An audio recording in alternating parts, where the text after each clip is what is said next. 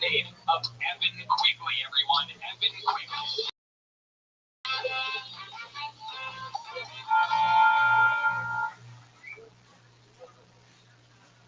I'm trying to undo my circumcision. They stole. I think I still have enough left for a 2.5 or 3 skate.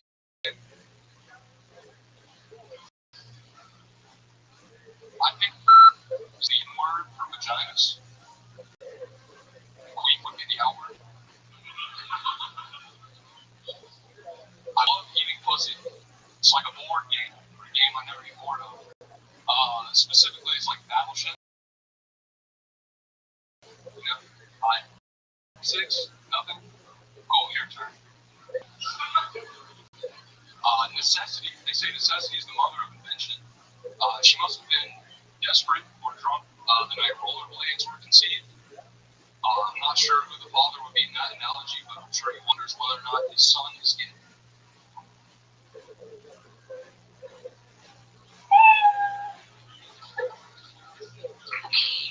Evan Quigley. Welcome, Evan. How long have you been doing stand-up, buddy?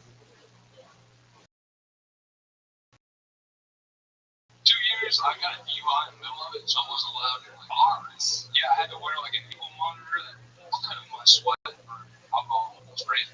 You don't have to drink at the bar. No, but like if someone spilled a beer or something, like you kill somebody. Hold on. Yeah, wait. Yes, just a regular old day in the great state of Texas. No, in the great state of Florida. Oh, so in Florida, you have DUI. Yeah, Jack. DUI cap. So was it your first DUI? Yes. And on your first DUI, they put a strap on your ankle that could sense alcohol. Technology's crazy, man. Where are you? Total my car on some trade drugs. So you were like next to the car where they arrived. Yeah, I called cops on myself, actually. Really? I already got the training. I was like, what if I get like a terrorist charge or something? On a ship and supply chains. Wow. Okay. It was dumb. I want to get a stick with that call. Yeah. I don't want to be a terrorist or nothing. Exactly. Terrorist correspondent in Santa Monica. I'm sure you have to wait till the train is there to crash into it. That's right. Yeah, I'm going to be proactive. So, I find this so interesting. I've never heard of a alcohol detecting ankle bracelet before. That's what it was. It was on your ankle? Yeah, and I live in like a residential neighborhood, a lot of families, and I got into fitness because I couldn't drink. So, I was worried about the judgment of the ankle monitor, and I would put another sock under my sock and do like, I'm running like leg lifts at the stop signs, and people think I'm stuck in the 80s. I would rate this. I have no idea what you just said. I'll never be able to make that out exactly 8,000 times. I don't think it would ever actually make sense. I thought those are kind of cool. It was fun. They got to put people that people would just point at me and say, ankle monitor. Yeah. So how long did it's a full year. A full year? You couldn't drink? Yeah. And you were afraid that someone was on your ankle, so you didn't even comment? I wrote. You wrote? Okay. Alright. What do you do for work, Kevin? I'm an arborist. I look at trees for people. I don't do anything with a tree. I just tell them that it's sick and they pay me. It's kind of a good game. Oh, I see the tree. What is it? It's a tree with yellow leaves. You kind of thought about that, huh? Didn't you? It can be sick. Are you confusing sick trees with fall? Yeah, exactly. This guy's walking around with a bunch of sick trees. A lot of sick trees in September, you know? Business is cool, maybe. Evan, do you make good money doing that? Oh, pretty good for like right out of college. How old are you? I'm 20. I'm turning 25. 25. 24. I am early. Very easy question. When you turn 25, just out of curiosity, since you said you're about to turn 25 like a 5-year-old does when they're about to turn 6. I'm curious now. Same thing with the guy that had the 3-month anniversary. How soon until your actual birthday? It's in January 2nd. Wow, it is right around the corner. Yeah. This big birthday here? No DUI this year. Are you drinking again since everything's off? A little bit. I metered it. You metered it? Yeah, metered it. What do you mean by metered it? I don't live my myself go crazy, you know, like once I start wanting to sing program or stuff. There you go. That's a good joke. That's better than everything you did in your set. I would make that one of your jokes. I will.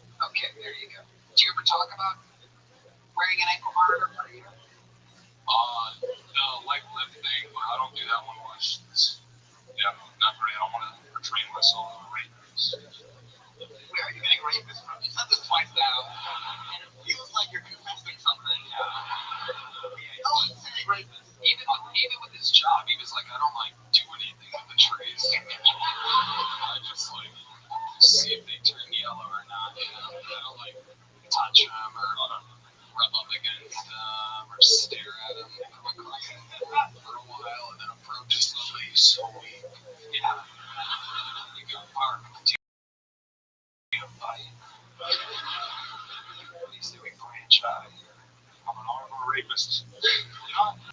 Also a suggestion in comedy. I understand that hats can be like a comfort zone for somebody, but yeah, if you put your hat really low, people can't see your eyes, and your eyes are completely slow, and it's really hard to relate. Sometimes guys put the hat really low. It's kind of sits. It's better. Do you always wear a hat? Always, yeah. So maybe a little higher. I defend your business. Oh, there it is. It's very clear. All of a sudden, it's very clear.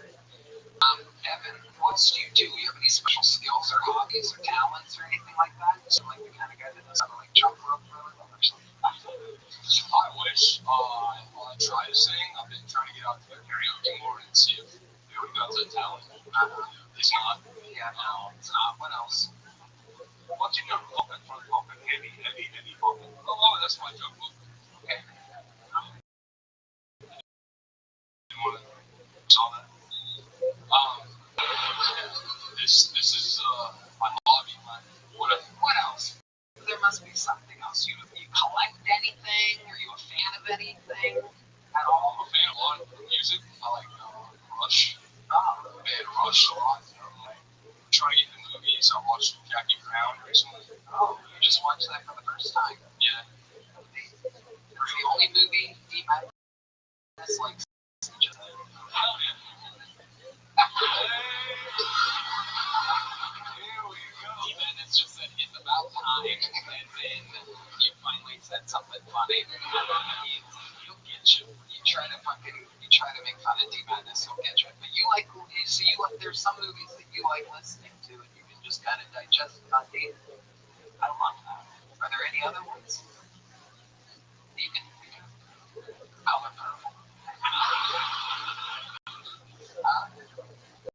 Death Ward. Okay. John Clark, an action movie. I'm so intrigued. Isn't that interesting? Like hearing men grunt. Definitely not. If there's anyone I know for a fact that doesn't like hearing men grunt, it's our famous president homophobe, G Madness, who hates everything gay. I mean, like hearing other men getting their ass whooped. Death warrant things. All right, Evan. Well, you were here. Here's a little joke you got tonight, Evan. Wait. We go on and on, ladies and gentlemen. Looks like a new name here. Hello, y'all. This podcast is sponsored by Blue Chew. Not that you need it when you're around a girl like this, but I mean, what you guys have to deal with, you're gonna need it. And they just dropped something crazy. I'm talking about next level championship belt gold-plated energy. Blue Chew Gold is the newest innovation from the #1 chewable ED brand. This ain't your grandpa's little blue pill. This is the 4-in-1 beast that's setting the gold standard for performance, and we're talking ingredients for blood flow to keep that mixed with apple morphine and oxytocin to turn up the arousal and connection to your brain and body. Blue Chew Gold dissolves under your tongue and works in as little as 15 minutes. I mean, get it quicker and stay in the game longer. Elevation without hesitation. This is peak passion and peak performance in a single tablet. Really, Johnny, I love Blue Chew. They're providing some amazing ED treatment. Ladies, if you're listening, send your man the link and make him a trophy husband with some Blue Chew Gold. Make life easier by getting harder and discover your options at BlueChew.com. We've got a special deal for our listeners. Get 10% off the Blue Chew Gold. That's promo Tony. details and important safety information, and we thank Blue Chew for sponsoring the podcast. So remember, when you want to get hard, just type in the word tone. Let's see what happens here. Make some noise for Alexa Irizarry, everybody. Alexa Irizarry.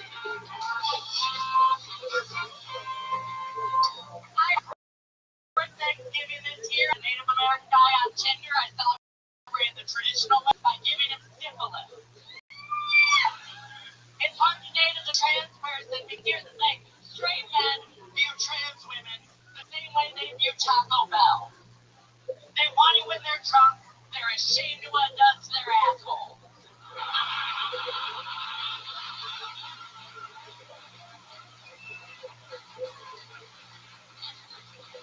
I love fucking with straight guys. That's because sometimes they don't realize I'm trans. You know the name for those type of people?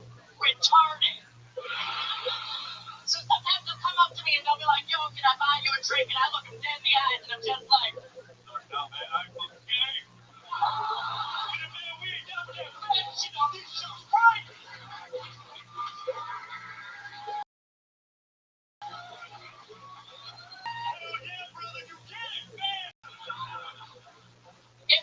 I can't turn that voice off. Oh, yeah, that's the sound that comes out when I orgasm.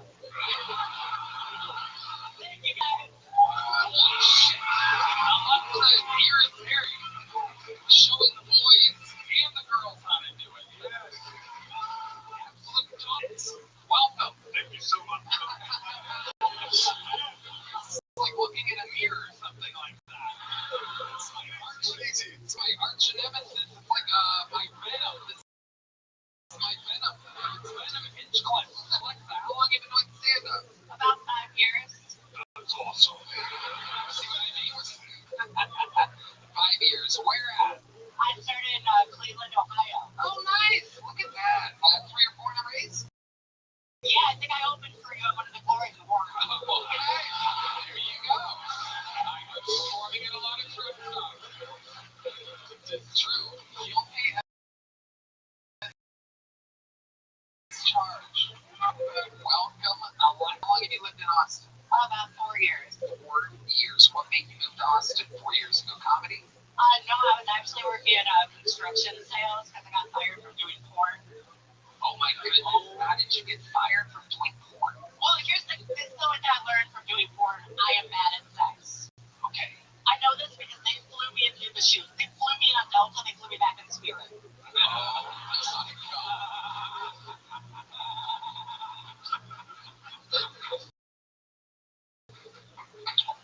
This is amazing. No, I shot for the company's called Ruby. It used to be called Female Strokers. You probably know what it is. But that's all I'm saying. But no, it used to be called Female Strokers, but the name was offensive. Again, there's resident homophobes. That is.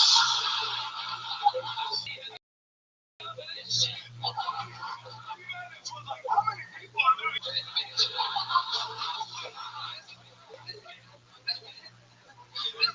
This bitch be stuck like 10 more up in the top. Chunk up, man. Damn, what the fuck is going on in there?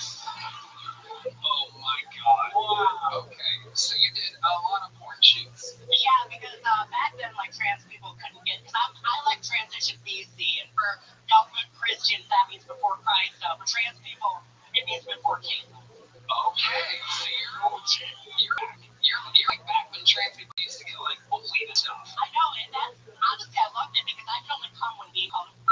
Perfect. One more thing that you and I have in common. Absolutely. It's incredible. I met my match here today. So, Caitlin, you're not. Yeah. This is amazing. So, Alexa, what surprised you about shooting porn? Honestly, probably the biggest thing that surprised me is that the guy will fuck you not on camera, and they get really offended if you don't fake orgasms off camera the same way you do on camera. So, like, when you say fake orgasms, you mean like moaning? Because I like sex. Explain what you mean by that. I've been raped too many times to like that. Oh, I was raped so many times I bought my mom a t-shirt. It says, my son got raped 4 times. All I got was a daughter. oh my God. I don't think now's the time to play the Netflix sound effect. We may have just lost our contract right now. Let me ask you this. Did the guy that raped you, did he happen to comment on how yellow the trees were getting right before him? He was only focused on how yellow my teeth were getting. Okay, all right, that's a wild answer. Alexa, so you literally don't like sex? No, I don't. Like, the only thing I ever liked in the bedroom was one time me put my legs over my head and he died of a heroin overdose.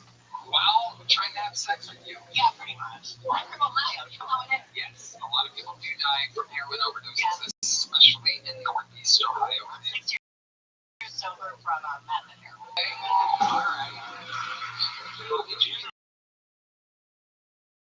She's still there.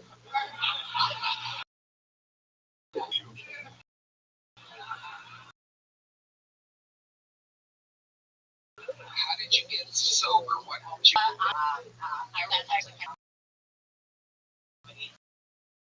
because one time I was digging through a trash can, and we were John Mulaney's special. New in Town was playing in the background. Wow, this is the gayest part of your whole set. Incredible. That's when you know you have to get your life together. No, yeah, so like I want to do that with like you're not funny.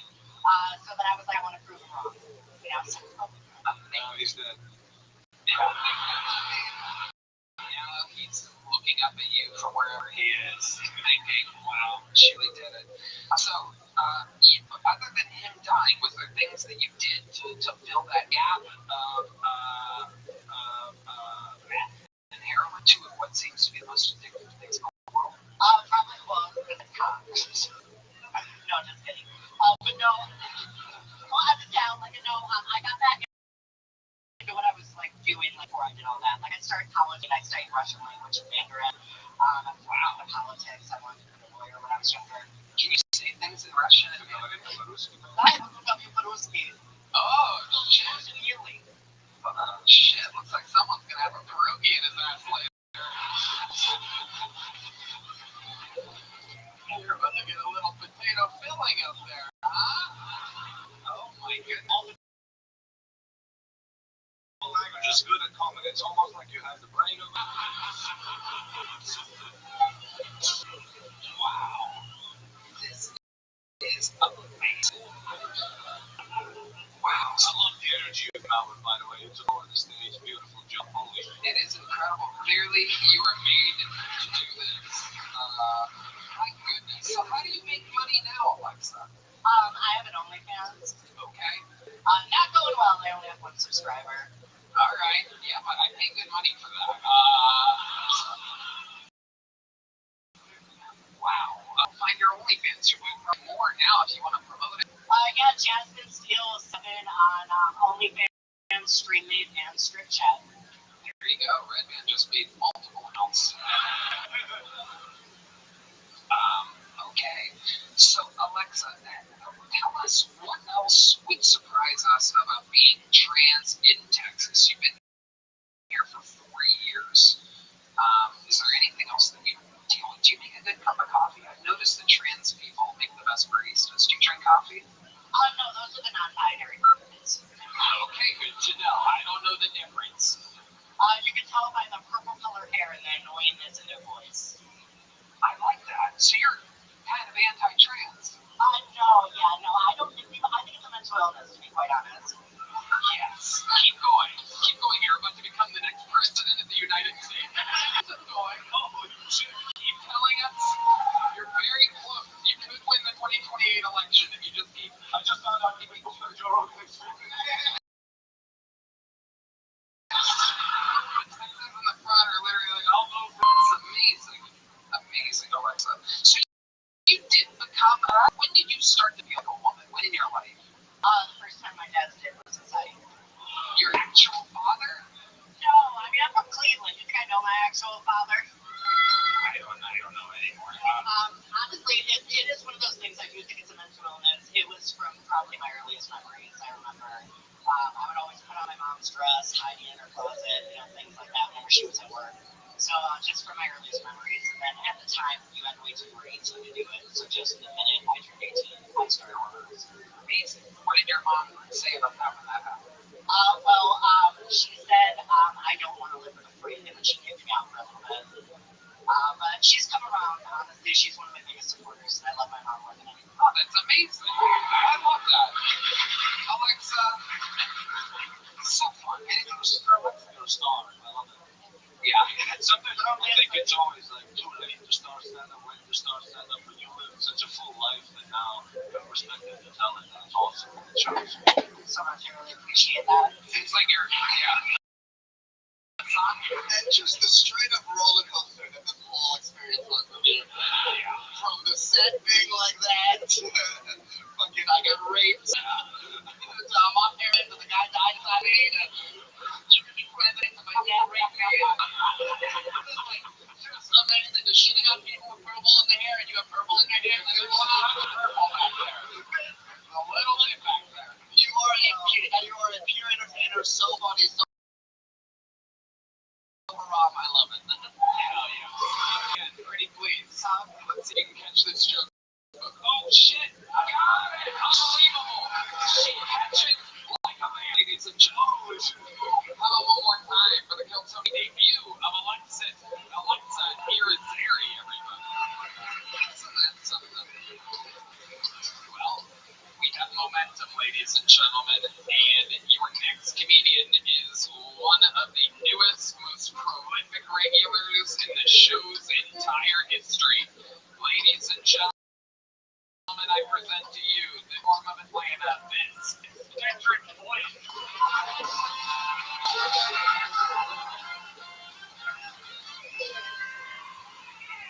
Tony! I ate an edible the other day and I started watching The Blind Side. What the fuck is that movie? Nobody ever told me this movie's gonna be bullshit when I started it. So you see The Blind Side, you know what I'm talking about? So this dude named Michael Orr is a real person, and he played football, but he was a homeless teen in Memphis, and he got adopted by a white family, and they get a nigga white privilege, and he made it to the NFL. Alright? And that's a beautiful movie. Alright? That's a beautiful movie. That is the sequel to Remember the Titans. It's got football in America. Everybody can come together. And then somebody in Hollywood was like, let's make this nigga retarded. Right? I don't even like using that word. Alright? I don't even like using that word. They made that nigga retarded. They made it for no reason. Let me tell you, the first scene adopted by Sandra Bullock, right?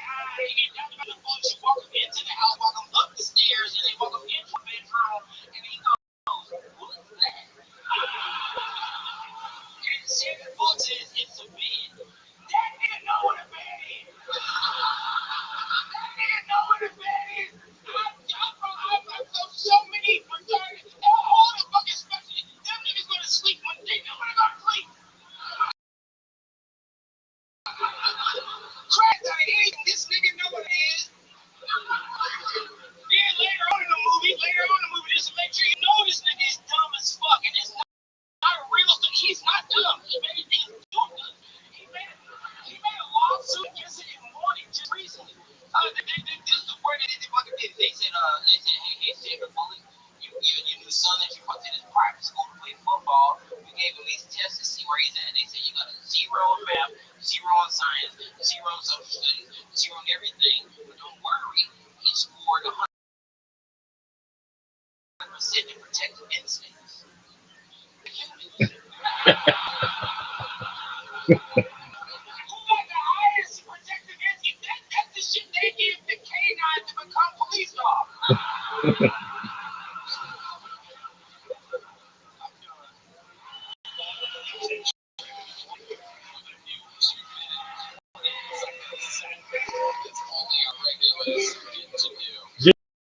Dude, how you living, pimp?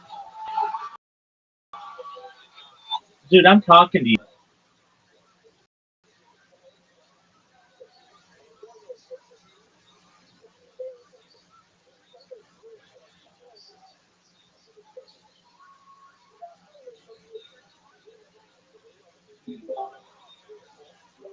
Zoo, can you hear me? Zoo, Zoo, can you hear me, big dog? Not too bad. Okay, excellent. Thank you just now because sometimes when you see that, like, I'm trying to come back, you're like, oh, okay, and you leave. You were patient, and I very much appreciate that. Thank you. How are you, man? Okay, so you said you're not too bad. How's CHB doing? I don't know. Yeah. So have you listened to her radio? No. Why not? Why would I? I don't know. You may be more sad someday. Rabbi, What up, Tim?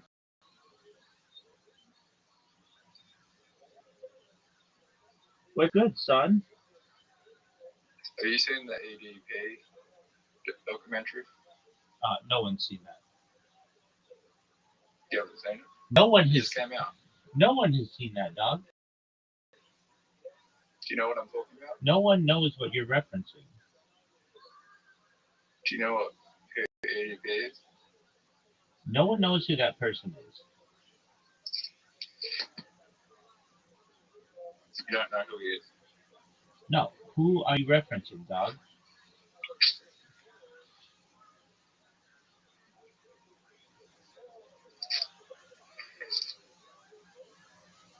Doug, do you remember that time I asked you who are you referencing, and then you were just silent, and then we just EDP 445. okay. Look, Doug, if unless you're gonna speak English and not just letters and numbers, we're not gonna be able to communicate. He was an influencer who got caught in talking to a minor in a sting, but they butched the sting, so They- he's still out. They botched The this. documentary goes into that. They botched this thing.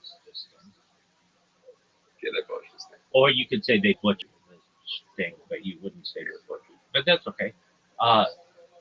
I wanna know on what platform were they an influencer? YouTube? All right. No, Okay. I didn't know until after they got caught. Okay, and now you're obsessed with it. No, I just watched the documentary. Okay, and from 0 to 10, how good was the documentary? 8.5 out of 10. Oh, so it was really good. Yeah,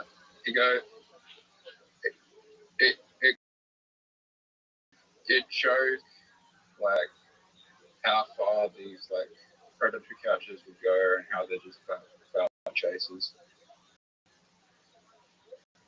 Pardon me, can you repeat that? Like it shows how far these predator catchers go and how they're just cut chasers and they don't know what they're doing. And then Chris Hansen's in the documentary and he says that he has no respect for these guys because they don't know what they're doing.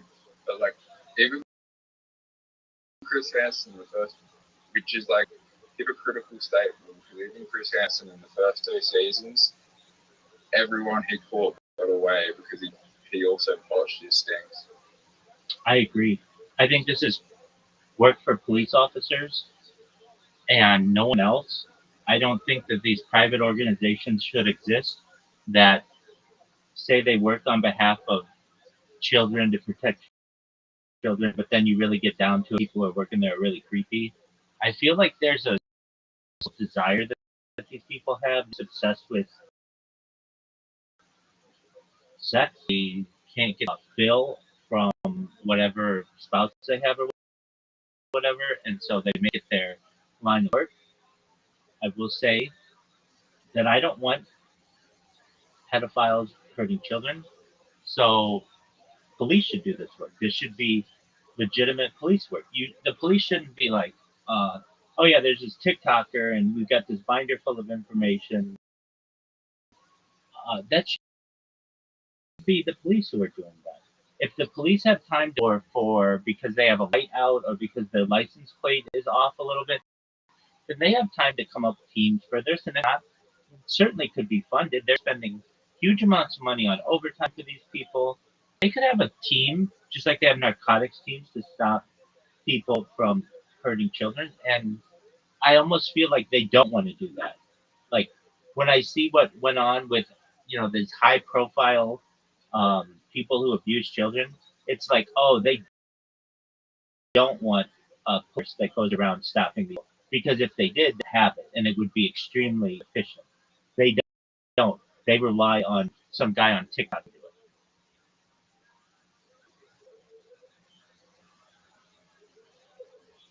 it. Yeah. I will say that there is something primal about the idea of trapping someone like that, whether people consider it to be entrapment, the idea of having all these cameras in a house and like you're trapping them. It's the same as like trapping uh, an animal. Like I don't know if you've heard, but there in some places in the United States, apparently you get pigs that go off the farm and become like feral hogs. And when you get feral hogs, there's twice you get huge hogs, just like hundreds of them, and they eat all the surrounding uh, agriculture. And so what people do is they set up cameras with like imagine like a you know what a trampoline is? Yeah.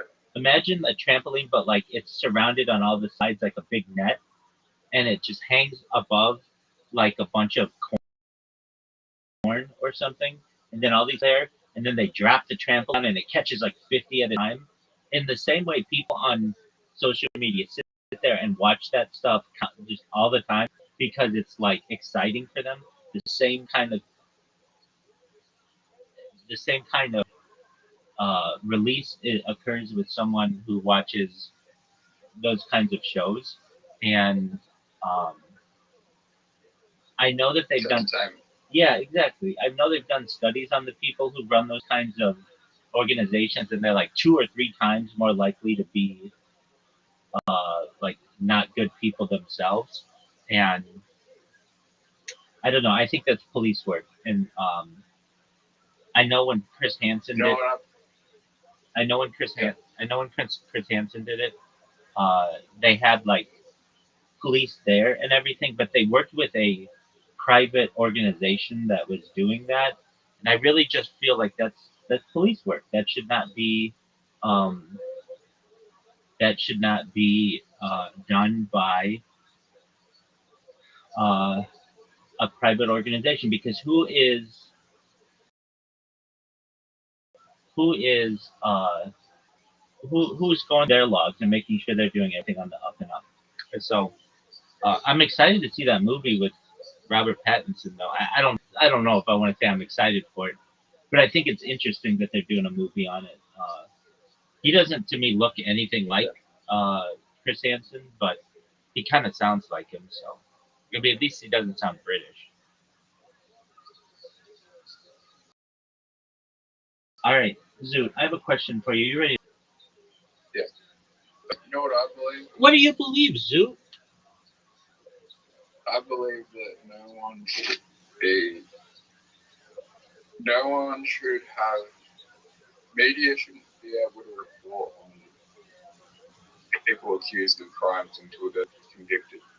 Yeah, that's another Because thing. They ruined all those people's lives, and they were eventually shown to be, I don't want to say innocent, but like not guilty.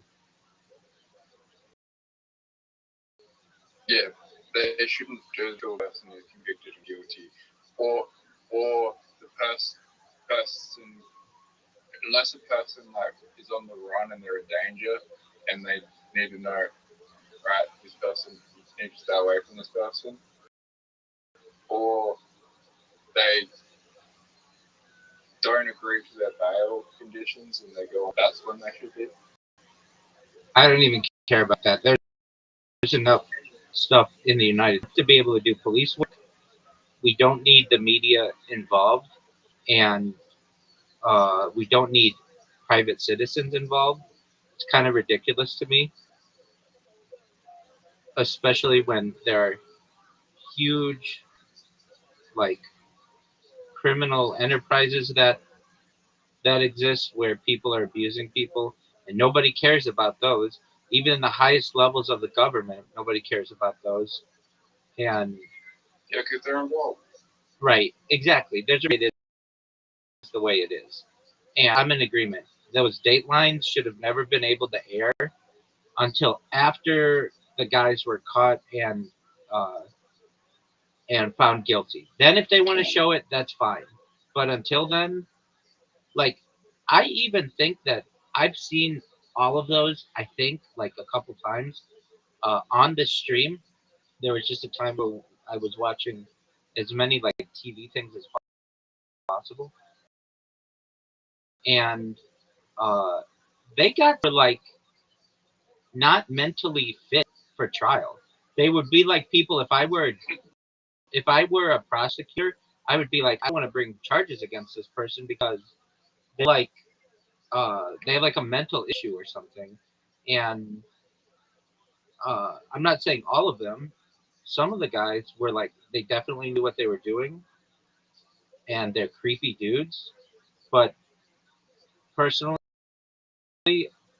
I some of the there are like a couple people I thought that like were not all mentally there. And if I were a juror, I would have been like, this person is not guilty based on like insanity or whatever. And they still put those people on just like anybody else. Like, you know who Vitaly is? Yeah. So he was doing this thing on Kick that got him some of the highest numbers I've ever seen of anybody on Kick, where he was going around, I think in Florida, and he had like this huge bus, and he would they'd like find people who were it was just like to catch a predator. But it's like Vitaly isn't a professional who climbed the Hollywood sign and like got into all this trouble, like uh, and now we're trusting this guy to do police work, and uh, just because they have a binder of evidence, in my opinion, does not mean that that evidence was rightfully gained. Um, I mean, I try to give people the benefit of the doubt, and he was also this the whole thing like pretty much and like butchering the evidence by solving that's exactly right. butchering the evidence. So you're familiar with this. He was, and he was. I think there's an argument to be made that like he was abusive, or at least his team was abusive, and all of this to get somebody on camera live when I mean these guys. I don't want to say they were innocent. There was a lot of evidence against them. The last guy they fought was innocent and then they got shut down by Kick. Okay, so you know more about it than I do. Um, and I just think that you need police officers to do that work.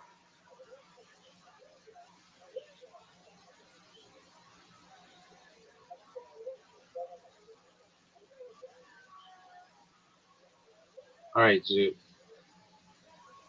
I'm going to give you a chance to use your new fancy 4 in a row thing.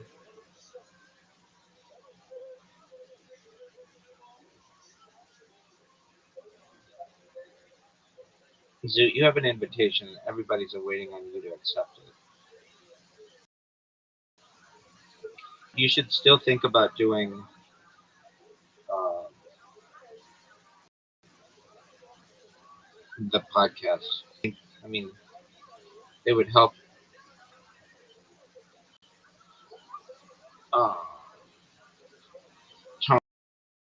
Tony, but also it would help your career. The more stuff that you do, the more you can promote yourself, which is good. Shit. Yeah, you seeing this, son? Have you looked at Harry Potter Obama Sonic Tanini recently? Yeah, pump and dump. How much did it pump?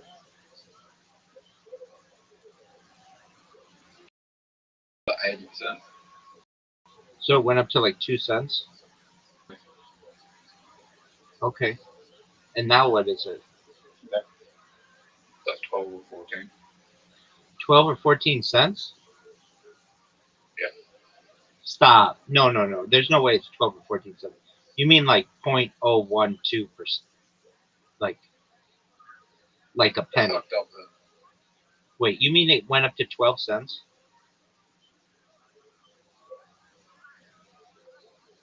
Are you sure about No, that? went back down to 12. Wait, hold on. Was it 1 cent? You're saying it went up to 12 cents, not 0.012% or whatever? Oh, sorry.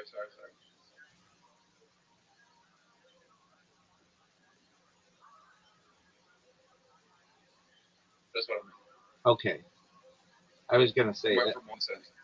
It went from really 2 cents. 2 cents back down to 1.2%. Okay. I believe that. That makes sense. Do you know that it's your turn? It was just a random pump and dump. Right.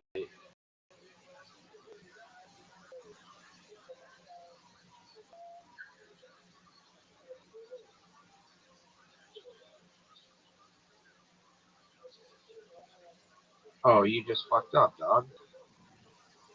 Did too. Champion.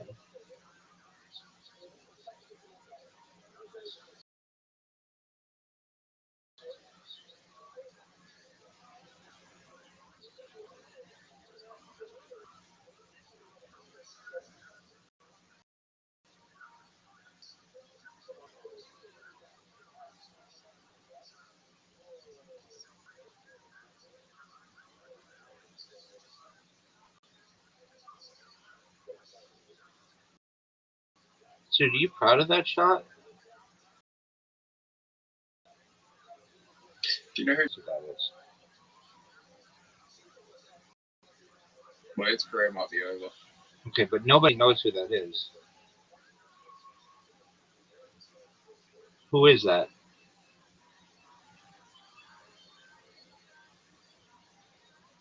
Isn't is a YouTuber that then he went into like started catching, and then he for the EDP catch, he was trying to catch him, and he used a real 15-year-old girl as a decoy, and he tried to like tell him to talk to EDP, which was already been accused of these crimes, and like put her in danger by talking to him. Like he would send her really inappropriate messages, and like he would go, Yeah. which is disturbing. Yeah, he should be in trouble for that.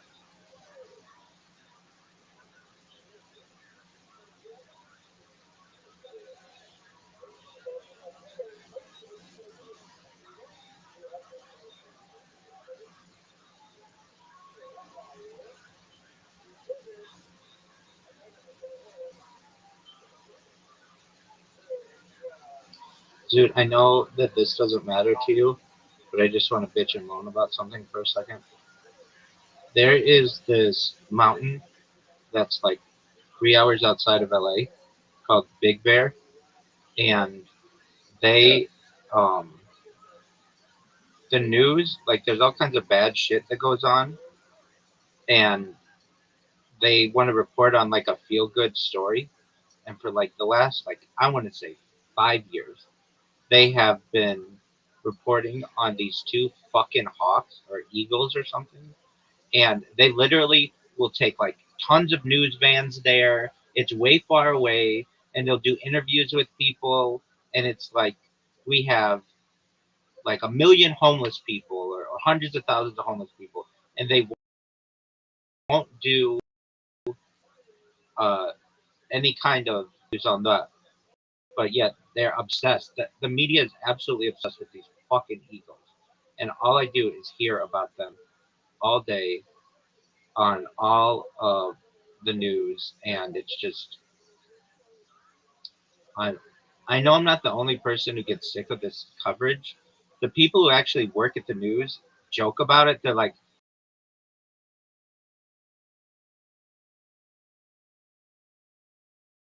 oh, and of course we got to do a story on these eagles. It's like because I'm listening to. We had a similar thing with pandas at the zoo. There you go. They were trying to breed the pandas at the zoo, and they didn't want to have sex with each other because they are endangered because they don't want to have like a lot of pandas don't want to have sex. Right.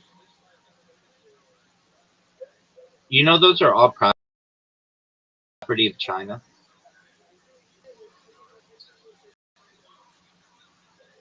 Do you I know don't know. in the Maybe they should find more attractive pandas who want to fuck each other.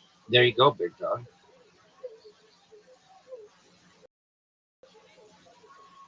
Some people consider that to be like a bad thing. Like you're forcing animals to have sex. Like is that really consensual? If you literally are, like if we changed out the panda with the human, and we said basically that you have to have a human and you're stuck in a cage, we would consider that to be a form of torture. Yet we think it's fine for pandas. Zoot, I'm gonna dominate you in this game, and it's not even gonna be close. Dog, look at this start. Zoot, are you seeing this start?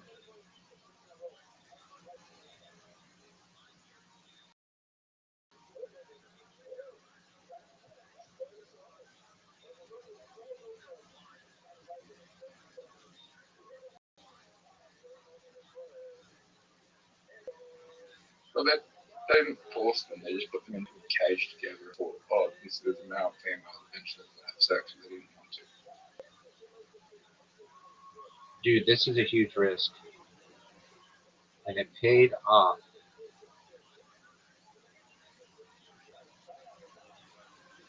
Yeah, they paid millions for this. Like, Right. Dude, you got a good 4 5s. That's great. Are you gonna go? it's figuring where to put it. I need a spot. This is dangerous. In fact, it's too dangerous.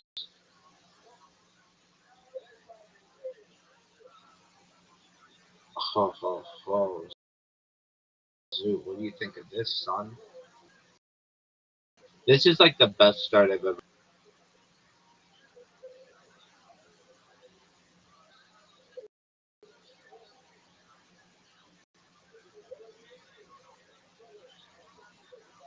Fuck. Dude, that one of the eagles that I was telling about, which I was just telling you, died, and so like they're like having like they're just going into like Oh, no. super deep, like it's just like it's a non-story and part of nature, and they're like treating it like a diplomat.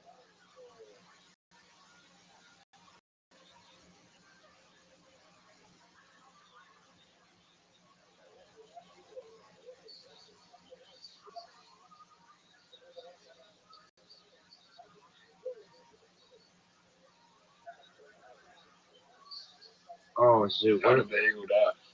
that's a good question. Another eagle came into the nest and fought with it.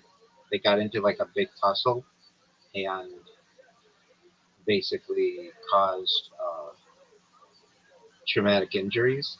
And the reason why they know all this is because they literally have a live cam that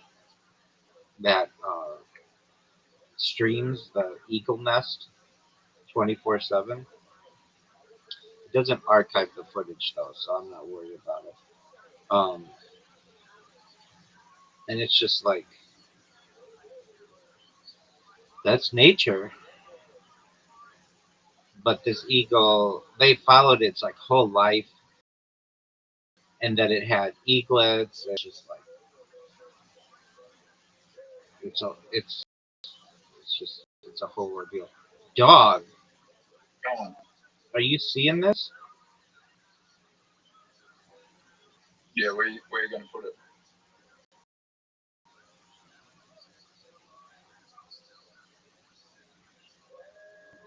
Dude, we might go for a record.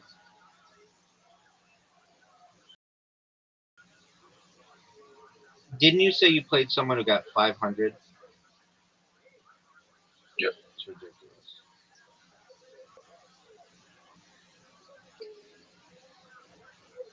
Over 500.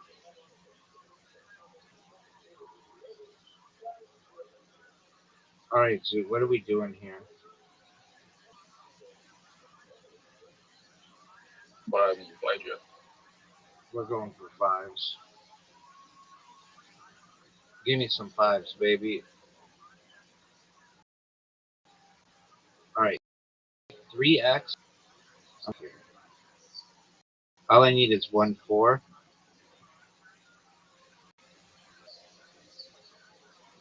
I got fours yet.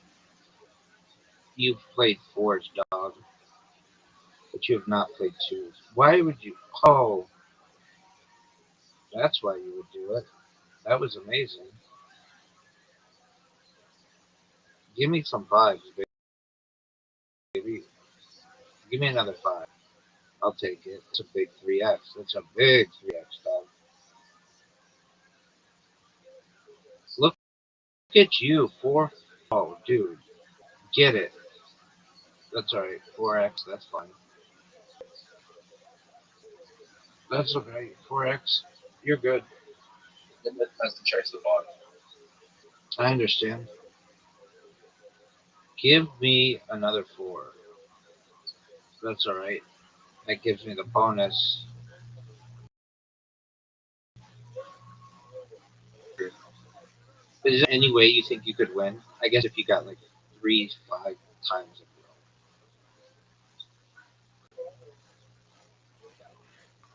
row. No, the 2s. I kind of don't like the idea of the 5x because it's just such an advantage. The double 5x is such an advantage for someone. It's kind of unfair. You can get a triple 5x and you get another 100 points. Right, it's too much.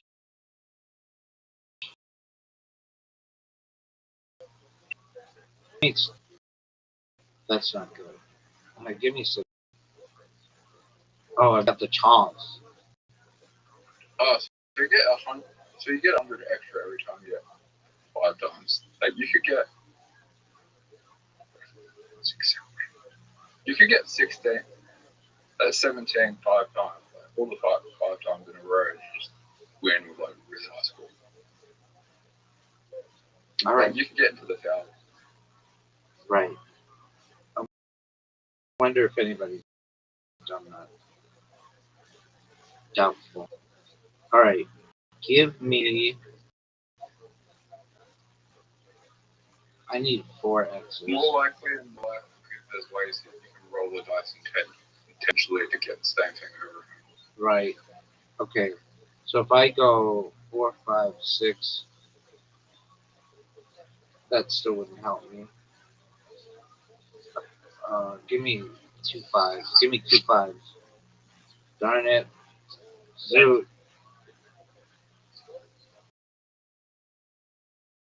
Zoo. I need 2 5 times. You could do it. Get the 2 1s.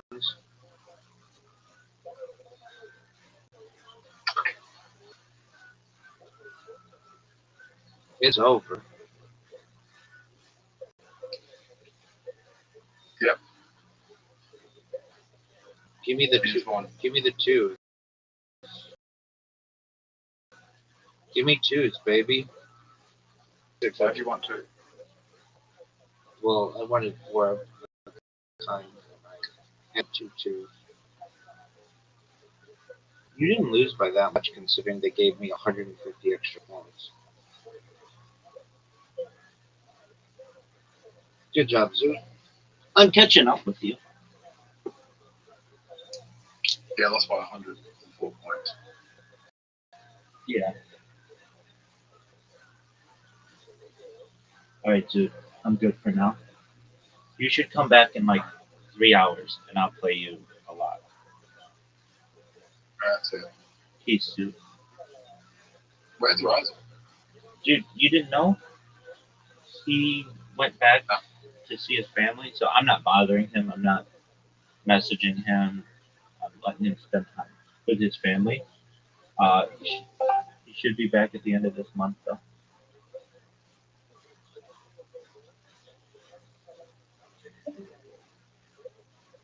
What's up, Reverend Andrew?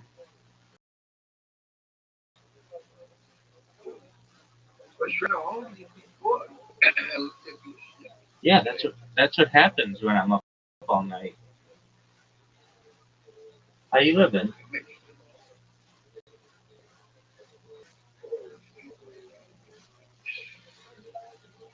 What happened? What happened? Talk to me.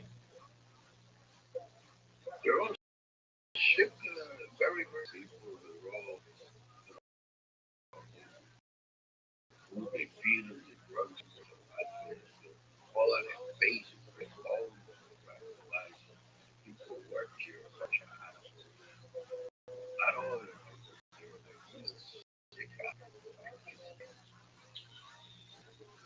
How's the fish tank? Why don't you have your virtual camera on? Why don't you? Why don't you have your virtual camera on? Why don't you have your virtual camera on?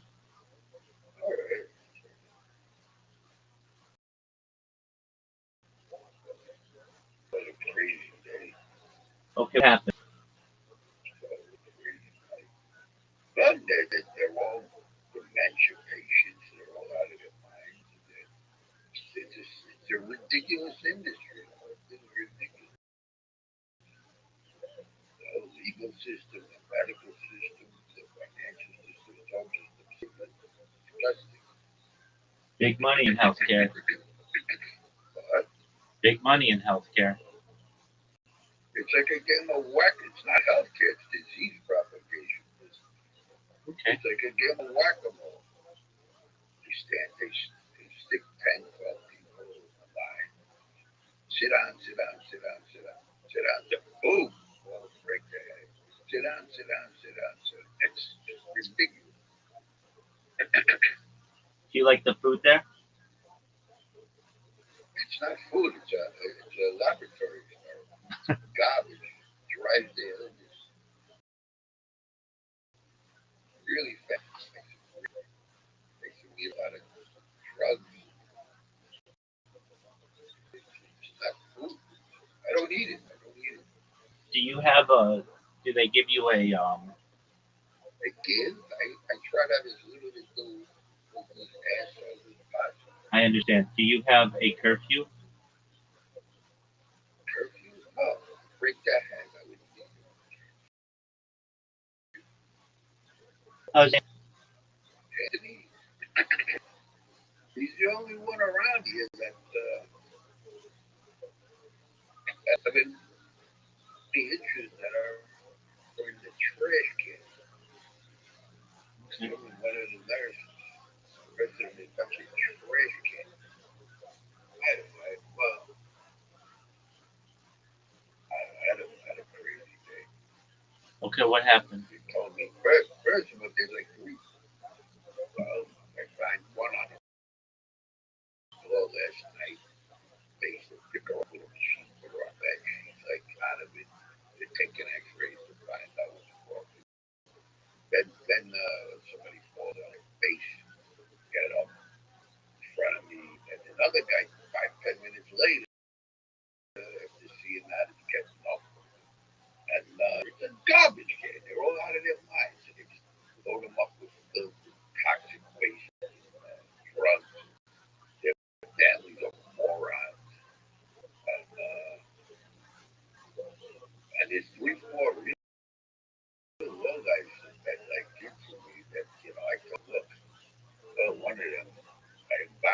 two of them today. I embarrassed them. They weren't overnight. They started on the one of them a couple of days ago comes over and tells me my TV and alarm is too loud. I said, okay, I'm going. She comes out with tattoos from my toes to her head. She looks like a mental case of low life, like moron. She comes over, she's flailing her arms around. I got away from me. You know, I've had problems with her before. She's personal. You know, you're a bum. Go sleep in your car. Listen, you get the hell away from me. I'm working on it. She comes over, slams my laptop down. Goes, all right. I walk up to her after that. I said, she's telling me that she's reporting that. I said, report whatever you want. What are you out of your mind? What are you going to report? That you physically attacked me? You have property damage? I said, when I went over her, I said, listen, I want an apology, or else you're going to go to report an administration judge and get your license suspended and not taken away altogether. You physically assaulted me, and I got it on the video on my computer, and you broke my laptop. I said, you're going to get me a new laptop? And she's going, go ahead, keep going. Talking like a real life. You get out, fucking, you talk to my head. I said, go learn how to speak English, you know. Forget about this beyond non-professional behavior, you know. So anyway, today, and there's another one. She told me she likes a white guy like with no forehead, no bones, red, no large, so set country. She comes over, you know, she comes over a couple times at house and mom, because she's gonna get me. So I walked up to the end of the night, around night. I like to sleep after night. I want to intimidate people. I walked up to her in front of horses, you know, and she starts with dirty looks, and I started embarrassed, you know, degrading her, humiliating her. She's coming over there. I said, you like it? You like to be belittled? You like to be insulted? You like it? Oh, they go crazy. I said, I love you. You better just stay the hell away from me. And then this moron, Suitcase, bag comes over to me. And he's telling me, look, I know that you help these people out, but don't handle any of their money. This little bitch in finance who didn't send bills to the insurance company. I made a check out, you know, and I was white people crazy. I said, leave this, you know. I did some research over here. Expedite the goddamn this is it. I said, you gotta send it in the mail plus you know, a bill.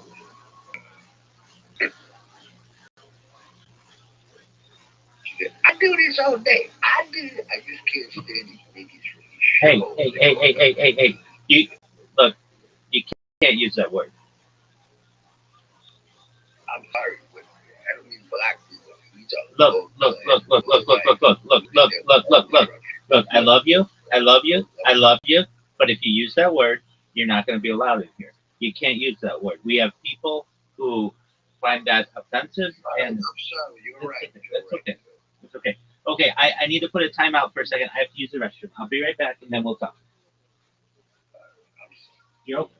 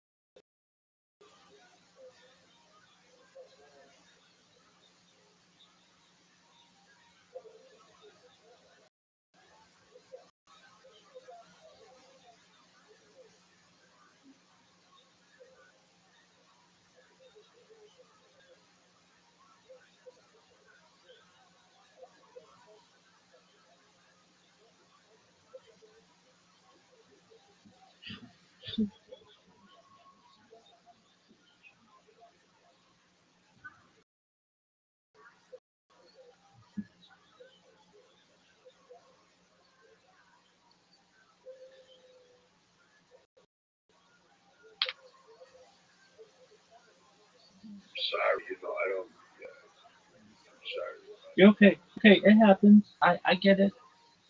Just keep in mind. But That's, no, you know what it is? They're getting hundreds of grand a year, not having that bad upload to that's all it is. Basically, the people who work here suffer like a Stockholm syndrome, and they basically just poison everybody here. So that's the place where it's easy. how's Anthony? Anthony is a nice guy. He had a stroke. He doesn't remember every 5 minutes. He forgets everything. Yeah. That's true. They got him on about 40 medications. You probably don't hear about it. Makes you go, struggling for about 40 hours a day. Sleep a lot of times. All kinds of problems. Get a list. Let's go over it. All right, he's working on setting up some solar hospital. He's working on lawyer. And the guy who makes the space. He is cancer. Diabetes. He just got out of the hospital. I don't think that helped. He's setting up an account so that somebody will be leaders and help him food. Get the meds. So to get a list to go over and see what you need. Try to figure out what screwed you up.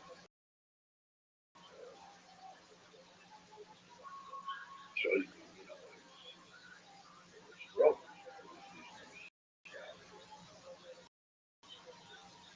Can't remember. And also he sold weight. Got him on drugs to lose weight. Everything for the body. Have to sleep almost 2 hours a day. Ozempic? Yeah, he had a lot of started drugging. He's absurd. People like drugs. But like he's a long balance diet. Never encourage the people to get healthy and fancy. Somebody, so that is stupidity.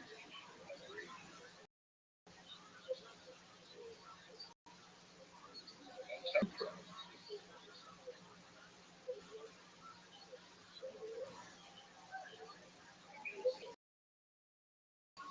Makes you have fun worse.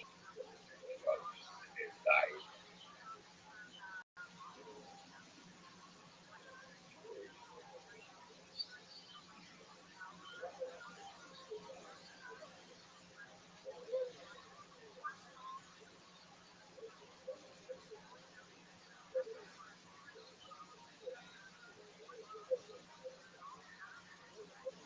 And you take your own time to react. I don't have one friend here.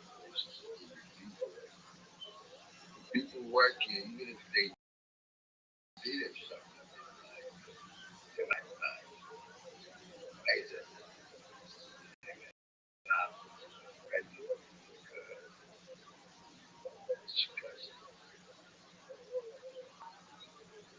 work here, and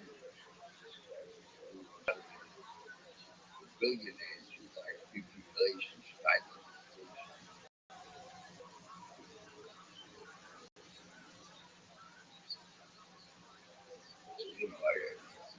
like the disability, hopefully, short.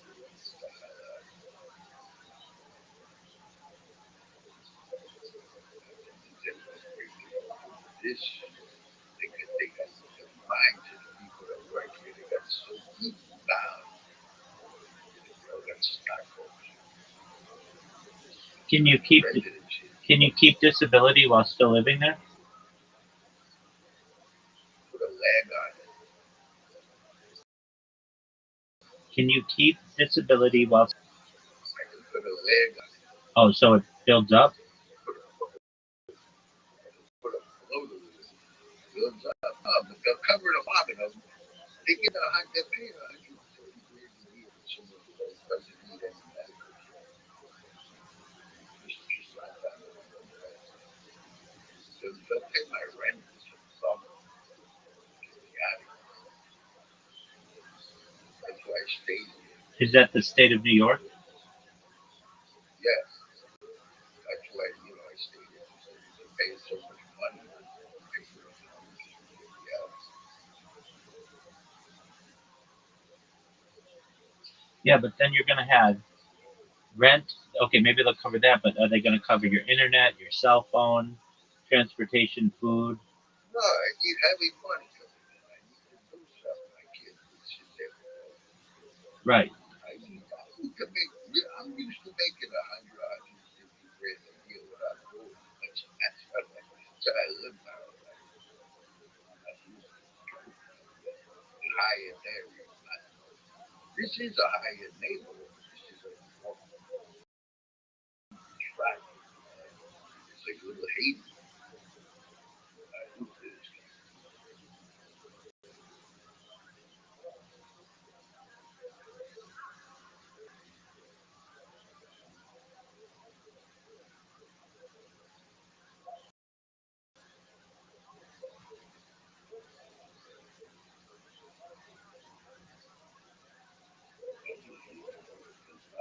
don't have a friend left. Crazy.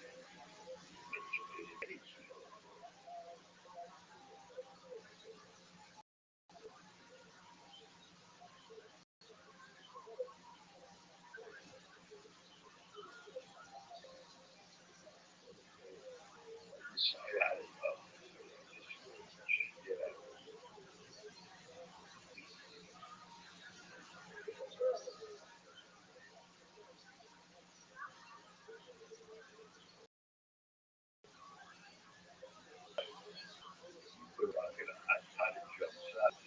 They use slow. It cooks. Stockholm says if you my guest, you better stay out of it. You don't want to get jack out of here. I eat these dementia people here. You get 130 grand. Horses get 130 grand for a bed. You got time to take care of sick people. Just stay away from it.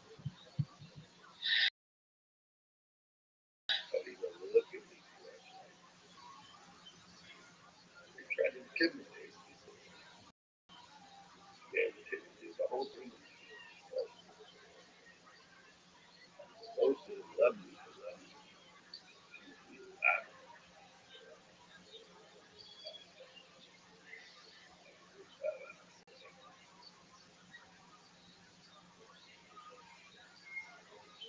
they really like it's an excuse for silly. Go to the lowest college and I'm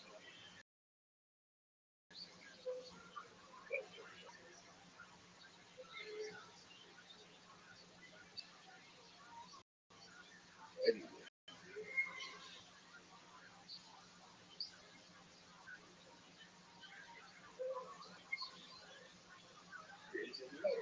The thing is, the register, there's one nurse that you can't hate. It's like a Nazi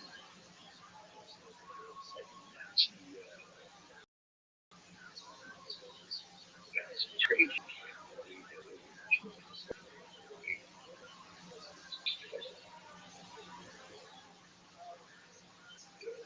She is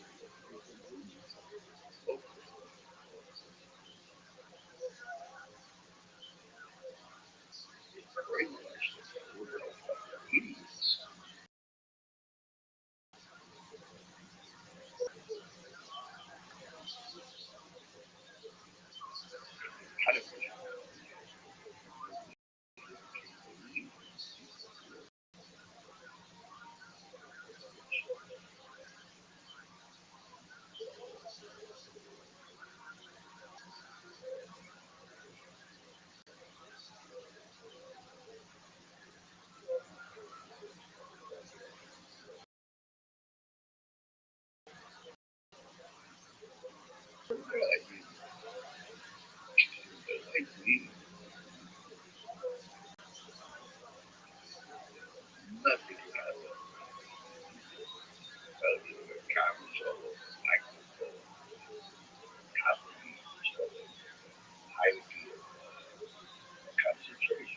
You can't bring a girl back there?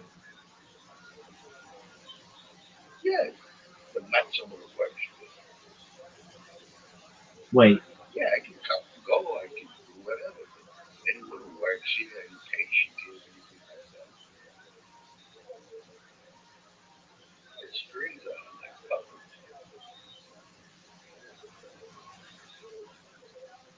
Anyone who's here is sick as hell. Going in, sick as hell. Anyone who works here, they're like public. That's scared shit to do. The reasons no one else. They're all broke. It's none of them friendly.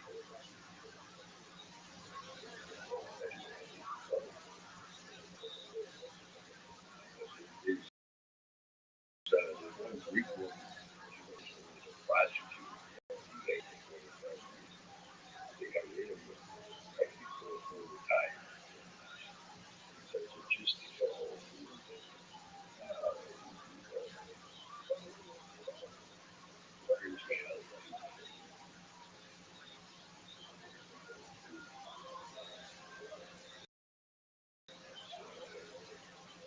You know what it is?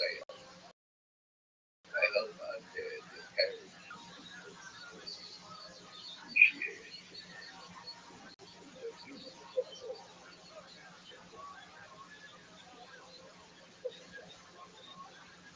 What is you stay friendly? Your mom died.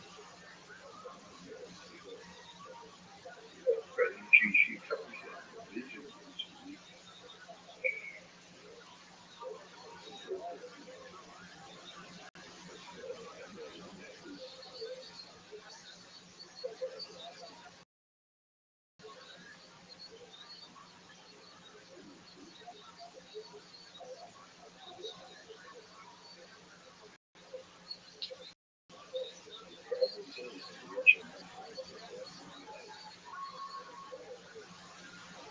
Friendly, friendly.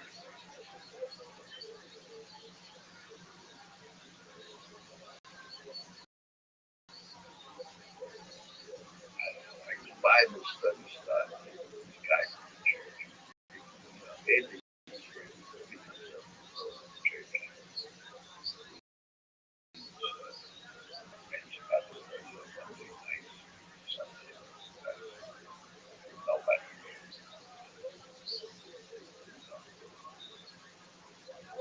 stayed off 80 years.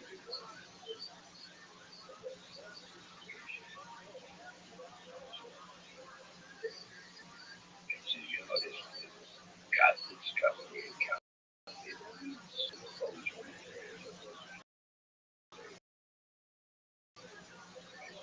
Jehovah's Witnesses come here. They feel good. Christ. They say, Lord, Catholics, that's evangelical tract, charismatic denomination. Tougher than all of they say, you know, we can do it here. Get a Bible study together. So what's that? They mention people. They want to mention people. They good with that. They don't have girls. They don't money. They don't nothing. So, you know, you gotta be very shallow. This guy has patience. I went there to nobody's home.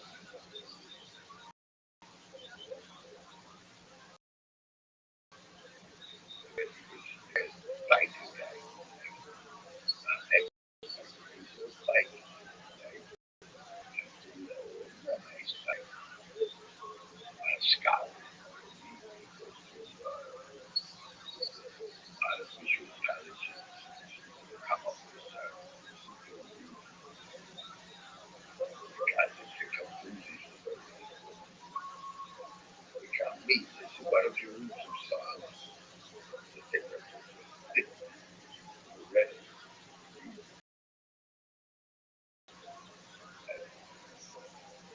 It's like this.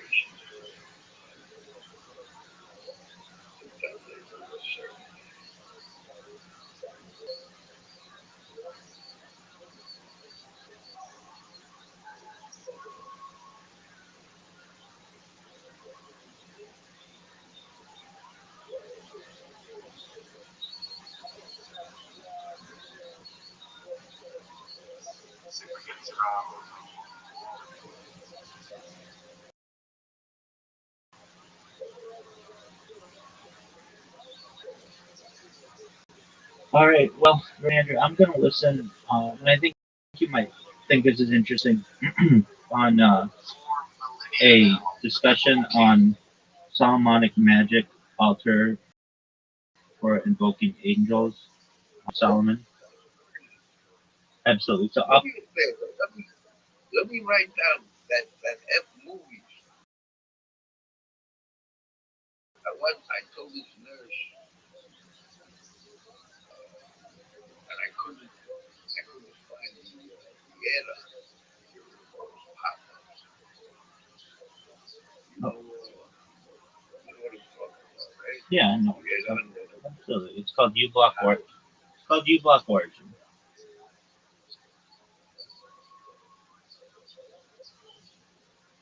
is that good for an Android also? Yes. Well, generally it's best computer. You can get it on Android, but generally, if you're going to watch on Android, you should just use a different browser known as Brave, Brave, because it has the pop-up blocker built in.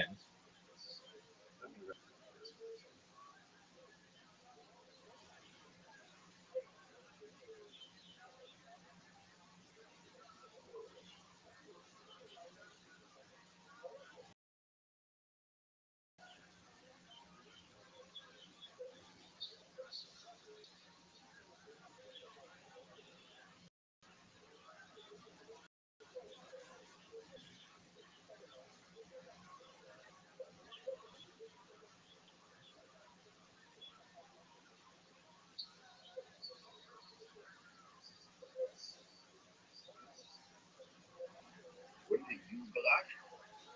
Yeah, UBLOCK Origin, but that's on the desktop. No space. UBLOCKORIGN. And if she's using an Android device, just tell her to use Brave browser. BRAVE space BROWS. Origin, O-R-G-I-N. No, ORIGIN. Perhaps I misspelled it when I originally said it. It's ORIGIN. For the Android device. Brave, BRAVE.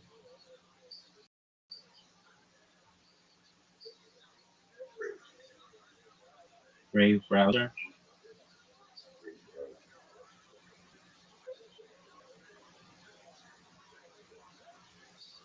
Brave browser.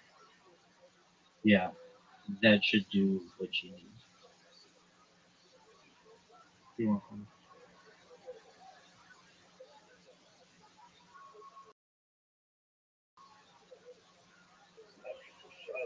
Yeah, so I I do this introduction for my streams when I watch this. So I'm gonna go through it, but I won't be able to talk. This is gonna be about it, and then we can certainly talk about it afterward. This is from a Professor Justin Sledge, who is a Kabbalistic professor, um, along with the synagogue with which he's associated. So, with that, every day I read through the timeline of Jewish history from the Chabad website, and every 10 days or so, 10 days, I add another event. So with that, I'm gonna close. What did you change? What did you change on your computer? Yeah, you changed something on your computer. When? Just now. I didn't. Okay, refresh your page. Let's see if that fixes it.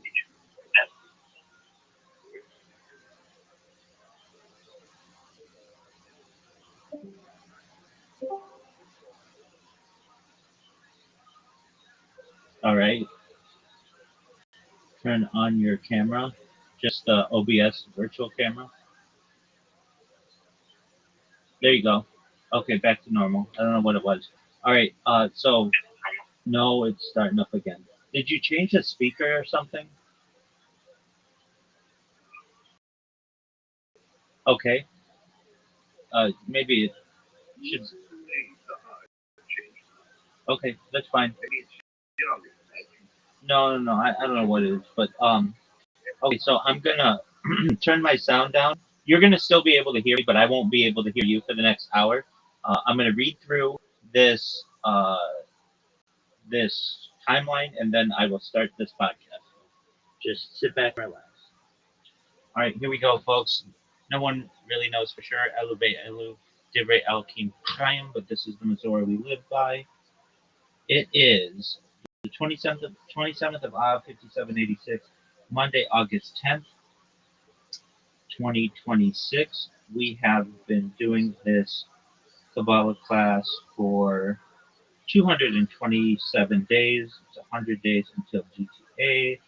We have 3761, creation of the world, birth of Adam and Eve. 3631, 130, Seth, son of Adam, was born. 3526, 235, Enosh, son of Seth, was born. And son of Enosh was born. 3366, 395, Mahalalel, son of Kenan, was born.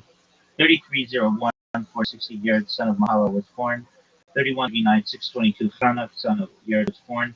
3774, 687, Methuselah, son of Chanukh. 2887, 874, Lamech 2, son of Methuselah, was born. 2831, 930, Adam died. 2705, 1056, Noah, son of Lamech 2, was born.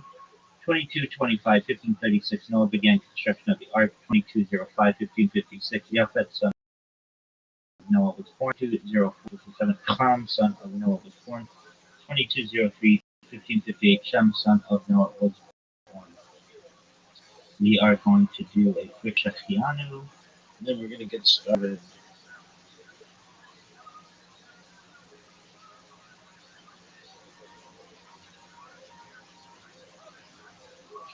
Brigadadanayo Hinalakalon, Shechianu, Vikianu, Vihikinianu.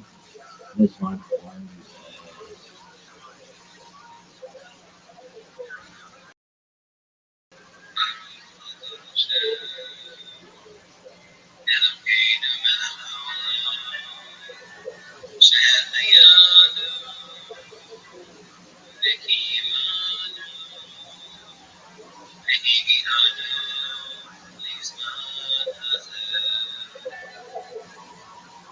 And here we go. This is Solomonic Magical Altar. Just for a moment. Reverend Andrew, can you hear it? Solomon is said to have used Good. forces to construct the Holy Temple in Jerusalem.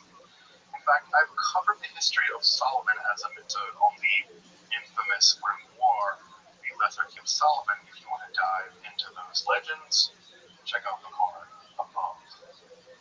However, in this episode, I want to focus on an even more obscure object of Solomonic magic, a portable altar for the summoning not of demons, but of angels.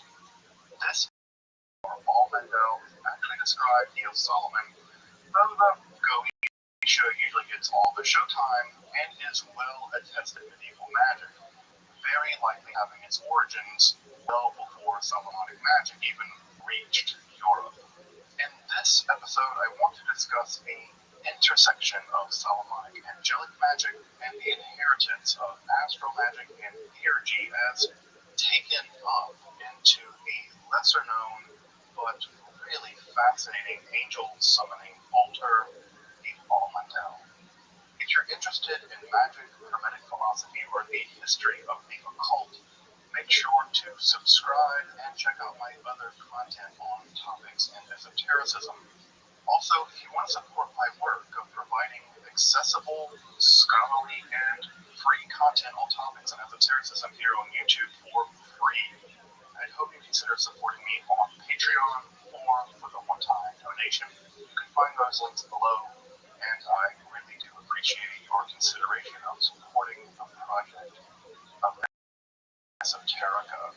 But now a magical altar inscribed with divine names and symbolism meant to summon hosts of angels.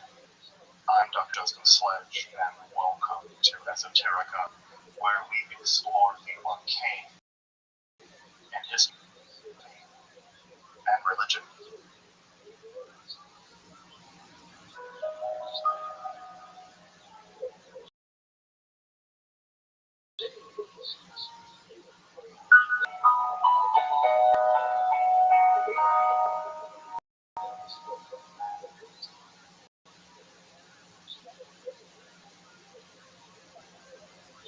Solomonic magic is a widely attested school of ritual conjuration, typically concerned with the summoning and binding of supernatural beings, often with a wide range of ceremonial furniture, invocations, and the use of divine names set into magical geometric shapes, depicting circles and triangles, meant to protect the conjurer and trap the creature summoned, respectively. The most famous or infamous version of this magic is the genre of literature usually referred to as Clavicula Solomonis, or the Key of Solomon literature, very well attested early on in the scholastic period, and continuing in popular practice and repression into the contemporary world of the occult. Of course, the most famous in the Anglophone world is the Lesser Key of Solomon, made famous in its employ by early 20th century occultists like Aleister Crowley, but also because of the lurid demonic descriptions, the weird seals associated with these demons, and even its appearance in pop culture. Looking at you, Paimon, I'm still looking to get in touch with you. Of course, the exact origins of these texts is pretty mysterious, but there is substantial evidence of their very early entrance into Europe via and Jewish schools, but also via a 15th century Greek introduction into Italy, all of which likely reaches back to Greco-Egyptian magic of the late classical world, although the exact dots are hard to connect. Despite the popularity of the Clavicula literature, other forms of magic attributed or associated with King Solomon were also known in the Middle Ages, and that's where the Almandel fits in, as much as it does. The Almandel, or Almandel, the spelling is widely defective. As you can hear, the word almost certainly comes directly from Arabic for the word for magic circle, though the origins of the term could be as distant as India. It's basically a small wax altar inscribed upon with various magical symbols and divine names, supported by 4 candlesticks, which is used to invoke various angels. The altar itself is described in about a dozen different manuscripts in Hebrew, Latin, and German respectively, with the earliest dating to the mid-18th century of the Common Era, though the magic described in those texts is significantly earlier. In fact, the text, or at least the name Almandel, is attested as early as William of Paris and Albertus Magnus, the teacher of Thomas Aquinas, and it continues to be known by occult luminaries such as Pico, Trinius, Agrippa, and his student York, although it's worth pointing out that they keep the pro at arm's length as well. The manuscripts themselves differ considerably as to the composition, construction, and use of the Almandel. The origins of the text may date back even as far to late classical theurgy, whereby divine beings were invoked and communed with as part of the spiritual exercises of late Neoplatonism. However, as you might imagine, Christianity and Islam as a supplanted paganism, these divine beings were increasingly transformed into both astral intelligences on the more philosophical side of things, and angelic and demonic beings on the side of things. Thus, the pagan theurgy of someone like Iamblichus is seen transformed in the astral and mythical magical systems, which were already developing along separate evolutionary paths. It seems that the earliest strata of the Almandel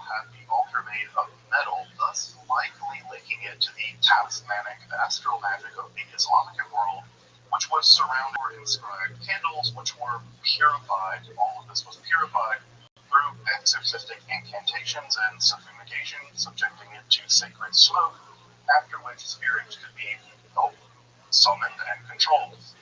Point of Solomon magic. This metal version eventually gives way to an inscribed square wax altar, despite the name of the text literally meaning the circle, supported by various candlesticks. The inscriptions on the altar vary, but most often contain a pretty regular stock of divine names, usually Hebrew and various degrees of corruption, and classical occult symbols, especially pentacles. Oddly enough, the Hebrew version of the Greek word tetragrammaton, spelled out in Hebrew letters, tetragrammaton, rather than having a four-letter Hebrew name of Hey, for whatever reason in the Hebrew version, it's a bit of a strange anomaly. Further, the altar has holes drilled in it by which incense, specifically mastic, could waft through as part of the angelic invocation. However, the more substantial manner in which these texts differ from one another is the varying degree to which astrology plays a central role in both the construction of the Amandel, but more importantly, the angelic hierarchy it's in. For instance, in the more famous English version, there's only a relatively small astrological adjunct, with the angels invoked limited to the four cardinal directions, or cora, or altitudes, as the text refers to it. Of course, the color of the altar and the candles varies with the target cora or altitude, but otherwise the text isn't deeply astrological in character. This can be really contrasted with other, especially continental manuscripts, that have a full range of angelic or astral beings linked to a complex understanding of the zodiac and range of the spirits, being expanded from 4 groups of angels to 12 in those texts. Another significant difference in the textual traditions, especially in the Inter versus the continental traditions, is the presence of a crystal stone in the English manuscript tradition. In the text, it appears that the angels appear above the Almandel, or perhaps in the mastic smoke, whereas in the insular text, it seems that the use of a crystal scrying stone is used, in which the angels perhaps appear within the stone. Of course, this links the Almandel to John D. or Enochian sessions, but more on that in a moment. Overall, the text contains the instructions for the construction of the altar, the various spirits it can summon, which again range greatly from tradition to tradition, and the invocation for their summoning, some texts of which actually include the Apostles' Creed, showing just the degree to which the compositor of this tradition is trying to Christianize this form of magic. The text, for instance, some manuscripts indicate that by dressing in matching colors of the wax of the Almandel, this can ensure the appearance of the spirits, and if they're just not being punctual, call them, they're not picking up, you can inscribe their names or symbols on the wax of the candles, thus forcing them to appear before the flames erase their signs. There's just something about threatening a tardy angel with burning that I find wonderfully cheeky. The point of summoning the angel is straightforward magical desires or general interrogation of angels. Ask them some questions, to actually forming bonds of friendship with these angelic beings, thus elevating one's soul towards the divine. In the more zodiacal versions, the various altitudes of the angels indeed reach ever upwards toward the divine as well, perhaps again concealing the Neoplatonic idea of a theurgy which elevates one's spirit as astral magic. Of course, that the text deals with angels and not demons didn't exactly earn it high praise from its detractors. William of Paris argued that people who think that simple geometric angles have the power to bind spirits are basically idiotic and perhaps even idolaters, and Albertus Magnus held that the astrological element of the text was simply a cover for what it actually was just astral necromancy.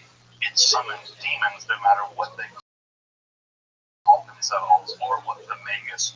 Of course, Agrippa in his later 3 books of occult philosophy would hold that certain angles did in fact have mystical power, and he mentions the Almadel specifically and the pentacle in this respect. If you're interested in the occult power of mathematics and geometry and Agrippa's thinking, make sure to check out my episode on that topic, called above. Of course, without a doubt, the most famous uptake of the practice of the Almadel would be the scrying sessions of Dr. John Dee and Edward Kelly. As you probably know, the earliest of the so-called Enochian sessions were concerned with the angels revealing a range of ritual furniture, including a series of wax seals, which were inscribed upon with a incredibly complex divine name. Here, two different strains of magical practice come together. Both the Almadel and the Sworn Book of Honorius come together as part of a complex substratum of Enochian magic more generally, which is of course still practiced to this day. In fact, in an English manuscript of both the Sworn Book and the Almadel, there is a shared list of angels of the zodiac, or the princes of the 12 altitudes. Of course, his medium Kelly would also use a crystal stone atop his wax seal of God, just as described in the insular Almadel texts. In fact, the language of the first Enochian key seems to actually echo the language of the invocation found in the Almadel, thus making the Almadel a direct influence of one of the most profoundly and mysterious schools of Western magic. This small text of ritual magic, only covering about 10 manuscript folios, typically philosophically reaches back to the late classical world Islamic period and went on to endure through the scholastic Middle Ages and would eventually influence John Dee's Enochian sessions, and has actually experienced renewed interest among contemporary occult practitioners, with ritual Almadel altars available for purchase online. While not as the Goetia or the Upper Melon ritual, the Almadel represents a fascinating form of magical practice, well, though variably attested in the Solomonic magical tradition. The best critical edition is by Bellouzet. This is primarily of the Latin manuscript family, which seems to be the oldest extant. This edition is in French. Gare also has a really important paper on the Almadel, though you'll have to read it in Italian. The best introduction to the text in English is Brimmer and Vinstra's Metamorphosis of from late antiquity to the early modern period, which also includes an English version of the Almadel as well. Another version, of course, can be found in Pearson's edition of the Lesser Keith of Solomon and the Esoteric Grotto, which contains further images as well. I'll also include some links to the manuscripts of the Almadel in the description below. Again, this is a brief but fascinating aspect of the history, influence, and contemporary practice of the Solomonic demonic, but also angelic conjuring. Make sure to subscribe to content on topics and esotericism. And again, if you like this kind of stuff, consider supporting my work by looking up my Patreon or considering a one-time donation. You can find those below. Until next time, I'm Dr. Justin Sledge, and thanks for watching Esoterica, where we explore the arcane, history, philosophy, and religion.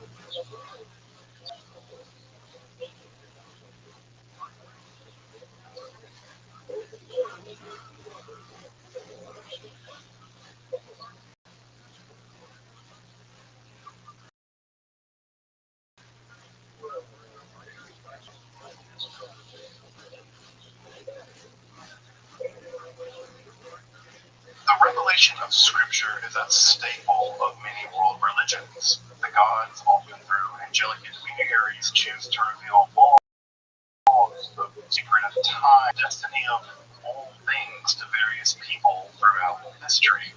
From Moses to Muhammad to Joseph Smith, these prophets reveal scriptures to the masses, which unveil the secret plan of creation, even the very will of God. Such a revelation was made by a series of angels to Dr. John Dee through his medium or scryer, Edward Kelly, in the late 16th century. This revealed scripture is perhaps one of the most obscure and mysterious in world history. A book of grids filled with otherworldly letters and numbers which are supposed to detail the nature of God and the angels, but also the origin and final destiny of all creation. Indeed, it's the very speech of God by which creation came into being, hence its name, the Liber Loga, or the Book of the Speech of God. This mysterious volume 4 of the apocalyptic angelic revelations made to Dee and Kelly in their, let's call them, tumultuous angelic conversations, and is said to have the power to unlock the most powerful form of magic ever known to human beings. In our second episode on Enochian, or as Dee often had it, celestial, adamical, or best, which is the angelical language, I'm going to explore perhaps one of the most mysterious scriptures ever revealed to man, the Liber Loga. If you haven't seen the first episode on the angelical language, you may want to check it out first by clicking the card above. Also, if you're interested in magic, hermetic philosophy, or the academic study of the occult, make sure to subscribe to the channel, check out my other numerous contents on topics in esotericism, and also, if you want to support this work of making accessible, scholarly, and free content on topics in esotericism accessible for free on YouTube, I hope you consider supporting me via Patreon or perhaps on a one-time donation. You can find those links below, and I just want you to know that I really do appreciate your consideration of supporting the channel, your subscribing, your liking, your sharing.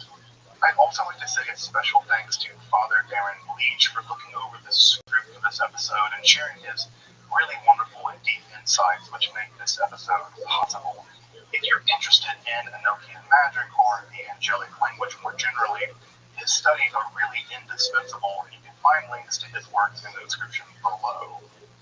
But now, let's turn to a scripture that records the divine speech of God and is said to unlock the very gates to the apocalypse itself. Dr. John Dee's book of Enoch, or the Liber Loga. I'm Dr. Justin Sledge, and welcome to Esoterica, where we explore the arcane in history, philosophy,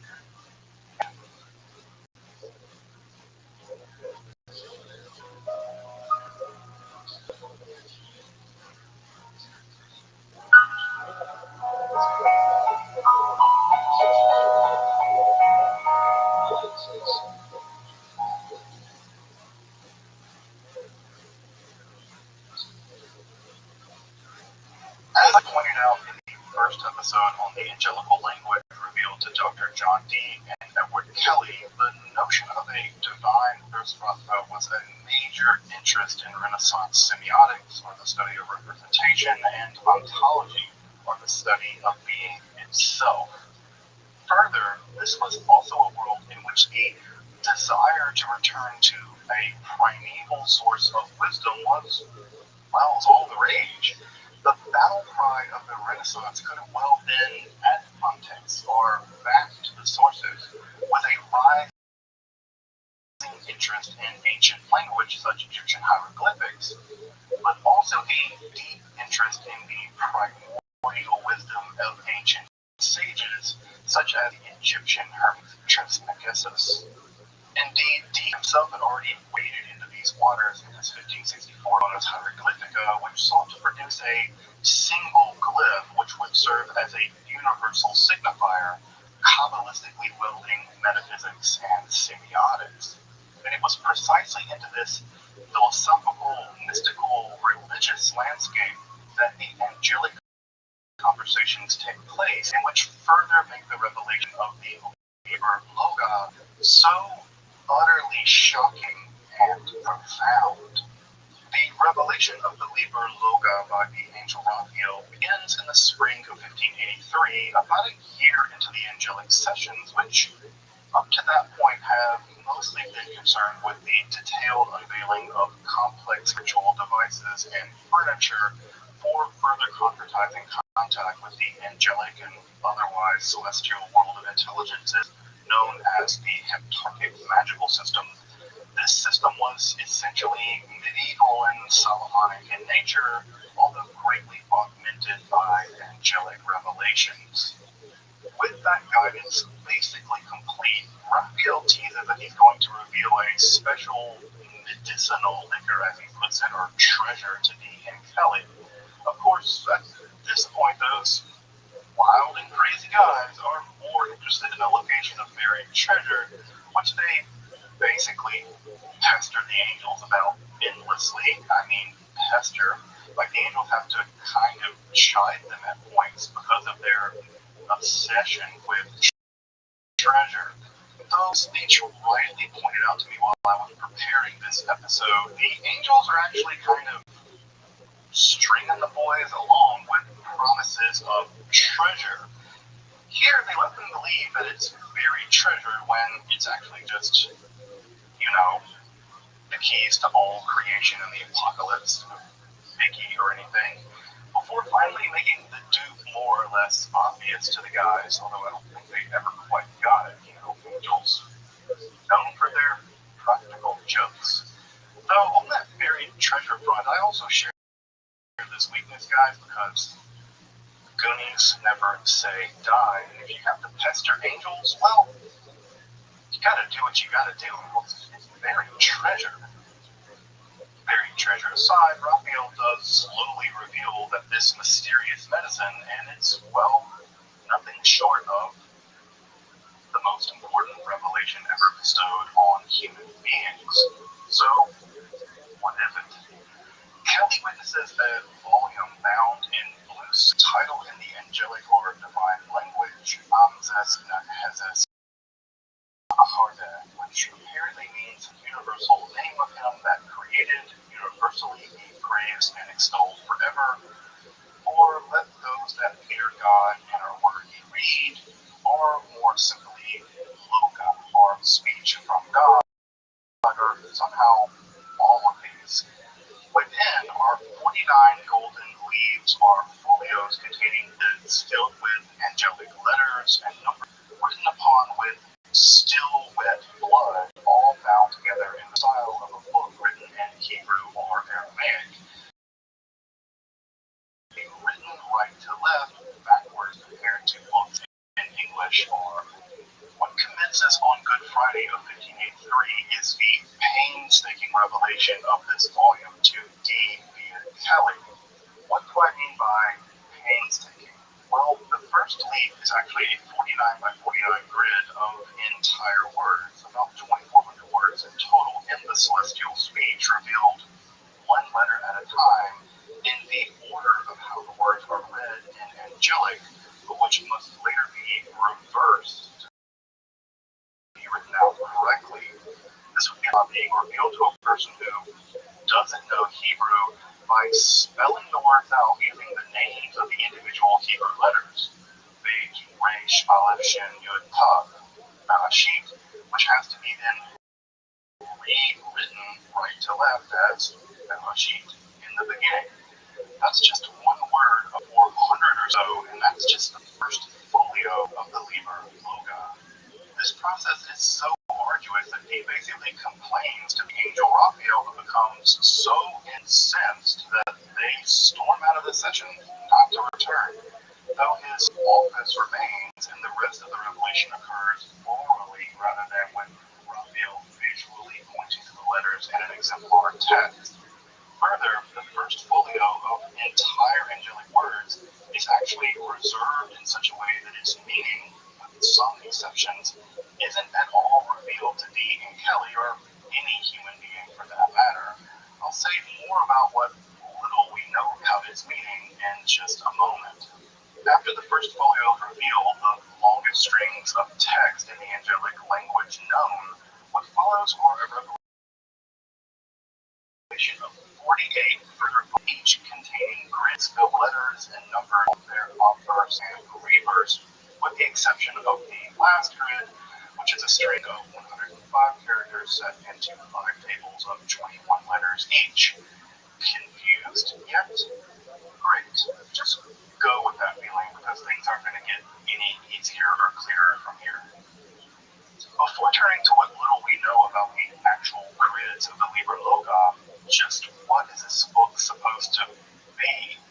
The angels, and there are several angels at work in this revelation, including names like Raphael, Gael, and Uriel, but also Ilamitsa, who goes by Bel, which might be a nickname. There's Abba, who seems to be primarily responsible for the Enoch connection in all this, and hence the misnomer of the language or revelation or the magic associated in Enochian.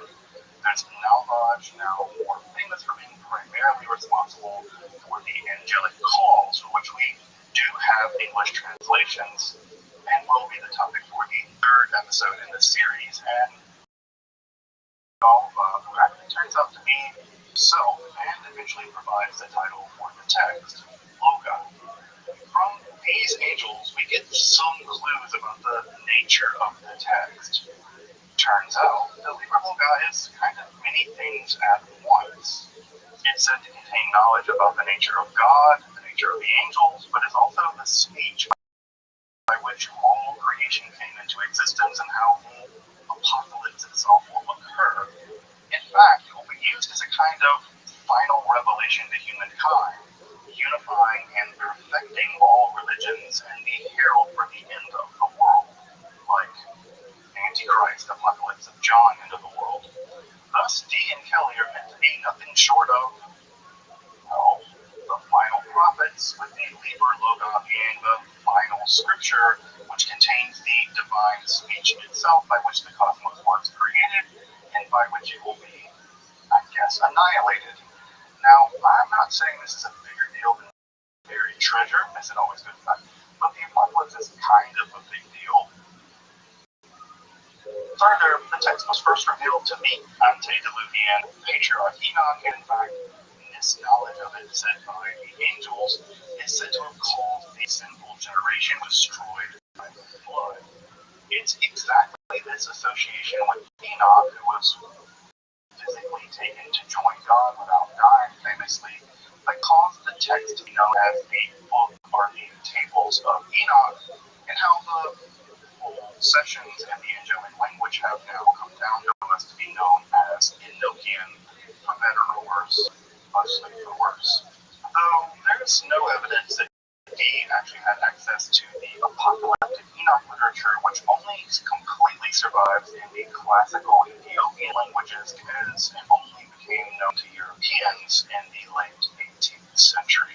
Even the revelation of the Liber Loga to Kelly was physically demanding. He describes peering into the scrying stone such that a flame would pierce into his head, causing him to sweat profusely and enter into a altered state of consciousness or trance. She felt something moving about inside his head, which is just super creepy.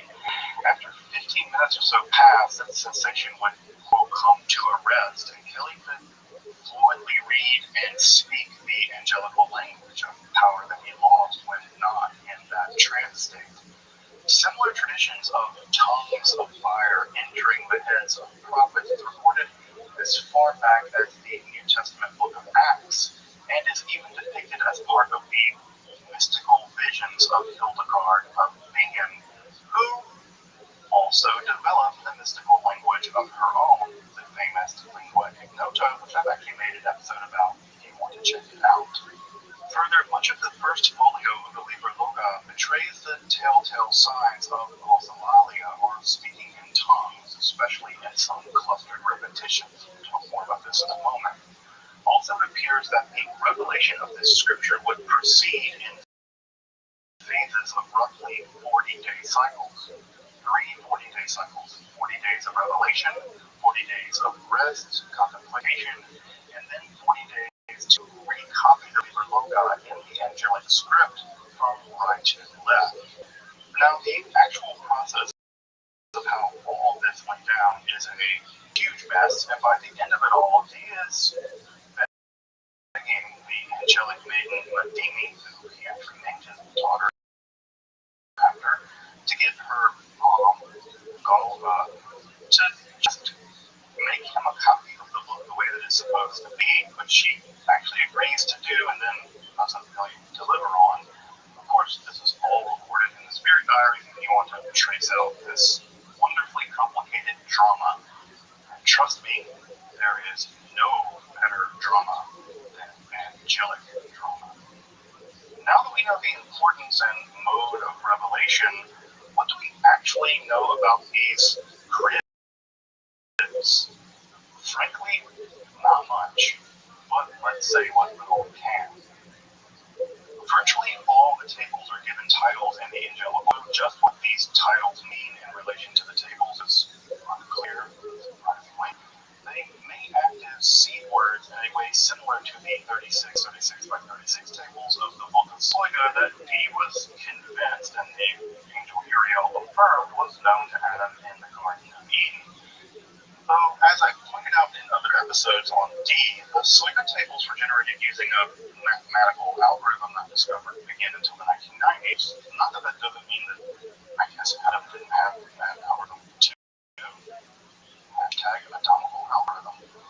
Well, the first folio is composed of entire words, as I mentioned, 49 by 49 words, roughly 2,400 in total. It seems to be reserved for the, quote, God Christ alone. Despite this, a bit about the text is known of the angels, and it seems the first tables recall the very creation of the universe itself, along with the creation of the angels, and eventually the details of the fall of Lucifer. Specifically lines 21 through 20. Invitations very pleasant to good angels, and may perhaps be some kind of angelical invocation, though again, no translation of this section is provided. The second table is said to represent, quote, the kings and ministers of government, though whether that's celestial kings and representatives or terrestrial government isn't clear. This might also be a good time to mention that the Liber Loci can also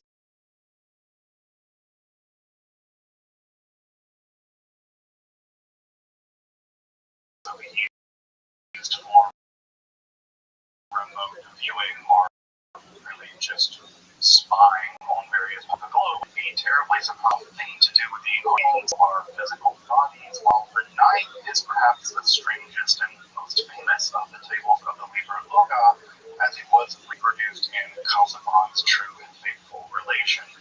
This table is unusual. Unusual compared to the other tables. All of this is pretty unusual because it contains numerals in its four corners and a circle in the center with further numbers, along with the name of the heptarchic prince of the sun and Sunday for no-go, written in a star-like pattern, kind of like a shining sun.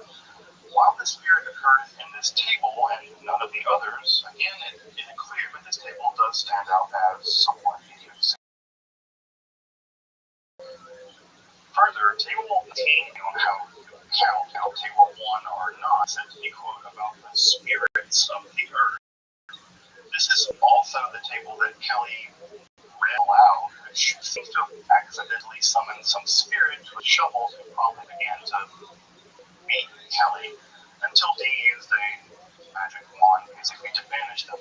So don't read any of this out loud unless you want to be beaten with angelic shovels. The remaining tables seem to represent the 30 aethers, or the heavenly realms, or strata reaching up from the earth to the very throne of God. This is also, by the way, how you do the whole remote viewing thing by contacting the appropriate angelic governor of the appropriate aether. These aethers aren't exactly stacked atop one another, but seem to interpenetrate each other somehow. Also, it's worth mentioning that this text is structured like a Hebrew book, and thus one descends, like Merkaba tradition, one descends from the ether of the will down to the fourfold and first ether of text. This seems either lost or ignored by some occultists with only kind of work in his famous working. I'm not sure exactly how that worked or whatever, but yeah, that's a thing. The last and 49th table is also unusual. It's revealed by the angelic wisdom spirit Gaula. The final tablet seems to represent the evil and chaotic final period of the reign of the Antichrist as a kind of law to all creation.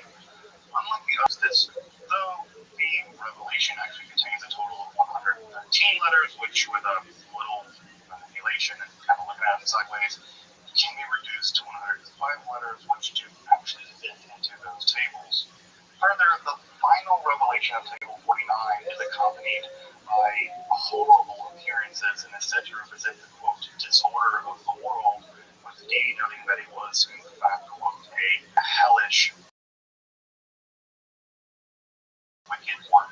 Indeed, Galba calls the table, interestingly enough, the word loga is actually the very first word revealed in this final evil table. The language of the Liber Loga is particularly otherworldly, despite its alleged angelic, since it doesn't really contain any particularly exotic phonemes.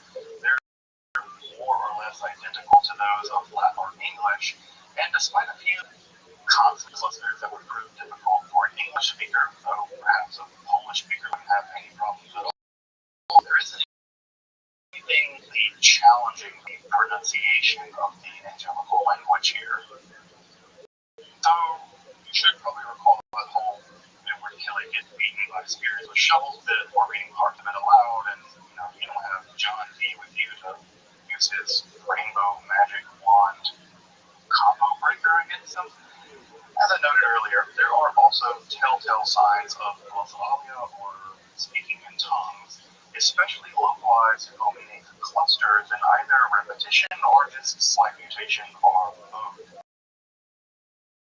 I do think this is evidence that Kelly did significant alteration of consciousness during these sessions. While no extended string is translated in the Liber Loga, some glosses of words are given. It appears that there is some phonemic continuity with the later angelic calls.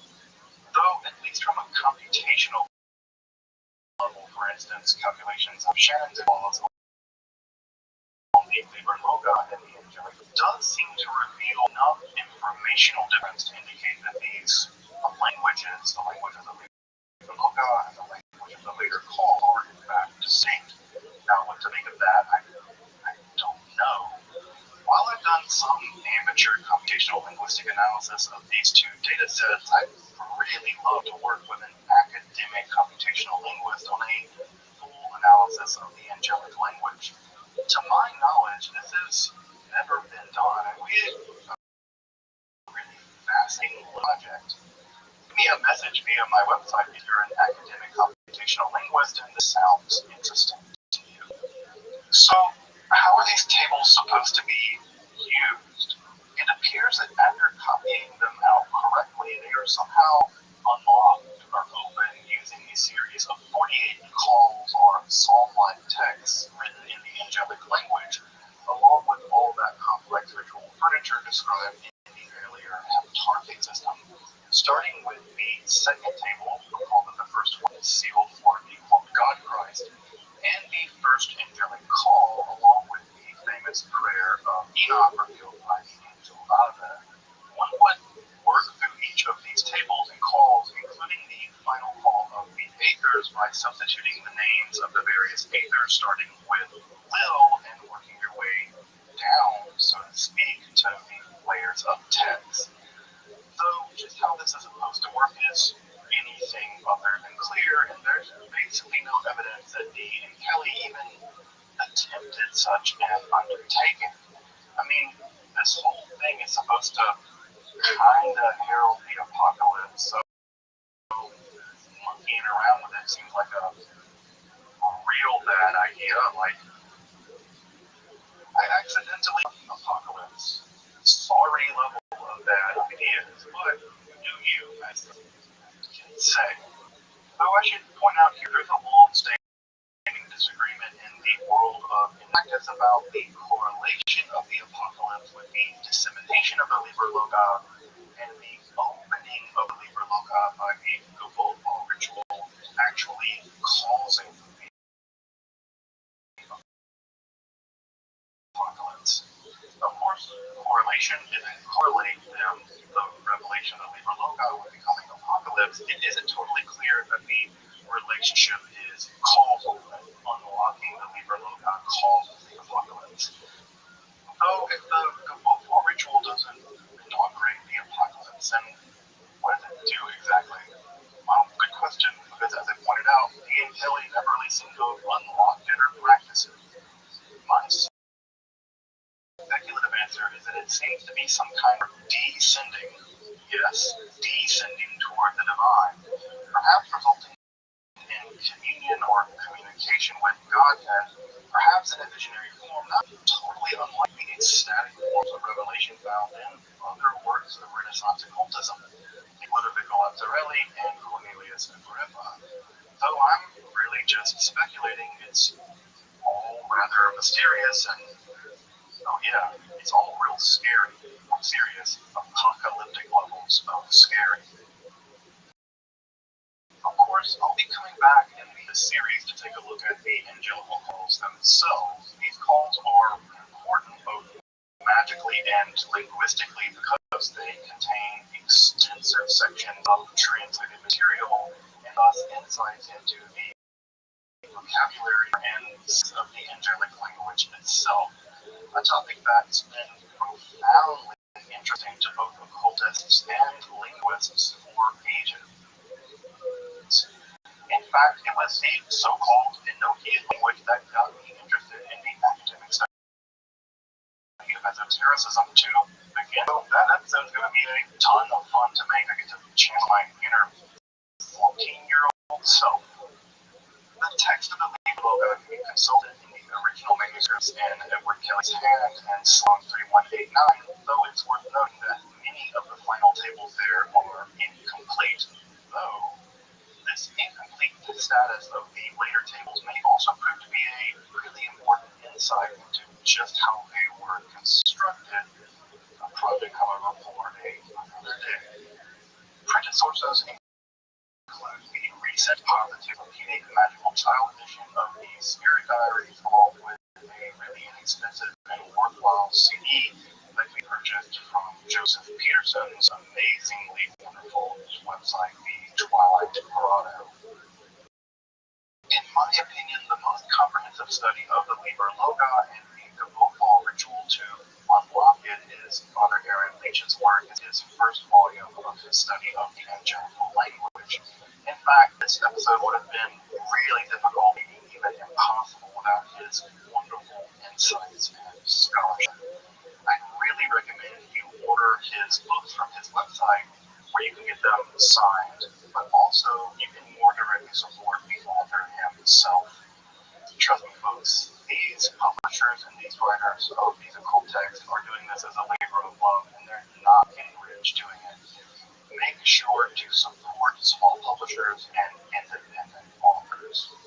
As I mentioned earlier, I'm going to return in a future episode to discuss the angelical calls along with the vocabulary, syntax, and grammar of the angelical language itself. Again, make sure to subscribe, check out my other content, and consider content like this accessible for free on YouTube by taking a look at my Patreon or considering a one-time donation. Again, you can find those links below. Until next time, I'm Dr. Justin Sledge, and thanks for watching Esoterica, where we explore the arcane in history, philosophy, and religion. Reverend Andrew, you there? Yeah. Yeah, I'm going to listen. Okay, very well. What do you think? What'd you think? What'd you think?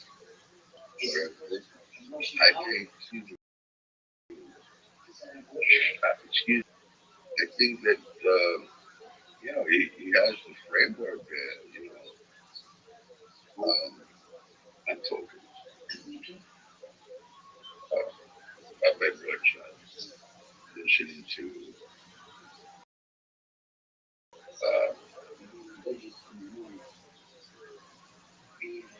I'm talking as a way.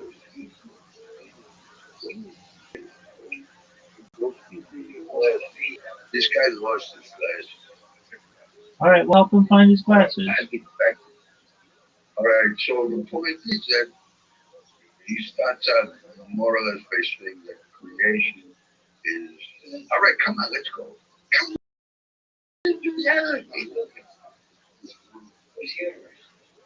Yeah, well, I think you lost your glasses. I put them on the table. Those are your food. All right, what are you doing? All right. So, please, come on.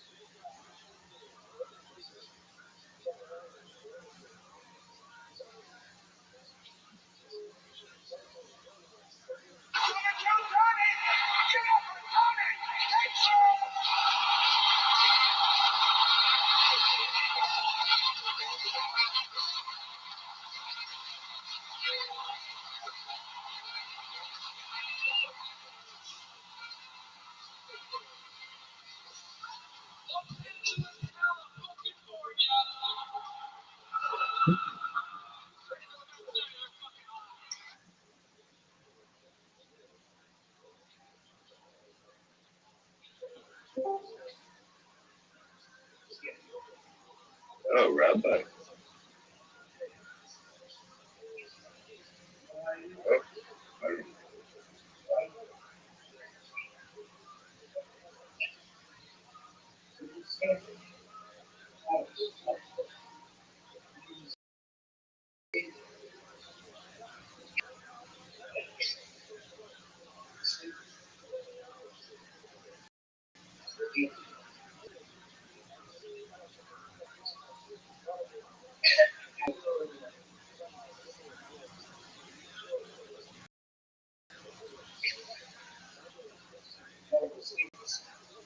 Rabbi, you here? I don't know what happened. I lost connection. Yeah, No, no, that's great. Those are your glasses? Your new glasses. Don't rob nobody's glasses. Oh, okay, they look good on you. Don't take nobody's good. Are those yours? All right, good.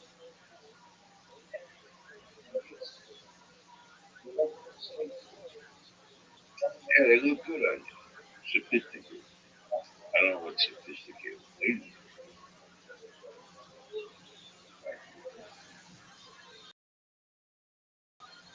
You know, I don't know what I'm connected,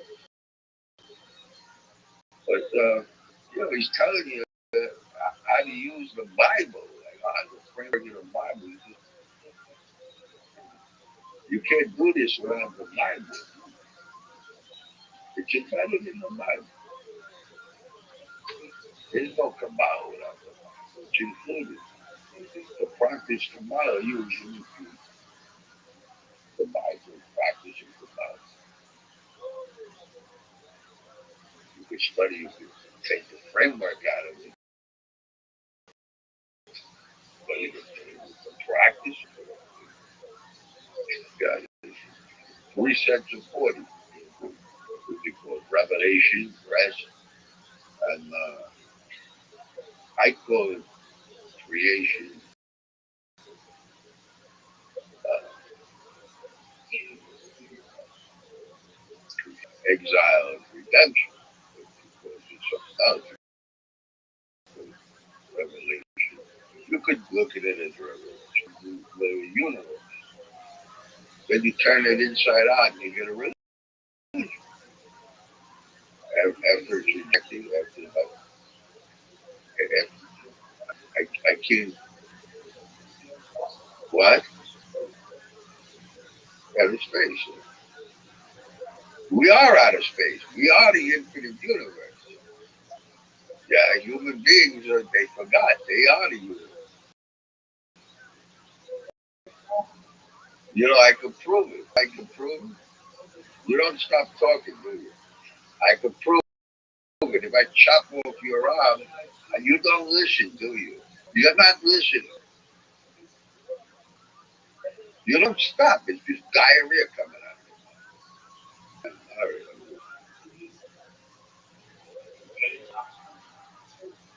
102, but was he ever born? Listen to me. I chop, you see these people with prosthetic arms and legs over here, you see, if I chop off your arm, there's still a little you. But what if I get rid of the sun? The sun. Yeah, that's part of you. You're part of it. It's a unified field. But the cluster of galaxies, like your orbits. No, that's us. That's us. We're connected to the earth and the cosmos, the elements, the plants. We're connected to them. But not only connected, but it's us. We're the universe. We're like a center of infinity, of the universe. To do itself, to experience itself in the human form. But since people forgot that, and they forgot how it's interconnected, it's like a food chain. Yeah. So they become materialistic, disconnected. So there needs to be a way to reconnect. See, this is what we're talking about. So you say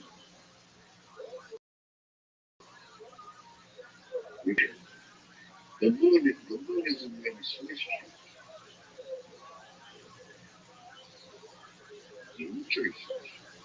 Okay, that's good.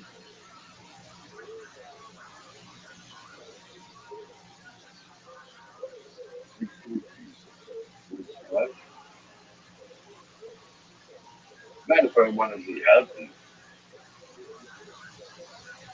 I eat everything.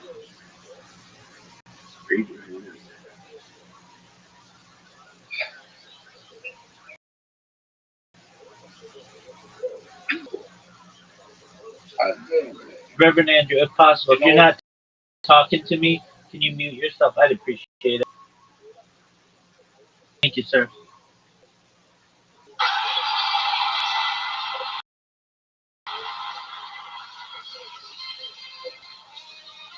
He's nowhere I want to eat it.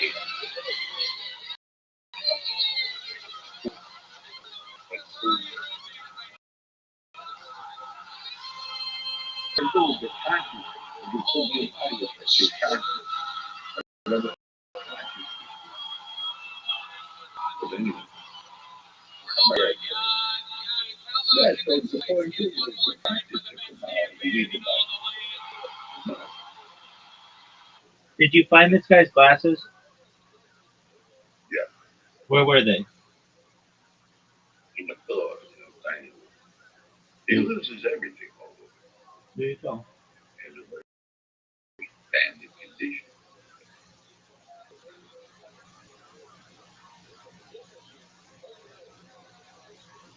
So, to study the framework, to practice it, you need the Bible. But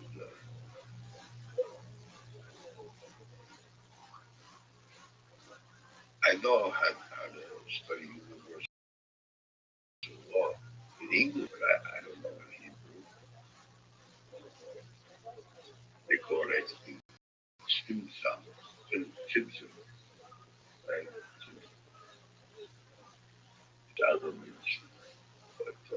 Well, Simpson's a little different. If you if you just if you want to know what Simpson is, it's basically it means contraction, constriction. Yeah. Yes. Yeah. So that's how you have to study creation.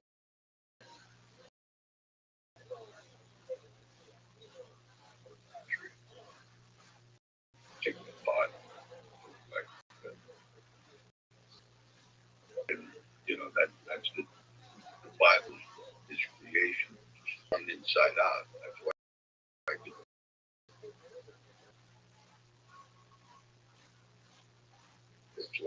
the world's great.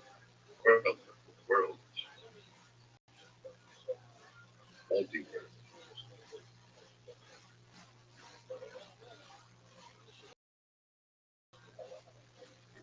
It's something like 0 to 1 guy organized Egypt portray the world.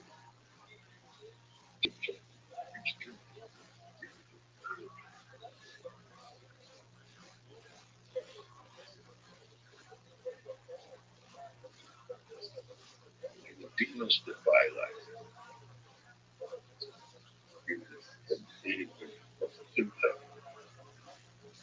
I never really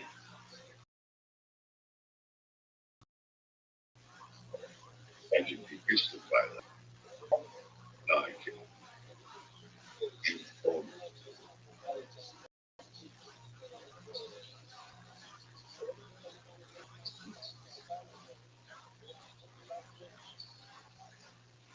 See, that's universal. It's universal law.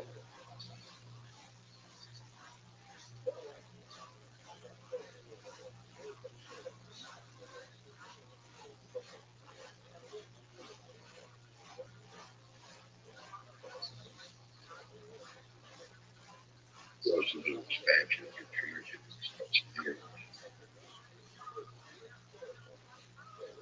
gravity, light, particle, plant life, animal life.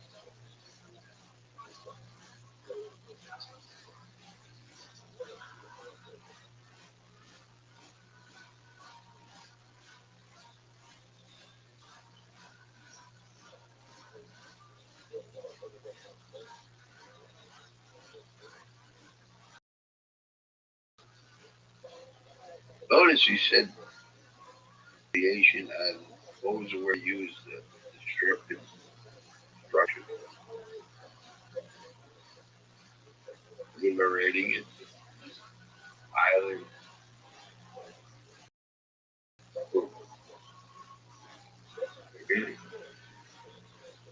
Because he basically does it. There's a really nice church.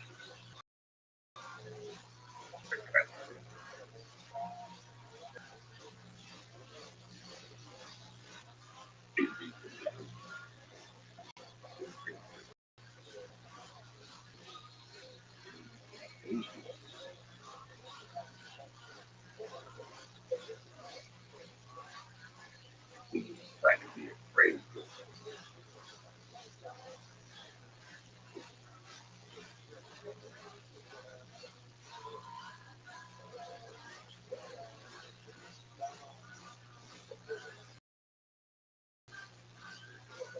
We're afraid of what they're future fear. Oh, and physiological fear. Excess.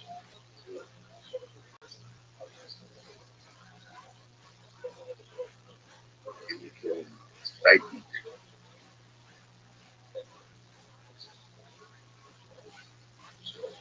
There's a will of creation, formative will of creation. And then drink from that. You can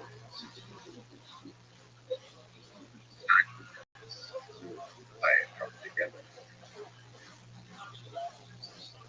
Opposite of will. Will God doesn't feel a desire.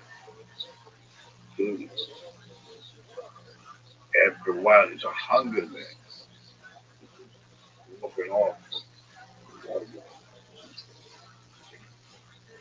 And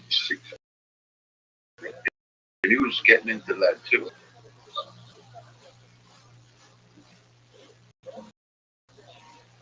Starting from the Sabbath and going to the other stage. That's kind of what he was saying. Will, the same perfection, passion, perfection. Limited method of connected transmission of God. What God and you have 7 stages leading on the other side. You have a fall from that, which is narrower and narrower. Like the transmission become narrower and narrower here. Transmission.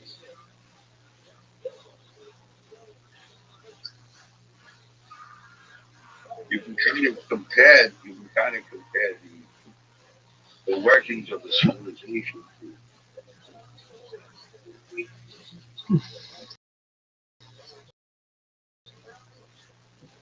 what you can't really compare creation to that. Creation of the work, yes.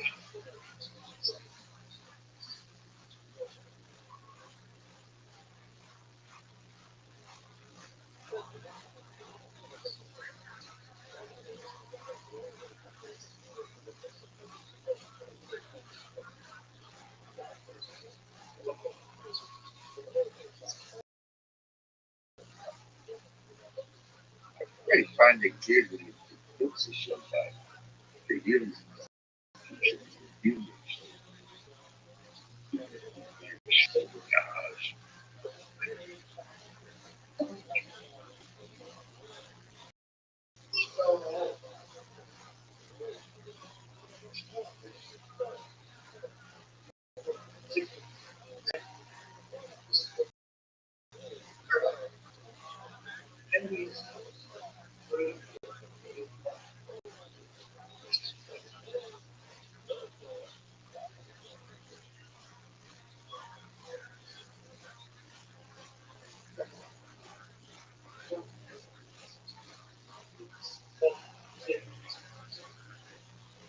Like kids to teach like the professor, the kids on the framework of how the how the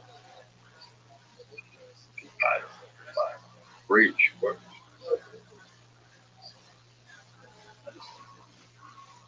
I guess in itself it could be used as a bridge.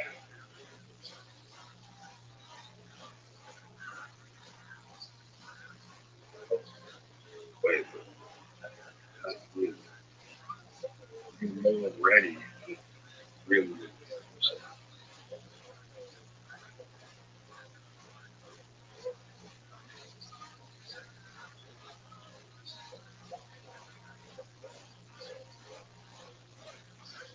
it's hard to make a house.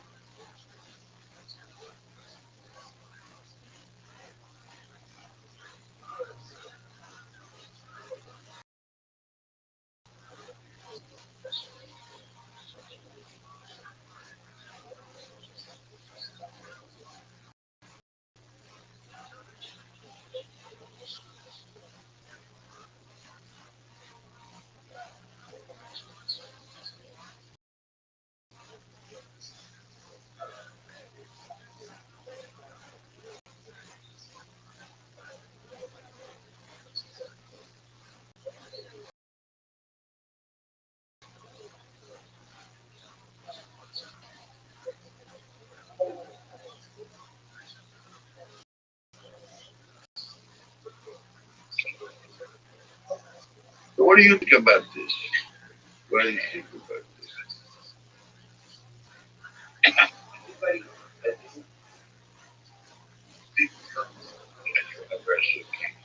It's a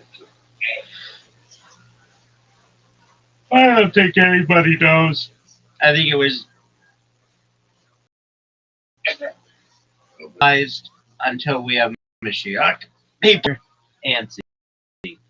They keep making it have for 1,000 years. Since we haven't had a temple, people just continue to build upon other stuff, but they don't have any solid foundation.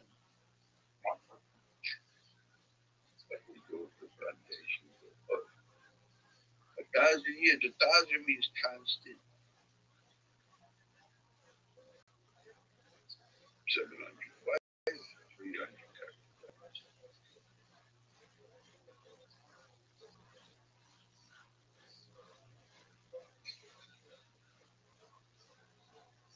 So, David. 1,000. Size.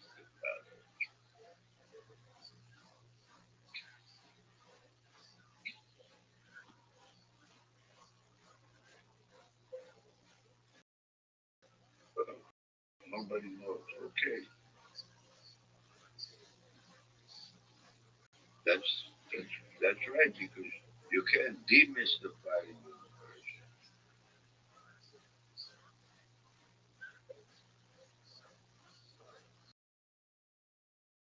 You can't teach philosophy the same school. One is a bridge, the other falling out of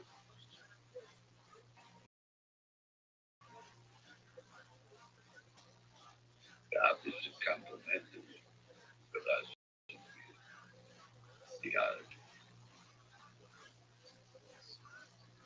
One is one should be a way to get to the seventh level, understand creation. Creation. In other words, universe, understand it. And the other one is a bridge between 7 layers of perspective and the way it works. Revelation, if you will. Exile, rejection, and reconnection. That's, and those are the top three separate. You can look at it like mechanical belief, sensorial, emotional, intellectual, social, moral, and the seven movements of freedom.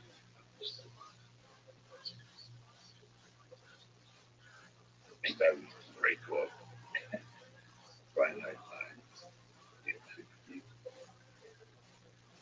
the inverted. Or you could also not be separate, like materialism, spiritualism, the Bible is a bridge to bring the truth.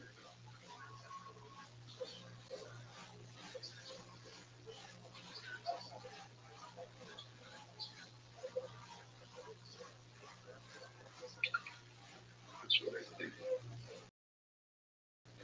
21 letters. Seven, seven, seven.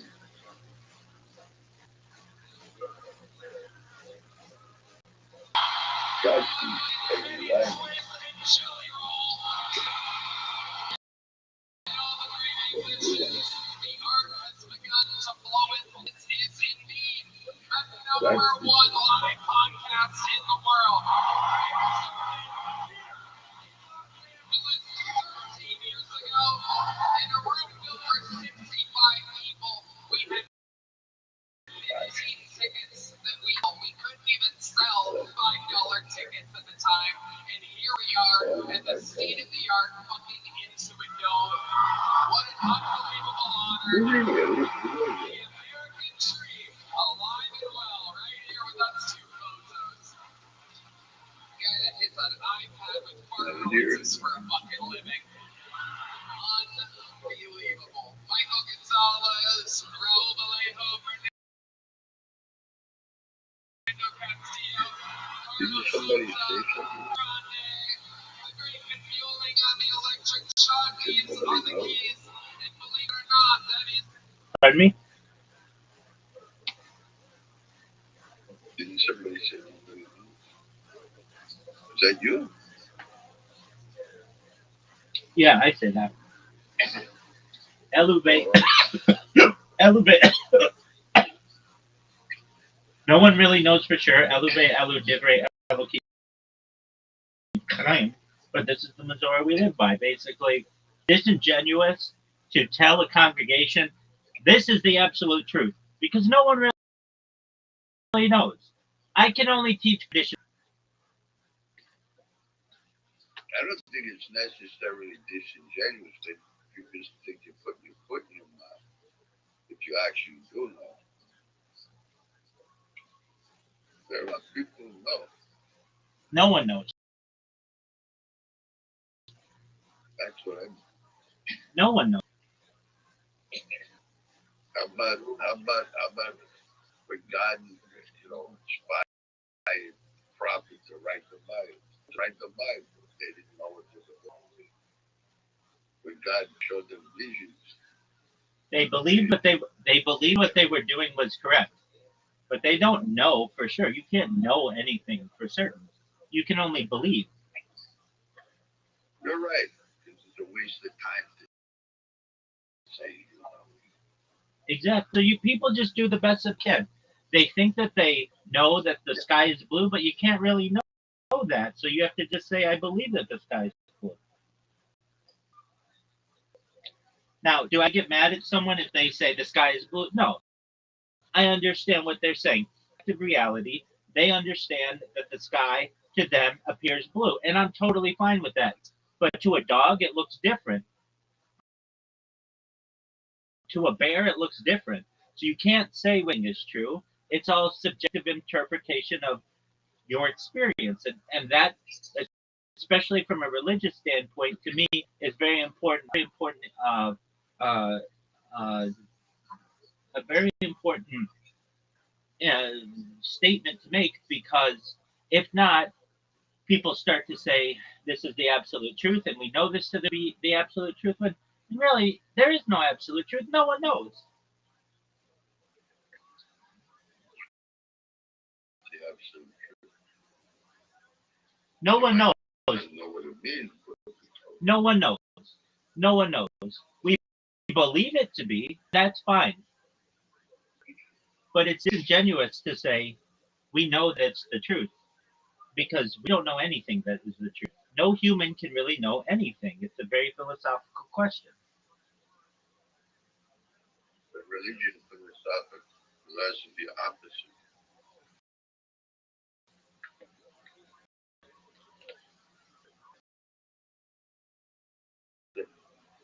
To say that you know something, you it may be beautiful. To someone else, it may be normal or average, and to other people, it may be ugly. It's just your interpretation. And to say I have knowledge of something, Religion, to say that I have absolute knowledge of anything is disingenuous.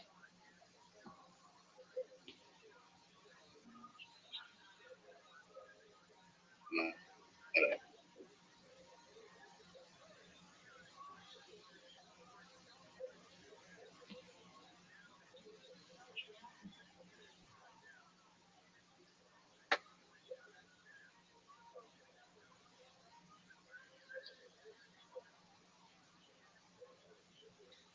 It's the real deal. Be madness, ladies and gentlemen. Oh my God. Before we get started, here's a little bit more from the amazing sponsors that made it all possible.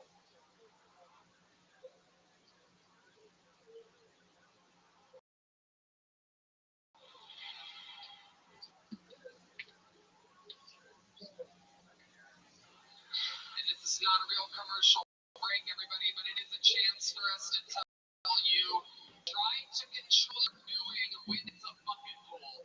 Wait until they really earn it. I know. You cowards that don't have the balls to sign up, love ruining it for the courageous people that wait for hours out in the blazing sun, trying to chase their fucking dreams. So at least you'll do on the setup. You can do at the end of the 60 seconds. Deal? Deal. I love you guys. Who's ready to start this fucking I show? wouldn't think disingenuous, but it's a waste of time to say that. Ladies and gentlemen, For any teacher, whether it's an algebra teacher or a geometry teacher or a rabbi or a professor, to me, it's disingenuous to say this is absolutely how it is. You can say Oh, this, yeah. this is our We know what interpretation. two poles mean. This is our interpretation. But science changes, even mathematics can change, and certainly philosophy and religion change. So whenever I teach a class, I start with the statement, no one really knows for sure, Eluve Elu Divrei Elohim Chaim, but this is the Missouri we live by. This and that to me lets my audience know that no one knows the absolute truth, but this is the study, this is what Jews believe. Yeah.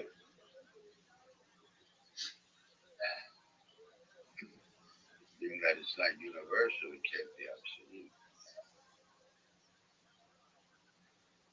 But I can give you universal principles. I can give you 7 principles and 12 theorems between them. That always time. Clearly, we could explain we all could phenomena. we could develop a hypothetical world where they don't work. You can't do that. Watch me. You absolutely could. I could say whatever principle says that it's 7 in this world now is 10.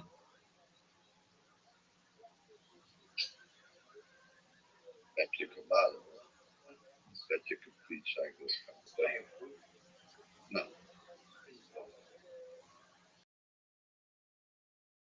Philosophy, no.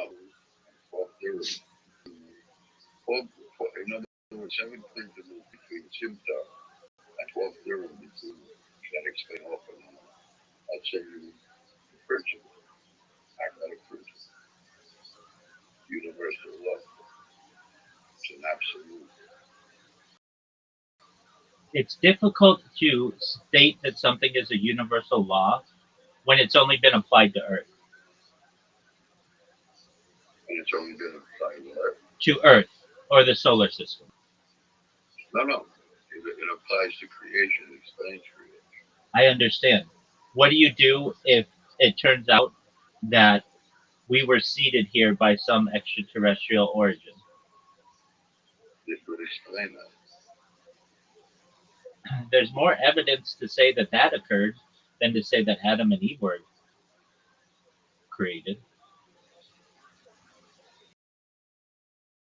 Not if you spiral of manifestation or spiral creation. And that's based on these 7 principles of wisdom and 12 through between them. I'll send it to you. Examine everything with this called a unique principle. It's a waste of time. It's too deep for people. Personal edification, fine.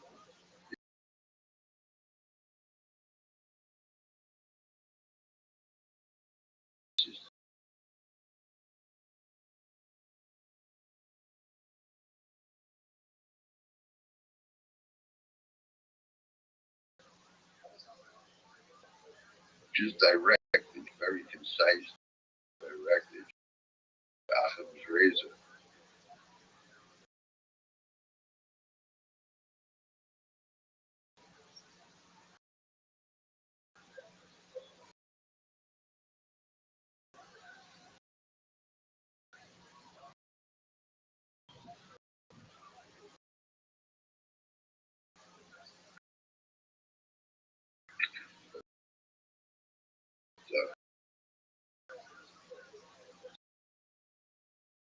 Other than that, I've never seen anything though.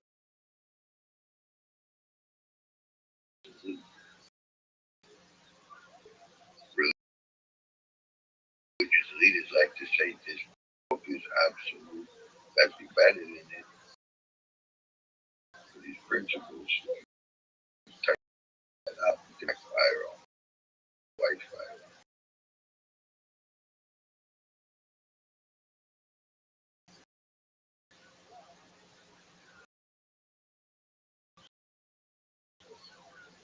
So in other words, ignorance and it envelops all creation, natural world and civilization. If you take the universal Simsa principles as one pole in infinity, breath of life, Bible, and self-materialism, it's like an event.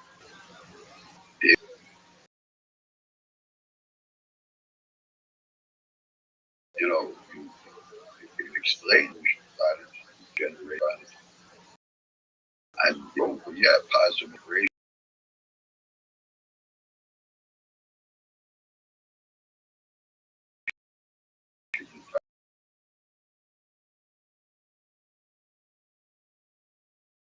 And help with evolution on these planets.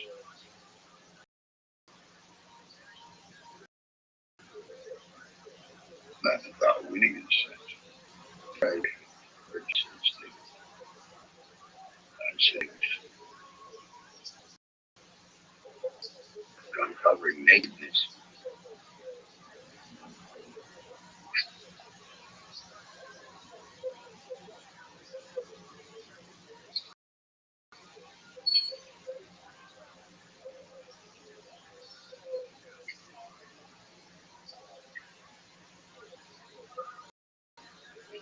Again, tradition, civilization is important. Something that helps the people get through life.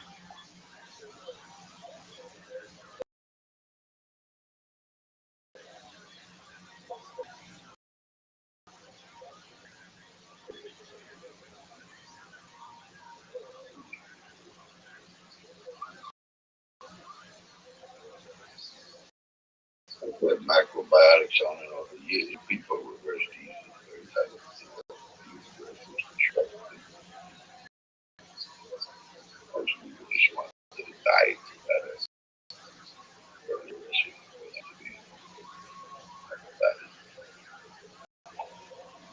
But it's not a popular thing. The deepest teaching too deep for me.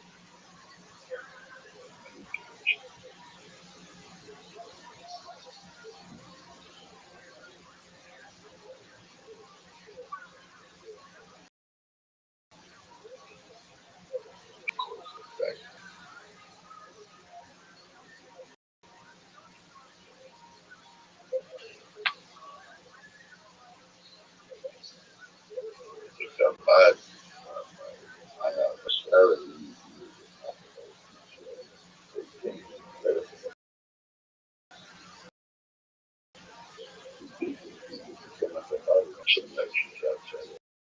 Israel, Israel was right.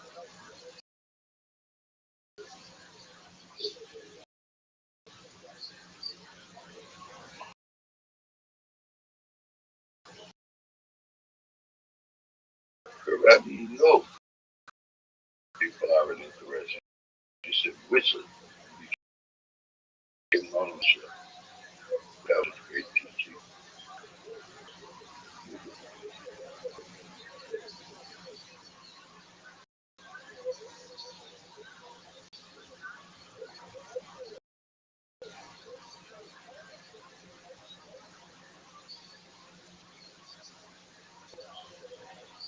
I believe that there's a parallel universe. We can, in this world, oh, this is medicine. In the other world, another reality is poison. Everything that we think we're doing in one world, in the other world, is the opposite. And it's a nature reality. When it's political, we move to the right, which means support on the left, so we're in an opposite action. So everything we're doing, we're creating an action, the dimension.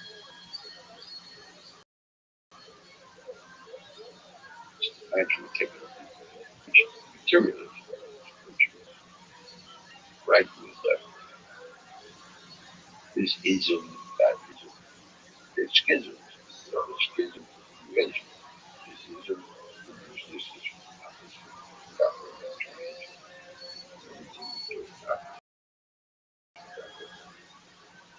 the actual.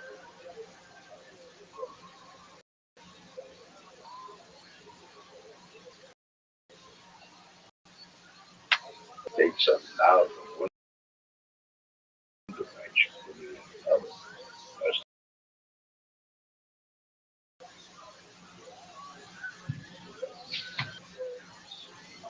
You know, I don't know if you ever heard saying before, they really around my leg is less a part of our body than the sun, clusters of galaxies. How did the sages know? Thousands of years ago, 30 clusters, 30 galaxies to a galaxy cluster. I mean, they understood creation.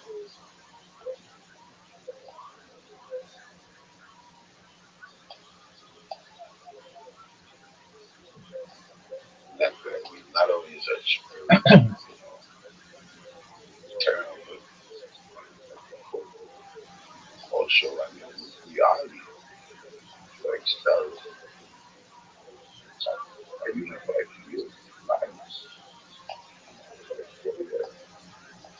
I mean, you do the work away.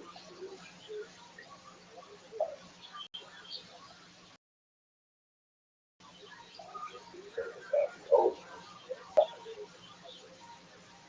until the chosen people of not Jew, Christian, friends, you know, in a way, you know, that has an aspect to it. You know, people know God chose him. They should then get involved with chosen. Christians, I don't think you do it. Christians, apologetics. Culturally, some culturally Jewish at each, you know.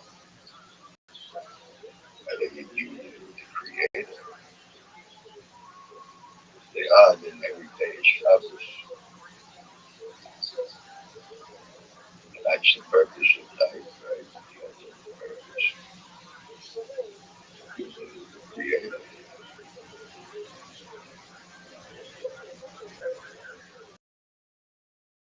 They say tradition says that's right.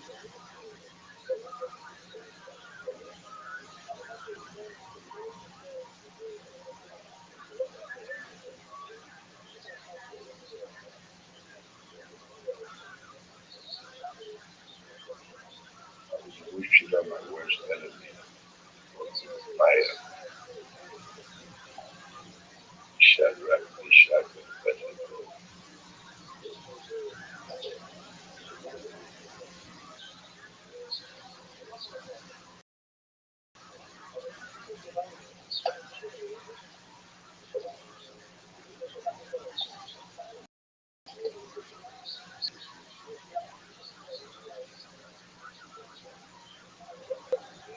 The life of Elijah. Joseph.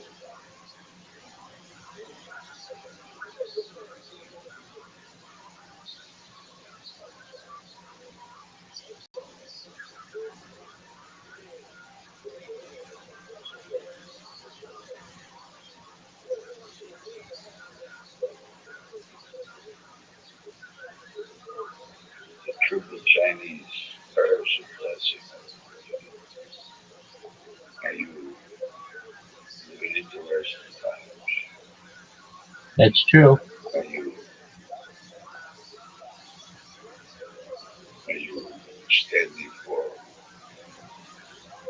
powerful men who may you get what you want?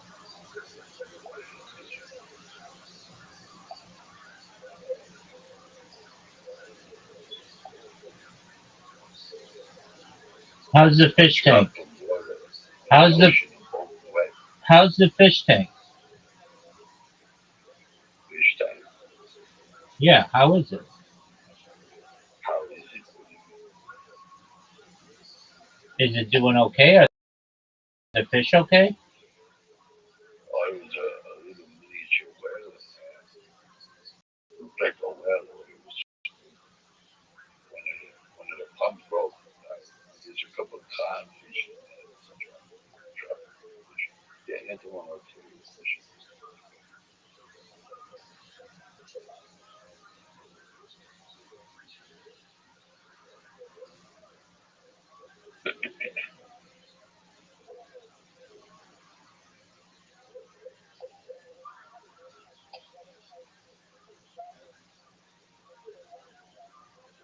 Do you watch the fish? Codfish. They were laying eggs. And when they started to, when they started to hatch, the other fish were eating them. They were fanning codfish. Yeah, sometimes I watch. Years ago, I used to watch an eagle. An eagle that I used to watch birds. I grew up fishing. I know quite a bit about fishing, like huckleberry. I know the whole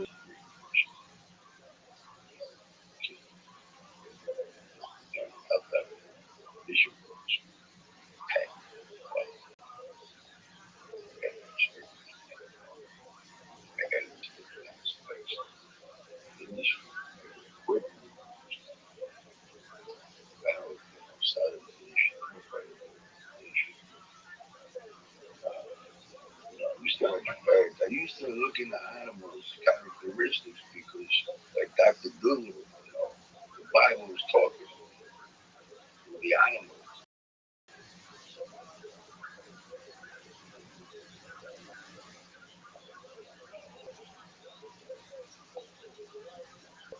And he was talking, I started talking to people through the animals.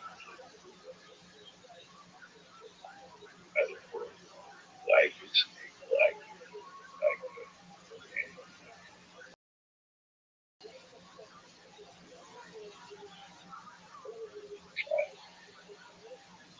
I noticed that, governments, animals, and the terrorists,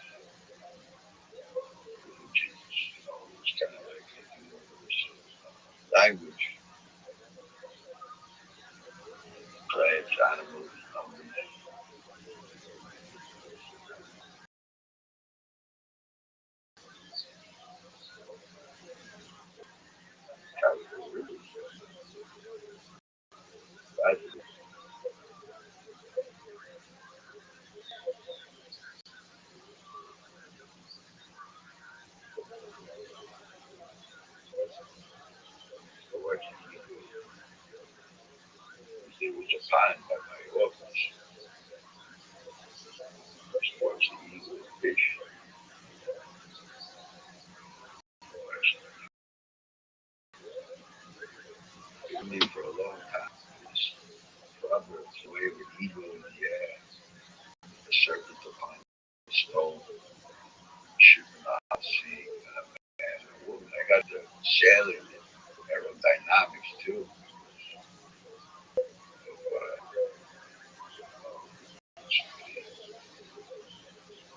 Bible, Tanakh, symbolism bugged me. Understood all around in my head. Sailing, lying, letters,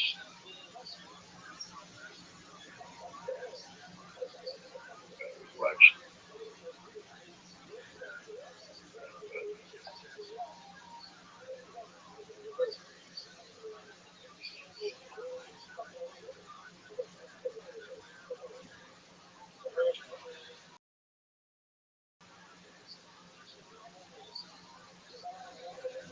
Lonely.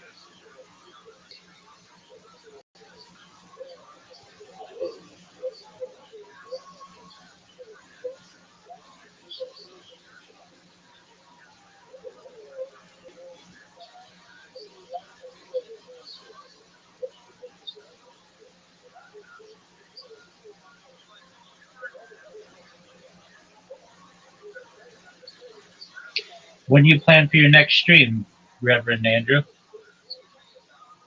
After I got my apologetics straight, without getting my apologetics straight. I mean, you could just talk about the news. You could talk about world events. You don't need the apologetics to discuss current affairs. Point to that. To provide knowledge to viewers. To provide knowledge. Look, nobody's. You got to start somewhere. You got to start somewhere. Yeah, to decide what I want to do. It has to be clear, apologetic.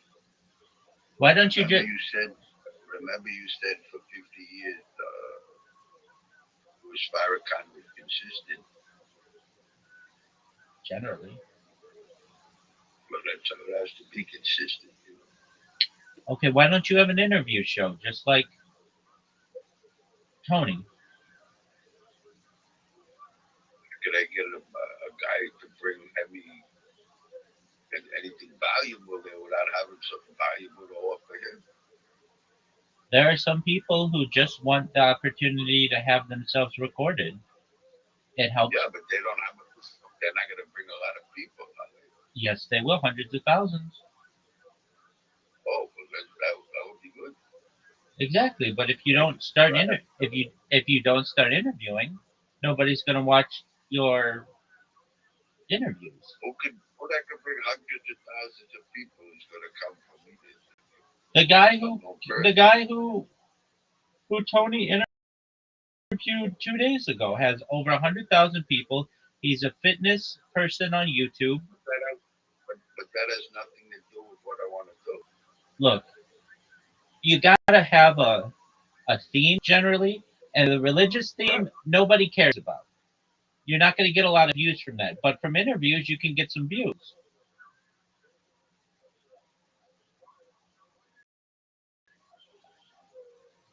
If somebody has an anointing from God,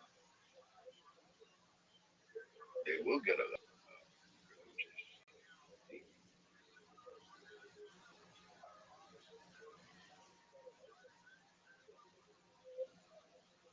You win souls is wise. Solid.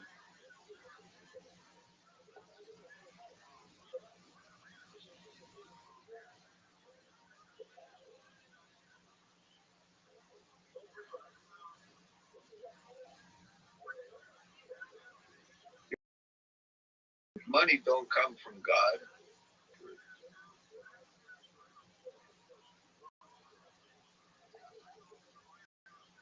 I don't want to pay for crazy.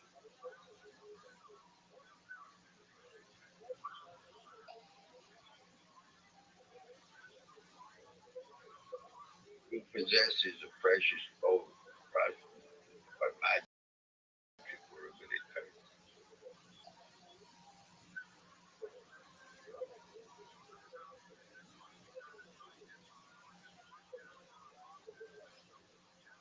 I think he pulled the sword out of his belly.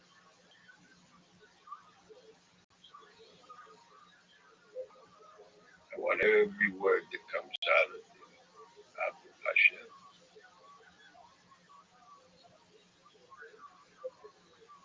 I want to live by every word that comes out of I feel that I have to get my apologetics straight. And, that's what I'm going to do. I mean, what you tell me, don't get me wrong, it's great advice. It's just I've been reading it now. I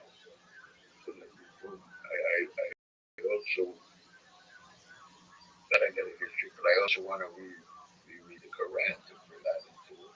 Not that I'm in the Quran, but to show what's going on. Let me put it to you. You have civilizations, and one of them is unfolding around the Quran, and the other one is unfolding around the Tanakh. I understand. And you can have two shows. You can have an interview, had a business, you had a way to make money. That's your interview show. That brings in money, that brings in advertisers. And then you have a show that talk about religion and philosophy and mysticism. Not really philosophy. They don't mix. They don't mix. In your opinion, they don't mix. In others' opinions, they're one and the same. In most people's, well, what people call philosophy to me is junk anyway. I mean, you're telling me that you would disagree with the statement that a religion at its base is a belief philosophy? At its base, yes, it's universal laws philosophy. It's inversion. It's inversion at its base. It's a paradigm shift where it becomes the other side of it. Universal philosophy. Opposite directions, like a man and a woman. So it needs, but what is a bridge? You see, that's what it means to me. That's what it means. Let your speech be speaking with thought. Thought represents philosophy, natural, universal philosophy. That's why we're back to the natural world. She's trying to fill it with salt. That's why it says, what good is thought if it loses its savor? Thought cannot lose its flavor.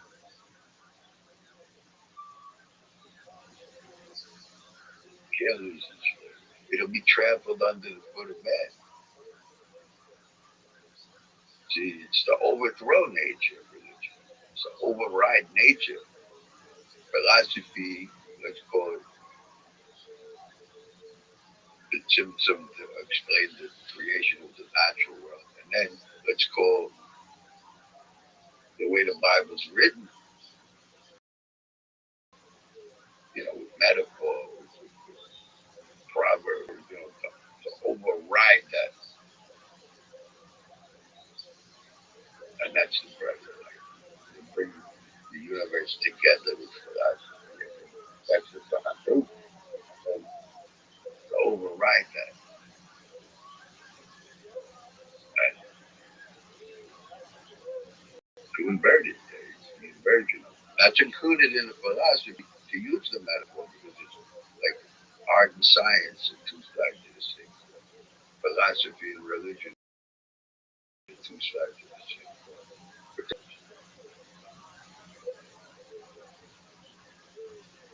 See how no. That's okay.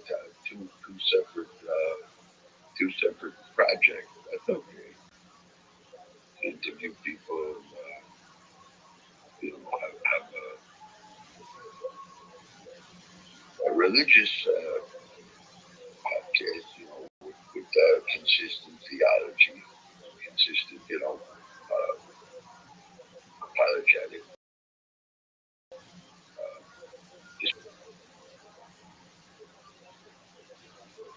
You can,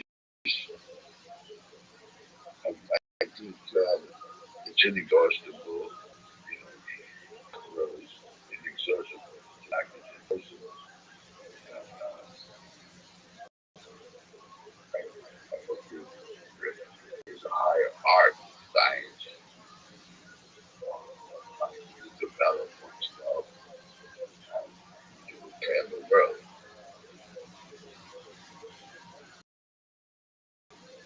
the next high is cooking. What you put in your body is nourishing, your thoughts, your emotions, your actions, creating your blood. And the life of the soul is in the blood. And what you put in your mind, what goes in your mouth, and what comes out of your mouth, what you put in your mind, what comes out of your mouth, is the highest high. It's connecting you to the world. And it's creating the world. I think it's been said, right, is to create a world. I think that's the highest object there is.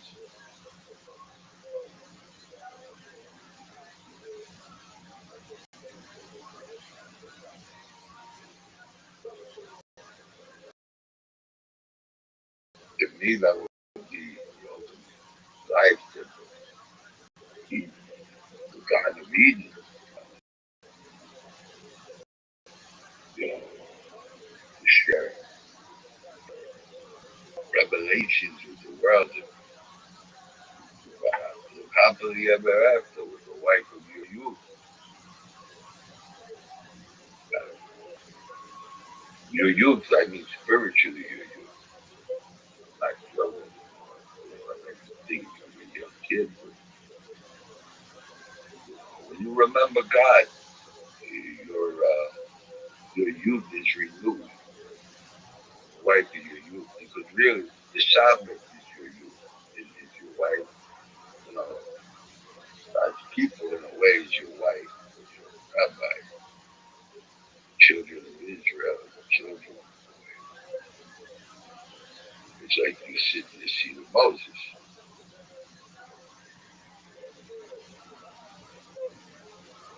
Preacher, rabbi, preacher even is the bride of Christ, model player. It's simple. It's the same pattern. It's a microcosm of the congregation. You know, I don't know if it's spoken about it. It's just a little girl.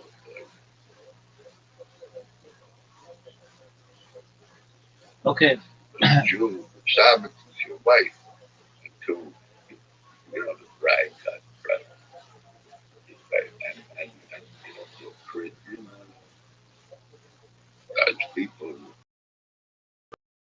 right? Wait, you would, yeah. Actually, it said, I should really say, the mortals are there to liberate the enlightened, and the enlightened are there to liberate the mortals. It's kind of like a husband-wife relationship. Okay. Okay. I'm gonna watch some stand-up comedy. So feel free to watch if you want. This is the largest live podcast in the world, and this took place at the um, Intuit Dome in Los Angeles. So feel free to listen. I hope I didn't say anything that offends you. The only thing that you said that offended me was that word you used. You can't use that word in here. You can't be here. Aside from that, you say whatever else you want. Yeah, I agree with you.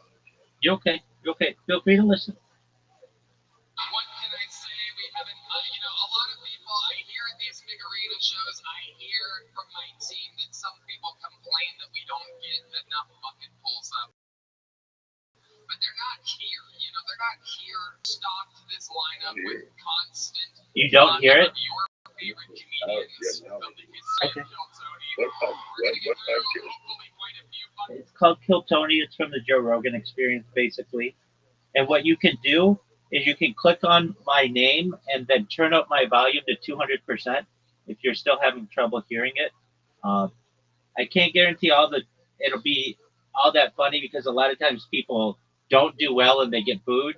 But it's basically an open mic, and this is an open mic in front of tens of thousands of people. But I just have a fucking believable show for you guys. I'm probably gonna go a little long. We started a little late. You guys I think it's short though. I just wanted a clip of him talking about that kid that he brought he was kind of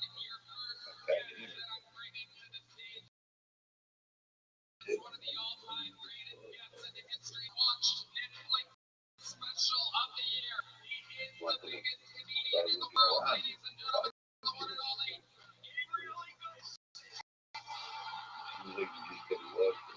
Just listen.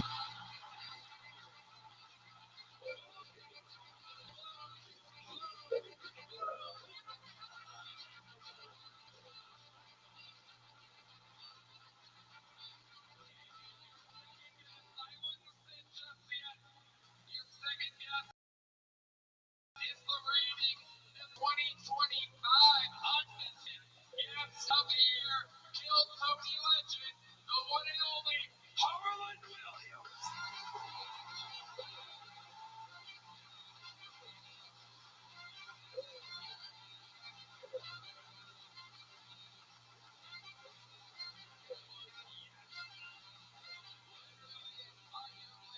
The two greatest guests in the show's history. Back here for a bigger Los Angeles, California. We have a third empty seat. Who knows what can happen as this episode goes on? Maybe I invite somebody over to join us. But guys, welcome. How about one more time for Gabe Iglesias and Harlan Williams, everybody?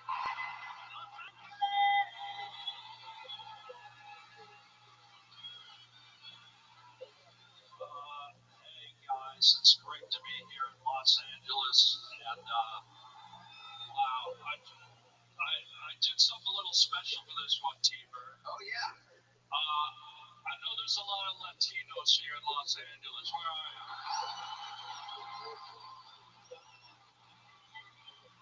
It's great to be here in Los Angeles, the city of angels. They speak English. What? See, the city of angels. But you know what I did, Fluffy? As a little treat, I learned Spanish just because I knew there'd be a lot of Latinos here tonight. So, You think I could get Molly Roses? in Spanish. Yeah, I would love that. I think a lot of He didn't do people this would one. love that. Here we go. I gotta concentrate. I got.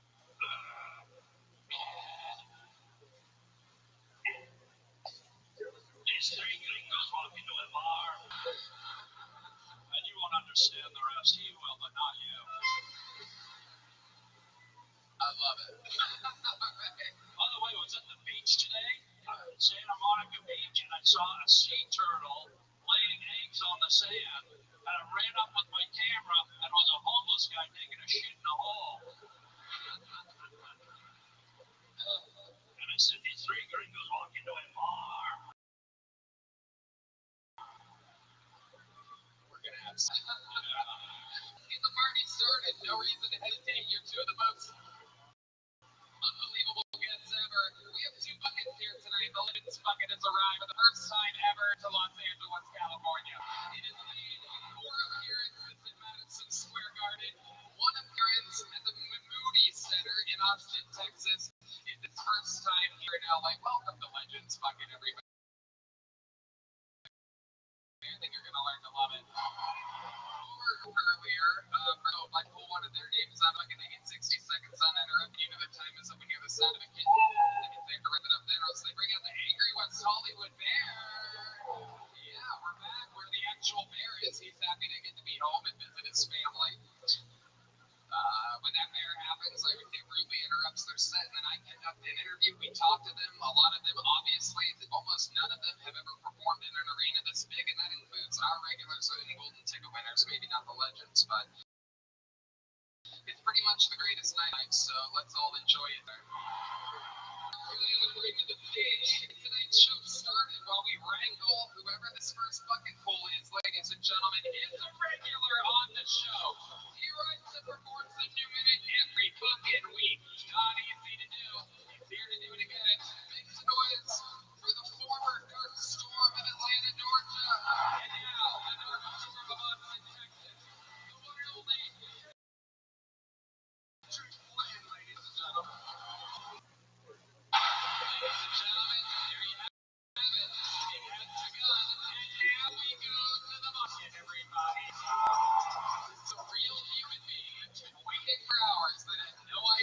ever going on stage? And here we go. Your first fucking poll tonight goes by the name of Shane Freeman, everyone. Make some noise for Shane.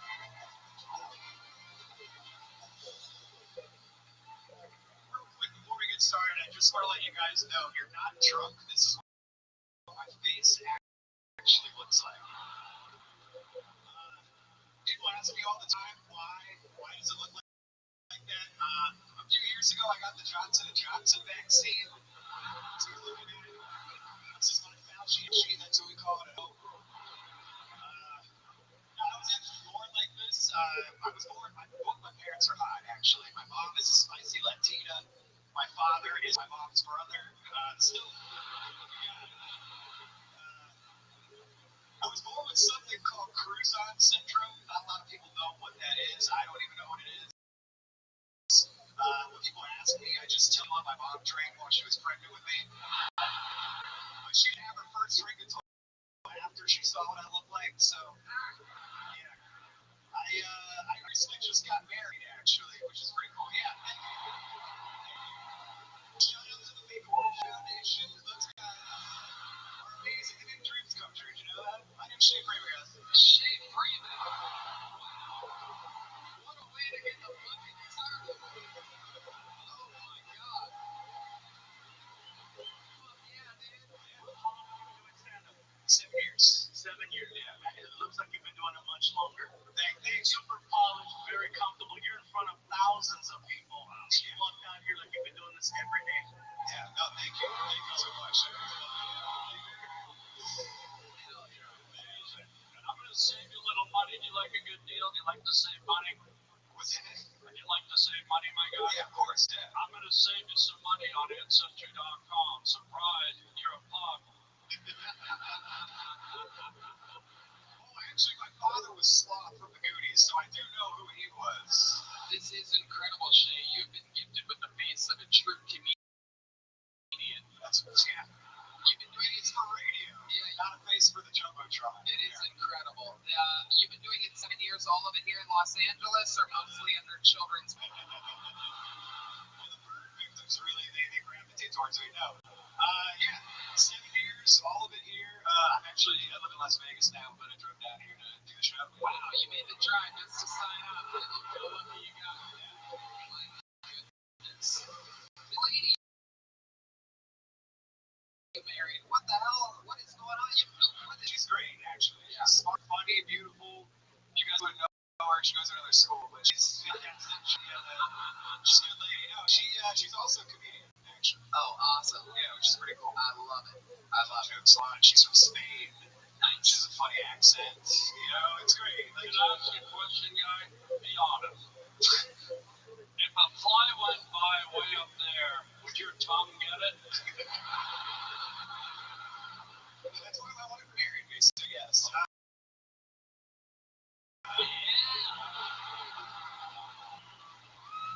I love it, Jay. What do you do for work? I do this mostly. I dedicate my time going around and doing as many shows as I can, featuring and stuff, and I write on the side. My wife makes most of the money, so, I love it. What did she do? She's an actress. Oh, awesome. Yeah, we do a lot of gigs and stuff. We're an entertainment couple. I love it, man. I find you to be so funny and such a special treat. I'll tell you what, next time you come to Austin, I'll automatically give you a spot.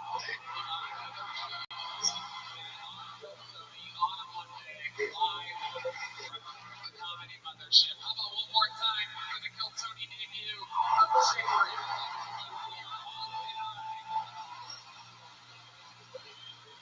There goes Shay. Awesome. Hell yeah. The lovely Ivy and Val have arrived, ladies and gentlemen. Very nice to see them after looking at Shay Freeman for 5 minutes straight. I gotta tell ya. Getting back to my lower half a little bit. Well, the good news is you can always picture Shane Freeman if you're never about to come too fast in bed. Always remember, picture Shane Freeman. Do people do that? Do they come too fast? Sometimes. Have you ever? Yeah. How fast? This is very, very fast. Like in terms of seconds, how many seconds? And there's been some times where it's been in between 5-10 seconds. Wow, dude. You're like the Flash. Yeah. Wow. How about you? As far as have you ever come real fast? Daily. Okay.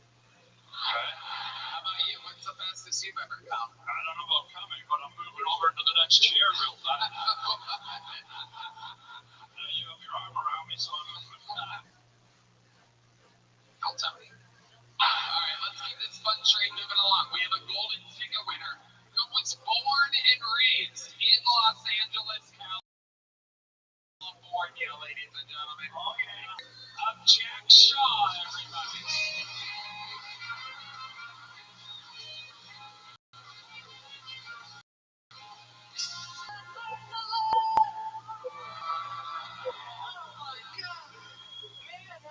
My girlfriend and I did mushrooms together pretty recently, you know. How do you guys like it? I fucking hated it. I had a horrible time. She was having a great time. I started panicking and she tried to calm me down, but the only thing I remember her saying to me was,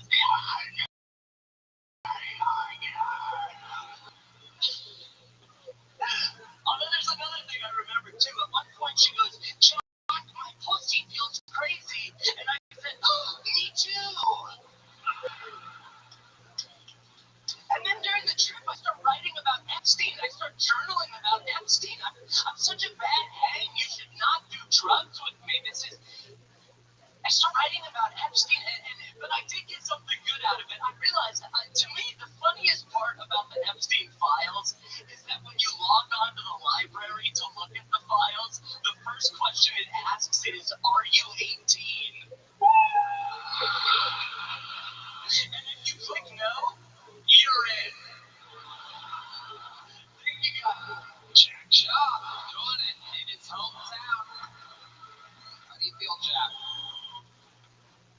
this is amazing. This is so cool. Holy shit. I'm actually having a bit of a panic attack right now, so that's awesome. I love it. Holy shit. Okay. I love it. Jack, curiosity is killing you. What's in the bag? Oh, what's in the bag? It's like a fucking bag, Gabriel. Okay. So I'm from LA, right? And I wanted to bring you some gifts from Los Angeles, Tony. Absolutely. I lived here for almost 20 years, but sure. Yeah, I got some gifts from LA. Well, you gave me a golden ticket, so I wanted to get you a Brady McKay ticket, and so I made you something important. This first one's an anal chastity belt. Let me get it out really quick. Wow, can you play some music? I don't think you're supposed to say what it is before giving it, but okay. We'll play some music while I get it out. All right. Is it a menorah with dildos instead of candles? All right. Here we go. It's a real live show, everybody. First one. Okay, all right. Bear with me. This first one, you can put it on and you turn around. Oh my goodness. Wow. And since we're in Hollywood, you can have a little fun with it, dude. You can have a little fun, so you got a little. You've heard of Carrot Top. This is Yarmulke Top, everybody. Okay. All right. Okay, I got two more. Don't worry, we'll get out of here. All right. Okay. All right. Here he is. Taking up a lot of real estate like a typical Jew. All right. So this next one I got for you in, something's big in Los Angeles, so I got you this from West Hollywood. This is a boogie board from West Hollywood. Okay? It's another. Okay. It's a boogie board, dude. Okay. All right. Let's do one. Dude, I got you. This doesn't work out the way you're dressed. You can get a deal. We'll get out of here on this one. This one I got from you from my synagogue. This is a Jewish wallet. So on one side you can have the media, and on the other the World Bank. Wow.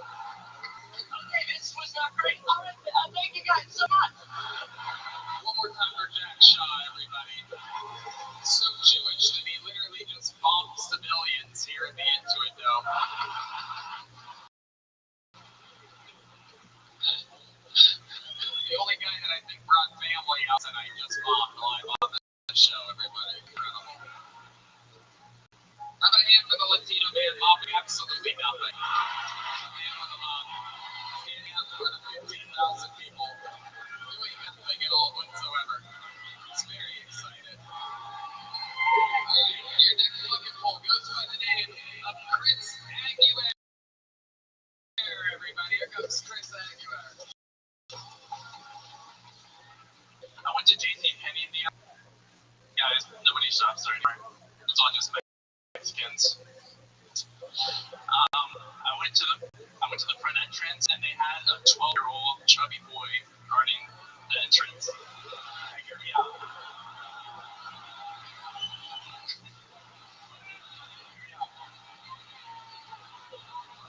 So I went up to the boy and asked him, "Aren't you a little too?" And he said, "Your own business, playboy." I was like, "Okay, I apologize." So I went up to him and apologized. This got a lot worse than I thought.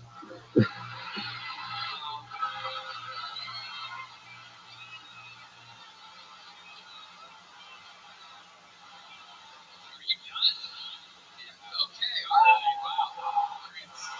How long have you been attempting stand-up comedy, Chris? Sorry? How long have you been doing comedy here? San Diego, California. Okay, what do you think happened tonight? They don't like you, they don't like San Diego. They don't like JCPenney. They didn't like your setup. They didn't like your punchlines. They didn't like the fact that you pranced up here like a little reindeer real quick.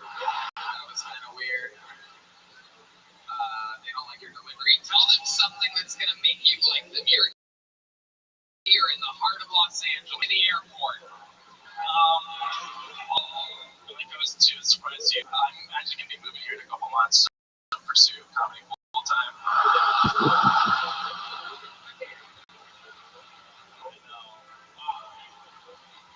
If you've ever wondered what it's like to do comedy in a haunted house, this is the most booze you're ever going to hear. Wow. Are you gay, Chris? I'm getting a little gay vibe from you. Are you gay? What? Are you gay? No. Oh. Am I that gay? I'm not that gay, right? He's more gay than me, right?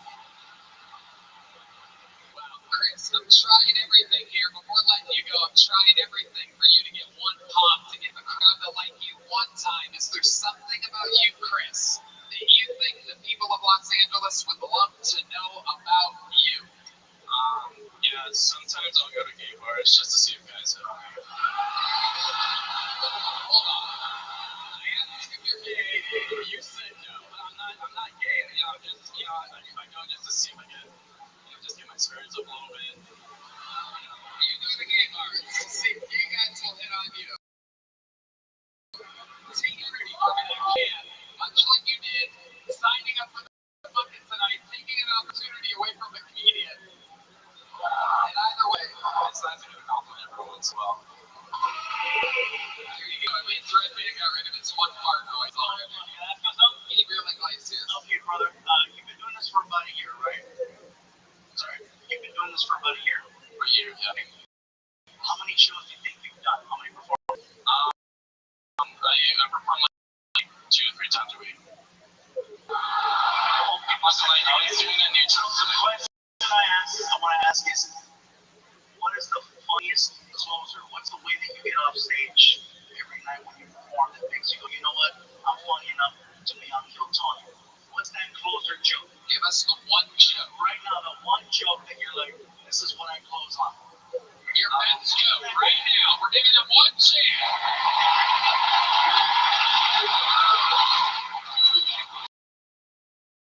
Alright, so I saw in the news, police department is going to start using ketamine guards on wild animals that roam populated areas.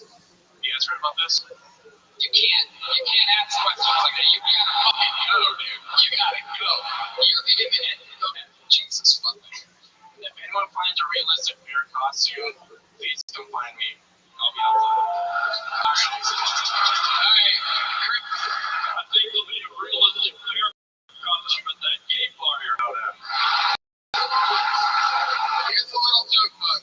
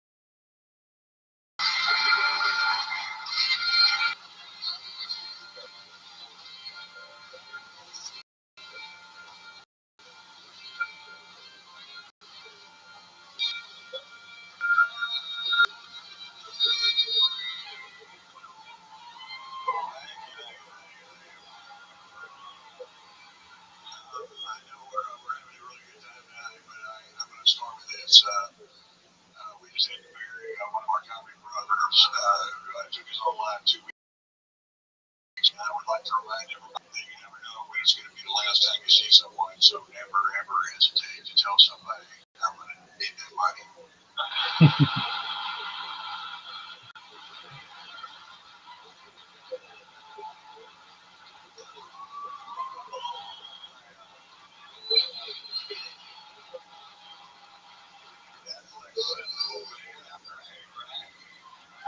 I think they added some categories to the warnings on Netflix films to make them seem more interesting.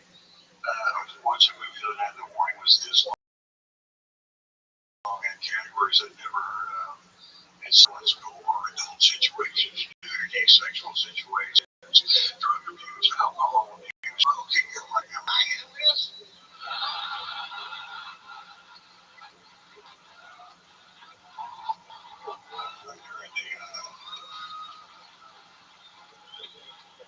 During the pandemic, I know on Netflix they had that one button that said surprise me. And I never pushed it because I just don't trust those motherfuckers. And eventually I watched everything on television on Netflix there was to watch. I was staring at that thing and eventually I pushed it and it was my parents fucking. And I gotta tell you, I was surprised. Where did you get this footage? So I lived here for years. I lived in Beverly Hills and moved to Austin. And once I started to move on was I hated my neighbor's wife. And that's the worst thing you can have is a bad neighbor. You have to move. You can't kill them. I looked it up. And we lived on a cliff with views from downtown LA all the way to the ocean.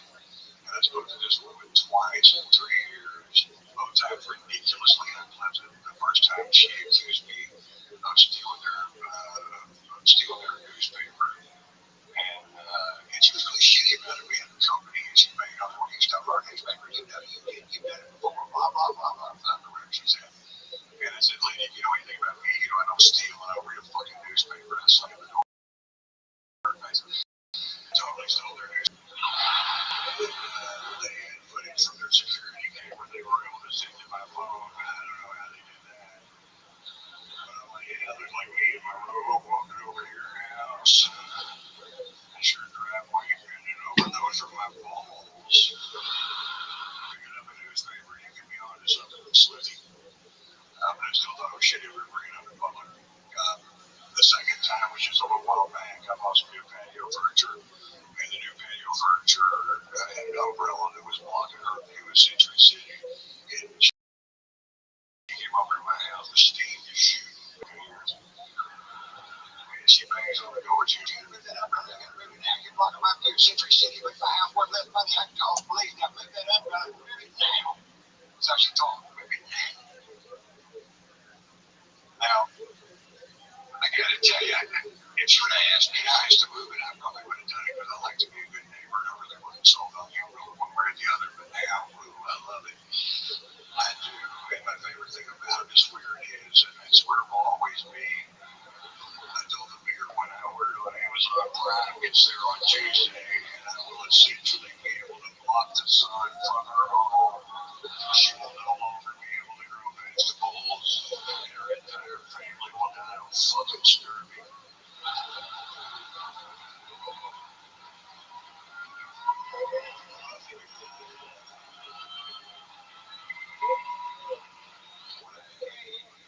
About myself is when I get into a verbal altercation with somebody just get vicious, and I don't even know what I'm doing. Well, I didn't really think they deserve this. Well, fuck you, motherfucker. Go get them, cowboy. And that's what happened to this lady. She's walking away and she goes, I'm going to tell my husband you said I was a turd. I said, he knows. Thanks for playing along. That's all.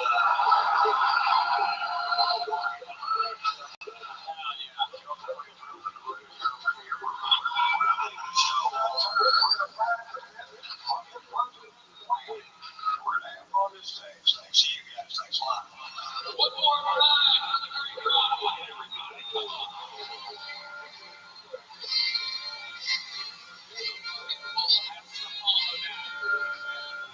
Ladies and gentlemen, we're gonna meet them all together. Make some noise for fucking pool number 3. It's Damien Regal. Damien Regal.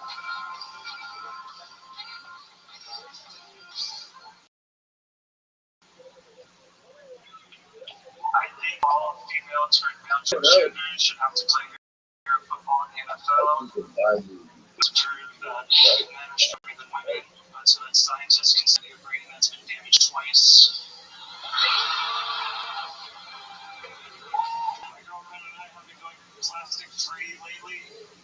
Do you know how hard it is to carve a dildo out of wood? And why did she want me to stain it black? We did try it once. My girlfriend and I have been in an open relationship for the last 6 months. I just haven't told her yet. I'm afraid to tell her because dating again is hard for a guy that's 5'9". You know, honestly, the hardest part about being 5'9" is having a big dick. I never get to use it. She did find out though when we broke up. You know, the only time I touch women is when I take fuck strippers and hug my mom. Okay, Damien Regal. Welcome. Damien Regal. Okay.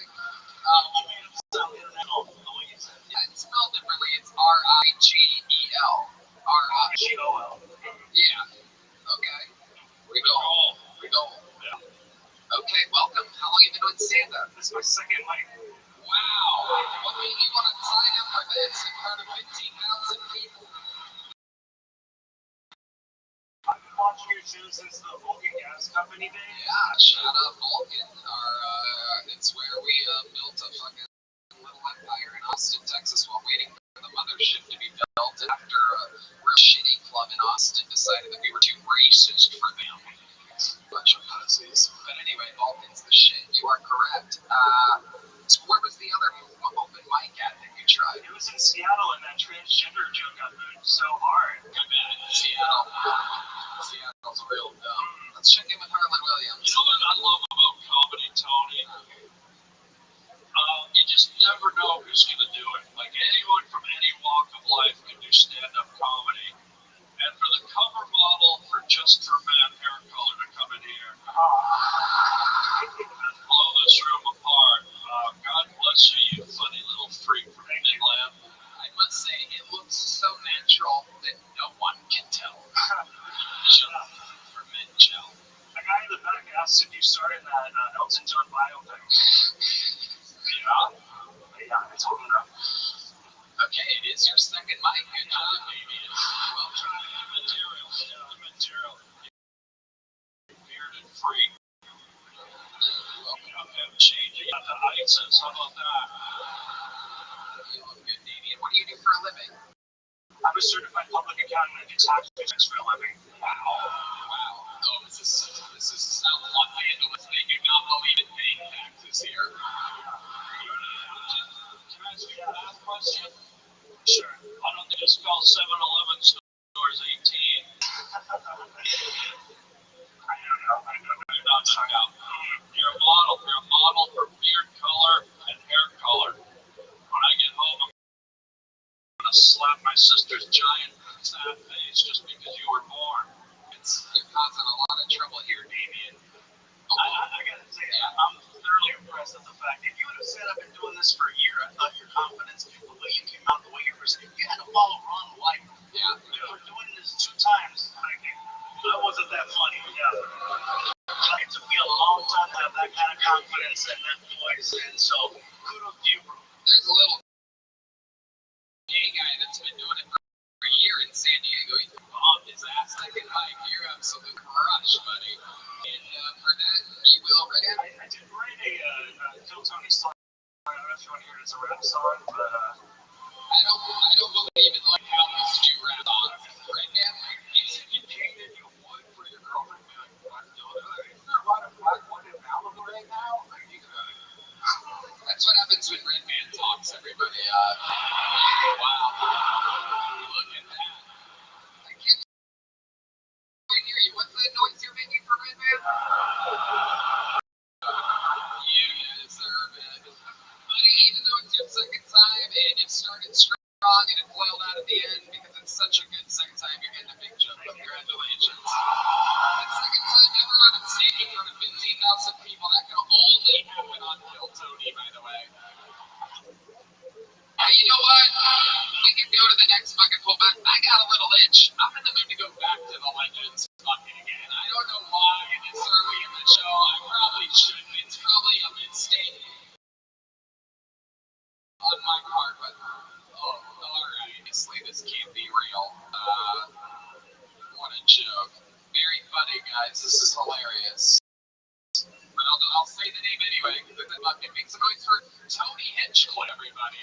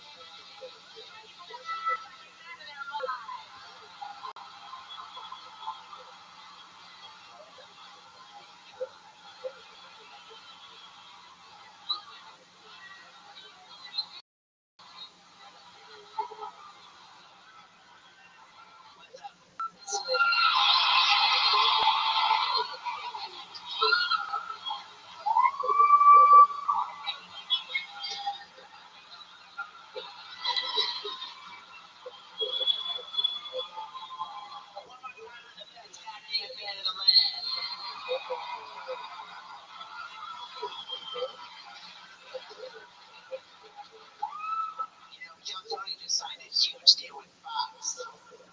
Yeah, the show is in great hands until 2028, when we lose all our regulars to the Special Olympics.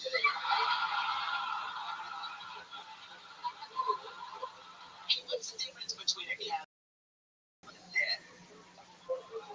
That's it. Well, wait till you're 12 before it comes on your face.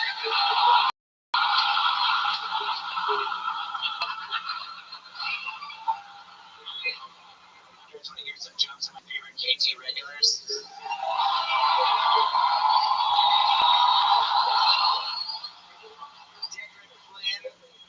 Moved from the ATL to the ATX, but he's most comfortable when he's robbing white women at an ATM.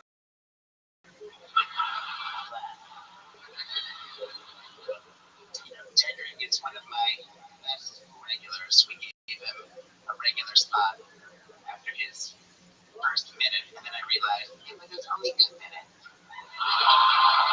He's like Scam Patterson.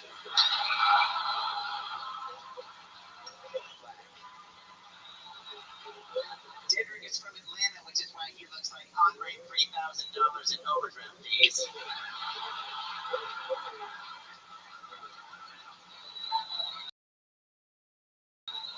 Is from Georgia, like Ray. He has in common with Ray Charles. Neither of them have seen Derek's father. I'm kidding. Derek's father is dead. He was going to get him cremated, but the funeral home said he was already ashy and sorry. ChatGPT wrote that. Derek's been inside more fat white when it was nothing. Derek is from Atlanta. He was conceived when his mom let 10 guys run a midnight train in Georgia. Timmy Nobrick. Going for a Timmy, motherfucking Nobrick. AKA Andrew Dice Gay. Tim is the first guy to become a Kill Tony regular pretending to be retarded. Timmy has the enthusiasm of a child and the mustache of a guy who fucked that child. Timmy wears aviator sunglasses just like Joe Biden because they're both brain dead morons and everyone likes to laugh at. Unlike me and Donald Trump, who are both cool, strong alpha males that definitely like to have sex.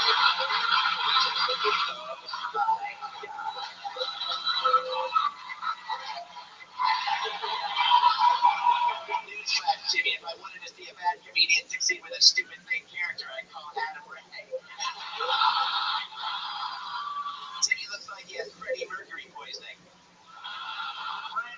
So you're keep it going for Brian and the motherfucker. Right, if you're here, who's down at the body shop asking the strippers if they want to do a secret show? Red Band like the Harvey Weinstein of the open mic scene, except instead of a potted plant, he jerks off into a pot pie. Red Band loves AI. It looks like he was generated by Chat PIG. Red Band has produced podcasts for me and Joe Rogan. It's a shame his body isn't as good at producing insulin. Red Band, in fact, can best be described as the one guy who comments on videos. Ari Matty looks like every guy Bruce Willis killed in the Die Hard movies. Ari used to do MMA and went 0-3. Do you know how bad he had to be in fighting to go 0-3 in Estonia? That's like being a black guy and losing a big dick contest in Hong Kong.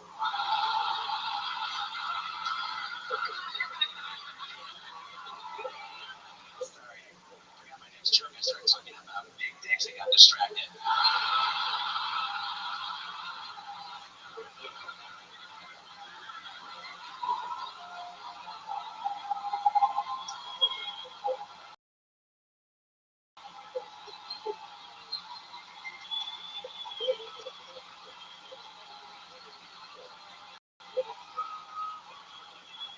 We get to the end of the hour, the greatest wrestler of all time. Me! What can you say about me that hasn't also been said about Jesus? Mainly that he's a little twink who will get voluntarily nailed by 12 guys. I'm really doing it. 15 years ago, I declared myself one of the top young rising comedians in the world. But no matter how much I rise, I'm still a bottom.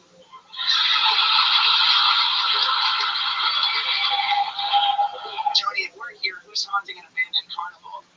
I look like a vampire only bites people with AIDS. Look at this, 2 Tonys, and I can finally live my dream of having sex with myself.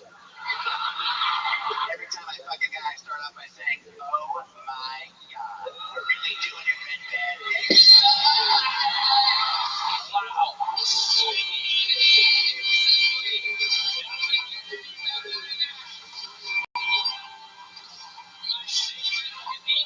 Of all time. One more time for me. I'll tell you what, me. When he enjoyed the panel, because there's no one I'd rather have than you here.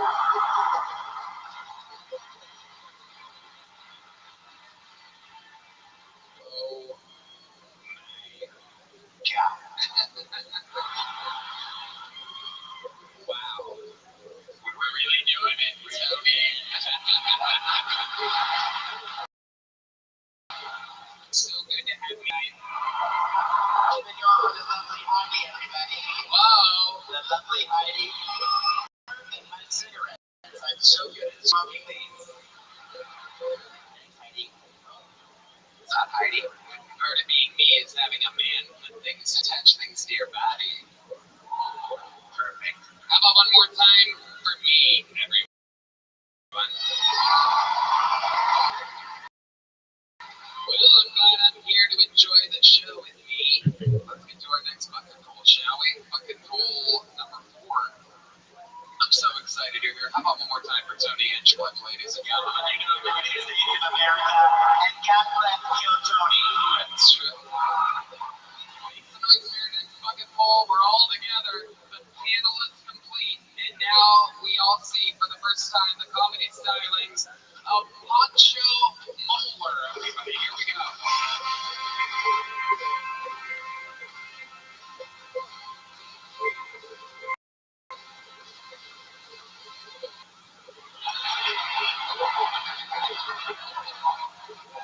Every time I grab this microphone, I feel like I'm giving LeBron James a hand job. Any married couples in there? Out here? Me too. Yeah, I'm happily married 10 years now. To a tall woman, so you can clap for her. But she definitely didn't disappoint her father.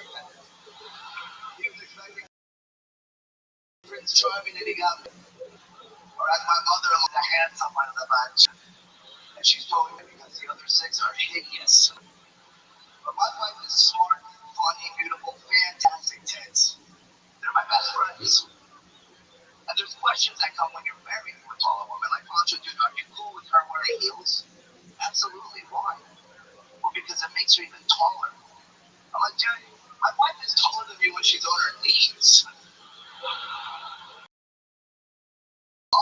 to just make it easier for me to dig. And I'm really good at it. You guys call it going down on a chick? I just call it motorboating. Alright, I gotta cut you off there, Poncho. Welcome, Poncho. Thank you. You are absolutely adorable. Thank you. So are you, Tony. Thank you, buddy. How long have you been doing Tony. You've been doing stand-up? 5 years. How long are your people's years? That's 10.5 years. What do you do for work, Poncho? I'm a stay-at-home dad. I have 12 animals, and I just get an allowance from my wife because I got it like that. What does your wife do for work? She works in pharmaceuticals. Wow, okay. Alright. And what, you have 12 different animals? I have 6 dogs and 6 cats. Wow, my goodness. You're a stay-at-home dad? Yeah. You're not very good at it, I see you. I got nothing to say to that. That's right. Is your wife a normal-sized human? Yeah, she is. She's 5 foot 8 inches tall. Wow, shit, that's a huge bitch. Yeah. Where did you guys meet? We on the Radio City Christmas Spectacular. She company management, and I was one of the workshop elves. Oh my god. I just lured her in with snickerdoodles. Like, come on. I got what you need, baby. Were you in the elf costume when you actually met her? Yes. Wow. She's definitely got a fetish. My god. If you hold your breath when you turn into Winnie the Pooh. Don't hold your breath, Poncho. It's so cute. I just want to throw him on my back and break into Legoland or something. Let's do it, dude. I can choke you out from up there. I'm not into that, but maybe this freak. Maybe my son never had Facebook. What made you want to get into comedy? Honestly, like, I'm a full-time actor, and it just gets to the point where it's just, you do these auditions, and if you're not in control of it, you're hitting back. And comedy was just something where you kind of get an instant gratification from people's laughter, and you're not in control of it, and it's fun, and it's like teaching you, Have you been in anything that we've recognized you from? I've been in lots of zombie movies, candy corn, a lot of horror movies, short films. No, man, those aren't short films. Red Man. Those are full-length films, Red Man. Do you ever jump up and down on your bed so you can grab the ceiling fan and just twirl around like a momentum helicopter? I wish I could. I can't. Yeah. What are some of the advantages to being a little person that maybe us normies don't know about? Well, I mean, let's see. How long does it take you to get frosted flakes off the shelf? Well, my shelves are at the bottom. I have everything on the bottom shelves. I love it. Everything up there is empty. There's a shelf on your bottom.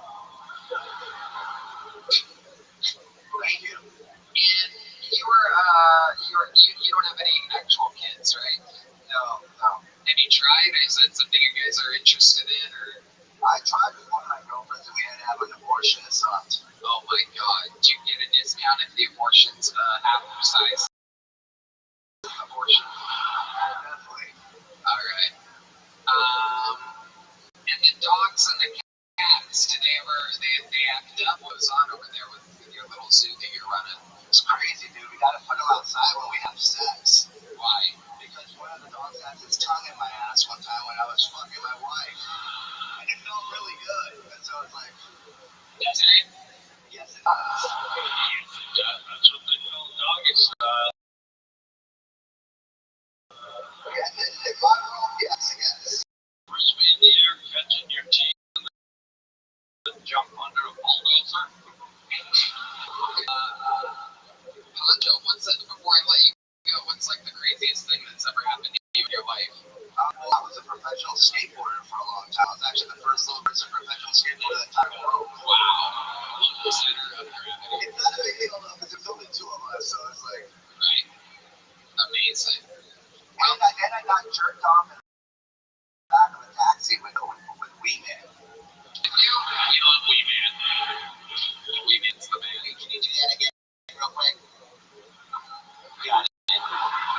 It looks like a baby trying to fly. You do that and run at the same time. I'll make a chicken noise if you do. Come on.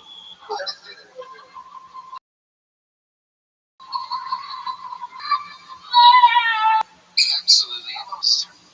Rooster? Okay. Act like a cock.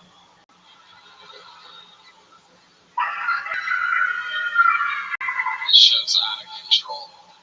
Poncho, even though it's funny to give you a small joke book and a medium joke book, and say that it's a big joke book, I'm just gonna give you a big joke book, buddy. There you go. Poncho. Homer, everybody.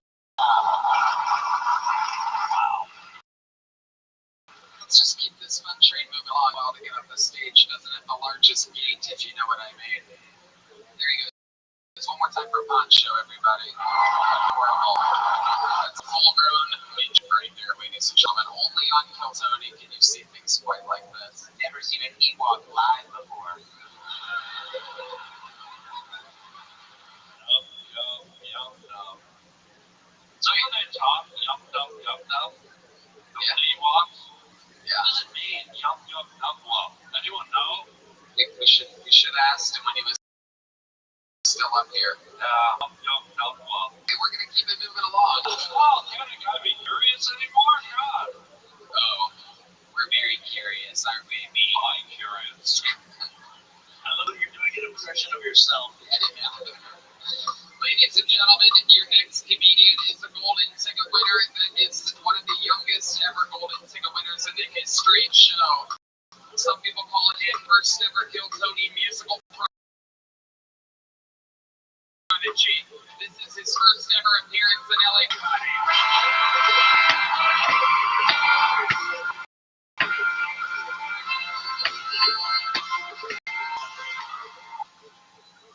Folks, this is my fucking dream. This is fantastic. This is amazing. It's my dream. It's really want to pull the fucking mic stand up in an arena, dude. It really is. Jesus fucking Christ. So I wrote a song about the American dream. You guys want to hear it?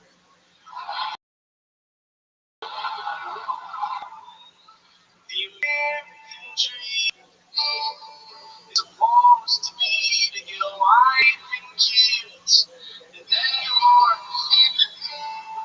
Cause every real man knows the sign of a great woman is that she's under 21. How about that last fucking poem? Wasn't that shit great? Charlie Church dropped his name.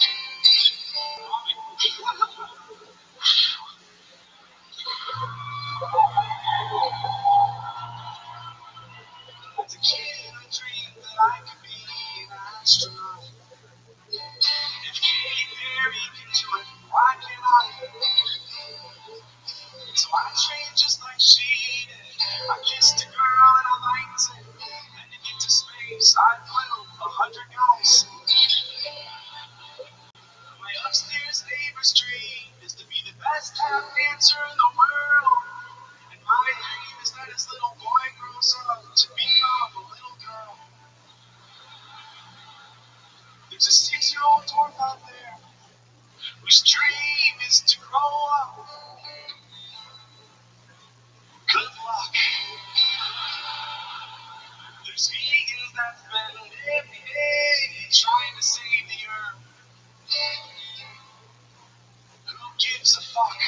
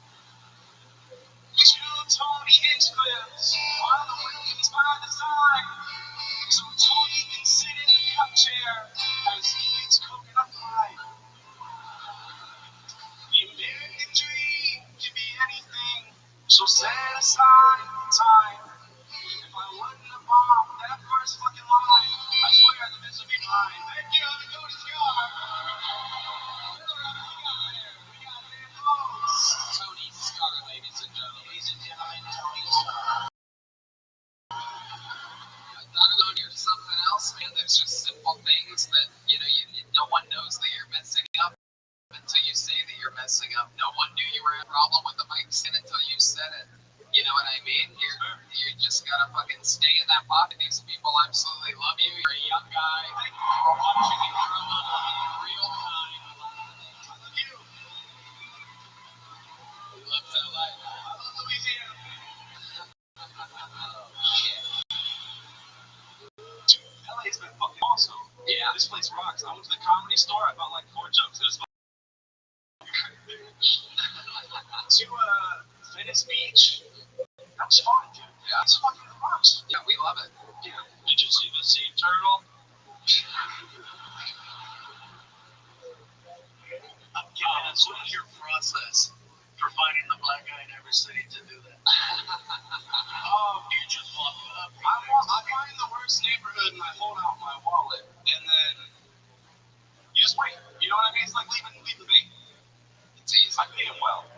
Yeah. Okay. How's your love life like, Tony? It's going all right. It's going okay. It's not. It's fucking horrible. It's okay. It's all good. You gotta sacrifice some things to chase your dreams, and that's one of them where you can't hold down a relationship and be torn. Have you kissed a girl since being in Los Angeles, California? Is there a girl out there that wants to go here? That one right there? Come on up, sweetheart. Bring her up. Hurry up. Make it faster than that. Come on. She's generating an animal from the bottom that way. Normally, I don't think we've ever actually done this in an arena before, but for 13 years we've had a segment where if someone hasn't had their first kiss in that city, this is your first time in LA, right? Yeah, and I'm so glad you picked it. Well, look at this. Go ahead. Make it a good one.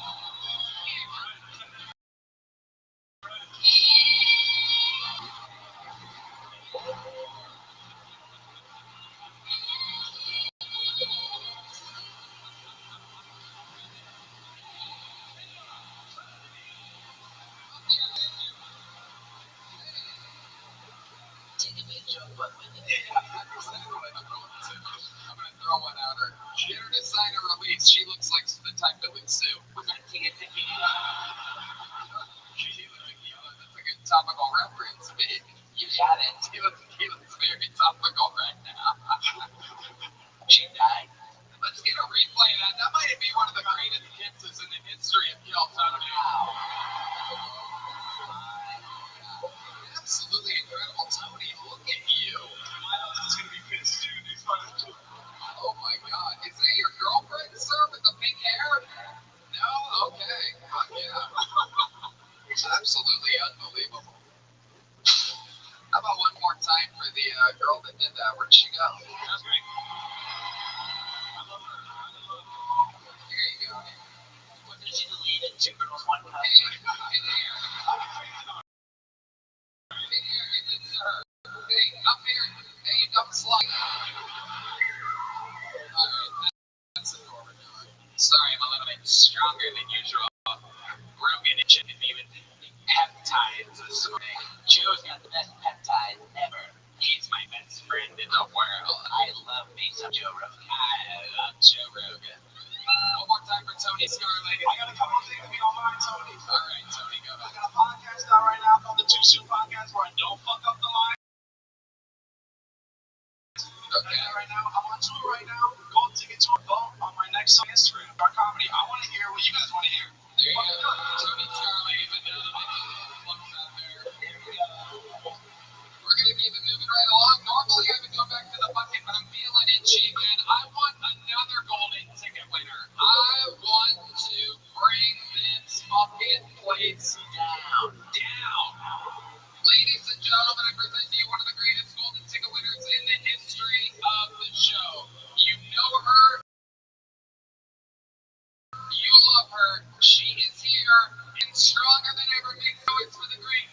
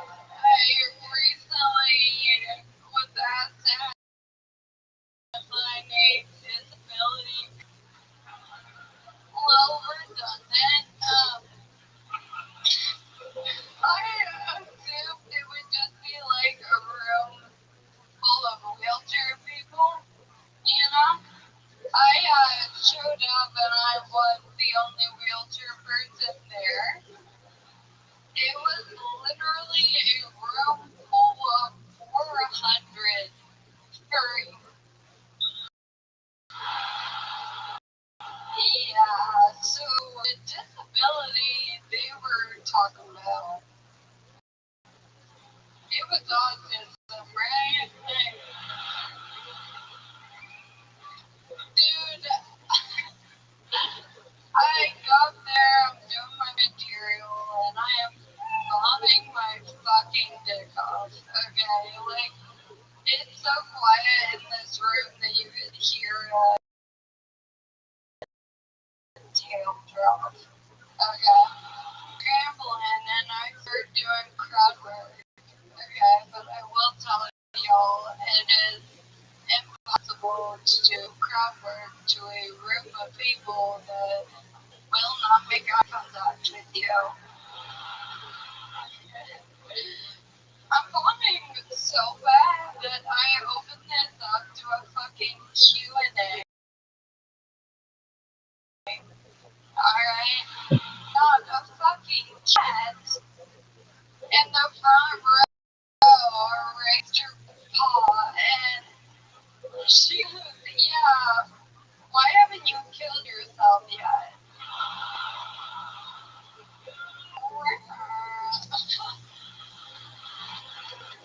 Like, bitch, we don't all have 9 lives. Thank you so much.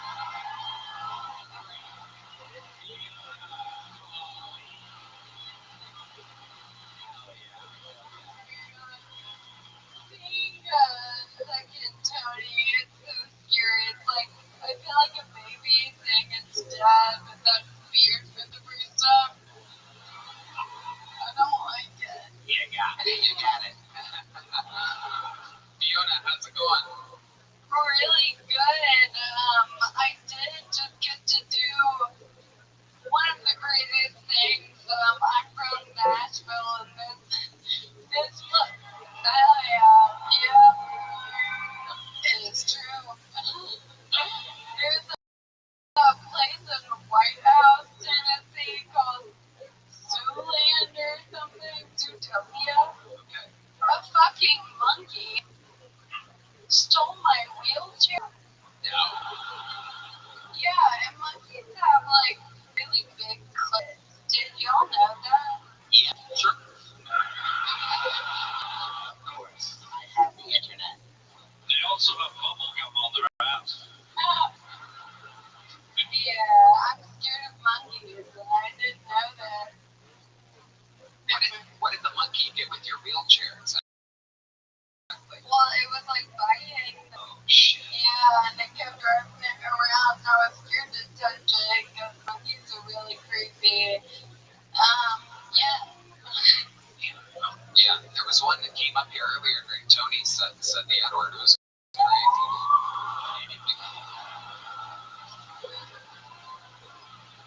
Is that a corona I heard Los Angeles? Okay, just making sure.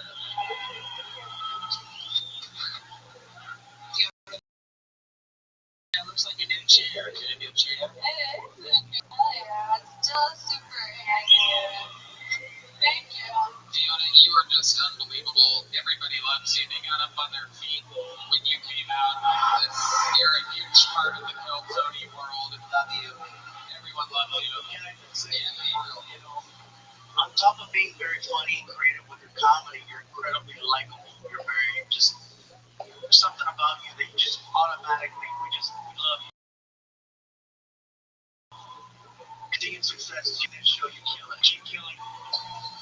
Put a little chair for those monkeys. We love you. Ladies and gentlemen, the great Fiona Call.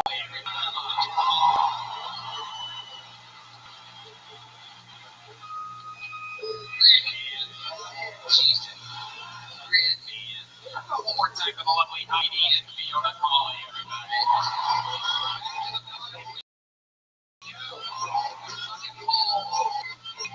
Whatever. Here it is. Lewis News, everybody. Here comes Lewis News.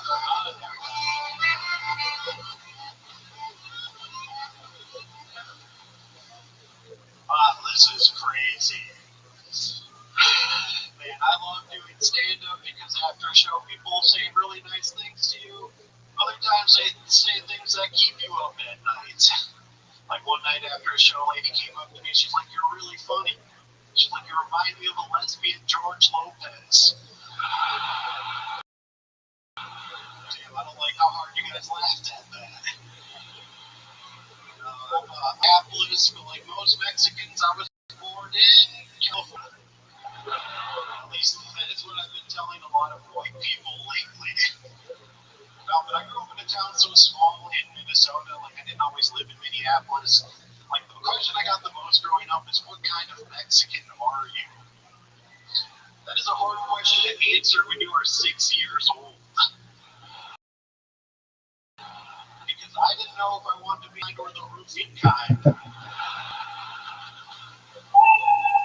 Once I got older, I realized I wanted to become the landscaping kind.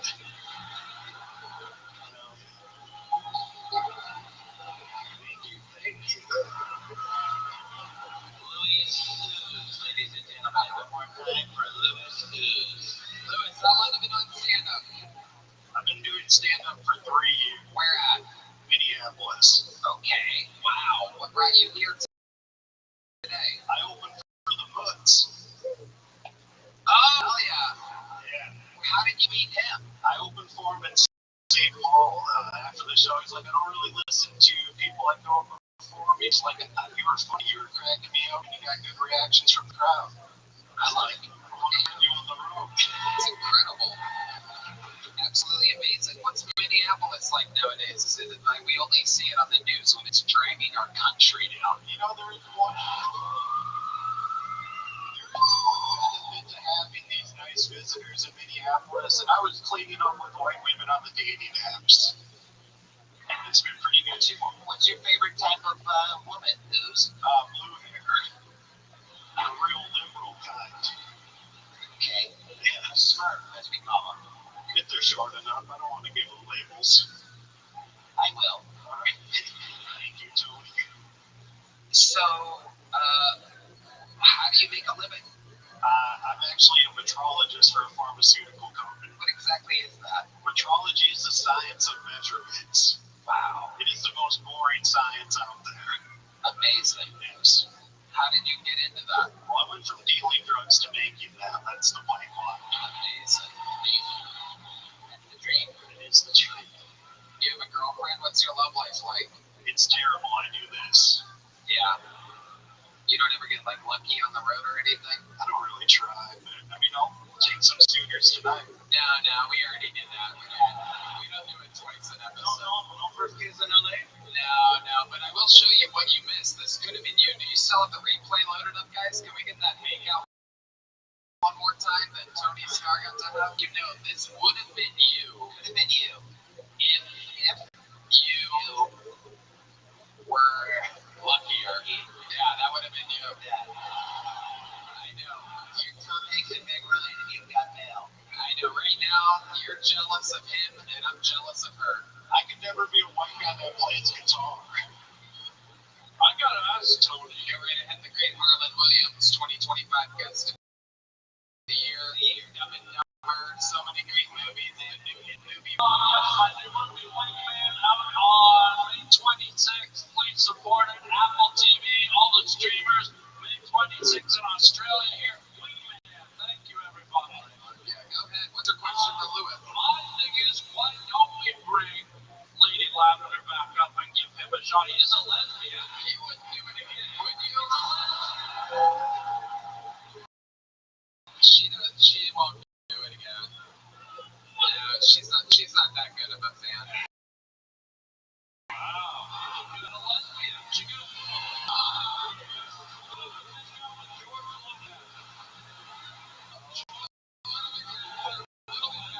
Yeah, little bastard. How you feeling, bro? That's crazy. You take your shirt off, bro. Take your shirt off.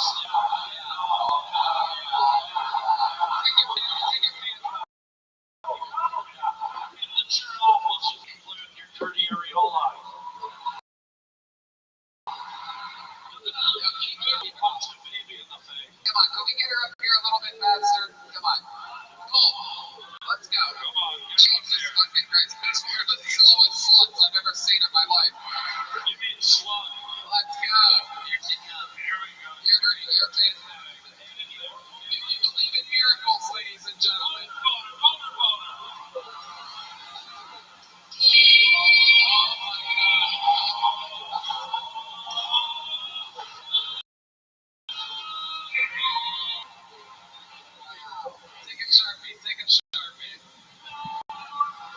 Oh my God. Katy Perry. Wow. Look at that. Wow. You can keep that. That's an official Kill Tony Sharpie. You earned it. Now you go home, tell all your friends you just molested George Lopez. How about one more time for this girl, everybody? Kill Tony Universe. You're welcome.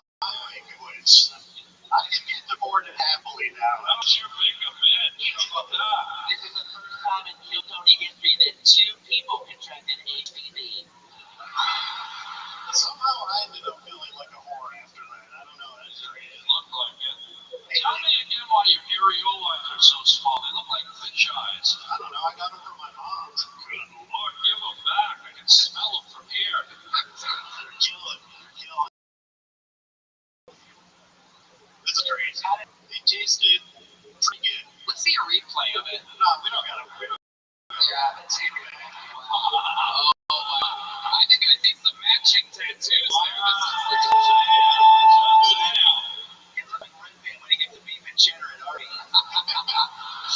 oh, she's a trooper. Look at, he's the one that pulled back. Wait a second. Wait, let's go back to that replay.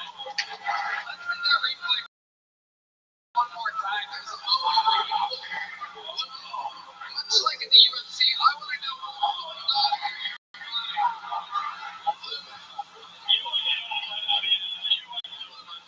But keep the replay going there. Just go back and forth on it rolling back, please. I want to talk to Lewis here. Lewis, tell me, what is going on through your mind when you're pulling away from that slut's tongue? I'm expecting a sensual kiss. I didn't know I was about to be tongued like that. Wow. It is the good shit, but I wasn't expecting. My first time on stage, I didn't think so. That is so Minneapolis of him. Hey, I was going to be taking advantage of him here today. You fucking little pussy. That's going to live in my nightmares. It's also going to live on the internet forever, so. We're live on Tubi, bitch.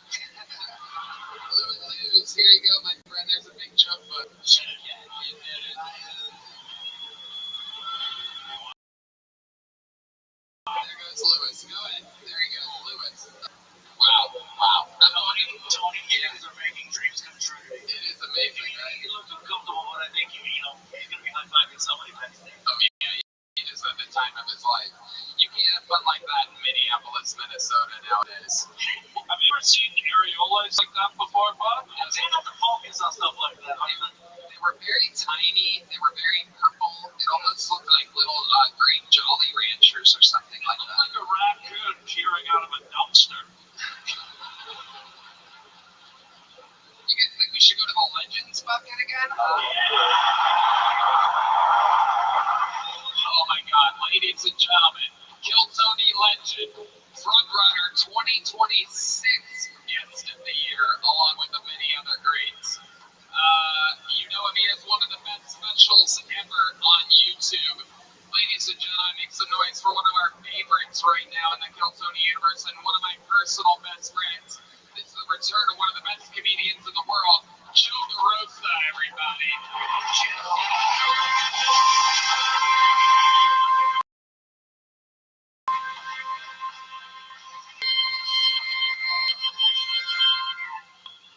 Los Angeles, how are we?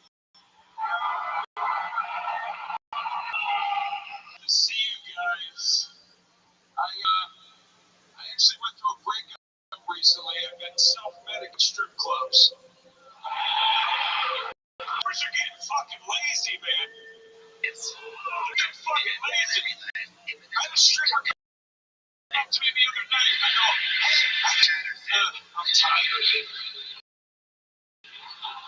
I'm sorry, miss. Do you want a regular woman? Regulars. I love my fantasy place. First minute. I mean, this was a fantasy bag. I went to my daughter's house for this. What do we want? I'm gonna be honest. I haven't just been self-medicating with strip clubs. Been hitting a few massage parlors too.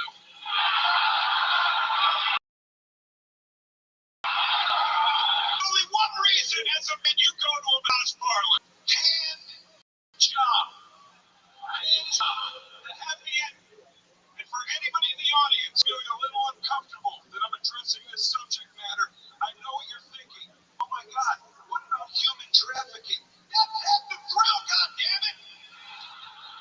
Your lady never get nuts out going. I could kick this fucking door open at any minute right now. This place is full.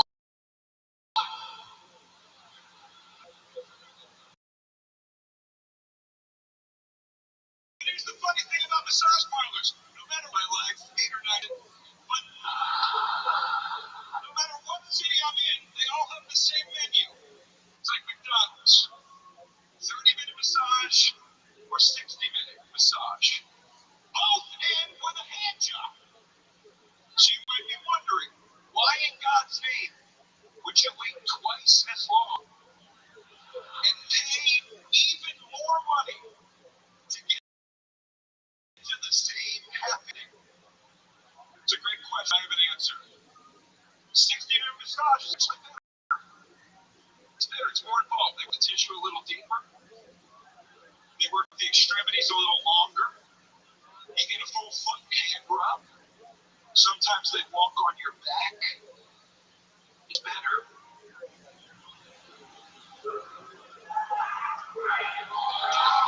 They also finger your asshole. Now, to me, that's the biggest perk of the 60-minute. I think that beats the foot rub if the fingering up the asshole.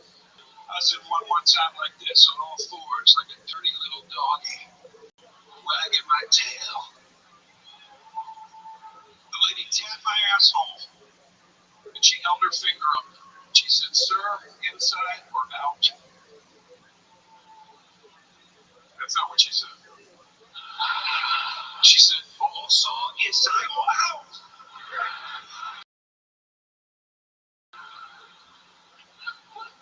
Why they call it a happy ending? Nobody's happy at the end. Especially her. She's like, "This isn't what they said Delaware would be like. This country stinks." And I'm not happy either because it's expensive. I can't even enjoy the orgasm.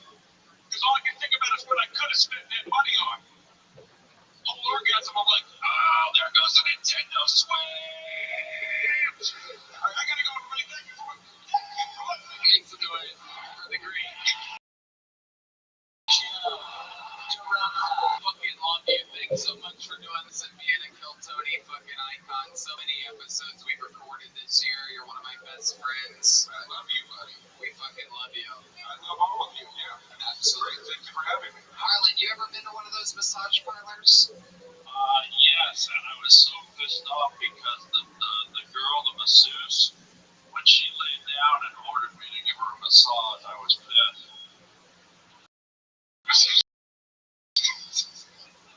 Happy ending. He's laughing. Won't you please join him? Did you give her a happy ending? No, what I did is I've been taking these pills where I don't know how it happened, but I can actually lay an ostrich egg. So I sat on her face and laid an ostrich egg right on her stupid, fat, puffy, baby, smelly, zit-covered, diarrhea-coated face. Well, he's asking me to ask. You don't have to hear all this. After you cauliflower soup sucking freaks. You're very venomous tonight. I've never heard you be this mean. You bring it out in me, my guy. I know. I'm gonna have sex with you later. Oh yeah. You can try, but I'm made of corn. Me and me can't wait to watch that go down. Hell yeah. Jonah Russell, we fucking love you. I love you guys. Thank you for having me, boys. You are the man. Jonah Russell. That thing with the bow tie, what the fuck are you? Did you sign up? Do you have a minute? Yeah. I gotta see what you're gonna do there to the top. I have to see what the fuck you are exactly. Oh, you got this? Look at this fucking thing. You got a camera on this? This is coming up. We're one fucking pull away from this. It's really German. Uh-oh, she's got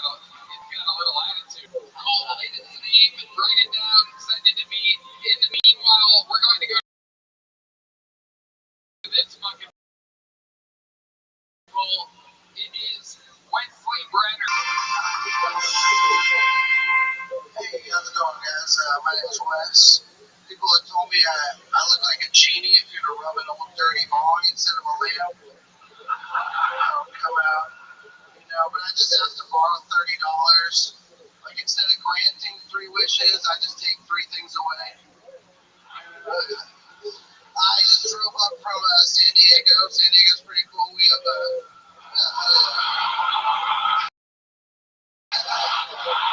San Diego. We SeaWorld in San Diego, or as the whales call it, Auschwitz Atlantis. I've been looking into it though, and I looked at it back in the day, guys. In like medieval times, they had pocket pussies. They had pocket pussies. I mean, they called it what they did. They had them, yeah. Dude, I actually, I told that joke the other day, and somebody told me that, like, I didn't know that. I guess they don't like to be called midgets. They actually call them little. Yeah. In aggressive set, Wesley Brenner. Wesley, just hold the mic in your hand, pal. Sure. Wesley, welcome. What are you? What ethnicity are you exactly? Quarter black, quarter Mexican, and half white. I'm part Hamburglar. Yeah, right here. Wesley, welcome to the show. How long have you been doing stand-up? 3.5 years. Nice. What vape store do you work at? Yeah, big sorry. What do you do for work? I play music, I sing and play the guitar. So. Really? You sing? You like original stuff? I have original.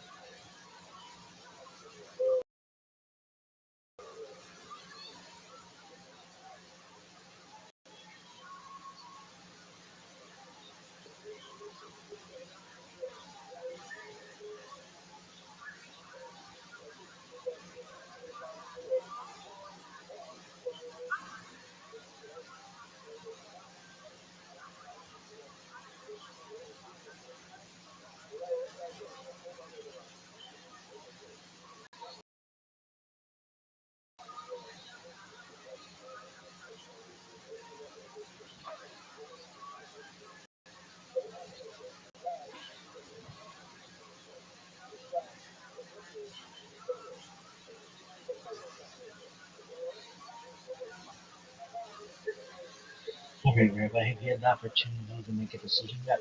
No, yeah, I'll take a Golda Meir. Golda Meir, like the Prime Minister of Israel. No, I said a Golda Meir, not a Prime Minister Golda Meir.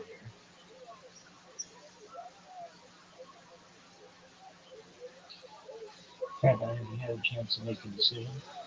Yeah, I'll take a Golda Meir. A Golda Meir. What is that? It's a drink. The drink is known as a Golda Meir. Yeah, like Prime Minister Golda Meir?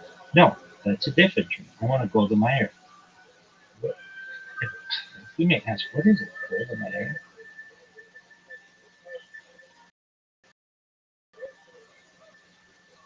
Rabbi, have you had a good decision? Yeah, I'll take a Golda Meir. Uh, a what? A Golda Meir? Uh, again, I'm kind of new to bartending, so just one moment. Let me see if we can get that clear. Just one moment. Yeah, so Rabbi wants a Golda Meir. What? A Golda Meir? What is that? I don't know. I didn't really ask any more questions. Should we ask the owner? Yeah. So Rabbi wants a Golda Meir. What? A Golda Meir? Did you ask them what that is? You thought you might know. You've been in the business longer than we have. You know, let's just go ask Rabbi what that means. Yeah, Rabbi, sorry that you wanted a Golda Meir. Uh, what is that? Golda Meir? It's a Goldschlager and Miller. Uh, okay, well, we might be able to. So we have Goldschlager, and you just need a Miller Lite? No, I thought you said you wanted a Miller. That's right, but not a light beer for me. Uh, wait, we have Goldschlager. Great, and a Miller. Uh, like Miller beer? Yeah, the Miller Brewing Co. Okay, like, I mean, there's Miller Genuine Draft, there's Miller High Life, there used to be Miller High Life Light, there's Miller Light, of course. What kind of Miller Lite? A Miller. I'm not saying anything after. I want a Goldschlager and Miller. That's a gold of mine. Uh, they haven't made Miller beer since the late probably. Uh,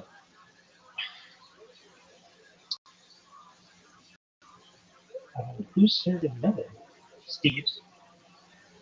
You mean Miller Light? No, that's light beer from Miller. Uh, okay. Again, I know we've asked this before, but again, who's Steve? No one knows. Okay. Well, I don't know Steve, but you've had a Golda Meir at Steve's. Oh, I think everybody's had a Golda Meir at Steve's. Uh, okay, and what is Steve's? Steve's Lounge. Well, and they have catering. They have a fish fry every Friday. Okay, where is Steve's? It's in the neighborhood. Uh, Golda Meir, sure, at Old Time.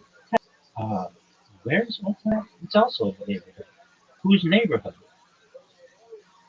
Tommy's neighborhood. Wait, I thought it was Steve's. Steve's Old Time Pep. No, that's in Rock Island. Huh? Uh, you asked about Steve's Old Time Pep. That's in Rock Island. Uh, have you been there? everybody who's been there. Wait a second. I thought you said that you have had a Golden Meyer at Steve's. I think everybody's had a Golden Meyer at Steve's. Steve's Lounge and catering. They have a fish fry every Friday. And they serve Golden Meyers? Of course. It's Goldschlager and Miller. But not light beer for Miller. Okay, they haven't made Miller beer in more than 2 decades. Don't tell Steve that. Who is Steve? No one knows. Okay, so you're saying that this neighborhood is Steve's neighborhood? No, it's Steve's Lounge. It's Tommy's neighborhood. Okay, who is Tommy? Who are you? Okay, you're gonna have to clear this up with us. You want a Golden Meyer, which is a Goldschlager and Miller. Nobody serves Miller. Steve does. We don't know who Steve is. Where is Steve's neighborhood? Whose neighborhood? Tommy's neighborhood. Who's Tommy? Who are you? Okay, look.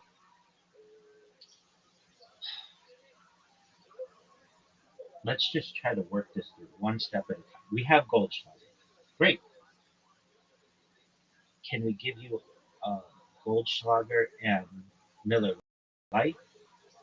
What is that?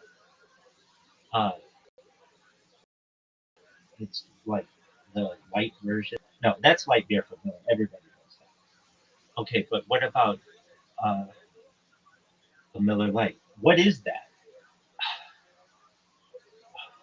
Okay, what about a Goldschlager and a light beer from Miller? No, nobody knows that. Okay, what about a Golden Meyer and a Miller High Life? Oh, that's a Prime Minister Golden Meyer. Miller Pierce. They serve it at Steve's. Steve's Lounge and catering. They have a fish fry every Friday. Look, we understand. We get that. Okay.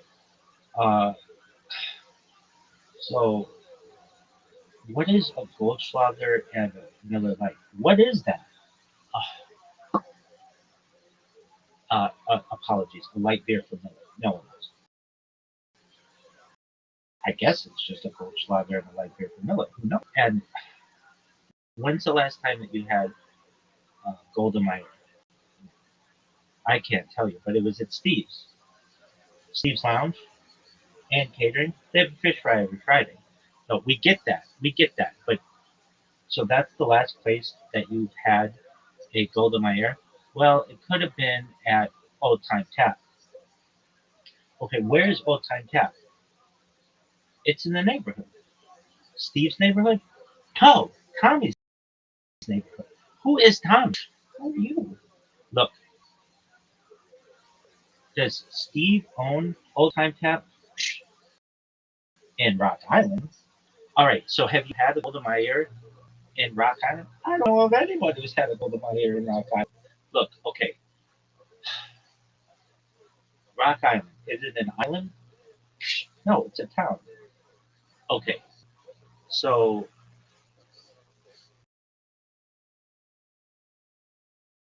Old Town Tap is in the island?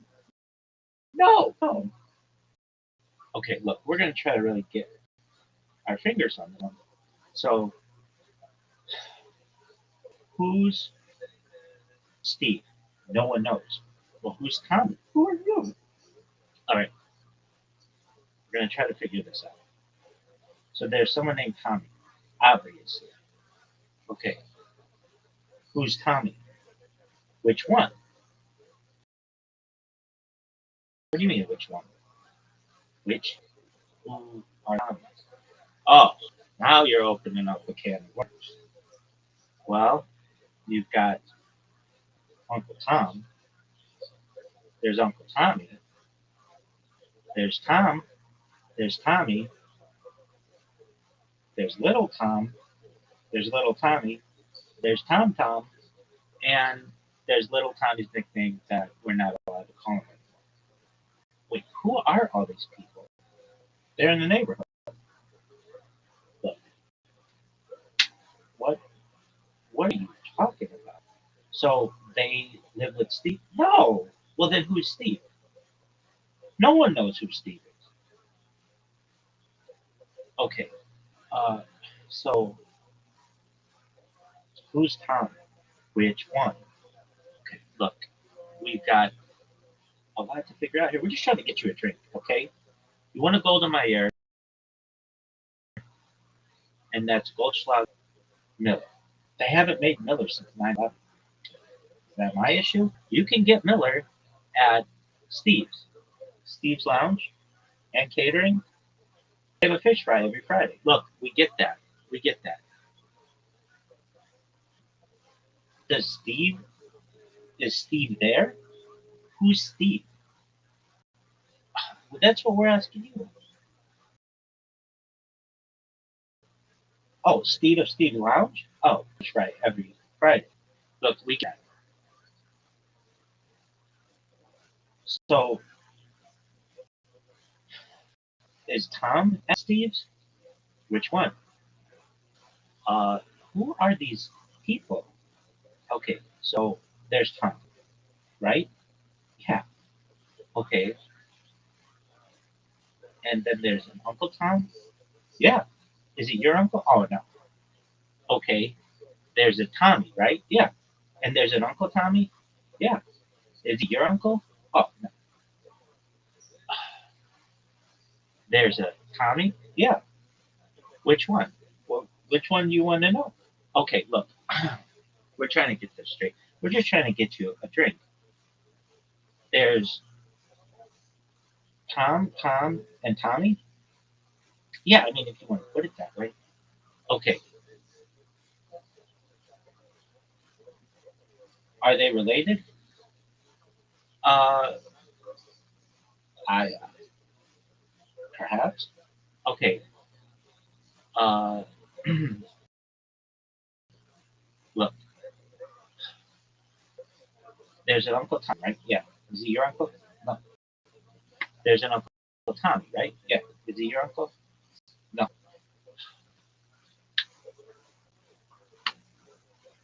You know, we're trying to figure this out. Okay, so we've got Tom, right? Which one? I don't know. Uncle Tom? Oh, okay. Are, is Uncle Tom Uncle Tommy? Are you kidding? You think that Uncle Tom is Uncle Tommy? That's ridiculous. Okay, well, is Tom Tommy? Depends. Okay, where is Uncle Tom? The neighborhood. Steve's neighborhood? No, it's Tommy's neighborhood. Okay. Uh, look, is is it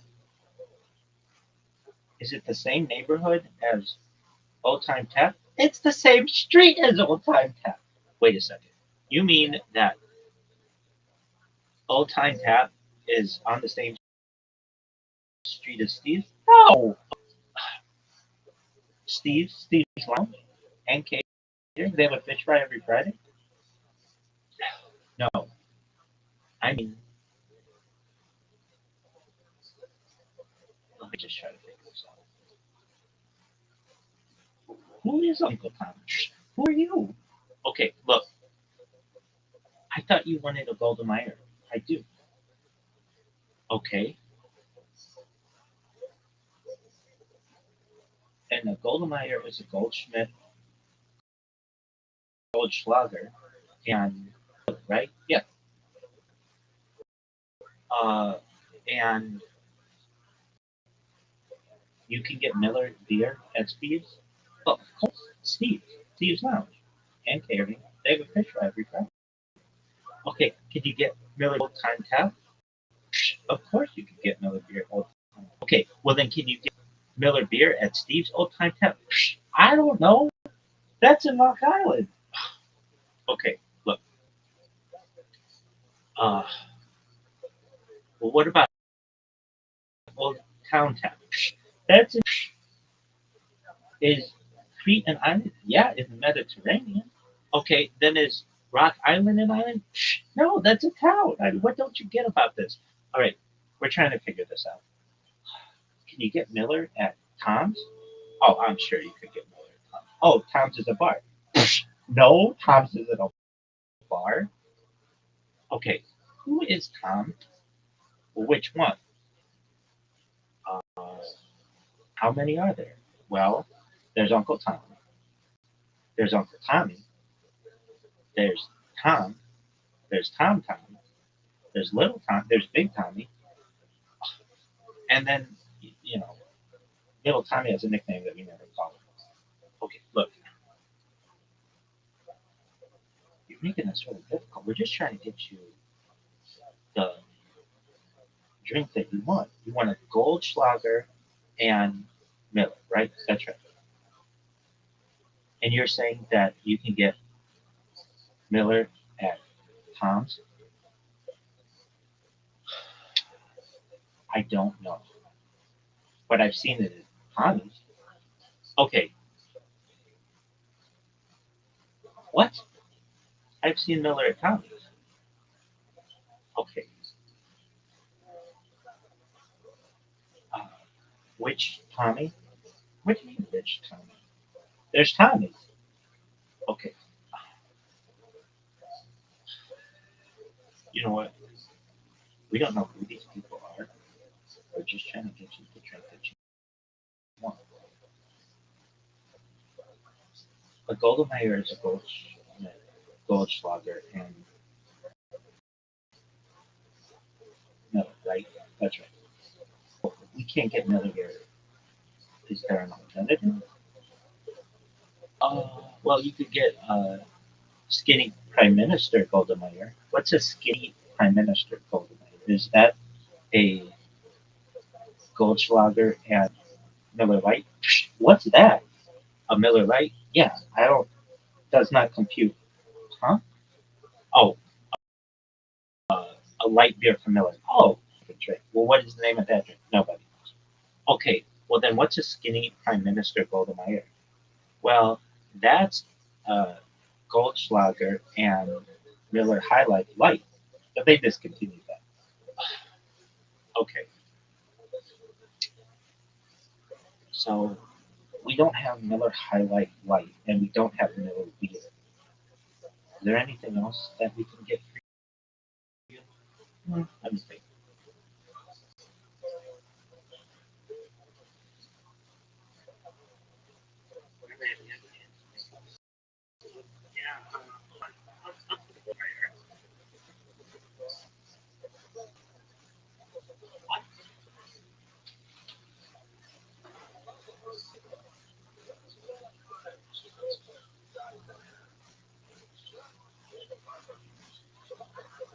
Is it reggae? There's certain touches on there, you know. Sometimes. Can you give us just an example, like one line of a song? You're into it though right now. You can just jump in. Original song or I didn't see Brad from this JP down here. set up the two sensors.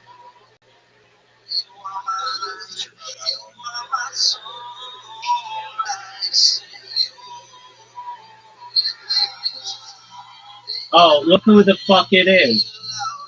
Everybody stop what you're doing. How you living, big dog? What's good, son? Good is like our Instagram. I did Instagram post about our I did Instagram had like 100 views. So this is very viewed topics. I Excellent. was talking about. How's your day going? Good. Okay, are you ready to podcast? Yes, I am so much fun. Okay, hold on. Let's Hold on. You got to give me a few moments because I didn't know you were ready.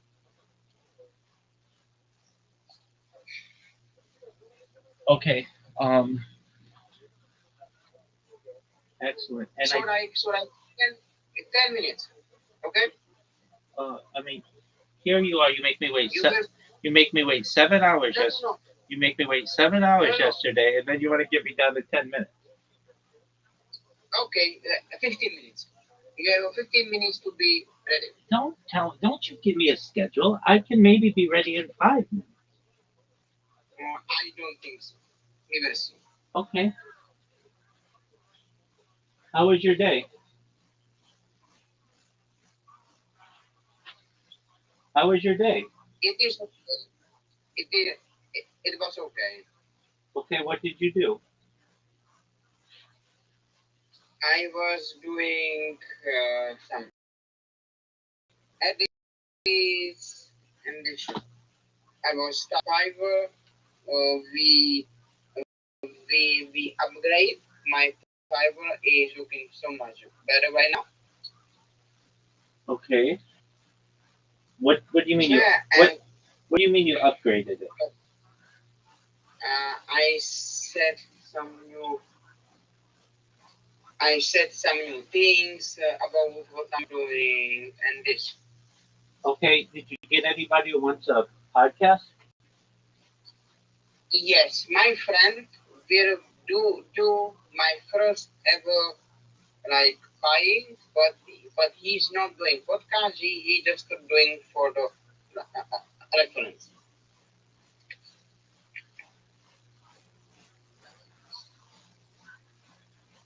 So so today I will have my first ever reference. Okay, apologies. You said your friend ordered one through there? Yes, no. He will one today, but he will not going to. We are not going to do podcast. He just want to the and just I and just understand. talk and just like give me feedback. Okay. And I know it, but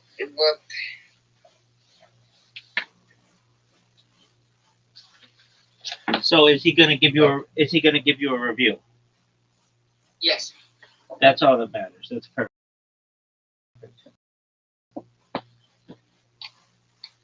Okay, chess with Reverend. Evan, yeah.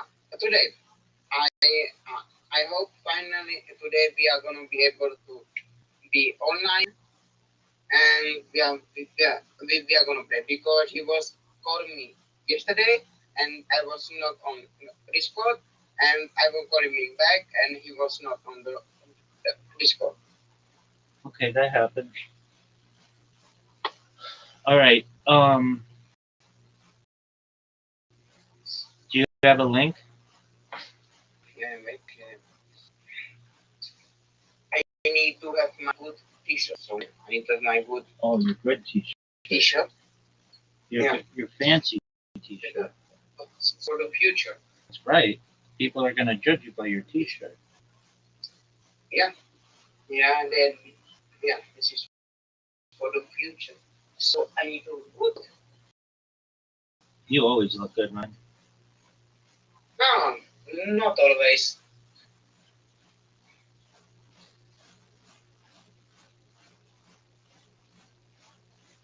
No, not always. I'm not always looking good.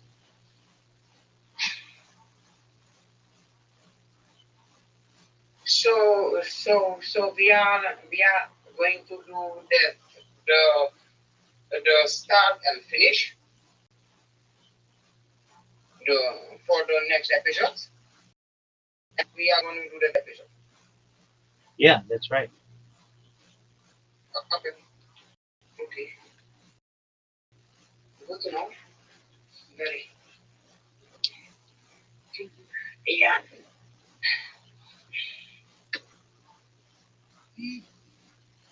Okay. So this.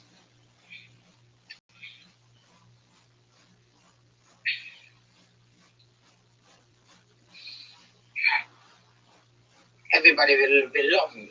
Everybody will say Tony is the future. I am the future, but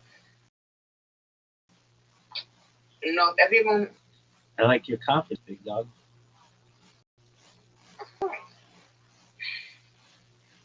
if I don't have a confidence, I don't have. If I don't have a confidence, how can I have a body chief if I don't have a confidence? It's a good question. Hmm? It's a good question. Because like I need to have the confidence to have people. That's absolutely right.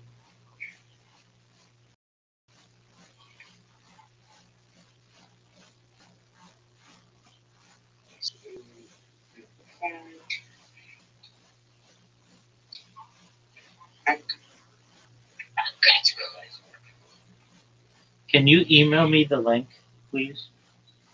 Yeah, I will. Just wait. I will.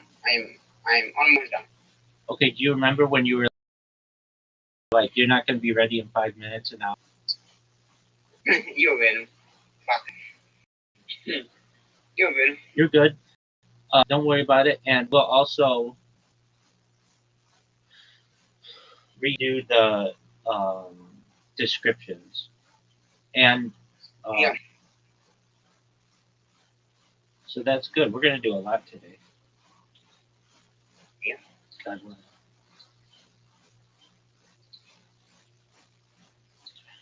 Well,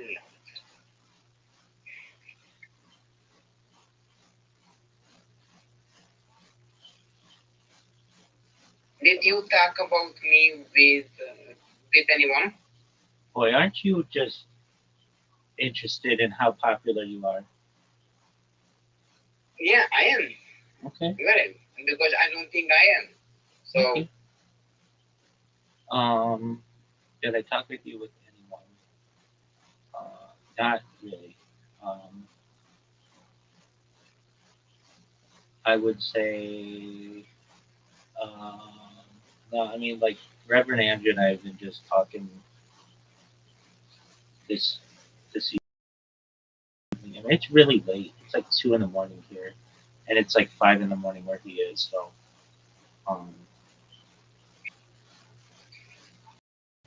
Yeah, it's very late for me too. I'm kidding. So link is.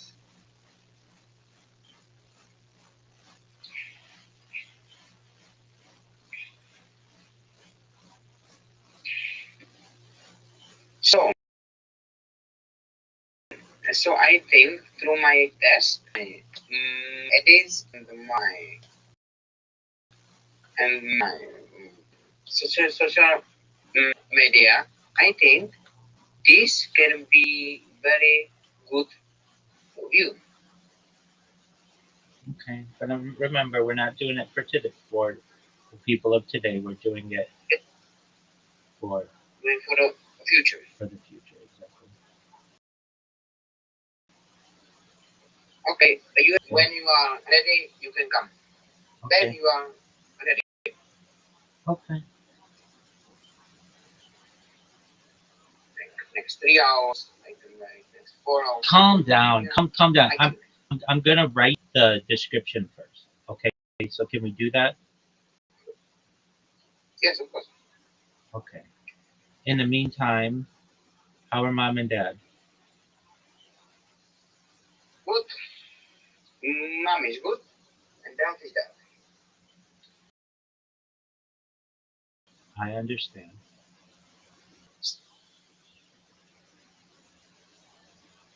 It is what it is.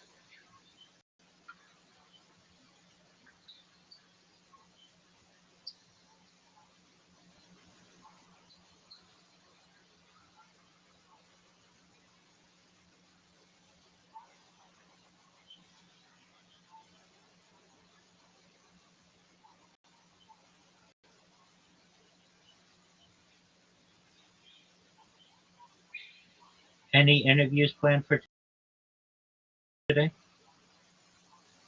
I have somebody from the reward from the States. So yeah, I have. He just need to confirm if today or tomorrow. But like I have like two interviews for this day and for for tomorrow. So yeah, That's great. Are you excited? yeah, I'm very excited. I can meet new people because like when you know more people, you have more taste and dishes.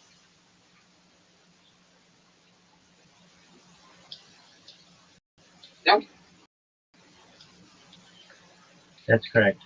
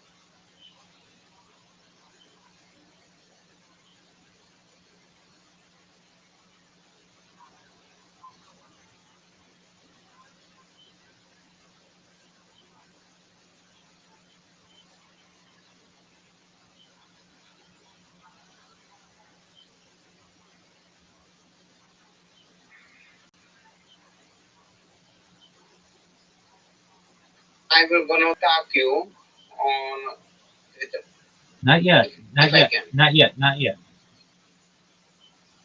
For the crepe only. What are you saying? I will tag you on Twitter for the clip. I don't know what you mean. Clips. I will be. I'm put on Twitter for this episode. Oh, okay. That's good. So can I tag you? Oh, you. Oh, tag me. I thought you said talk to me. Yeah. Oh, yeah, yeah. Absolutely. Yeah. Please do. Tag. Okay.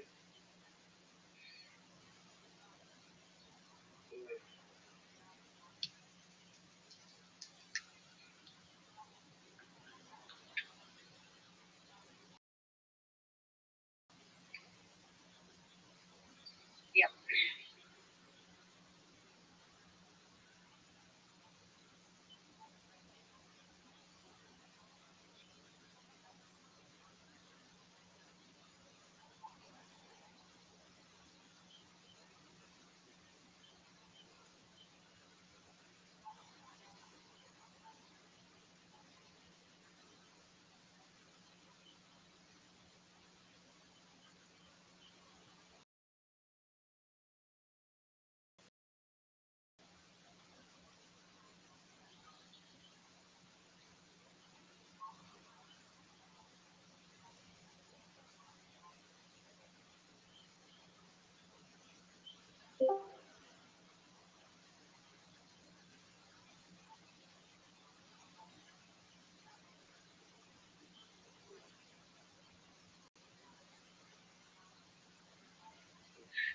Can you hear me?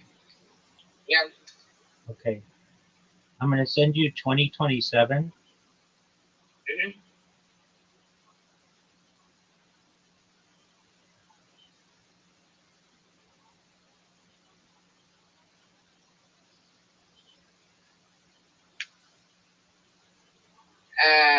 I need to call someone. I will be back like in 1 minute. Okay.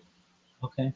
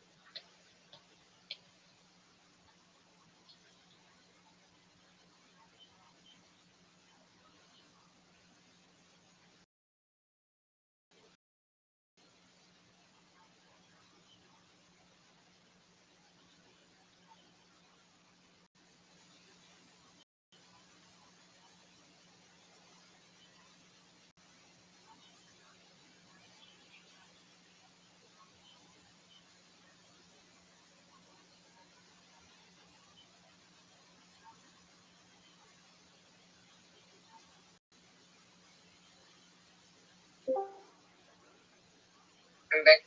Sorry, I'm back. Okay. I need to call doctor. No worries. Everything okay? Yeah, I just need to appointment because I have a problem with my ears. So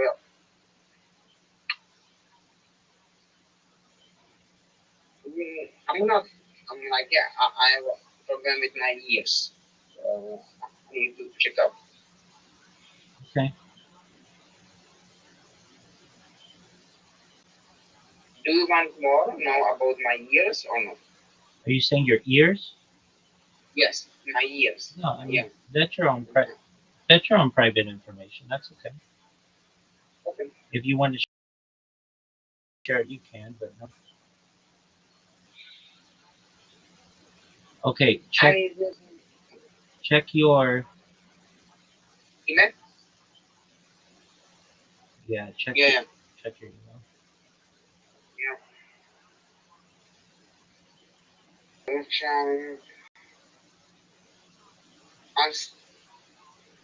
ask Zazi say. What is that? I never heard that. Okay. Well, you haven't heard of everything in the world. It means that I Inter- it means that I have expertise in my type of Judaism, my culture, which is known as Ashkenazim. There are multiple kinds of cultures within Judaism. There's another known as Sephardim. Generally, Ashkenazim are from Eastern Europe, Germany, Russia, Poland, and the Sephardim are from Spain, Morocco, Portugal.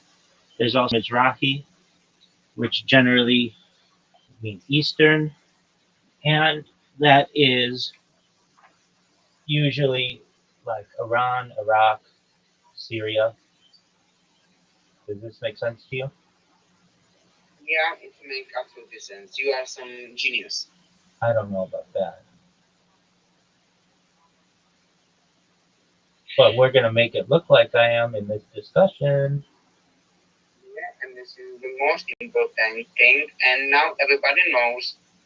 Now everybody on internet knows who is listening to. That's right. Okay. My friend, you should have 2028 in there as well.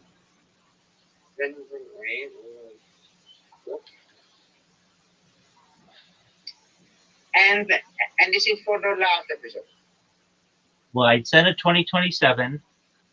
And Yeah, this is the last episode. Yeah. wait, and you're going to split that into two for 2027 and 2028. And then I sent you, and while we're here, Yeah. um, why don't I just do 2029 and 2030?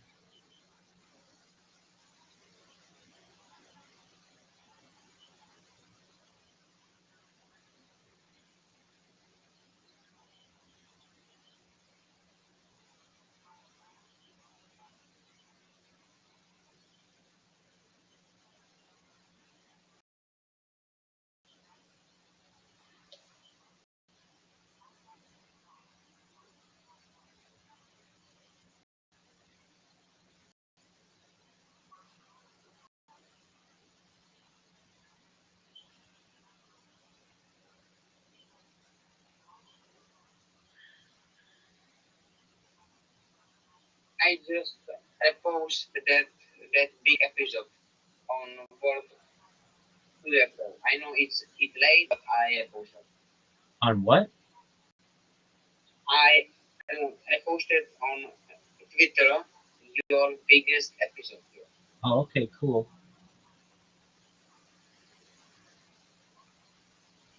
about the UFO.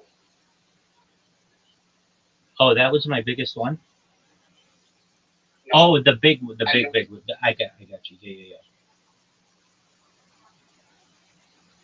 What are your thoughts on UFOs? I think they are. Well, that's good. That's open-minded of you. I think they are here, and yeah, and I think and I think even we are UFO, and we are here from another planet. Excellent. Yeah, that's very open-minded of you.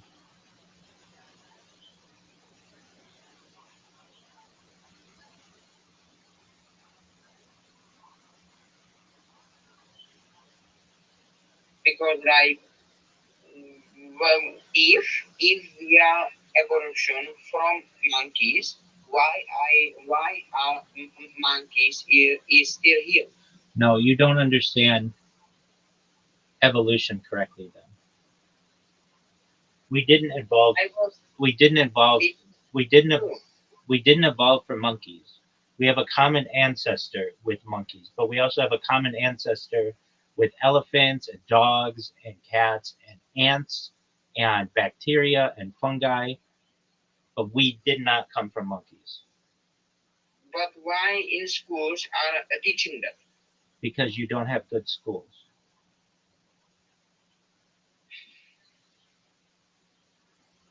Either that or they don't understand evolution, and that's okay. Evolution is not something that's been around that long. It's less than 150 years old. So I don't expect well, but the idea that we come from monkeys is incorrect and somewhat insulting to humans and to monkeys. We share a common ancestor.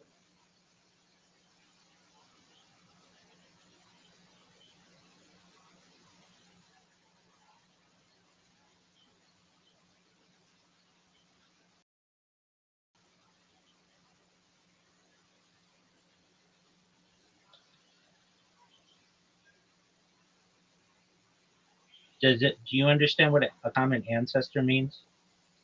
Yeah, yes, yes. It means we have we have we have something like them, but we are not from them. That's right. You see,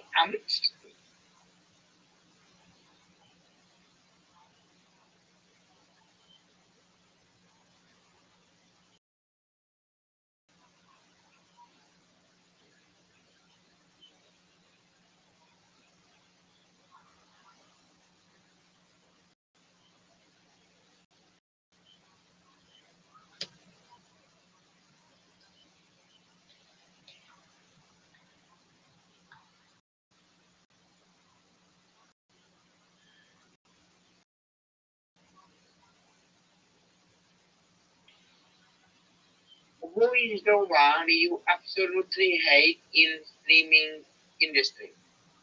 I don't really hate anybody. No. I dislike some people. I don't think that they're being necessarily genuine. Um, Who, who are you most describe? Describe. um,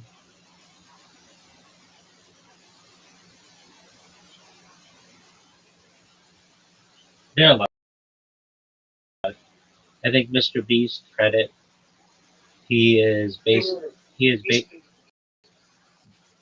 he's basically in my opinion set up. I don't think that his growth is legitimate. But he helping the people in Africa. Yeah, I think that's good, but a lot of what he does is for money as well. Like his is like uh, a company, and I don't think that's right. It should be not for profit. True. Okay. So Did you get? Did you get? Did I you, yes, agreeing. okay. You sent me a link. Okay, just one moment. So like we are not going to see a collaboration with you and Mr. B. Oh no, we will. We'll be fine.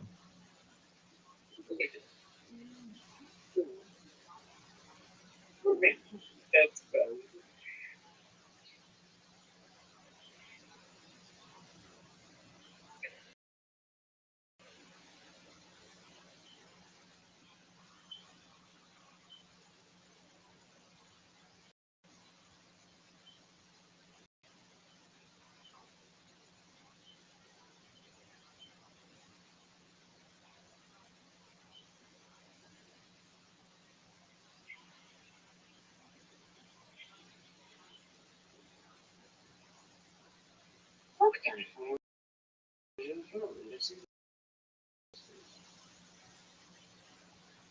Why on Withdraw?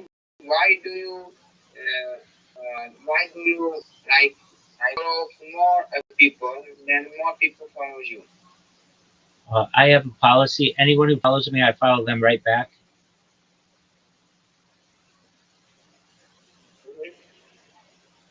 I don't let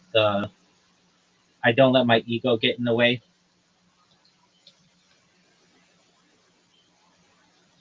So basically, I would go into different people's their discussions and say, if you follow me, I'll follow you right back. I'm a free follow back. So, and then that gives me the opportunity to build, uh, bigger communities and such.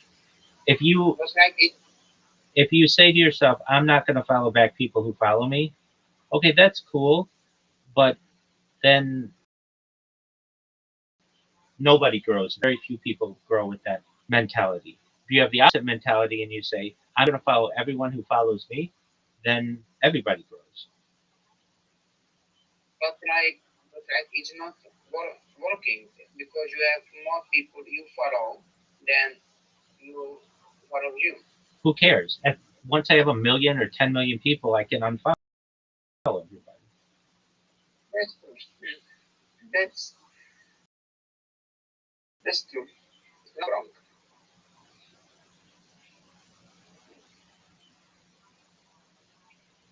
Okay, I sent you 2029 Yeah. and 2030, and I've got your link. So, Yeah. so Anyway, I need to reconnect. I need to look at my internet. Yeah, I'm back. that's okay. If you have any disconnections or I have any disconnections, we understand. Normally, we're not doing huge, long podcasts, but if we have to set or whatever, I know like with mine, I'm also, while I'm talking with you, simultaneously live streaming on 2 other streams. So I know that my upload's very, very slow. I know that. But what does that mean? If we ever disconnect or anything, the video at least will continue. And we have like backups basically. So I understand. Did you send me that? Link. I just sent you link on the Discord. You said you would email it to me. Okay. I'm gonna email you. I'd appreciate that. Thank you.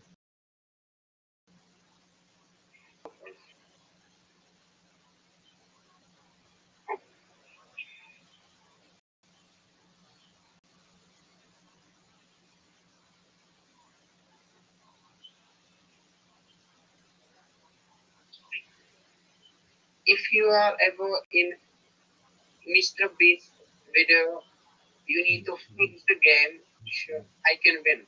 Okay? What does that mean?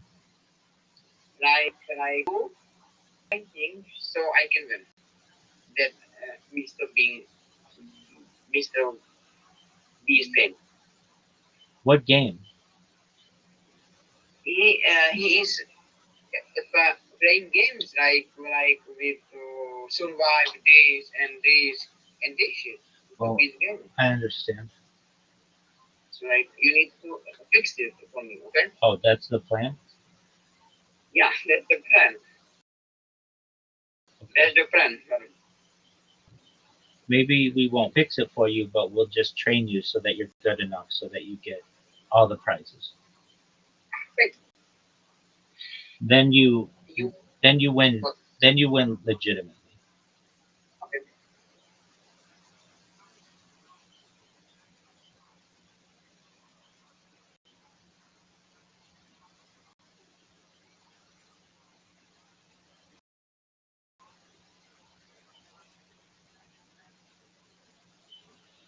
Okay. I see that you sent it to the email. I got it. Okay. Good.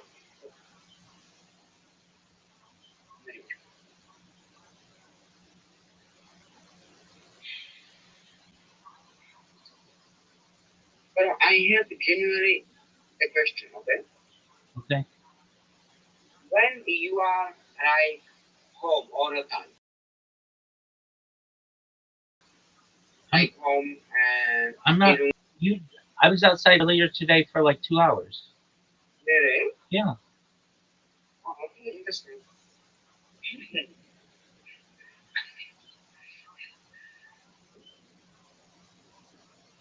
But what about it? Like when you are not going that much or you do not meet people, like for me, I if I'm gonna say you're gonna think about me like bad stuff, but like when I'm not going outside too much, I am my hygiene is like decline because I'm still home. Absolutely. I take regular baths and showers and brush my teeth every day. And I was with my roommates for like 2 hours today, and we were hanging out. They were watching some television. We went like outside. There's a garden. Ate some fresh fruit or like vegetables. Uh, Oh, they don't necessarily want to be on camera, but that doesn't mean that I have to uh, force myself to never see them. I just life the way that I want to live it. And I mean, they've been on camera. It's not to say they've never been on camera. They have. Um, but some of them want to be on camera more than others, and I have to respect that. But yeah, in terms of my showering, uh, that's on. I actually have myself singing shower on camera. It, you it, you wow. yeah, But like you cannot bend, get bent yeah. because of that, no? I show myself from the waist up, Mhm. and in terms of um, we'll have uh, like I've shaved on camera. I've gone to the bathroom on camera. I Oh, shit. yeah, oh yeah. I used to shave every single day on camera and show people how to shave.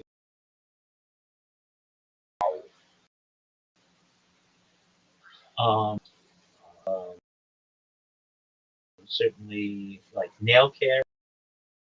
I've like clipped my nails on camera um, as much as possible. So, but in terms of the like hygienic part of it, if I smell, I would know it. I care of my hygiene, so that's not an issue. And my roommates would be like, "Dude, you stink." Um, but that doesn't happen. So You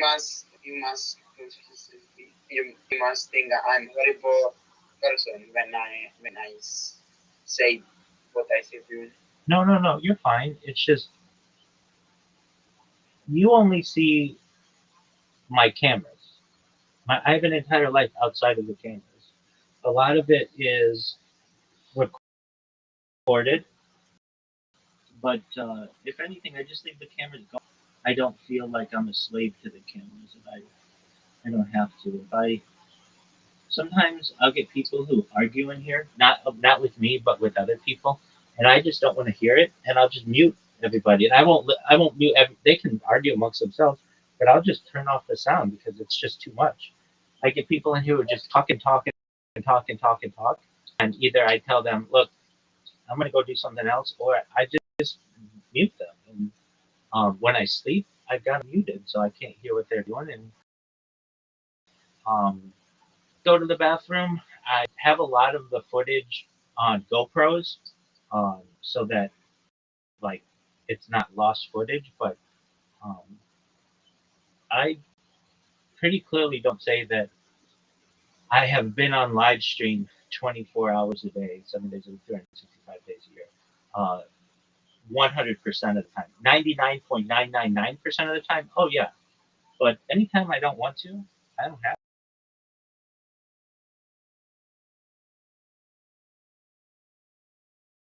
to.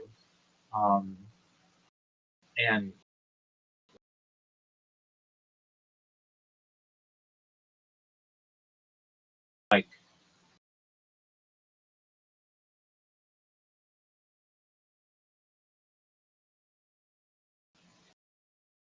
when I do laundry or something like that, I've shown it on camera, but sometimes I don't. Uh, and especially with my computer, they're in good spots. I don't want to move. It's a lot to things like how often like how often do you clip your nails, your glasses, like multiple times a day? How often do you wash your face? Like daily? How I'm not saying that you do. I'm saying how often do you go to the bathroom? Like anybody else? Like I don't know, once every 2 hours or so. Um, okay. How often do you take a bath? Usually, like a full on. Like I'll take a shower probably more often than I take like a bath. But I have been getting into uh, a habit. Usually, it's like really late at night when nobody's in here, where I will just sit in the bathtub for at least an hour and just soak. And I will watch a podcast when I do that. It's usually on. It's usually um, just to like relax and stuff. And have I streamed it before? I don't stream it, but I archive it. The reason why I don't stream it is I don't want to get in trouble. Um, and um, like I don't know. I do things pretty regularly. Um, do I shower as much as I did when I had a full time position? No, because I would at least shower multiple times a day at that point. But I was doing like 100 miles a day from at least Orange County to LA County and back, or like 60 miles a day. So I'd be in the car and I'd be sweaty from work and stuff like that. Like if you don't do that much, you don't really get all that stinky so long as you regularly shower. How often do I do laundry? As often as I need. Um, it's like I don't get a whole bunch of stains or like um like today I washed uh and because I felt like it was in the shower or in the bathtub, but if I don't necessarily feel like I need to take a shower every day, I don't do it. But um I definitely always brush my teeth and wash my face and that kind of stuff. So, all right. On me. Yeah. Okay, I'm just gonna answer the questions. Okay. Okay, we're gonna answer the questions. When I am questions or I am online, like talking with people, like I'm brushing my teeth like 3 times a day. Okay. 3 times a day. The the bad is worse. That is little bit of worse. I Okay. am bad like one of the week. Well, you have a cleaning lady as well, which helps to keep things clean. Yeah. Uh, I make my bed every day, at least once a day. Now, does that mean like I wash all my pillows? Really, break down the bed though, and I put my mattress and stuff. I mean, these are like normal things that people do. It's just most of the time people aren't streaming it. Okay, my friend. Uh, I have your link, and I'm ready. You can okay. join. All right. So I'm gonna mute you here, and we'll talk in Yeah. Riverside. Okay. All right. Good.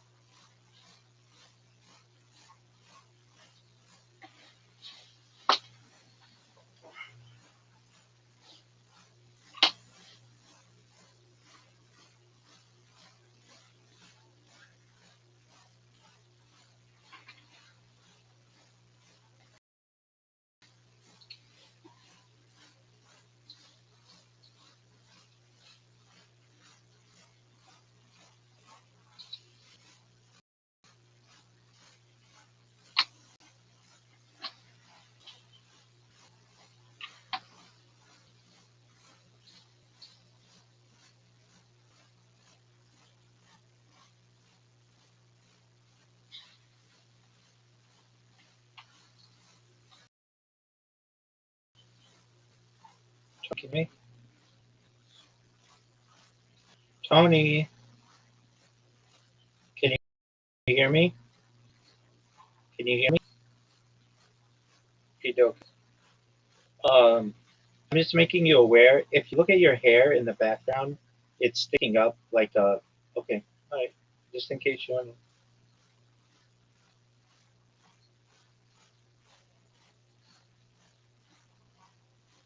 Okay. Okay. Absolutely. All right. So we are going to do this. But before we do so, we are going to record like an introductory portion and a closing portion. And if that works for you, it works for me. We can shoot it a couple times if you want, if needed, but we should be able to get it. All right, so let me see if I can make my here for me read and also have you there. Yeah, this seems okay. All right, I'm ready when you are.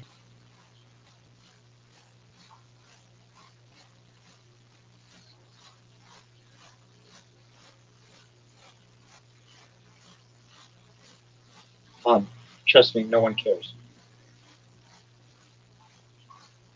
Not online. Not online. You can't tell online.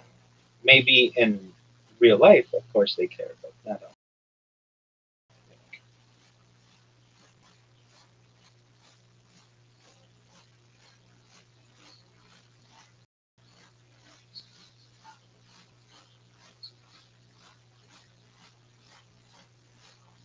Okay, you're gonna say, hi everyone, I'm Tony. Thank you for coming back to the Life podcast. I'm here with Rabbi Rothschild. We are going to be reviewing another year. Before we get started, I wanted you to know where you can find me. Of course, it's at youtube.com/ at Life Podcast Network.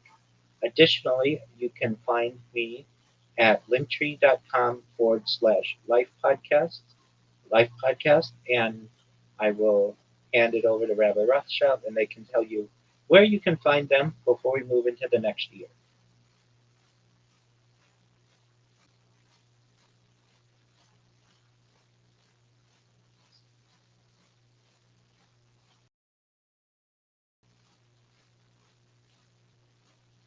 Don't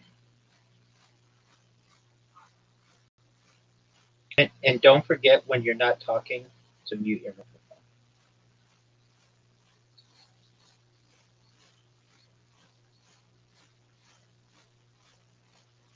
No, no, no, we're not going to end the video. We are just going to say cut, and then you know when to cut, and we're going to move into 2029. And then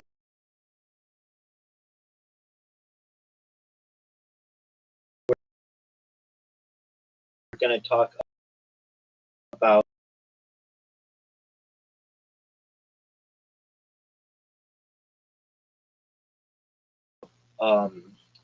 2029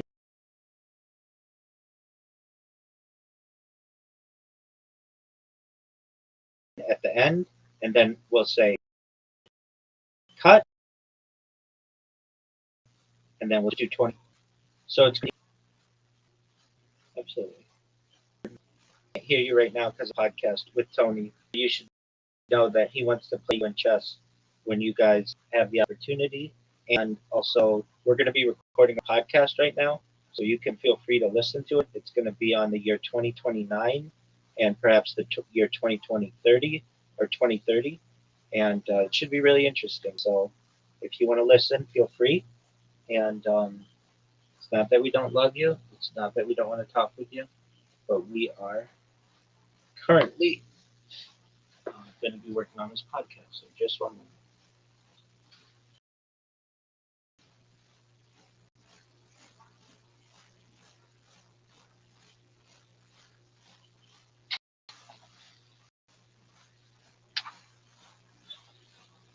I'm gonna just check on. Oh no, wait, you're there. Okay, Reverend Andrew, sweet dreams. Hey, we see you. We're gonna feel free to listen. We're gonna be doing this podcast. Feel free to listen.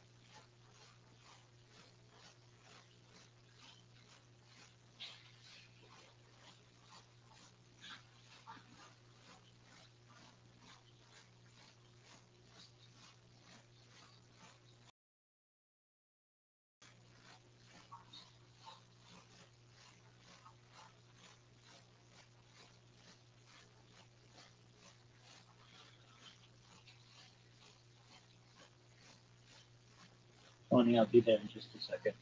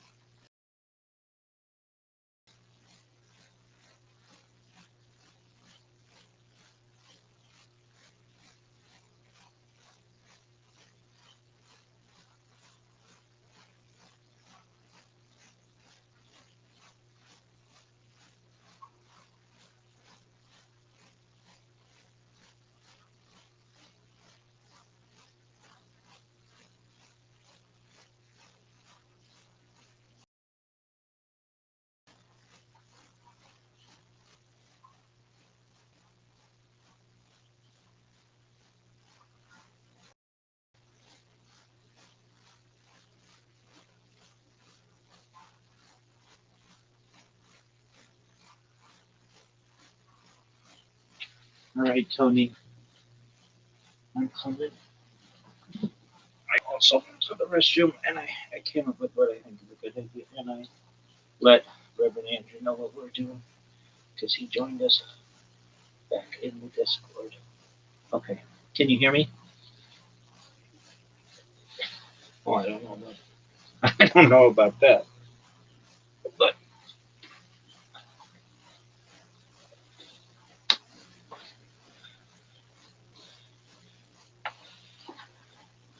Well, we'll get them on your episode. Okay. So here's what I'm thinking. We don't do an intro and an outro. We just do an outro. So that's at the end. Here's why. If the beginning of all your videos are the same, people are going to wonder, am I in the right video? So what we do is, I think, and I'll just say like this. It'll be something like, because since I normally talk at the, like, we would have our discussion on whatever the year is, and then it would be, and with that, we want to thank you for listening to this year. We find it to be very interesting now, and we think it will be very interesting in the future. With that, Tony, where can the audience find you? And then you would come in and say, you can find me, of course, here on my YouTube /@ Life Podcast Network. Additionally, you can find me and in with my Linktree, linktree.com / Life Podcast. And we want to thank you for being here, and we look forward to connecting next time. And that's it. And then it's like cut. And then you don't have to do an intro for everyone and an outro for everyone. You just have to do the outro. And then how would we come? And then how would we come in with 2029? It would just be,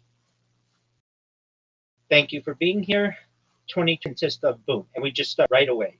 If not, you're going to have a really repetitive beginning, and that's when people leave the video if they find it to be too repetitive.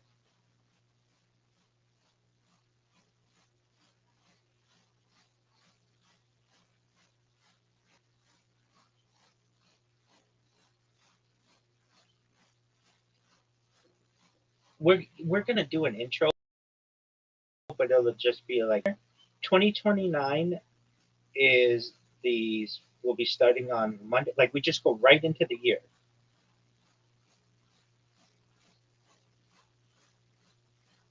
Yeah, exactly.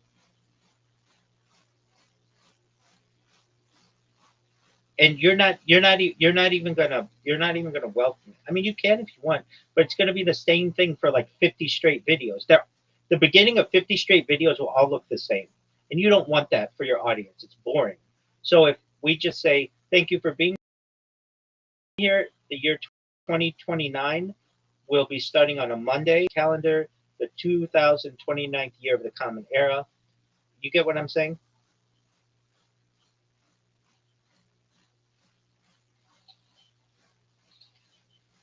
And future timeline.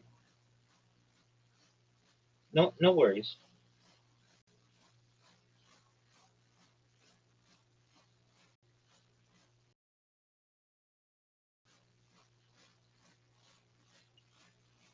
We already did 2028, 2029.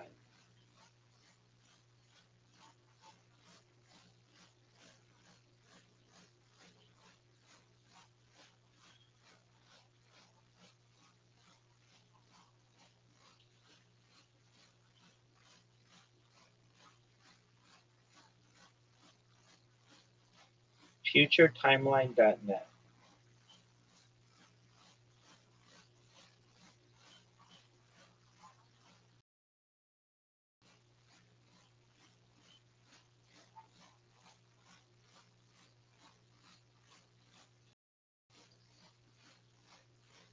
Excellent. So we're going to do the outro. I will I'll thank the people. I'll give them all my information. I'll show them my screen where they can find my stuff. And then I will pass it over to you. And then you will give your YouTube, your Linktree. And then you will say, thank you for being here. We look forward to next time. All right, start recording. And you're not going to say anything. I'm going to say it.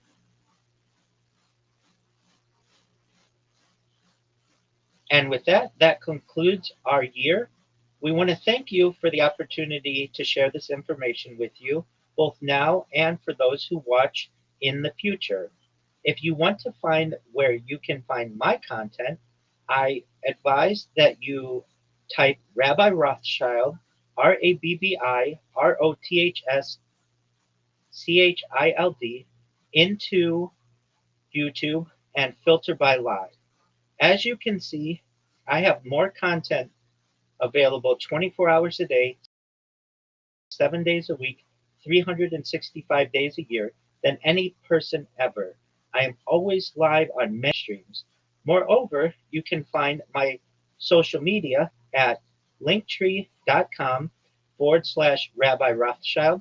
You can read my blog at rabbirothschild.medium.com, as well as view other information on rabbirothschild.com. And Tony, where can they find you?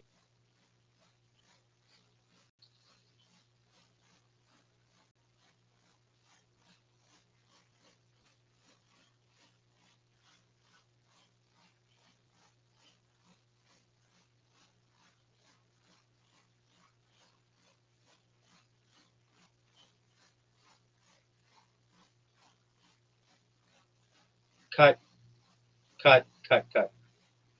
You didn't say it correctly. You said Network Life Podcast. That's okay. We're going to do it again. No big deal. No big deal. It's okay. It's okay. You're fine to interrupt you, but it's like we got to give them the right link. You know what I mean? It's at Life Podcast Network. So, hold on, because I didn't even do it the way that I wanted to do it perfectly. So we're going to do it. And this is what's done in Hollywood. You say take two, and so I'm going to say take two. I'm going to say action, and then I'm going to go into it. Okay. All right. Take two, action. Thank you so much for cut. I'm going to do it again. All right. Take three. Take three, action. Thank you so much for allowing Tony and I to share this information with you. That concludes our deep dive into this year. If you want to view my content 24 hours a day, 7 days a week, 300, it's available by typing into YouTube Rabbi Rothschild and filtering by live. You will find more streams of any individual simultaneously than you've ever found of any streamer. I've been live streaming my life 24 hours a day, 7 days a week, 365 days a year for many years. This is a treasure trove of information for people of the future to study. This is a timeline of events, which again is available by just typing Rabbi Rothschild into filtering by live. Moreover, you can find more social media of any creator that you perhaps may have ever found by typing linktree.com/Rabbi Rothschild,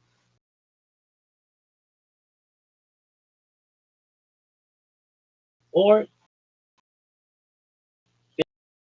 visit my blog, which is Rabbi Rothschild for. If you would like to search, type #AI engine, search engine, or social media platform to find more content than you may have ever wanted. And with that, Tony, I'm going to hand it over to you.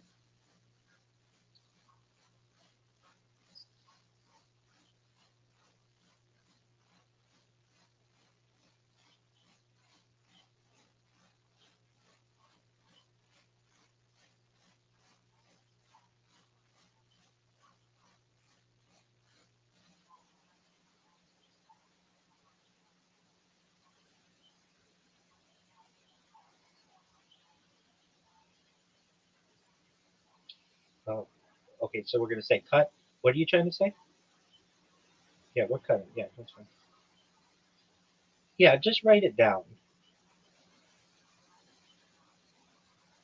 So it's youtube.com/@Life Podcast Network.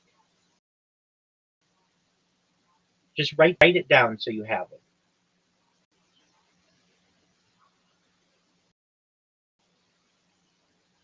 So type or write youtube.com/ no, at the @ symbol Life Podcast Network. And then you want to say, you can find at linktree.com/life podcast. Please like, comment, and subscribe to this video. And we appreciate your time. Thank you so much. Okay, are you ready? Hold on. Yeah. But let me make sure what I wanted to show is showing because it was not. Okay. Are you ready? Okay. In 3, 2, 1, action. Thank you so much for joining Tony and I to review this year of history. If you want to find more content of mine, I live stream my life 24 hours a day, 7 days, 365 days a year, live on YouTube. You simply need to type Rabbi Rothschild, RABBI space ROTHSCHILD into YouTube and make sure to filter by live. When doing so, you will find more live streams of any content creator that you will ever have previously imagined. Moreover, you can find my social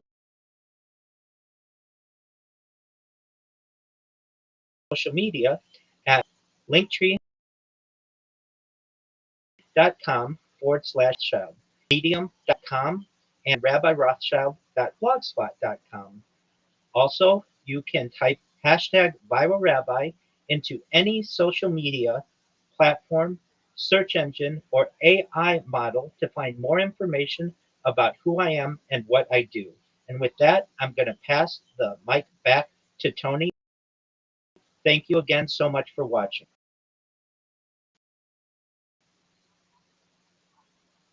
Oh, I made a mistake. No. Apologies. I didn't change my camera over. I'm so sorry. Apologies. That's okay. We're going to get it. This time it was my fault. Okay. All right. Apologies, Tony. Okay. So take 4. Here we go. Pardon me. Again, my apologies. All right. 3, 2, 1, action. Thank you so much for watching. We want to cut. I'm going to do it again. 3, 2, 1, action. Thank you so much for watching. For more information about what I am doing, you can type Rabbi Rothschild into YouTube and filter by RABBI ROTHSCHILD and filter by live to find more content on any creator than you have ever found. At any given time, I have multiple streams that are broadcasting to the world. Moreover, you can find my social media at linktree.com/Rabbi Rothschild. You can find medium.com as well as rabbirothschild.blogspot.com. Feel free to type Rabbi Rothschild or hashtag viral rabbi into any search engine, social media, or AI engine to find more information about who I am and what I do and my pursuit for world peace. And with that, I'm going to pass the microphone back to Tony.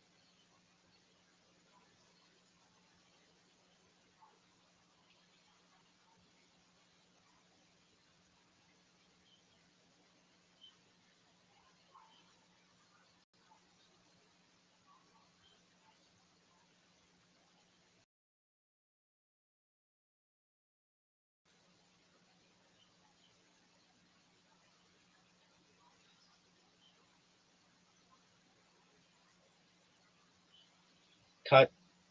No, you didn't say linktree.com. You said linktree/life podcast. So let's just do your part again, and that's okay. All right.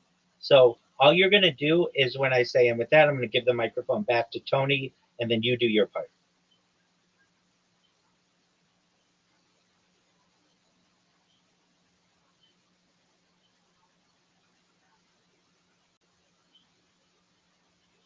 Well, so I've already done my part. You're going to cut my part out, the last thing that I did.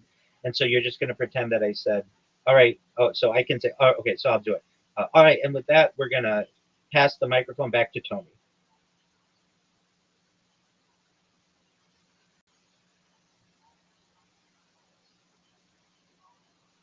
No, guess. That's okay. Cut. Okay. So, yeah.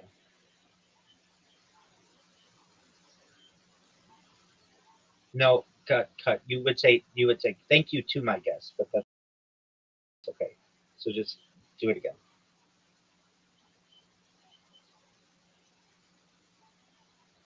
Cut.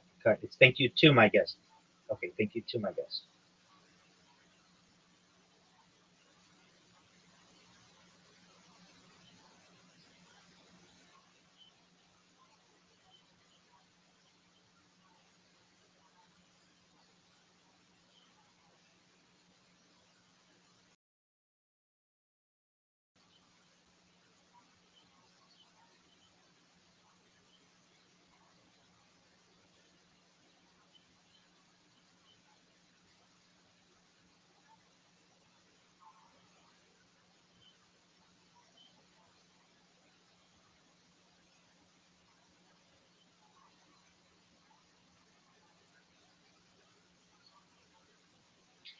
Cut. cut, cut. You said LinkedIn. It's linktree.com/life podcast. Just type it. Just write it down. Okay. You can. You can. So, what is your YouTube? Tell me what your YouTube is.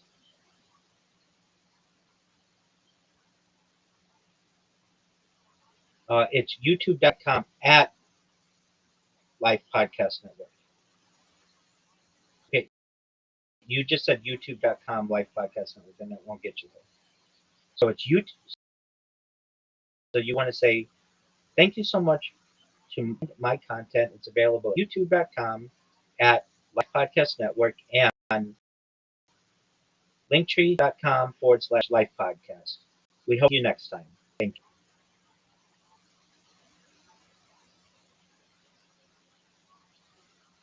You can do it.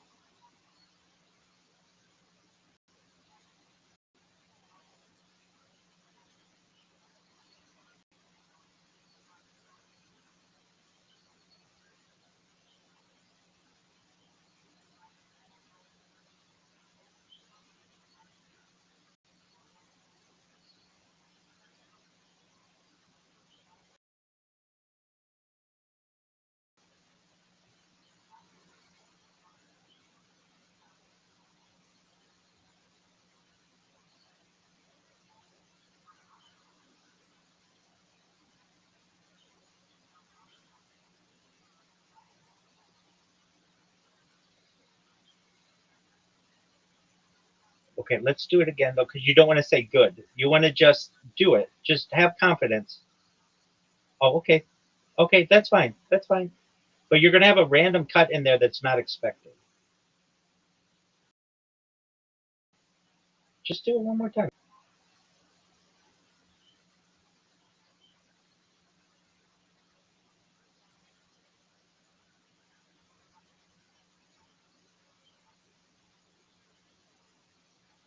Cut. It's thank you to my guest.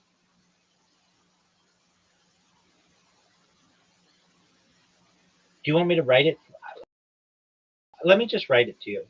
I'll write it. I'll write what you read it.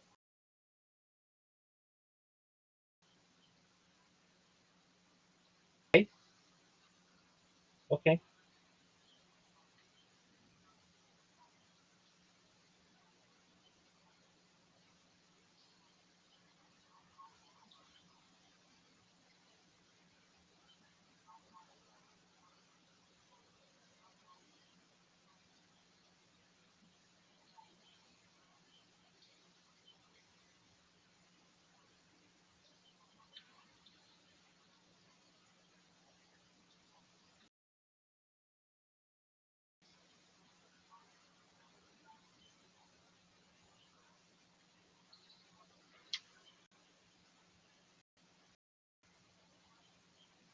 Yeah, just some.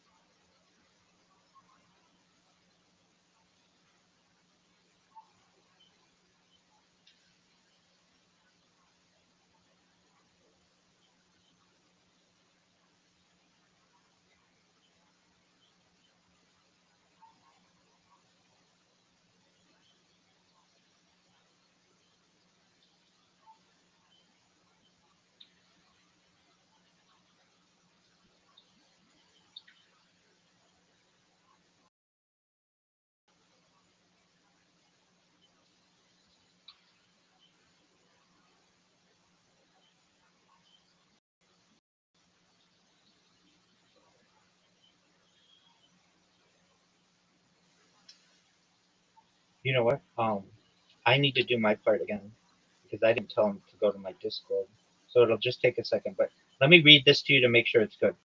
Thank you so much, Rabbi Rothschild, for being our guest today. If the audience would like to view more of our videos and podcast episodes, youtube.com/@lifepodcast. Okay, so uh, our videos and sure, my podcast videos or my podcast episodes, please go to youtube.com/@Life Podcast Network and view all of my social media at linktree.com/Life Podcast. Thank you. Uh, let's see here. Thank you again for watching. Like, comment, and subscribe to all of our content, including this video. We look forward to seeing you next time. And I'm going to actually put thank you again for watching at the end.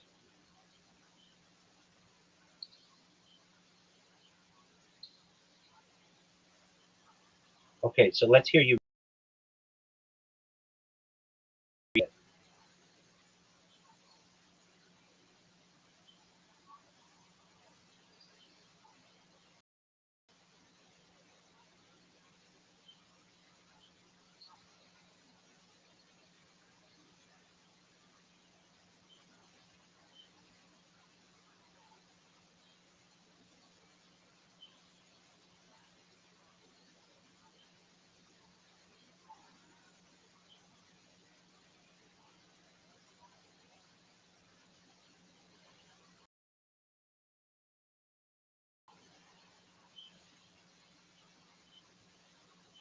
Okay, um, let me change one more thing to it. Instead of the word video, we're going to say episode, including this episode.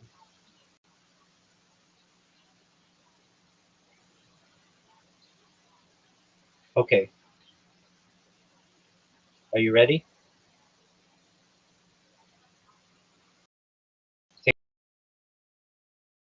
Take your time.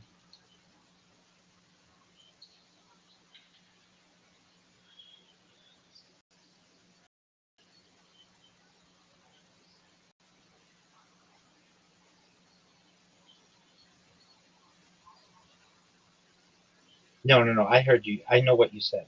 You said LinkedIn.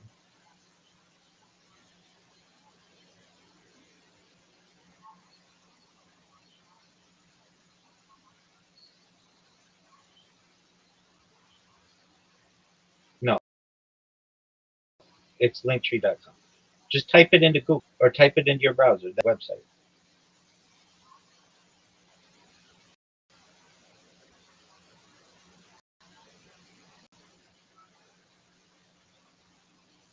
Oh, you're saying link.re.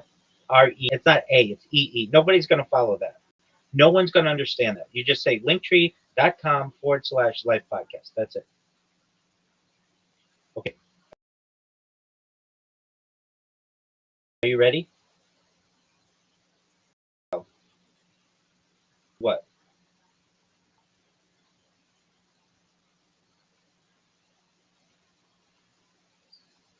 Yeah, go for it. Go for it. Go for it. Okay. All right. Uh, so take 5 or whatever. 3, 2, 1, action. Thank you so much for watching this deep dive into this year. If you want information on who I am and what I do, you should go to YouTube at youtube.com and type Rabbi Rothschild, Rabbi space Rothschild into the search, and be sure to filter by live to view my 24/7 365 live streams. Look at all these live streams that I have going, all that any person. Moreover, if you want to connect with me directly, feel free to join my Discord, discord.me/rabbi. You can find all of my social media at linktree.com/Rabbi Rothschild. And you can find my writings at rabbirothschild.medium.com and rabbirothschild.blogspot.com. I highly encourage you to type Rabbi Rothschild or hashtag viral rabbi into any search engine, social media, or AI search and find more content than you've ever found on any individual ever. And with that, I'm going to pass it back to Tony.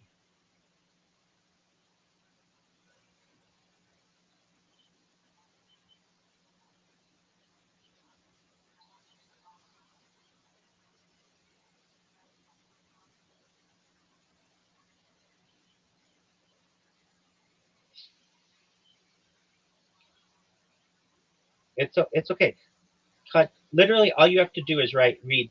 Everything's written for you. Not I want to first and foremost, none of that. Just say, thank you so much, Rabbi Rothschild, for being our guest today. If the audience would like to view more of our videos and my podcast episodes, please go to youtube.com/@Life Podcast Network and view all my social media at linktree.com/Life Podcast. We would love it if you would like, comment, and subscribe to all of our content, including this episode. We look forward to seeing you next time. Thank you again for watching. And the one thing I'm going to change, it's very slight, but I'm going to change from video episode. It sounds more professional.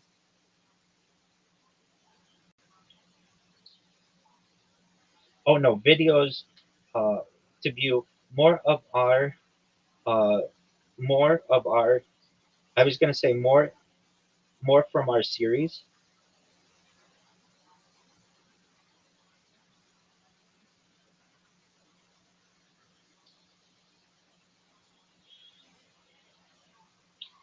Okay, so I'm passing it back to you. Are you ready?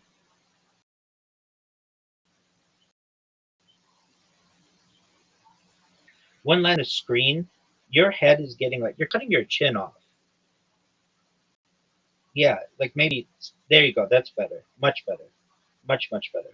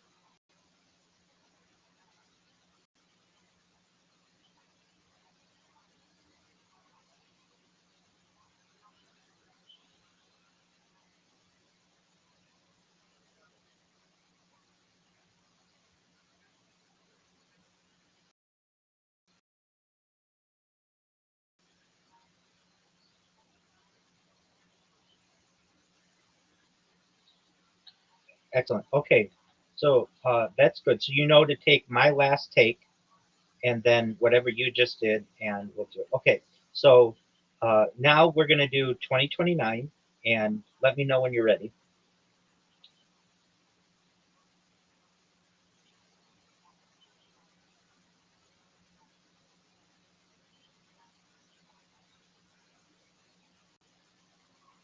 I'm going to say I'm 2029, a common year starting on Monday. Does that sound good? Okay, you ready?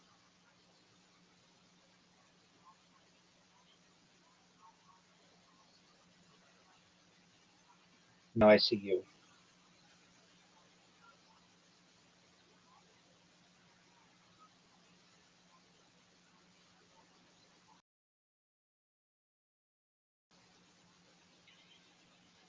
Yeah,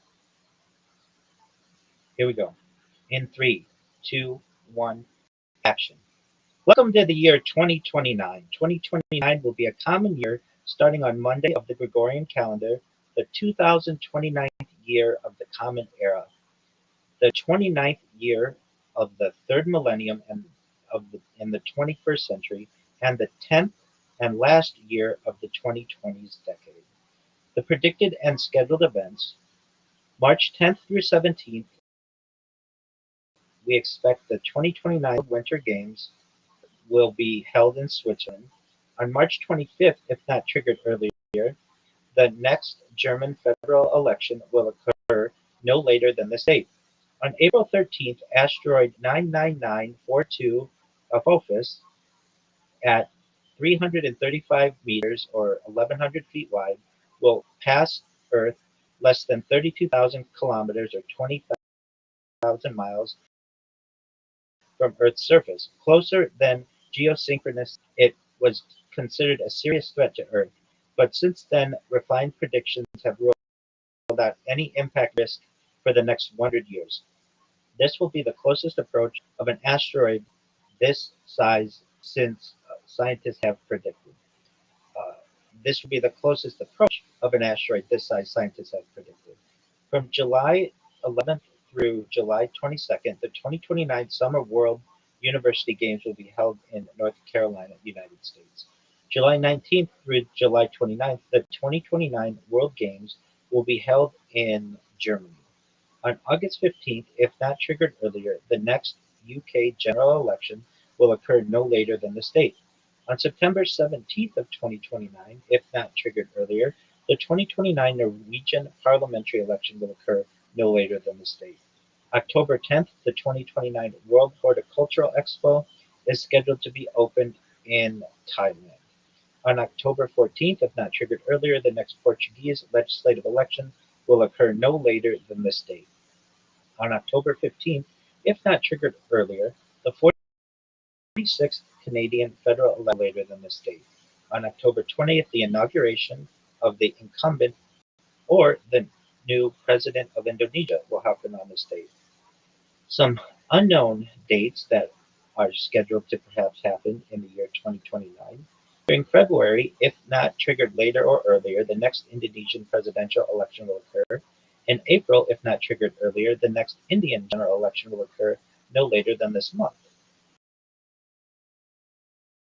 In June, if not triggered earlier, the next for no later than the month. ESA plans to launch the Aerial Exoplanet Telescope and Comet Interceptor. The Fehmarn Belt fixed link between Denmark and Germany is expected to be completed. The Giant Magellan Telescope, which is currently under construction, is scheduled for completion by this year. The Three Seas Initiative, 3SI, estimates to end the Rail to Sea project by this year. Romania expects to have entered Eurozone. The radio-transmitted digital time capsule, A Message from Earth, will reach its destination on the planet Gliese 581c. NASA's New Horizons spacecraft is expected to leave the solar system. Also in 2029, the 2029 Asian Winter Games will be held in Kazakhstan. 343 Madison Avenue is anticipated. The International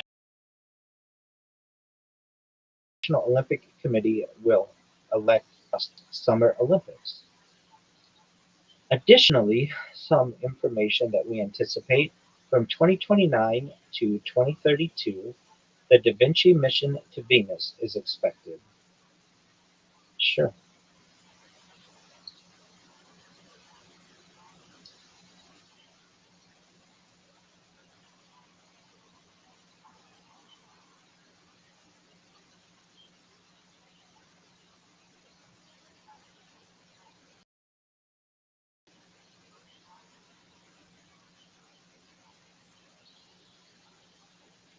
As we expect in the year 2029, approximately from the year 2029 to 2032, the Da Vinci mission to Venus will take place.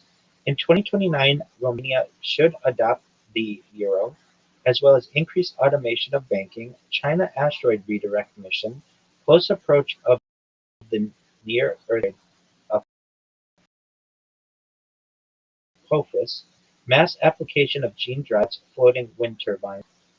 Timeout. Uh, can you scroll all the way to the top, Tony? Because you're not seeing what I'm seeing. Scroll all the way to the top.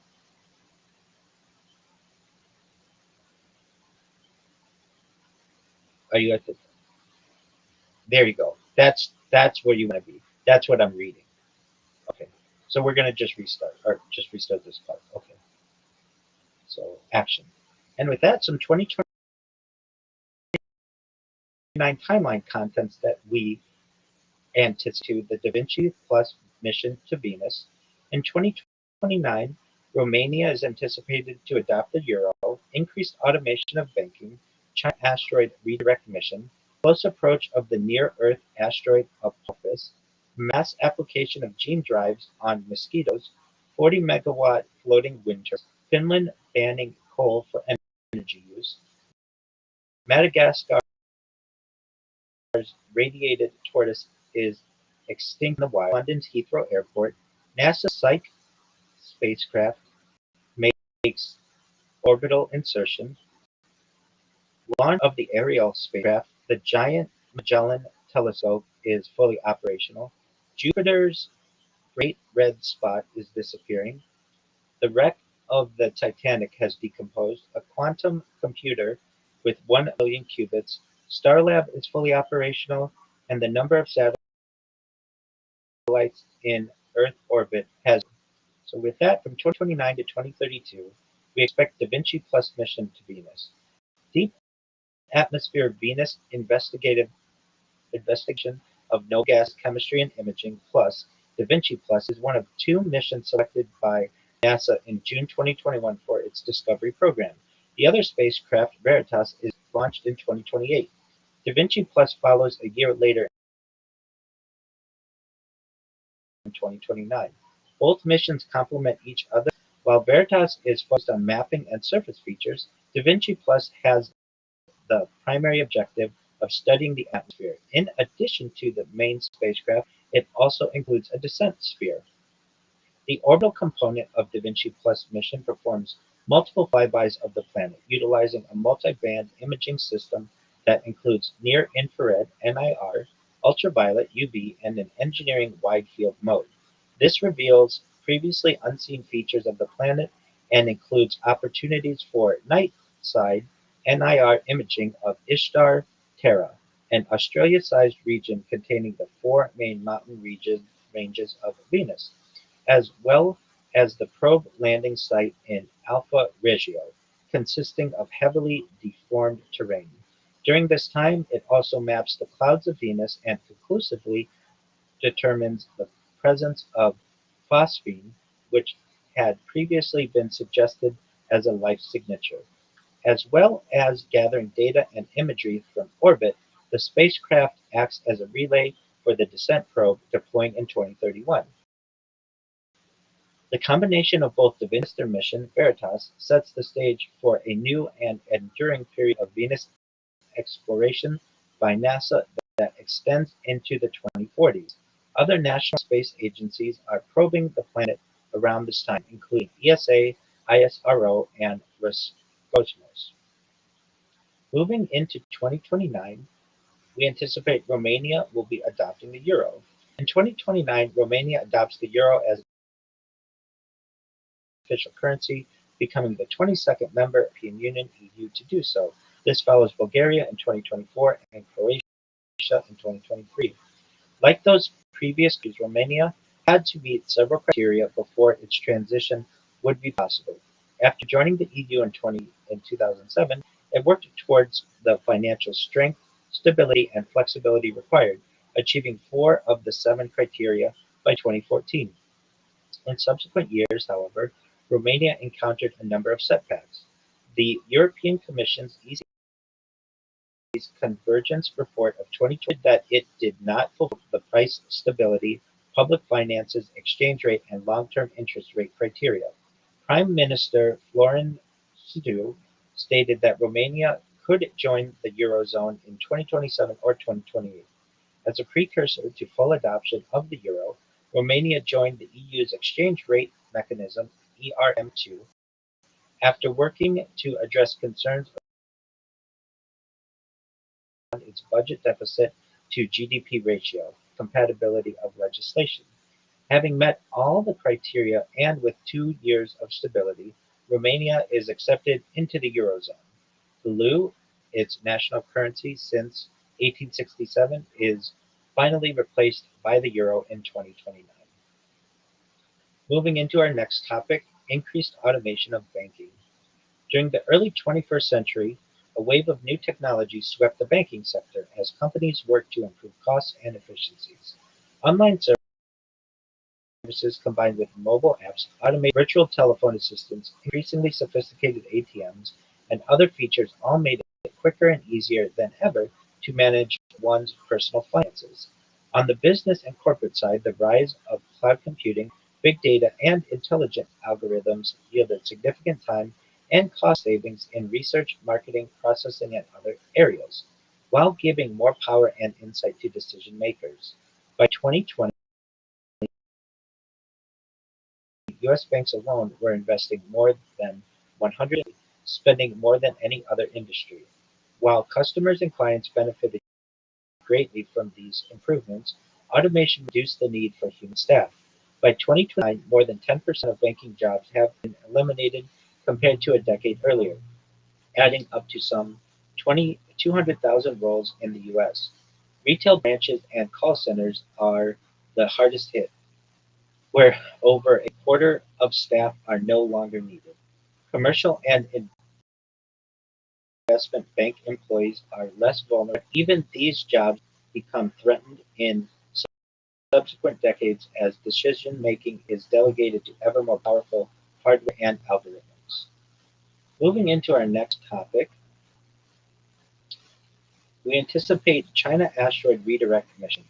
During the early 2020s, as its scientific and technological capabilities began to close the gap with rival spacefaring nations,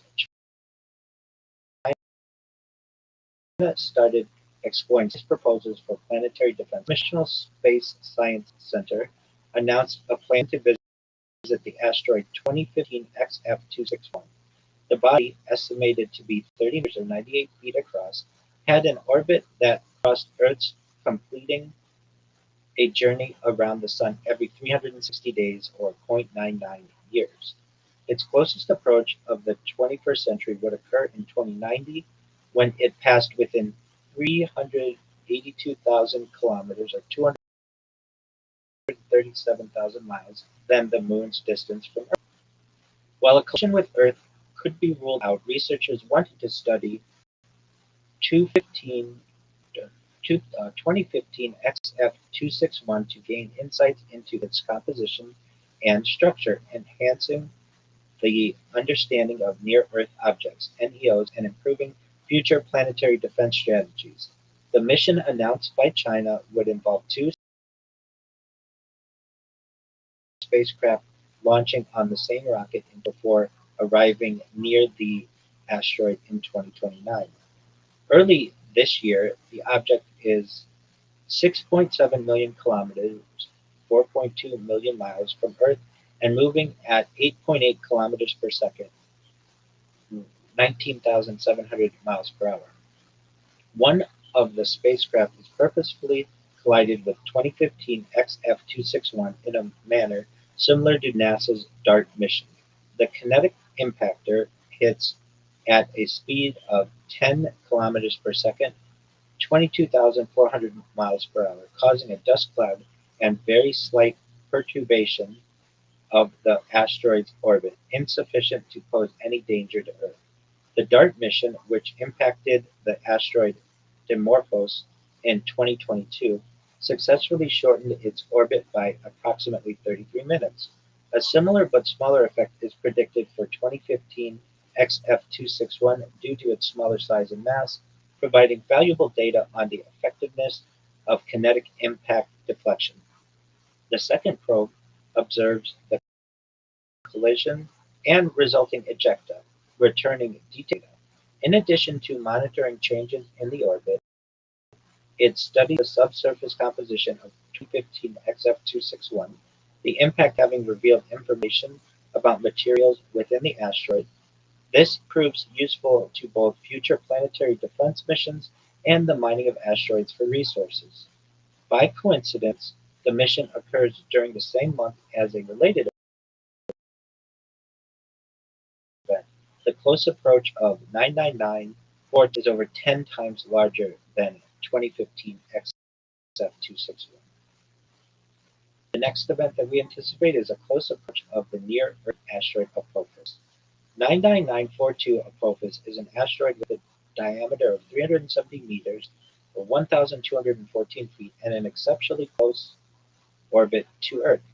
It caused a sensation in 2004 when initial observations indicated a 2.7% chance that it would hit Earth in 2029. This gave it the highest rating on the Torino Impact Hazard Scale, reaching level 4. Depending on its composition, location, and angle of entry, the asteroid would make atmospheric entry with up to 1,200 megatons of kinetic energy, approximately 21 times more than the Tsar Bomba, the largest nuclear weapon ever tested, and 6 times more than the 883 eruption of Krakatoa. However, the orbital were later aligned, eliminating chance of impact. Nevertheless, the object remains on an alarmingly close path that skims within 31,000 kilometers of Earth, which is 10 times closer than the Moon, and even closer than some man-made satellites. Apophis is triple the size of 2019 OK, another large object that passed by in July 2019 and comes even closer than that earlier asteroid. Its close passing sparks further debate about the need to defend Earth from the next event that we anticipate in 2029 is mass application of gene drives on mosquitoes. During the 2010s, it was estimated that nearly 700 million people were catching mosquito-borne illnesses, resulting in over 1 million deaths worldwide each year. In spite of the insect's tiny size, they are the deadliest creatures in the world, killing more humans than any other animal. Among the diseases transmitted were malaria, dengue fever, chikungunya, filariasis, and Zika virus, and many others. Affecting mostly tropical and subtropical regions, the majority of deaths were of young children in sub-Saharan Africa. However, in 2015, it was reported that, due to warming temperatures from climate change, mosquitoes had begun spreading historically rare diseases into Europe, malaria to Greece, the West Nile virus to parts of Eastern Europe, and chikungunya to Italy and France. Nile were becoming more common in North America too. The economic and social costs of mosquito-borne infections were often considerable. An individual could be forced to miss time at work or their place of education, pay for doctor's visits and related travel, obtain funds to cover prescription or over-the-counter medicines, pay for hospital bills or medical treatment, and buy insect sprays or repellents to prevent furnaces in the case of deaths. At a national level, the cost of governments included the maintenance and staffing of health facilities, the purchase of drugs and vaccines, public education programs to warn about epidemics, research to prevent further outbreaks and to improve treatments, lost productivity and overall damage to businesses, negative effects on tourism and sports events, as well as compensation for affected communities. Of the many and various mosquito-borne illnesses, malaria presented the greatest threat, with 1 billion people, 106 countries and territories located in areas at risk of transmission. It was a particularly acute problem in Africa, where an estimated 91% of malaria deaths occurred. This disease alone was causing $12 billion in economic damage to the continent each year, reducing the annual gross domestic product (GDP) of countries by as much as 1.3%. In those nations, represented up to 40% of public health spending and could account for 60% of visits to health clinics, along with 50% of hospital admissions. A variety of methods were in use to control mosquitoes, including the elimination of breeding places such as pools, ditches, old tires, buckets, and other containers of stagnant water, physical barriers like window screens and nets, sprays and repellents, attractant-laced traps, and biological control via fungi and nematodes or predators such as fish. Another strategy was the use of pesticides, but these were gradually becoming less effective as the insects developed resistance. Plus, the chemicals were damaging to the environment. While research into vaccines and new medications has now shown promise, a more comprehensive and long-term proposal was to eradicate mosquitoes, or at least drastically reduce their ability to spread infections. Known as a gene drive, it was hoped that such an initiative would either A, cause the extinction of several of the major vectors of malaria, and some Dengue and Zika, including Aedes albopictus and Anopheles, or B, induce a massive genetic change throughout the mosquito population, making them unable to transmit vectors. The ability to modify animal and plant DNA had been around for decades already. The first genetically modified animal was a mouse created in 1973. Antibiotic-resistant tobacco plant was produced in 1982. These organisms were still subject to the laws of genetic inheritance, however, as first described by Gregor Mendel in 1865.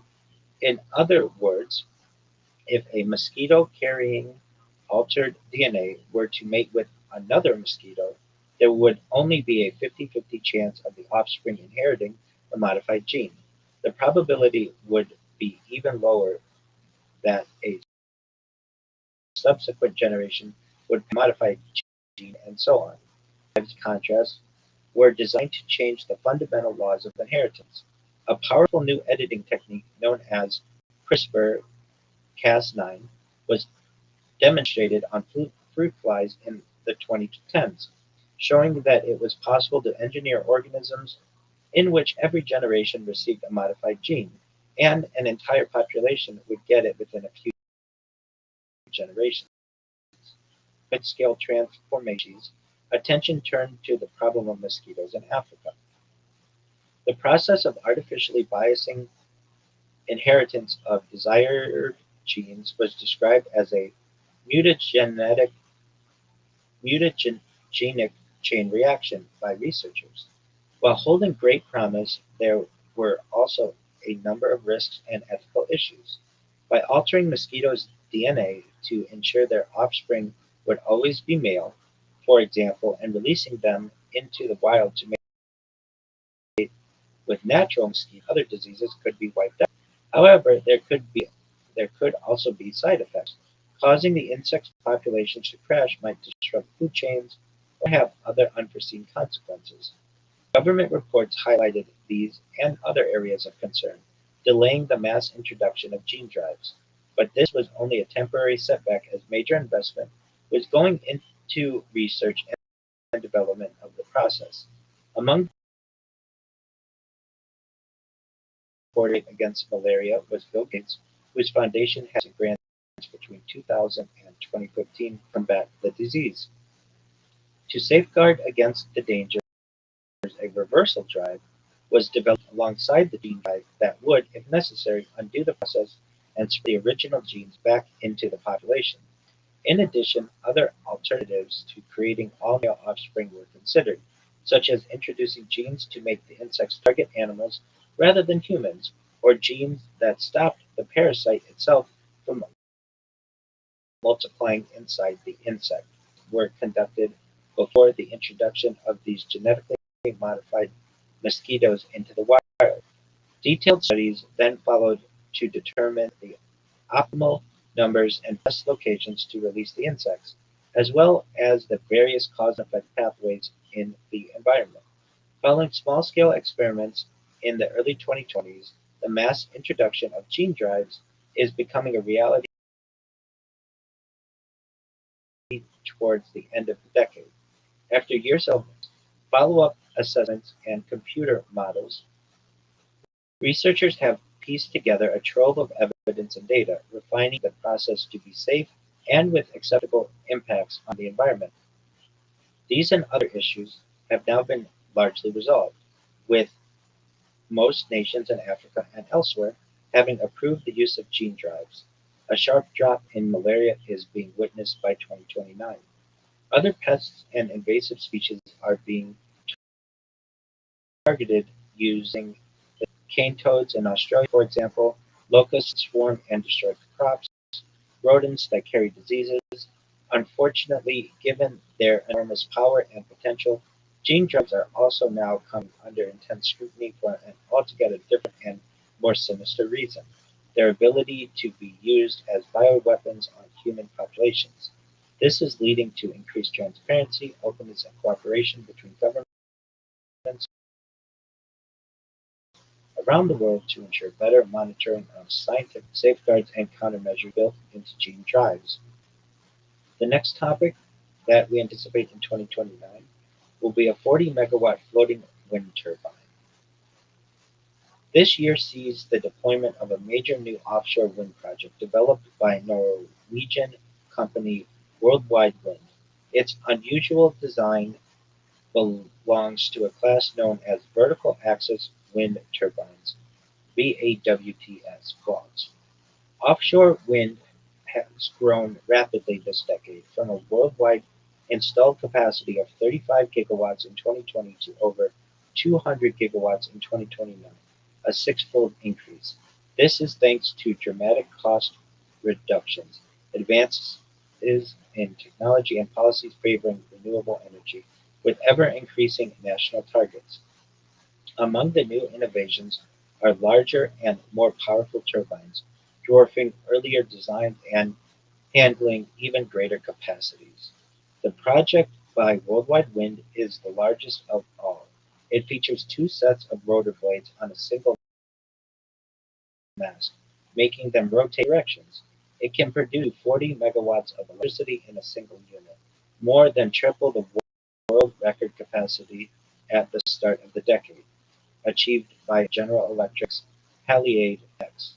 This occurs within a floating structure that measures 400 meters or 1,312 feet in height, taller than the roof of the Empire State Building, and far surpassing the world record size of 260 meters or 853 feet in 20.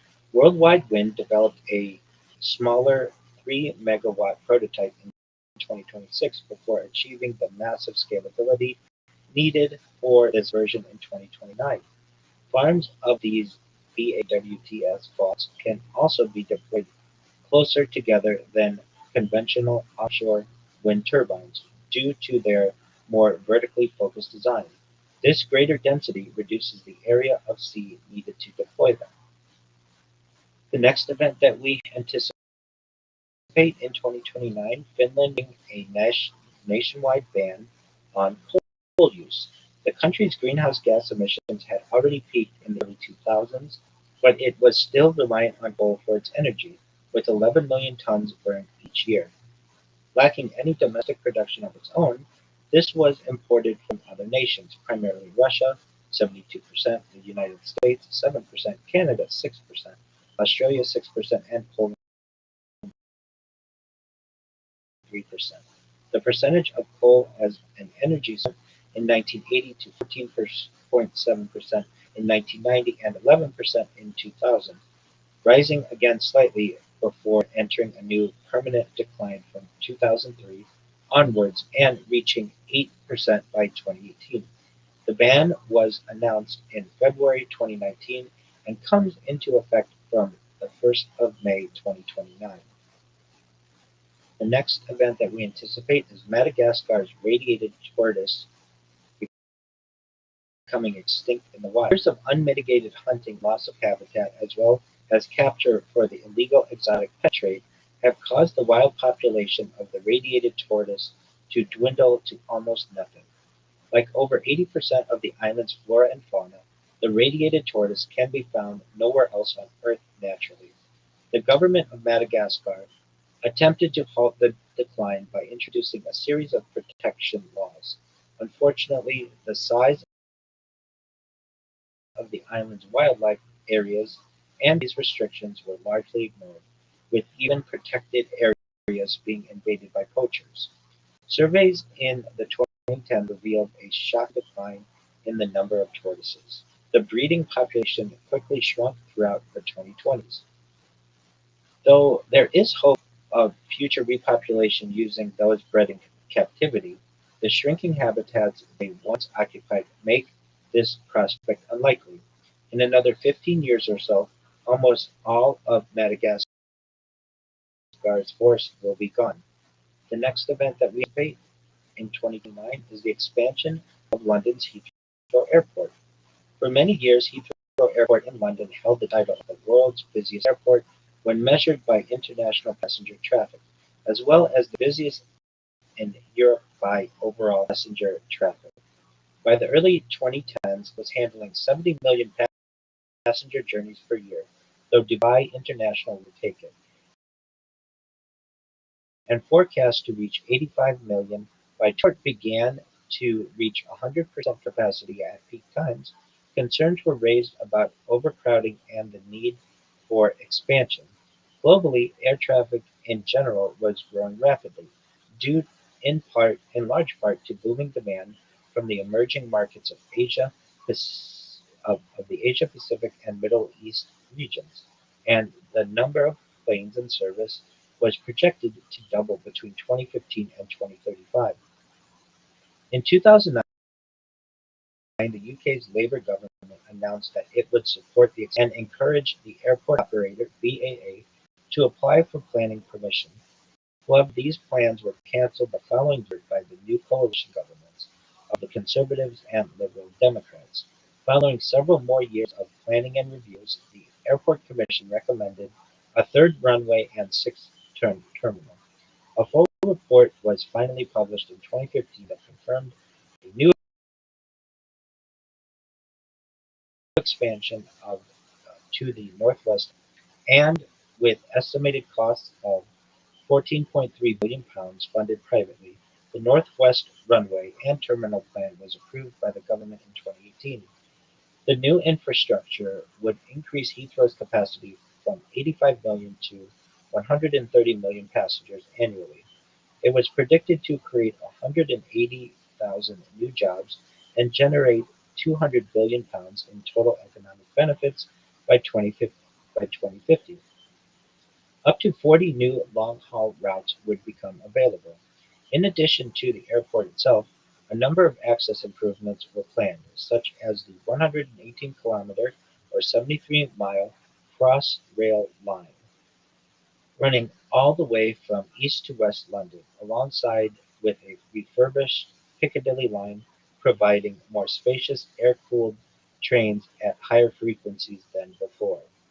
The pro-expansion stance of both Labour and the Conservatives was supported by many groups and prominent individuals, including the aviation sector, Confederation of British Industry, CBI, British Chamber BCC, and 32 local chambers of commerce, local authorities, and manufacturing and freight sector and trade unions. However, there was considerable opposition too. Political opponents included the Liberal Democrats, Green Party, and UKIP. Sadiq Khan, Mayor of London, and his two predecessors, Boris Johnson and Ken Livingstone, were also various groups voiced concerns, including Greenpeace, Friends of the Earth and SPB, and WWF, as well as conservation organization the National Trust and developmental charities Oxfam and Christian Aid, alongside Hillingdon Council, a local government in West London. Among the biggest concerns were the impacts on local communities. Some 700 homes, a church, and 8 Grade 2 listed have to be demolished or abandoned, Grade 2 being a designation given to buildings that are nationally important and of special interest, warranting every effort to preserve them. The main high street in the village of Harmondsworth would need splitting and a graveyard would have to be bulldozed. The entire village of Sipson was in danger of being wiped from the map. The other major concerns were air and noise pollution, gas emissions. Environmental campaigners warned that the increased CO2 caused by the additional flights would make it harder for the UK to meet its commitments to the Paris Climate Agreement. They also pointed to studies showing that the claimed economic benefits would be negated by the long-term cost of carbon. Building a third runway would also raise the general level of air pollution at a time when 40,000 people were dying each year from dirty air across the country. The UK in breach of legal limits, and the government had lost multiple court cases on the issue. Furthermore, expanding Heathrow and its flight paths would expose hundreds of thousands of additional residents in London, as well as the neighbouring county of Berkshire, to sustained high levels of aircraft noise for the first time. Many people also resented London gaining yet another major project, drawing money away from the rest of the UK. Falling behind, and there were opportunities for investment in Birmingham and Manchester. For example, the widening gap between London and everywhere else had already created a worrying socio-economic divide. The ever-growing sense of inequality may have been a contributory factor in the Brexit referendum result. The arguments from the opposition side were strong, but those in support were stronger. The importance of Heathrow as an international transport hub and a carrier in London and the South-East was deemed too great, with approval granted by the government in June 2018. As with many large projects of this type, however, financial issues and construction delays pushed back the original timetable. Completion of a third runway had been scheduled for 2026, but was subsequently revised. The next event that we anticipate is NASA's Psyche spacecraft insertion. In August 2029, a NASA probe called Psyche enters orbit around the large metallic asteroid known as 16 Psyche, one of the most massive objects in the main asteroid belt and the heaviest known M-type asteroid. 16 Psyche is 222 kilometers or 137 miles in diameter and contains 1% of the mass of the entire belt. Psyche is an orbiter mission developed as part of NASA's Discovery program. Its primary objective is the origin of planetary cores and confirm whether 16 Psyche is the exposed iron core of a protoplanet, the remnant of a violent collision with another object that stripped off its outer crust. The spacecraft was launched on 13 October 2023 aboard a SpaceX Falcon Heavy launch vehicle, and then performed a Mars gravity assist at 500 kilometers, 310 miles altitude in 2026, before 4 years later. From 2029 onwards, it conducts a comprehensive study of the asteroid's geology, shape, surface features, elemental composition, gravity, magnetism, and distribution of mass, revealing insights into planetary formation and interiors. This information is also of potential use in future asteroid mining operations. Psyche's mission duration is 26 months, lasting until November 2031, with gradually decreasing orbits taking it closer and closer to 16 Psyche. The initial orbit starts at 700 kilometers or 435 miles distance, while the lowest orbit is at 75 kilometers or 47 miles. In addition to its study of 16 Psyche, the spacecraft also tests an experimental laser communication technology called Deep Space Optical Communications, designed to increase spacecraft communications performance and efficiency by 10 to 100 times over conventional means. The laser beams from the spacecraft are received by a ground telescope at Palomar Observatory in California. That we anticipate is the launch of the Ariel spacecraft. The Atmospheric Remote Sensing Infrared Exoplanet Large Survey (ARIEL) is a space observatory launched in 2029 as the fourth medium-class mission of the European Space Agency's Cosmic Vision program. It aims to observe 1,000 or more known exoplanets using the transit method, studying and characterizing positions and structures simultaneously in both visible and infrared wavelengths. Ariel is launched to the L2 Lagrangian point pictured below, about 1,500,000 kilometers or 930,000 miles from Earth, where it benefits from the blockage of sunlight to maximize the potential for detecting targets. It provides a wealth of scientific data on a diverse range of exoplanets, from extremely hot to temperate and from gaseous to rocky. Its photometer, spectrometer, and guidance system are to determine the presence of clouds in atmospheres, as well as some exotic molecules that may have been missed by earlier telescopes. In addition to revealing new insights into many previously studied worlds, the mission addresses fundamental questions about what exoplanets are made of and how planetary systems form and evolve. The European Space Agency formally approved the mission in November 2020, with a scheduled launch date of 2029. The mission duration is 4 years. The next event that we anticipate is the Giant Magellan Telescope becoming. Giant Magellan Telescope (GMT) is a major new astronomical observatory completed in 2029. Costing nearly $2 billion, the international project is led by the U.S. in partnership with Australia, Brazil, and Korea, with Chile as the host country. The telescope is built on a mountaintop in the southern Atacama Desert of Chile, with an altitude of 2,516 feet.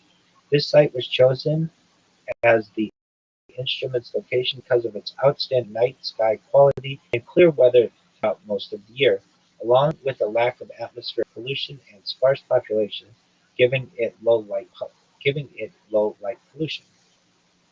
The GMT consists of 7, 8, and 8.4 meter or 27.6 feet diameter primary segments with a combined resolving power equivalent to a 24.5 meter or 80 feet mirror.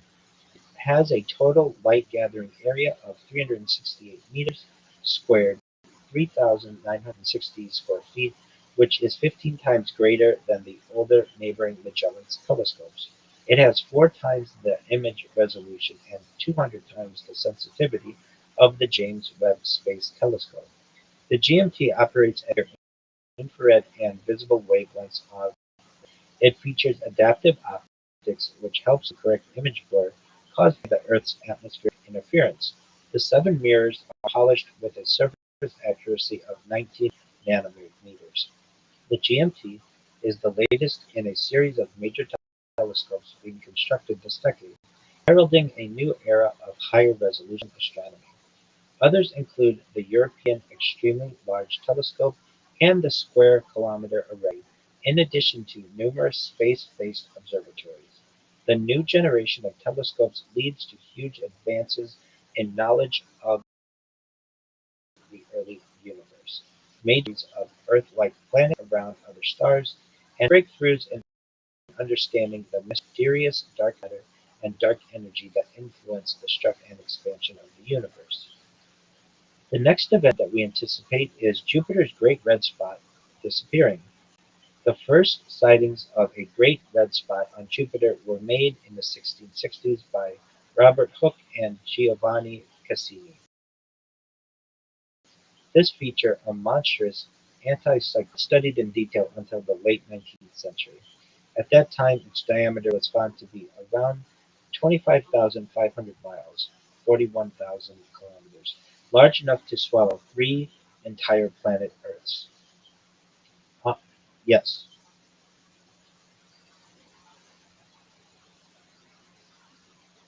No, it's perfect.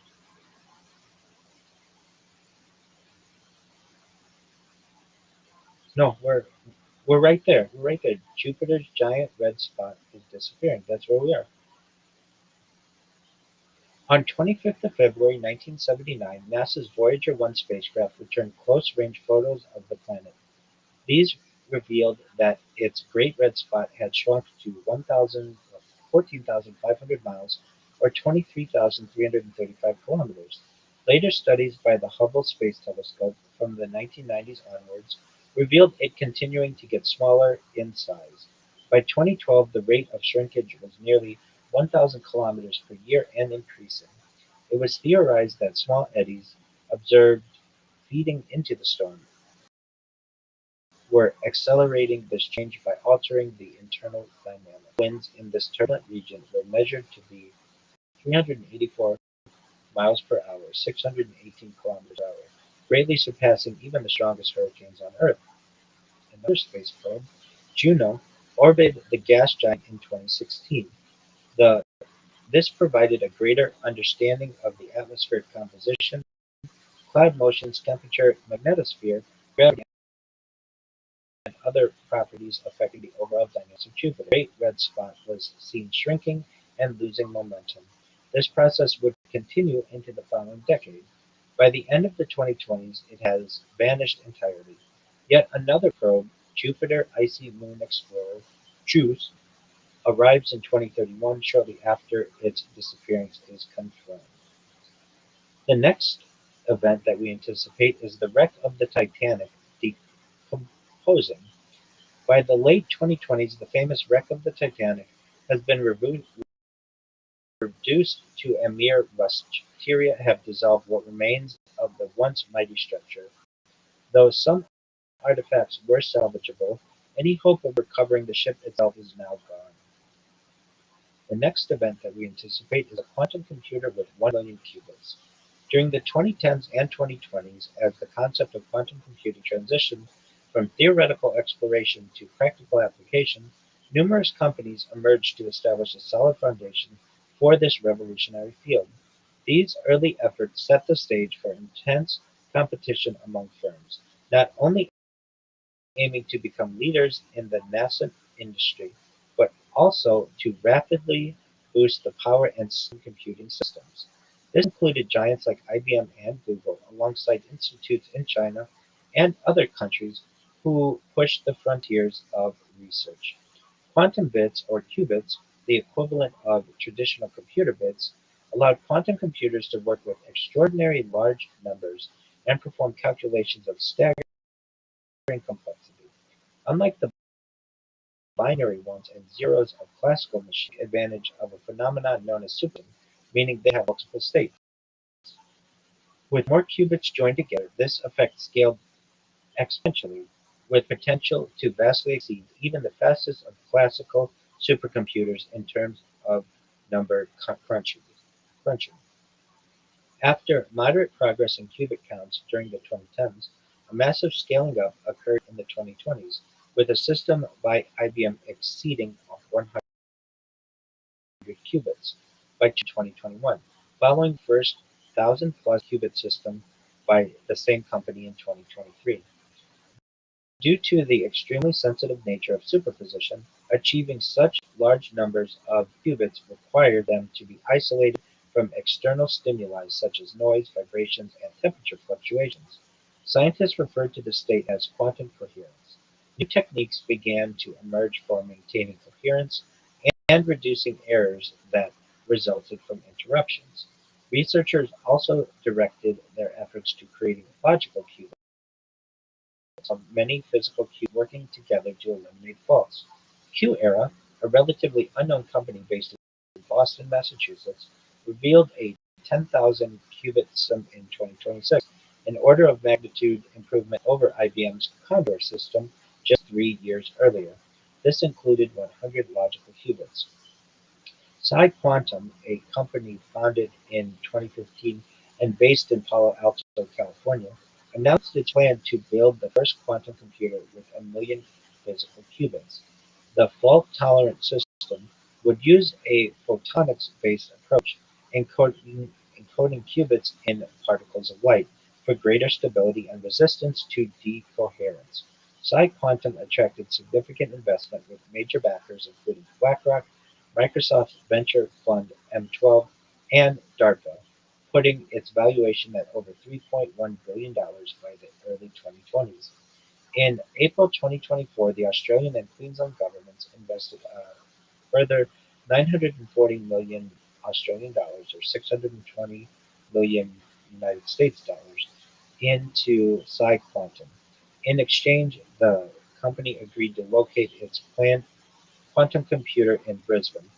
This machine, described as the world's first utility-scale fault-tolerant quantum computer, would be housed in a large compute building with many rows of cabinets, each containing thousands of photonic chips, next to a crypto plant to provide cooling.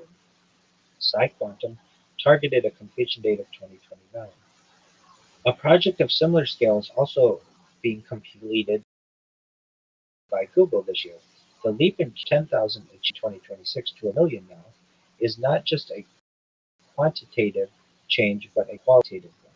These machines are among the first quantum computers able to perform useful tasks, such as simulating complex molecular structures for drug discovery and new materials, optimizing large-scale logistical operations, and solving intricate problems in real time.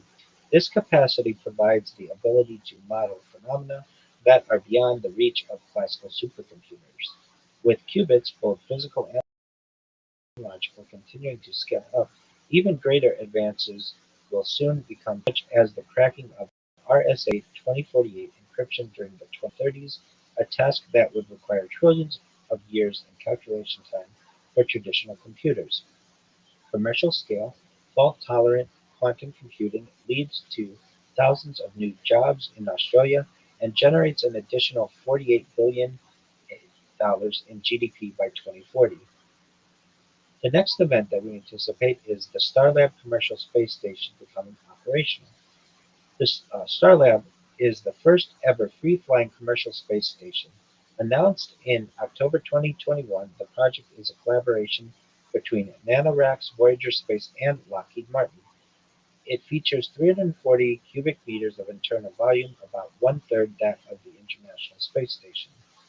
As a continuously crewed platform, it ensures a continued U.S. presence in low Earth orbit at a time when the ISS is nearing the end of its lifespan. The basic elements of the Starlab space station include a large inflatable habitat designed and built by Lockheed Martin, a metallic docking node, a power and propulsion element 60 kilowatts, a large and robotic arm for servicing cargo, maximum payloads of cubic meters, and a state-of-the-art laboratory system with comprehensive research, science, and manufacturing capability. Among the services provided are materials research, plant growth and other biotech, astronaut missions, and space tourism. It can hold up to 4 passengers at any one time. Operational capability begins in 2029. There are now several space stations in Earth or near Earth orbit: Starlab, the soon-to-be retired ISS, China's new space station, and the Lunar Gateway. The next event that we anticipate in 2029, the number of satellites in Earth orbit growing exponentially. By the end of this decade, the number of active satellites in Earth around the number of satellites in orbit around Earth has reached nearly 60,000, a 20-fold increase compared to a decade earlier and 75 of the century. Russia, then known as the Soviet Union, launched the first artificial satellite, Sputnik 1, in October 1957. Just 3.5 years later, more than 100 others had been placed in orbit as the space race got underway between the Soviets and the United States. The numbers continued to increase over decades, with more and more countries able to conduct launches for purposes such as weather monitoring, telecommunications, surveillance, and GPS. During the early 21st century, smaller and lighter satellites with more compact and miniaturized components became increasingly popular. These provided the advantage of cheaper launch costs and a more flexible range of uses.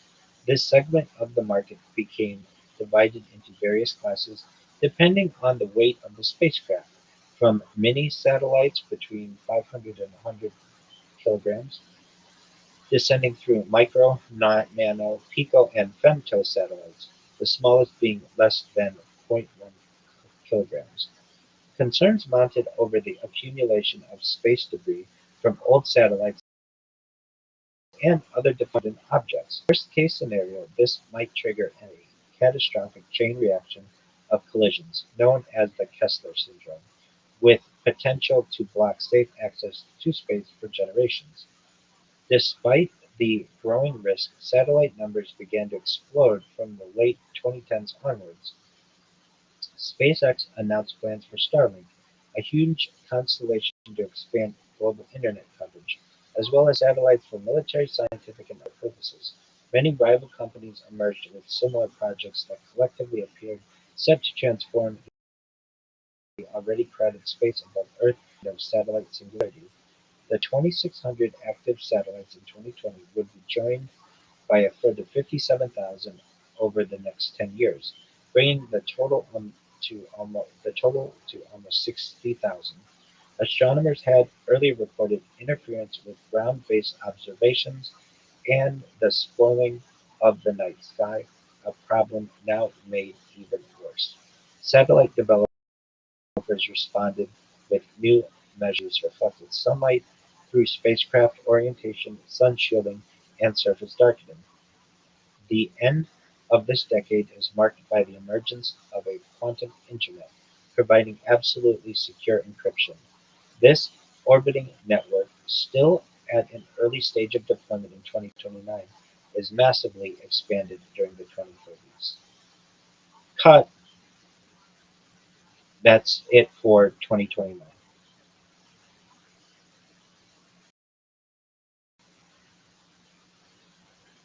When I say cut, you cut. You recognize that, right? Okay. Oh, no, I made a mistake. I made a mistake. We talk about it afterward. I made a mistake. Apologies. So we don't cut there. So um, go back and uh, we will talk about it. So I'll give a apologies. Let me go back and find what events we've got going on. Okay. So 3, 2, 1, action. And that concludes 2029. Tony, what are your thoughts on some of the events that we anticipate experiencing?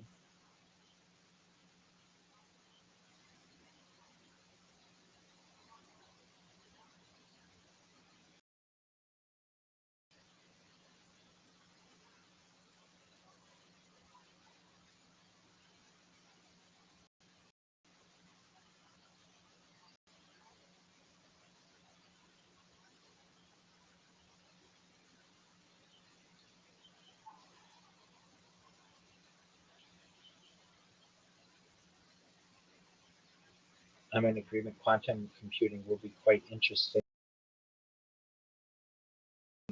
I'm excited for mosquitoes to avoid many of the unnecessary human deaths that occur. So long as this type of science and technology used for good, I'm an advocate for it.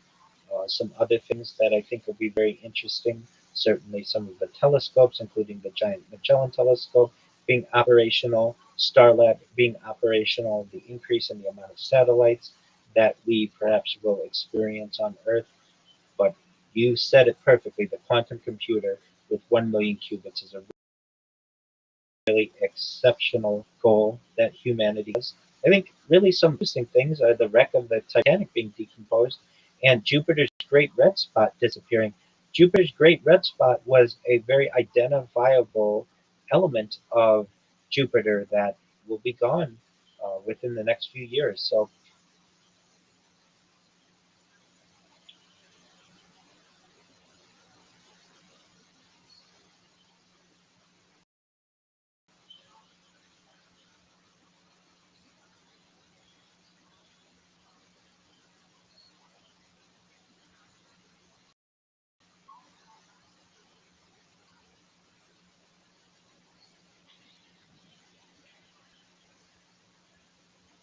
I agree with you. And with that, we appreciate you following along for the audience, and we look forward to connecting next time. Thank you. Okay, cut by, and then, are you ready to do 2030?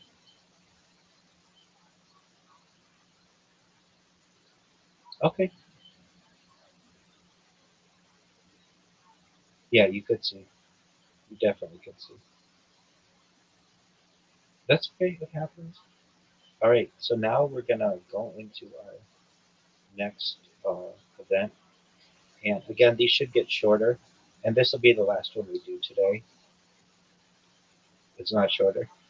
Okay, you know. I mean, okay, here we go. All right, are you ready?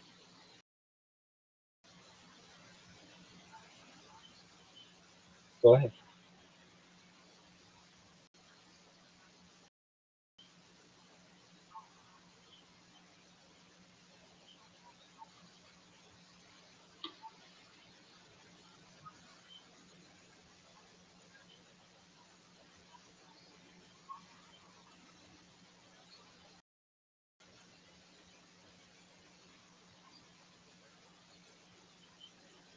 I understand. We've been doing it for 90 minutes. It's hard to concentrate that entire time. I thought you did a really good job of it. And even that part on the wrong spot, you were on the right spot. And I'll do my best to say the next event that we are doing so that you're aware that we're moving on to the next part. But you'll find it. And if anything, you can see what I'm reading immediately. So with that, are you ready? Okay. Do you have your pages open so that I can just go from Wikipedia to future? Okay. All right. In three, two, one, action. Welcome to 2030. 2030 will be a common year starting Tuesday of the Gregorian calendar, the 2030th year of the Common Era, and it will be the 30th. Sure, that's okay. That's okay. Okay, so you ready? Okay, three, two, action. Welcome to 2030. 2030 will be a common year starting on Tuesday of the Gregorian calendar, the 2030th year of the Common Era, the 30th year of the third millennium and the 21st century, and the first year of the 2030s decade, a new decade. The predicted and scheduled events from February 1st through 17th, the 2030 Winter Olympics is scheduled to be held in the French Alps. On February 28th, the 2029 World Horticultural Expo is scheduled to be closed in Thailand. The Korean presidential election is scheduled to be held. In April of 2030, Europa Clipper will arrive at Jupiter's moon Europa. June 8th through July 21st, the 2030 FIFA World Cup is scheduled to be held in Spain, Portugal, and Morocco, with anniversary match hosts Uruguay, Argentina, and Paraguay. September 1st, the autonomous region of Bougainville has recommended the state for independence from Papua New Guinea, pending re-ratification of the referendum. October 1st, the 2030 World Expo will be opened in Riyadh, Saudi Arabia. July 24th through August 4th, the 2030 Mediterranean Games are expected to take place in Pristina, Kosovo. Unknown dates of 2030. The 2030 Hungarian parliamentary election is scheduled to be held in 2022, the year in which both the Voyager 1 and Voyager 2 space probes will run out of power and cease transmission. New petrol and diesel cars will be banned from sale in the UK. Masdar City in Abu Dhabi is expected to be completed in 2030, as well as the 2030 Asian Games being scheduled to be held in Doha.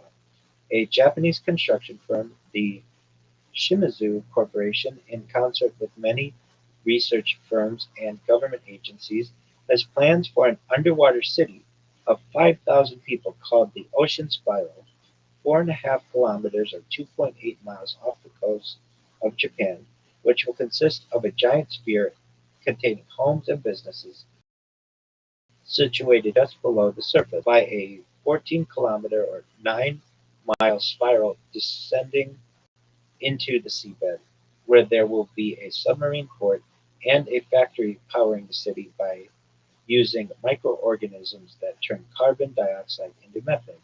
The Shimizu Corporation plans to start construction in 2025. Targets of the goals of the United Nations 2030 agenda are set for 2030. Some climate-related goals from COP26 are for 2030, including the Glasgow Climate Pact aims to reduce global emissions by 55% by 2030 relative to the 2010 level. However, based on existing pledges, the emissions in the year 2030 will be 14% higher than 2010. More than 100 countries pledged to reverse deforestation. More than 100 countries pledged to reverse deforestation, to draw half its energy requirement from renewable sources. China aims to peak CO2 emissions before 2030. The 2030 Climate Target Plan of the EU aims to emissions by at least 55% by 2030. The European Commission made proposals in July 2021 for how to achieve this goal. The international community, including the United Nations, World Bank, and the United States, have set the goal of completely eradicating extreme poverty by 2030. Noting a significant decline in extreme poverty since 1990, the World Bank has noted that the end of extreme poverty is in sight and pledged to cut it down to at most 3% of the world's population by this time. The World Health Organization and UNICEF have set a goal for universal access to basic sanitation by 2030. The United Nations has made it a goal that internet access and literacy will be universal by 2030. French demographist Emmanuel Todd forecasted that the global literacy rates will be almost 100% by this year. The World Bank has called for all countries to implement universal health care by this time.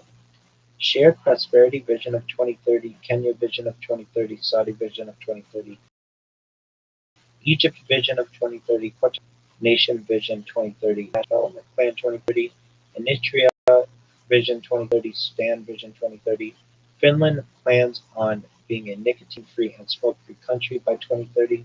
The 2030 Commonwealth Games are expected to take place in Ahmedabad, India.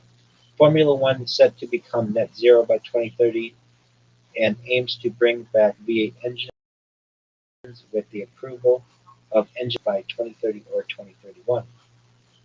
Poland is projected to have a higher GDP per capita than the United Kingdom by the end of the year. And with that, we will move on to our next set of timeline contents.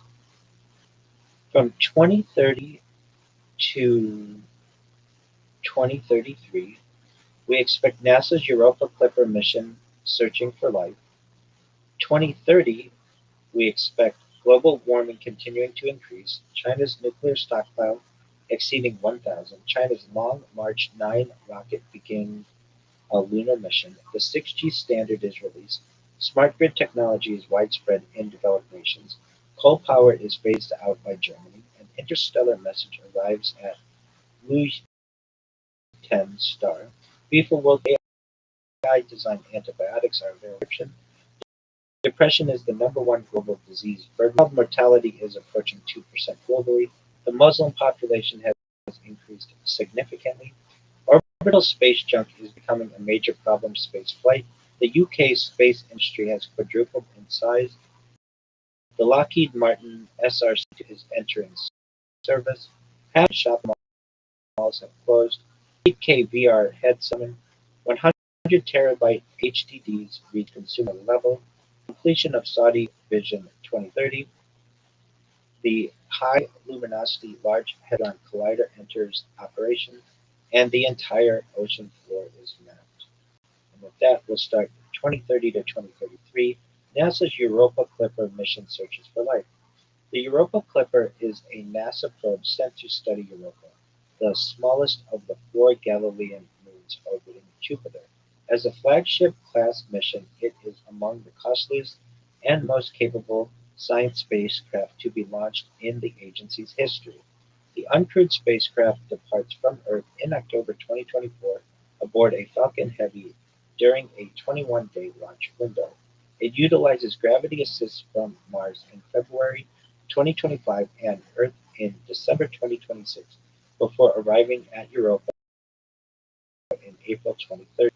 The probe is designed to observe its habitability and aid in the selection of a land site for a future lander. The science goals are focused on the three main requirements for life: liquid water, chemistry, and energy. Specifically, the objectives are to study ice shell and ocean, confirm the existence and nature of water within or beneath the ice, and possess and processes of surface ice ocean exchange. Composition: determine distribution of ions and the links to ocean composition. Geology: determine the characteristics and formation of surface features, including sites of recent or current activity. To achieve these goals, a large scientific payload of 9 instruments is contributed by the Jet Propulsion Laboratory (JPL), as well as various research institutes and universities. The electronic components are protected from Jupiter's intense radiation by a 150-kilogram shield made of titanium and aluminum. They include a topographical imager, ice-penetrating radar, thermal spectrometer, magnetometer, neutral mass spectrometer, and high-gain antenna. Extremely high radiation photos are made possible by the main imaging system. This maps most of Europa at 50 meters or 100 in solution, but can also zoom affected surface areas. These enhancements reveal details as small as 0.5 meters or 1.6 feet in size. The probe conducts 45 flybys of Europa at distances ranging from 2,700 kilometers or 1,678 miles to as close as 25 kilometers or 16 miles during its 3.5-year mission. It can therefore reach altitudes low enough to pass through plumes of water vapor erupting from the moon's ice crust, obtaining samples for analysis. A key feature of the mission plans gravity assists from Europa, Ganymede, and Callisto to change its trajectory, allowing the spacecraft to return to a different close approach point with each flyby. Each flyby covers a different sector of Europa in order to produce a near-global 95% topographic survey, including ice thickness. The mission timeline overlaps the ESA's Jupiter Icy Moons Explorer, JUICE, which studies the Jovian system from 2031 to 2035, performing flybys past Europa and Callisto before moving into orbit around Ganymede. The two missions complement each other, with shared data helping to improve the science surrounding the Moon's crust and subsurface ocean. The latter is believed to contain more water than all of Earth's oceans combined, as well as guiding the development of future surface landers in the 2030s and 2040s. The next event that we anticipate in 2030 will be global warming continuing to increase. Global warming in 2030 is now approaching 1.3 degrees Celsius or 2.3 degrees Fahrenheit above the mid 20th century average and continues to increase. During the next El Nino, it will exceed the 1.5 degrees Celsius or 2.7 degrees Fahrenheit threshold agreed at the Paris Climate Accords in 2050. We've seen unprecedented heat waves, droughts, floods, wildfires, tropical cyclones, and other disasters around the world. The economic losses from weather-related events in 2030 are 25% greater than just a decade earlier, averaging more than $250 billion annually. Amid the deepening sense of urgency, environmental activism is now ramping up to levels never seen before. This includes the direct targeting of and sabotage of fossil fuel infrastructure alongside increasingly vociferous campaigns to trigger changes in public behavior and lifestyles. In the early 2020s, the protest actions had already been subject to increasing criminalization in some countries. With more radicalized green movements having since emerged, these measures are now going to step further to classify some groups as outright terrorist organizations. In South America and other regions, environmental activists who stand in the way of agribusiness, hydroelectric dams, mining, and logging are being murdered in greater numbers than ever. Following the COVID-19 pandemic, worldwide greenhouse gas emissions had seen a temporary dip from a record high of 52 tons of CO2 equivalent, meaning the aggregate of CO2, CH4, N2O, and F gases. They fell below 4.9 gigatons in 2020. However, growth resumed in subsequent years and soon rebounded to pre-pandemic levels.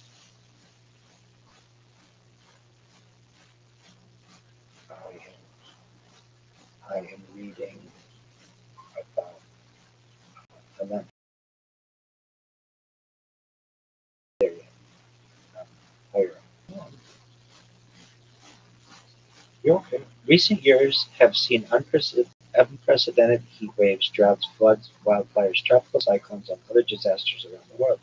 The economic losses from weather-related events in 2030 are 25% greater than just a decade earlier, averaging more than $250 billion annually. Among the deepening sense of urgency, environmental activism is now ramping up to levels never seen before. This includes the direct targeting and sabotage of fossil, alongside increasingly vociferous campaigns to trigger changes in public behavior and lifestyles. In the early 2020s, protest actions had already been subject to increasing criminalization in some countries, with more radicalized green movements having since emerged. These measures are now going to step further to classify some groups as outright terrorist organizations. In South America and other regions, environmental activists who stand in the way of agribusiness, hydroelectric damming, and logging are members than ever. Following the COVID-19 pandemic, worldwide greenhouse gas emissions had seen a temporary dip from a record high of 52 gigatons of CO2 equivalent, meaning the aggregate of CO2, CH4, N20, and F gases. They fell below 4.9 gigatons in 2020. However, growth resumed in subsequent years and soon rebounded to pre-pandemic levels, once more ambitious climate targets while simultaneously new oil and gas projects and continuing to provide enormous subsidies to the fossil fuel industry. Although progress has been made in slowing the rate of emissions, with signs that a peak may now continue to rise in 2030, pledges at climate summits have proven to be insufficient for limiting the global average temperature to a sustainable level. The world remains on track for 2 degrees Celsius of warming by the 2040s and nearly 3 degrees Celsius later in the century. The distribution of the world's various economic sectors has been uneven. Some areas have seen exponential improvement, such as the rapid adoption of solar PV, wind power, electric vehicles, and charging stations. Some governments have now phased out coal, while renewables have expanded to cover a majority of electrical generation. In combination with utility-scale batteries and/or nuclear. Rooftop solar, for example, is now mandatory on all new buildings in some countries. Likewise, the EV market has seen phenomenal growth and is on the verge of surpassing traditional ICE cars in terms of global sales. Another promising field is direct air capture (DAC) to create negative emissions. Early prototypes in the 2010s demonstrated that a few tons each day could be captured and stored safely. Substantial further investment, including billions of dollars from government funding, led to a rapid scaling up. By 2030, some companies have achieved megaton scale DAC and are now planning for gigatons of negative emissions by 2050. But in other areas of the economy, progress has been stagnant. For instance, ruminant meat consumption is still very high, in part due to growing consumer demand in emerging economies. Plant-based meats have risen in popularity, but are nowhere near the level needed to sufficiently reduce emissions from the agricultural sector. Meanwhile, cultured or lab-grown meats, while showing potential for exponential growth at the early stages of market adoption, they have also been drawn into the Anglosphere's culture wars, with debates over natural versus unnatural that are similar to concerns over genetically modified foods, as well as the financial impact on local ranchers. Other areas with insufficient progress include the energy intensity of residential and commercial buildings, the carbon intensity of industrial processes such as steelmaking and cement production, the aviation sector, and the general financing of climate change initiatives around the world. For many, the vague of net zero strategies has led to delays in overall emissions reductions.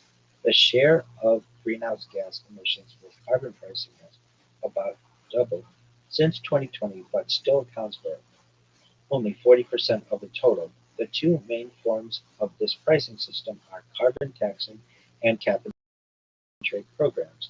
A third concept has recently been proposed, a carbon coin, or similar global market for carbon removal. If paired with carbon taxes, the idea would be that burning of carbon is taxed while sequestering carbon is rewarded.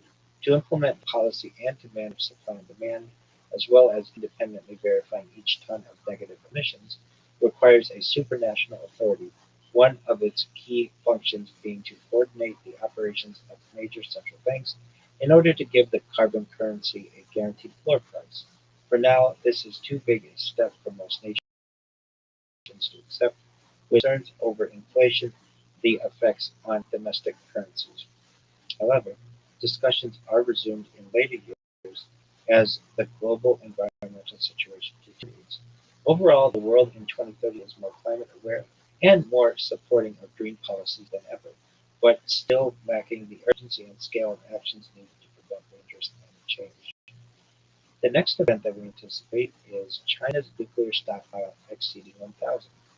From the late 2010s onward, China began to significantly ramp up its nuclear weapons stockpile as a result of several converging factors. From 200 warheads for nearly 40 years, the rising superpower sought to modernize and expand its arsenal to more than 1,000 in light of what it perceived as new and emerging threats. The evolving security dynamics of the Indo-Pacific region, largely influenced by U.S. military presence and its alliances, prompted the Chinese government to reassess the strength of its nuclear forces. Concerns had also grown about the advances in missile technology to other powers. Concerns had also grown about the advances by other powers. which had the potential to undermine China's own deterrent. Between 2015 and 2022, China increased its nuclear weapons stockpile by 60%, from 260 to more than 400. This figure has reached 1,000 by 2030 and is now on track to reach 1,500 by 2035. This forms part of President Xi Jinping's longer-term goal of establishing a world-class military by 2049, the 100th anniversary of the People's Republic. In addition to hundreds of new warheads, China has developed a larger inventory of nuclear delivery systems on land, sea, and air. It has also invested in the infrastructure needed to sustain this growth. New silo fields for both solid propellant and nuclear-fueled ICBMs, intercontinental ballistic missiles, have been constructed, with systems now ready for a launch on warning posture or the ability to fire more quickly. This rapid escalation in nuclear capabilities has heightened the existing tensions between China and its neighbors, notably India, Japan, and Taiwan. These and other nations in the Asia-Pacific, concerned about the strategic vulnerability, are pursuing their own military enhancements. The United States, in turn, faces new challenges in maintaining strategic stability in the region. Washington's commitments to its allies are being tested, and it must balance deterrence with efforts to prevent an all-out arms race. China's expanded arsenal is complicating arms control negotiations, which now have to account for a tripartite dynamic in Russia and China. This has undermined efforts to denuclearize the Korean Peninsula. The next event that we anticipate is China's Long March 9 rocket beginning lunar missions. The Long March 9, officially CZ-9, is a new Chinese rocket first announced in 20 and intended for long-range missions to the Moon, Mars, and beyond. With a payload capacity of 140,000 kilograms to low Earth orbit (LEO) and 500,000 kilograms to injection, it ranks among the largest rockets ever built, one of the very few appearing in the Super Heavy Lift launch vehicle class. The Long March 9 is a three-stage rocket with a core having a diameter of 10 meters, surrounded by a cluster of four engines, comparable in size to NASA's retired Saturn V. This rocket is specifically designed to expand China's capabilities beyond Earth and deeper into space. Sitting atop the rocket is a next-generation lunar-capable spacecraft with 6 astronauts. The Long March 9 completed feasibility studies in 2021 and received government approval that same year. The 14th five-year plan, 2021-2025, enabled it to proceed to the next stage of development. By 2030, a maiden test flight has occurred, and the launch vehicle is being prepared for use in lunar missions. Following additional test flights, China lands its first astronauts on the Moon in the early part of this decade. This is taking place with similar efforts by the United States, which now has its own lunar-capable rocket, NASA's Space Launch System, as well as commercial ventures such as SpaceX and Blue Origin. The two nations, having been engaged in a second space race for the last 2 decades, are now finally seeing the fruits of their long-term research and development. The Long March 9 forms a pivotal part of China's operations on the Moon, not only for sending astronauts on short-duration missions, but also for establishing a more permanent presence. Its huge cargo-carrying capacity allowed outposts to form on the lunar surface during the late 2030s. The next event that we anticipate is the 6G standard being released. By 2030, a new cellular network has emerged that offers even greater speeds than 5G. Early research on the 6th generation 6G had started during the late 2010s when China, the USA, and other countries investigated the potential higher frequencies. Whereas the first 4 mobile between several hundred or several thousand megahertz, 5G had expanded this range into tens of thousands and hundreds of thousands. A revolutionary technology at the time, it allowed vastly improved bandwidth and lower latency.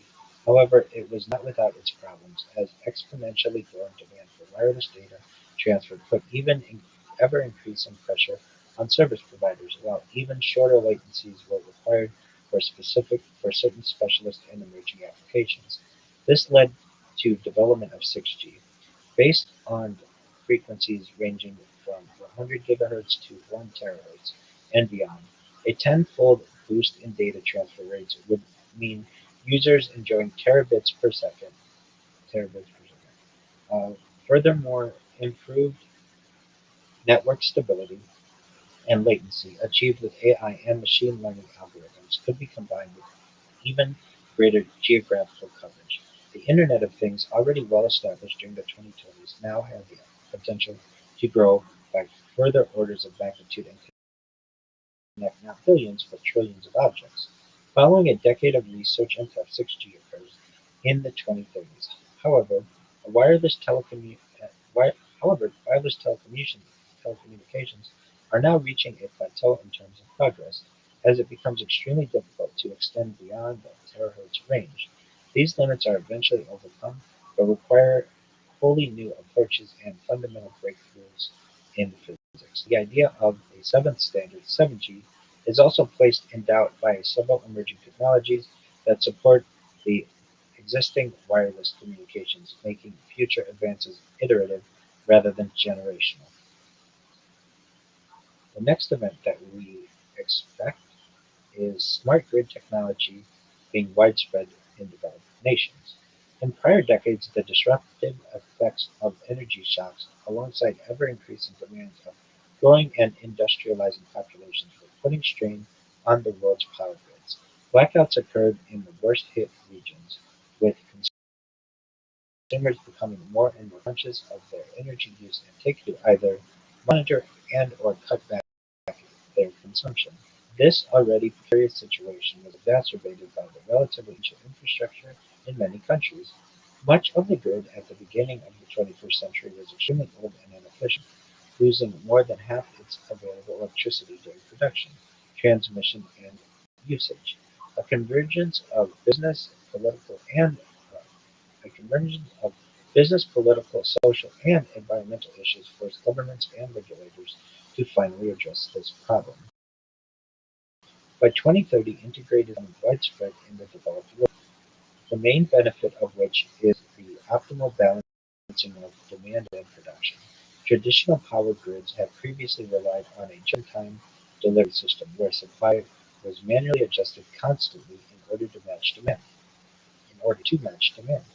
Now this problem is being eliminated due to a vast array of sensors and automated monitoring devices embedded throughout the grid. This approach had already emerged on a small scale in the form of smart meters for individual homes and offices.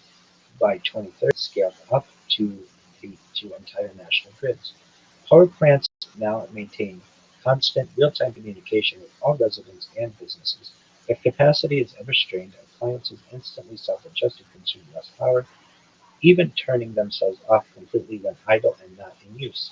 Since balancing demand and production is now achieved on a real-time automatic basis within the grid itself, this greatly reduces the need for peaker plants as supplemental sources.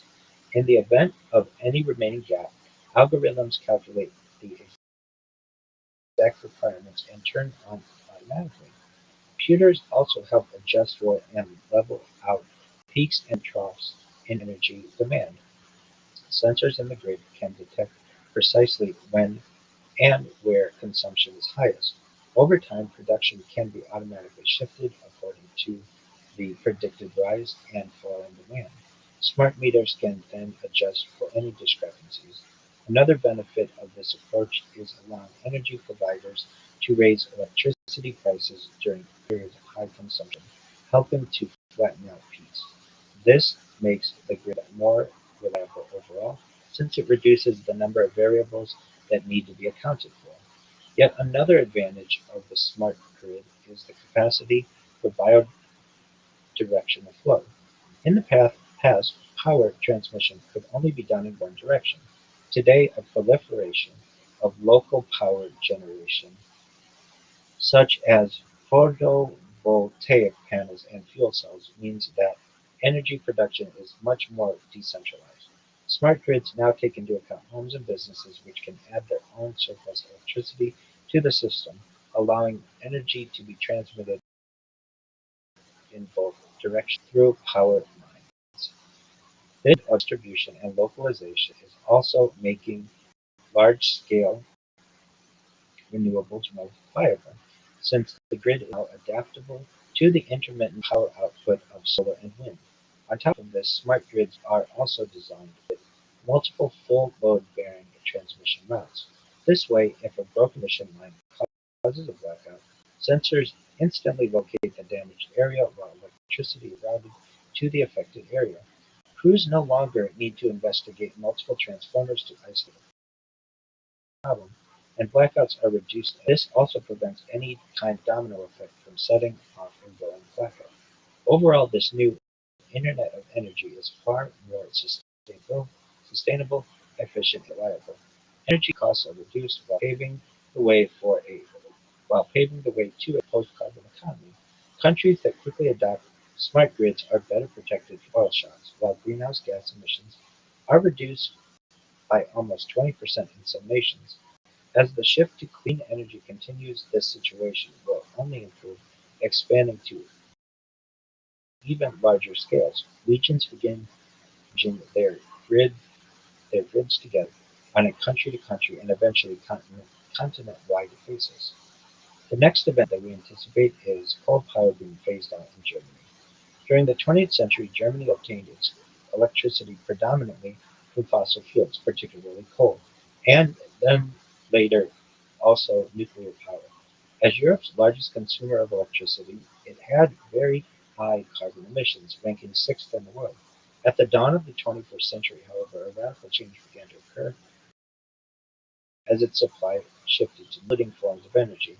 In 2010, German government published Energiewende, Energy Transition, a key policy document outlining targets for increasing the share of renewables in power consumption, which included greenhouse gas (GHG) emission reductions of 80% to 95% by 2050 relative to 1990. Following the Japanese Fukushima disaster of 2011, the government removed the use of nuclear power as a bridging technology, and the decision to phase out nuclear altogether.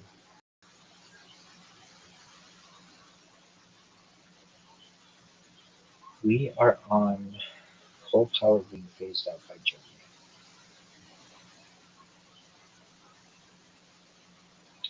We are in coal power being phased out by Germany.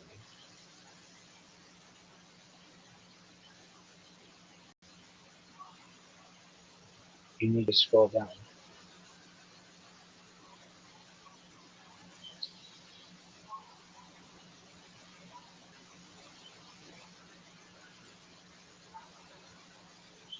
Yes. Following the Jap, I say every single time we start a new section, the next section will be. When I say that, you just have to listen for that.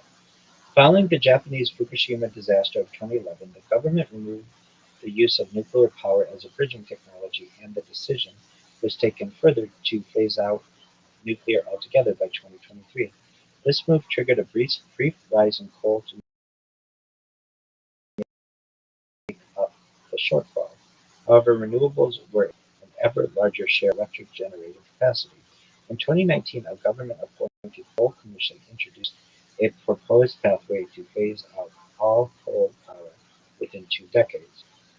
By the end of the 2010s, Germany had 40 gigawatts of installed coal power capacity, with 21 gigawatts fired by bituminous coal, referred to as hard coal by Germany's Federal Network aided by lignite or brown coal. A bituminous coal plant, Datteln 4, entered service in mid-2020, adding 1.1 gigawatts and becoming Germany's last ever coal plant to be newly connected to the grid. The government planned to take all 84 sites offline by 2038. In September 2021, Germany held federal elections, with Angela Merkel stepping down and the ruling Union parties CDU-CSU reporting their results. Of the Social Democratic Party (SDP) formed a three-way coalition alongside the Free Democratic Party (FDP) and the Greens. As part of the deal, Germany's previous commitment to phase out coal power would be brought forward by 8 years, from 2038 to 2030. During the first half of the 2020s, many plants voluntarily went offline in the north, west, and south of the country. As renewables continued to surge, forced closures occurred in the latter part of the decade. The phase-out had commenced in western Germany to soften the impact in the economically poorer eastern side of the country. By 2030, the final plant shutdown has occurred. More than 80% of Germany's electricity is now generated by renewables. As part of this transition, it is now compulsory for solar energy to be included on the roofs of all new commercial buildings, while each of the country's 6 states must provide at least of their land area for wind power. Around 15 million of Germany's cars are now electric, as the European Union nears its target of phasing out new cars with internal combustion engines by 2035. Germany continues to make progress in reducing greenhouse gas emissions on its way to net zero by 2045. The next event that we anticipate is an interstellar message arriving at Lucian's star. Lucian's star GJ273 is a red dwarf located about 12.4 light-years from Earth. Despite its relatively close proximity, it has a visual magnitude of only 9.9, making it too faint to be seen with the naked eye. It was named after William Lucian, who, in collaboration with Edwin G. Ebbinghaus, first determined its high proper motion in 1935. Lucian's star is 1/4 of the Sun and has 5% of the radius. In March 2017, 2 planets were discovered orbiting Lucian's star. The outer planet, GJ273b, was a super-Earth with 2.9 Earth masses and found to be lying in the habitable zone with potential for liquid water on the surface. The inner planet, GJ273, 1.2 Earth masses, but orbited much closer, with an orbital period of only 4.7 days. In October 2017, a project known as Sonar calling GJ273 was initiated. This would send music through deep space in the direction of Lucian's star in an attempt to communicate with extraterrestrial intelligence. The project, organized by Messaging Extraterrestrial Intelligence (MEDI) and Sonar, the music festival in Barcelona, Spain, beamed a series of radio signals from a radar antenna at Ramilla. The first transmissions were sent on 16th, 17th, and 18th of October, with a second batch in April 2018. This became the first radio message ever sent to a potentially habitable exoplanet. The message included 33 music pieces and 10 seconds each by artists including Walter, Jean-Michel Jarre, Kate Tempest, Code 9, Mo de Hector, and Richie Hawtin. Also included were scientific and mathematical tutorials sent in binary code, designed to be understandable by extraterrestrials, a recording of an unborn baby girl's heartbeat, along with poetry and political statements about humans. Due to the lag from light speed over a distance of 70 trillion miles, the earliest possible date for a response to arrive back would be 2042. The next event that we anticipate is the FIFA World Cup 2030. The FIFA World Cup is held from 18th of June to 21st of July 2030. The tournament is especially significant as it marks the centenary of the first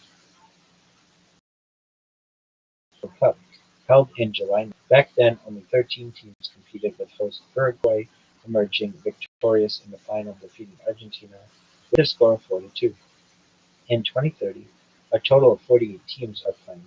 For the first time, three countries from two continents are hosting the competition: Morocco, Portugal, and Spain. Additionally, Argentina, Paraguay, and Uruguay are part of the hosting to commemorate the 100th anniversary. Special centenary celebration. The first game is played at Estadio Centenario Stadium in Montevideo, Uruguay, where the 1930 final took place.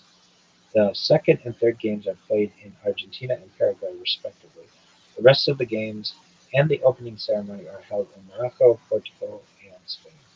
The 2030 World Cup, while undoubtedly a historic and much celebrated event, faces logistical challenges due to its geographic spread. It has caused a backlash from fans, football officials, and environmental groups because of the large distance between Europe and South America. This requires the carbon footprint of FIFA and means that players have only a short amount of rest after traveling back to the main hosts in Iberia and Morocco. The next event that we anticipate are AI-designed antibiotics that are available on prescription. During the late 2010s and early 2020s, artificial intelligence (AI) became an increasingly powerful tool for medical research, demonstrating potential in expediting the drug discovery process. Deep learning algorithms grew rapidly in capability, analyzing huge data, likely effectiveness of millions of chemical compounds. This began to significantly reduce both the time and costs involved in the initial stages of research. Antibiotic resistance had emerged as a serious and worsening threat to public health. Absent new treatments such as bacteria and superbugs, the world faced a more than tenfold increase in deaths from these infections, potentially surpassing cancer to reach 10 million a year by 2050. In 2020, a team at the Massachusetts Institute of Technology (MIT) used in silico deep learning approach to identify a powerful new antibiotic compound named halicin after the fictional AI Hal from 2001: A Space Odyssey. The algorithm, trained on a dataset of about 2,500 molecules, picked out those with greatest potential to kill bacteria using different mechanisms than existing drugs. In laboratory tests, the drug killed many of the world's most problematic disease-causing bacteria, including some strains resistant to all known treatments. It also cleared infected mouse models. Halicin's unusual mechanisms of action involve disrupting a bacterial cell's ability to maintain a normal electrochemical membrane gradient, thus inhibiting metabolism and resulting in cell death. In 2023, researchers from MIT, in collaboration with McMaster University, used AI to develop another new compound. This time, the training dataset involved 7,500 molecules, halicin, the triple the number of halicin. The resulting drug, called Abalkin, showed effectiveness against Acinetobacter baumannii, one of three superbugs identified by the World Health Organization as a critical threat to humanity. Its mode of action involved inhibiting lipoprotein transport. Researchers believe that its precision would make it harder for drug-resistant bacteria to emerge and could lead to fewer side effects. Further testing in the laboratory led to even more potent versions of both halicin and abalkin, followed by clinical trials. These and other drugs began to emerge as antibiotic resistance. The first generation of AI-designed antibiotics became available on prescription by 2030. The new event that we anticipate: depression is the number one global disease burden. When measured by years of life lost, depression has now overtaken heart disease to become the leading global disease burden. This includes both years lived in a state of poor health and years lost due to premature death. Principal causes of depression include debt worries, unemployment, crime, violence, especially family violence, war, and environmental disasters. The ongoing economic stagnation around the world is a major contributing factor. However, progress is being made with destigmatizing mental illness. The next event that we anticipate is child mortality, child mortality approaching 2% globally. Childhood mortality, defined as the number of children dying under the age of 5, was a major issue during the 20th century. In 1970, more than 14% of children worldwide never saw their fifth birthday, while after year was even higher at 4%. The gap between rich and poor nations was staggering, with a mortality rate of only 24 per 1,000 live births in most industrialized countries, an order of magnitude lower. Improvements in medicine, education, economic opportunity, and living standards led to a fall in child deaths over subsequent decades. More and more children were being saved by low-tech, cost-effective, evidence-based measures. These included vaccines, antibiotics, micronutrient supplementation, insecticide-treated bed nets, improved family planning practices, and oral rehydration therapy.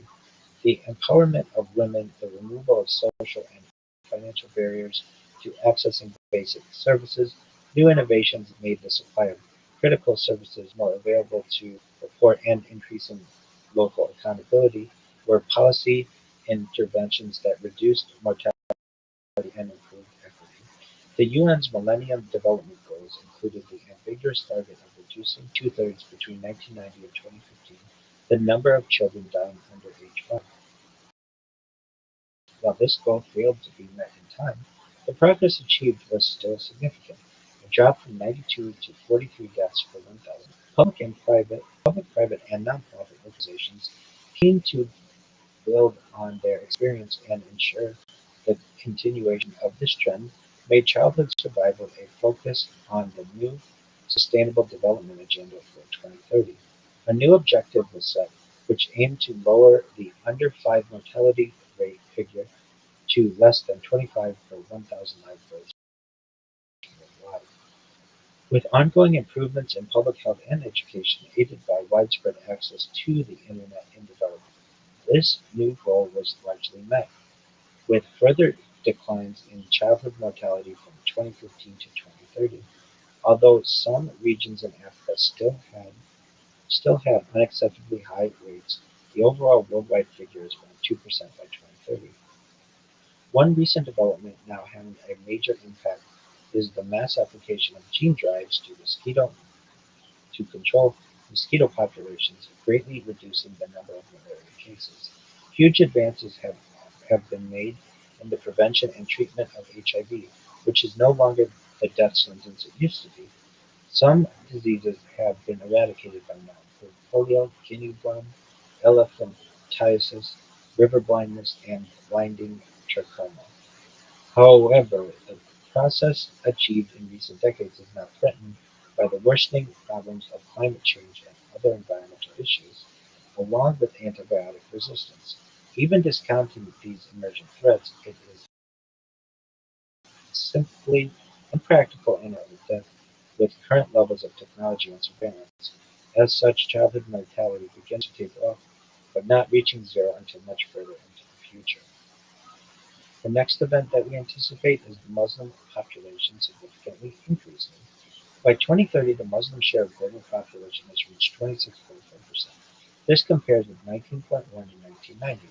Countries which have seen the largest growth rates include Ireland, 190.7% increase, Canada, 183.1% increase, Finland, 150%, Norway, 141.3%, New Zealand, 146.3%, the United States, 139.5%, and Sweden, 120.2%, which include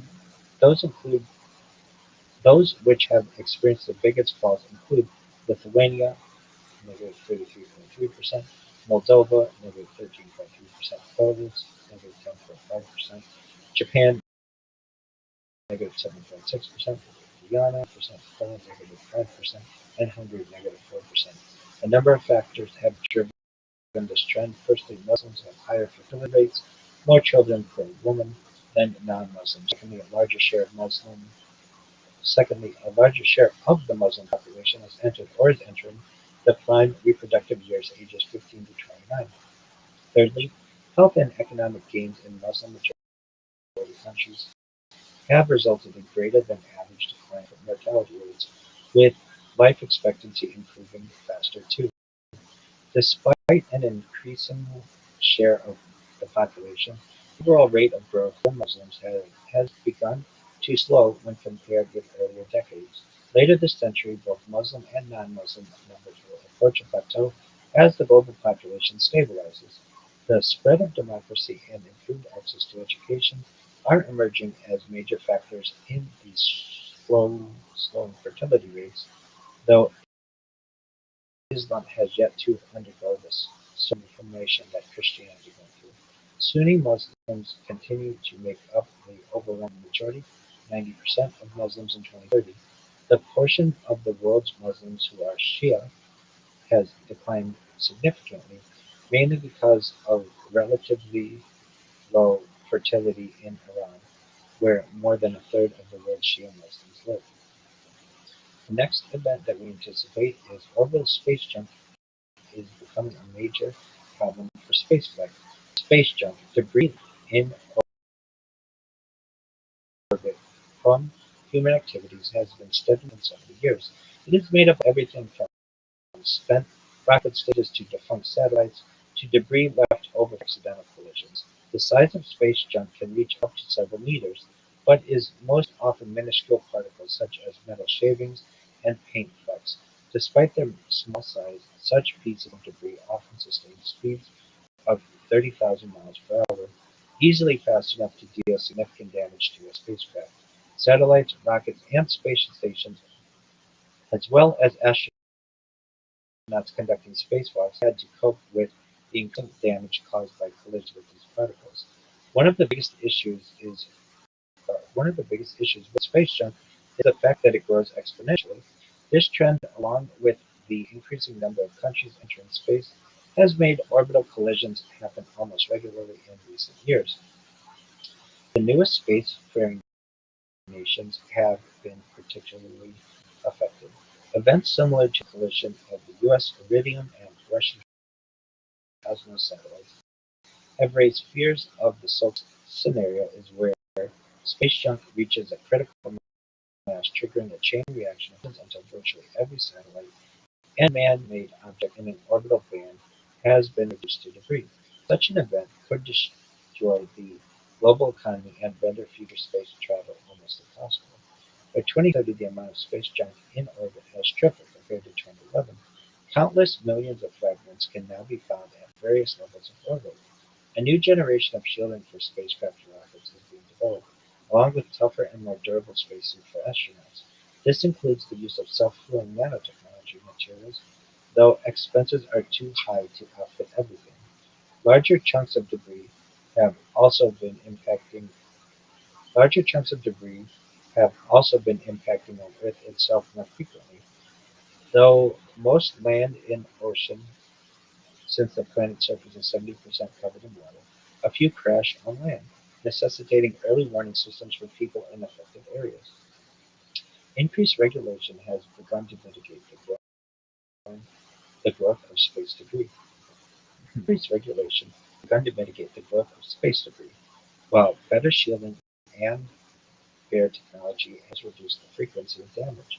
Increased computing power and tracking systems are also helping to predict the path of debris and instruct spacecraft to avoid the most dangerous areas. Options to physically move debris are also being deployed, including nets and harpoons fired from small satellites, along with ground-based lasers that can push junk into decaying orbits so it burns up in the atmosphere. Despite this, space junk remains known. The next event that we anticipate is the UK space industry quadrupling in size. In 2010, the UK government established the United Kingdom Space Agency (USA). This replaced the British National Space Centre and took over responsibility for key budgets and policies. on space exploration, representing the country in all negotiations on space matters and bringing together all space activities under one single management. By 2014, the UK's thriving space sector was contributing over £9 billion, or $15.2 billion, to the economy each year and directly employing 29,000 people, with an average growth rate of almost 7.5%. Recognizing its strong potential, the government backed plans for a fourfold expansion of the industry. New legal frameworks allowed a spaceport to be established in the UK, triggering growth of space tourism overseas. By 2030, the UK has become a major player in the space industry, with a global market of 10%. Having quadrupled in size, the space industry now contributes £40 billion, or $67 billion a year, to the economy and has generated over 100,000 new high-skilled jobs. The UK has significantly increased its leadership and influence in crucial areas like satellite communications, Earth observation, disaster relief, and climate change monitoring. The growth of space-based products and services means the UK is now among the first 10 broadband-enabled countries in the world. This has also reduced the cost of delivering government services to all citizens, regardless of their location. The next event that we anticipate is the Lockheed Martin SR-72 entering service. The SR-72 is an unmanned hypersonic aircraft intended for intelligence, surveillance, and reconnaissance. Developed by Lockheed Martin, it is the long-awaited successor to the SR-71 Blackbird that was retired in 1998. The plane combines both a traditional turbine and a scramjet to achieve speeds of Mach 6, making it twice as one and capable of crossing the Atlantic Ocean in under an hour. A scaled demonstrator was built and tested in 2018. This was followed by a full-size demonstrator in 2023, and then entry into service by 2030. The SR-72 is similar in size to the SR-71 at approximately 100 feet or 30 meters long, with an operational altitude of 80,000 feet or 24,300 meters. Combined with its speed, the SR-72 is almost impossible to shoot down. The next event that we anticipate is half of America's shopping malls being closed. For much of the 20th century, shopping malls were an intrinsic part of American culture. At their peak in the mid-1990s, the country was building 140 new shopping malls every year. But from the early 2000s onward, underperforming and vacant malls, known as Grayfield and Dead Mall estates, became an emerging problem. In 2007, a year before the Great Recession, no new malls were built in America. For the first time in half a century, only a single new mall, City Creek Center Mall in Salt Lake City, was built between 2007 and 2012. The economic health of surviving malls continued to decline, with high vacancy rates creating an oversupply of land. A number of changes had occurred in shopping and driving habits. More and more people were living in cities with fewer interested in driving, and people in general spending less than before. Tech-savvy millennials in particular had embraced new ways of living. The internet had made it far easier to identify the cheapest products and to order items without having to be physically there in person. In earlier decades, it mostly affected digital goods such as music, books, and videos, which could be obtained in a matter of seconds. But even clothing was eventually possible to download thanks to the proliferation of 3D printing in the home. Many of these abandoned malls are now being converted to other uses, such as housing. The next event that we anticipate is 8K VR headsets becoming common. 8K displays amounting to 33 megapixels of resolution per eye are a fairly standard feature of virtual reality in 2030.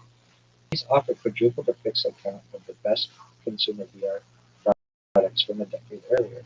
Following a long period with little or no activity, the VR industry saw a major revival from around 2015 onwards. A prototype of the Oculus Rift and its subsequent commercial releases led to dozens of competitors within a few years, including models with better resolution and field of view. Having initially been a somewhat expensive and niche form of entertainment, VR declined greatly in cost during the COVID-19 pandemic accelerated its mainstream adoption. By 2030, the quality of VR has improved exponentially.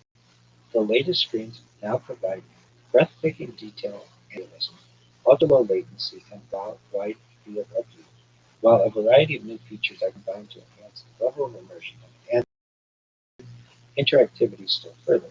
Headsets now include a standard, for example, most headsets now include as standard the option for a brain-computer interface to record users' electrical signals, enabling rethinking about them.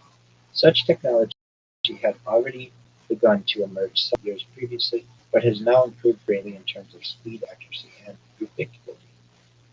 Non-invasive sensors placed on the scalp are now far the preferred choice of mainstream BCI brain-computer interface use.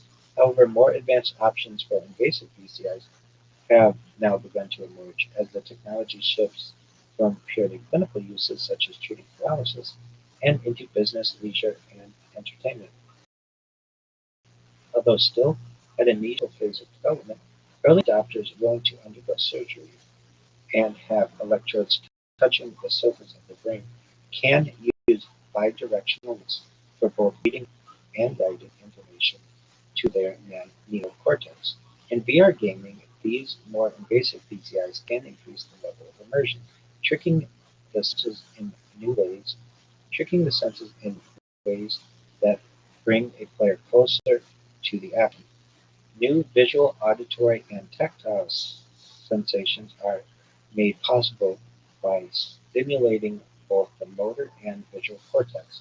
These effects are rather limited at this stage and exploited by only the most hardcore gamers, but provide more lifelike ways of interacting with simulated people, objects, and environments. This decade sees more progress with BCI, brain computer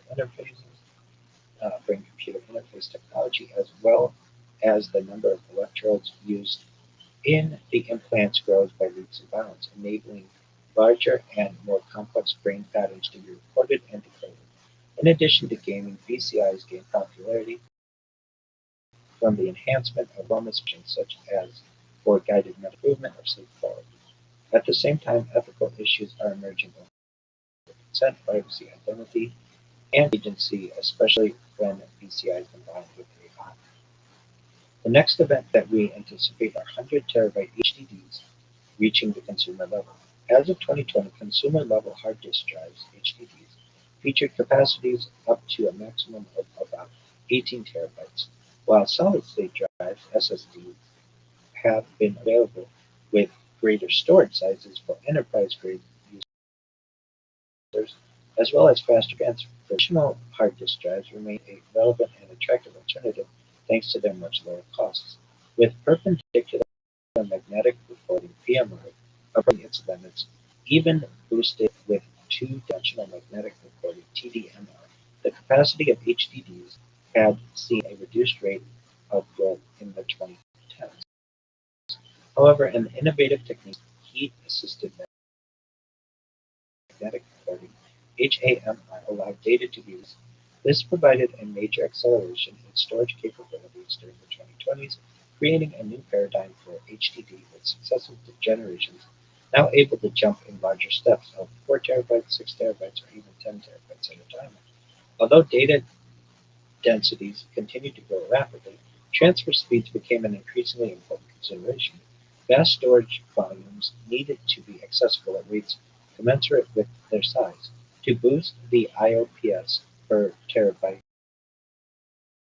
performance of HDDs, actuator drives began to emerge. For example, using two actuators instead of one could almost double throughput. For example, using two actuators instead of one could almost double throughput.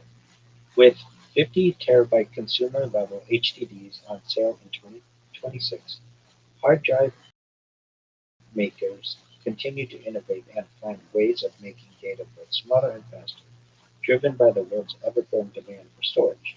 By 2030, consumer PCs have access to 100 terabyte hard disk drives, quintuple the figure earlier. The next event that we anticipate is the completion of Saudi Vision 2030. This year sees the realization of long-term strategic framework by Saudi Arabia, intended to reduce the country's dependence on oil, diversify its economy, and develop public service sectors such as education, health, infrastructure, recreation, and tourism. The key goals of Saudi Vision 2030 include reinforcing economic and investment activities, increasing non-oil international trade, and promoting a softer and more secular image of the kingdom. Crown Prince Mohammed bin Salman first announced the vision in 2016. The Saudi Council of Economic and Development Affairs (CEDA) then began identifying and monitoring the steps crucial for implementation by 2030. The CEDA established 13 programs called Vision Realization Programs covering the different areas such as energy, finance, housing, quality of life, and transport.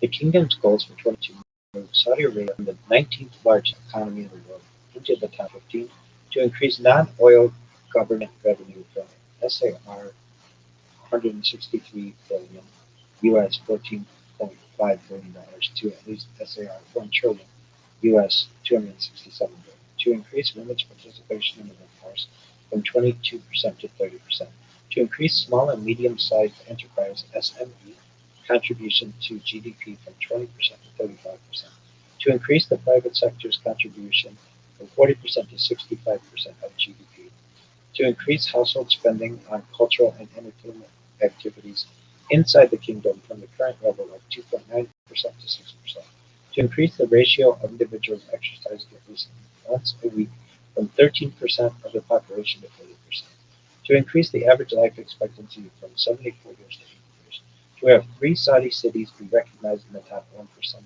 of cities in the world, to more than double the number of Saudi heritage sites registered with UNESCO.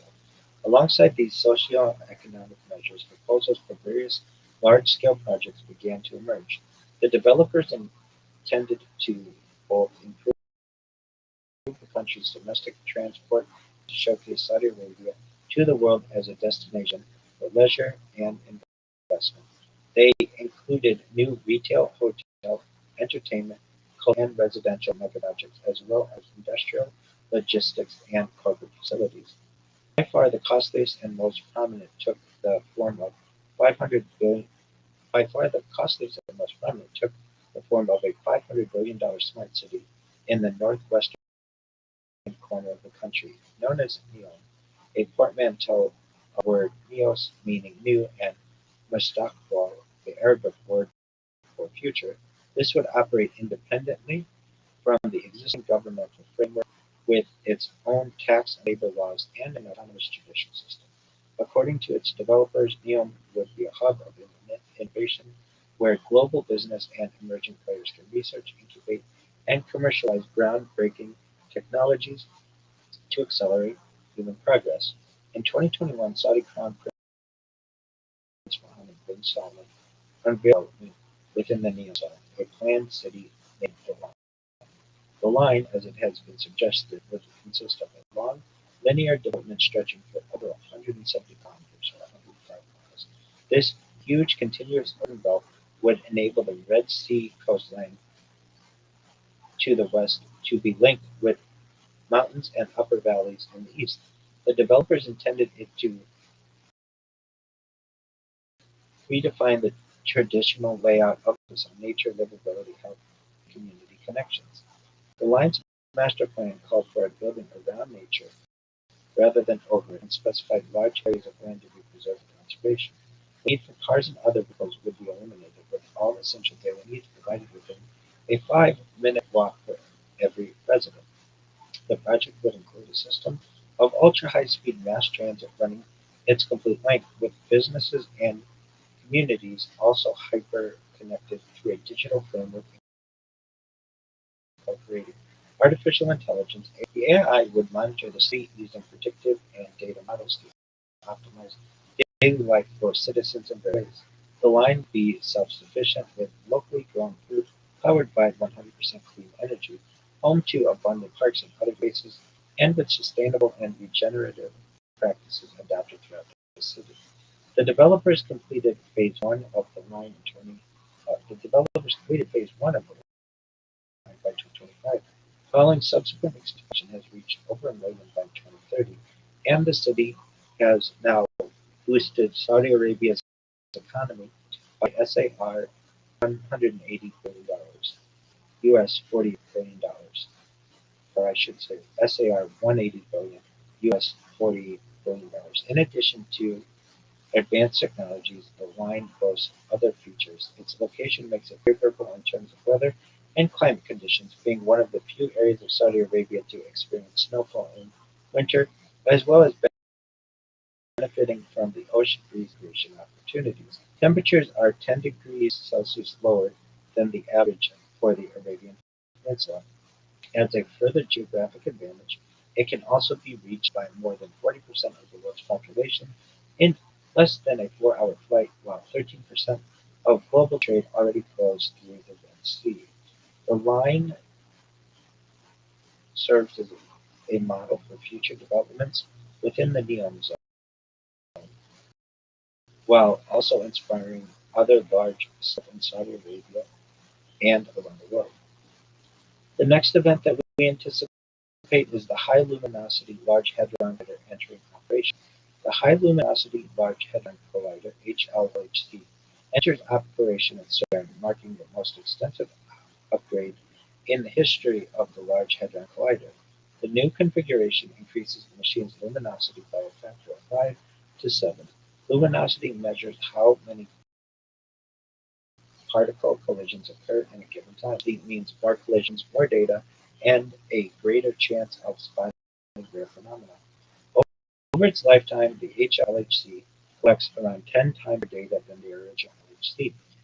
The dramatic increase allows physicists to study known particles with far greater precision and to search more effectively for signs of physics beyond the scale. The upgraded collider produces at least 15 Higgs bosons, around 1.2 million produced during the Large Hadron Collider's first runs in 2011 and through 2012, enabling detailed measurements and its properties that were previously impossible. CERN had originally aimed to bring the HLHC online in the mid-2020s, but the schedule shifted due to the scale and complexity of the required upgrades. Providers long shut down from 2018 to 2022. Most of the new equipment and major experiment upgrades were carried out during Long Shutdown 3, which took place between 2026 and 2029. Following installation and commissioning, the startup of HLHC physics operations Run 4 occurs in 2030. With data collection now underway, researchers can probe the Higgs boson with unprecedented accuracy and place far tighter constraints on new theories, helping to guide the future direction of high-energy physics beyond the LHC era.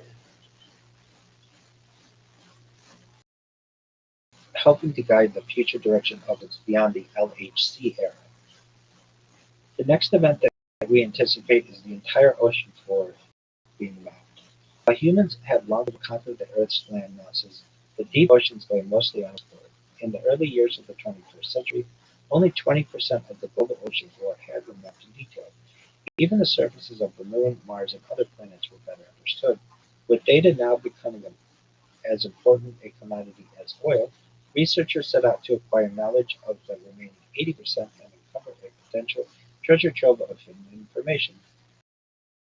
Seabed, a collaborative project between the Nippon Foundation of Japan and General Bathymetric Chart of the Oceans (GABCO), aimed to bring together all available bathymetric data to produce a definitive map of the world ocean floor by 2030. As part of the effort, fleets of automated vessels capable of transoceanic journeys would cover millions of square miles, carrying with them an array of sensors and other technology. These uncrewed ships, monitored by a control center in Southampton, UK, would deploy tethered robots to inspect points of interest all the way down to the floor of the ocean, thousands of meters below the surface. By 2030, the project is largely complete.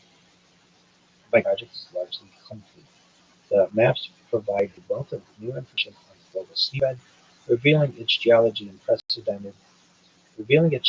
in unprecedented detail and showing the location of ecological hotspots as well as many shipwrecks, crashed planes, archaeological artifacts, and other unique and interesting sites. Commercial applications include the inspection of pipelines and surveying of bed conditions for telecoms, cables, farms, and so on. However, concerns are raised over the potential impact of new undersea mining technology, the opportunities for which are now greatly increased. And with that, we have concluded the first year of the next decade of 2030, addressing many important issues. Tony, what are your thoughts?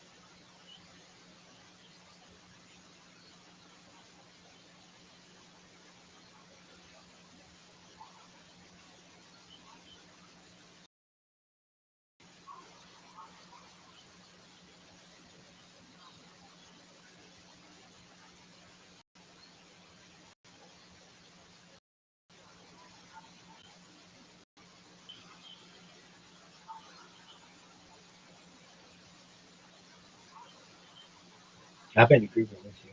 Absolutely.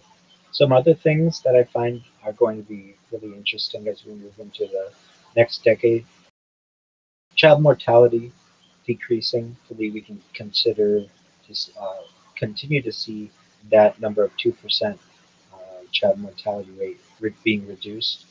6G as a standard being released is quite interesting.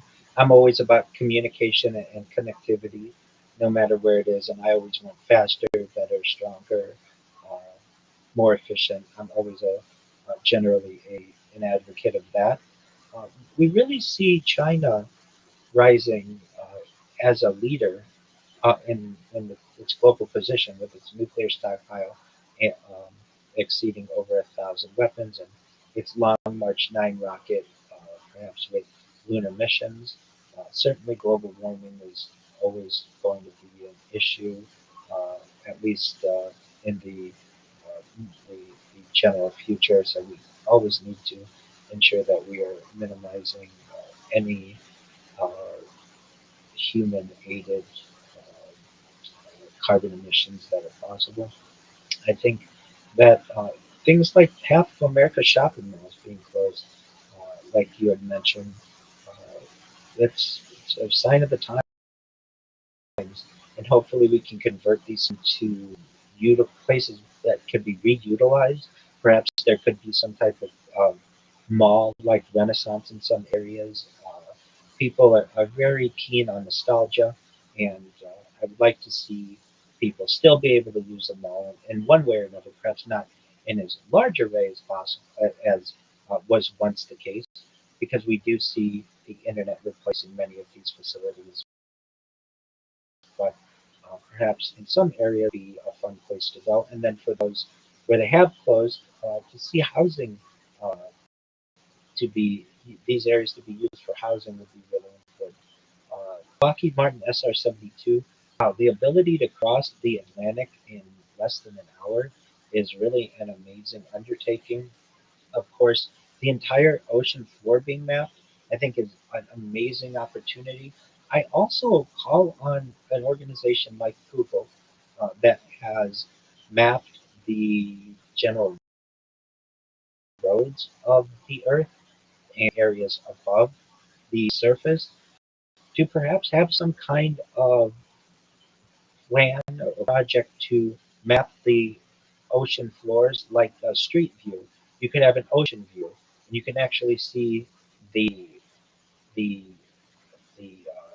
geology and the topography of the ocean floor from a real time or view if you were in, say, a submarine with that. depth of the ocean. Other things that I think would be interesting are the smart grids, certainly AI designed antibiotics. One really interesting one is depression being the number one global disease burden. And hopefully we're able to develop ways to lessen that. That's unfortunate because in a lot of ways I would hope that we would be able to control that. But yes, those are some of the events that we anticipate. 8K VR headsets, that'll be really great. 100 terabyte hard disk drives on the consumer level. Let's do our best to make these efficient and economical for your average individual. And we really see the rise of Saudi Arabia in many of these discussions alongside China and some of the other emerging industrial powers. With that, do you have anything else to add, Tony?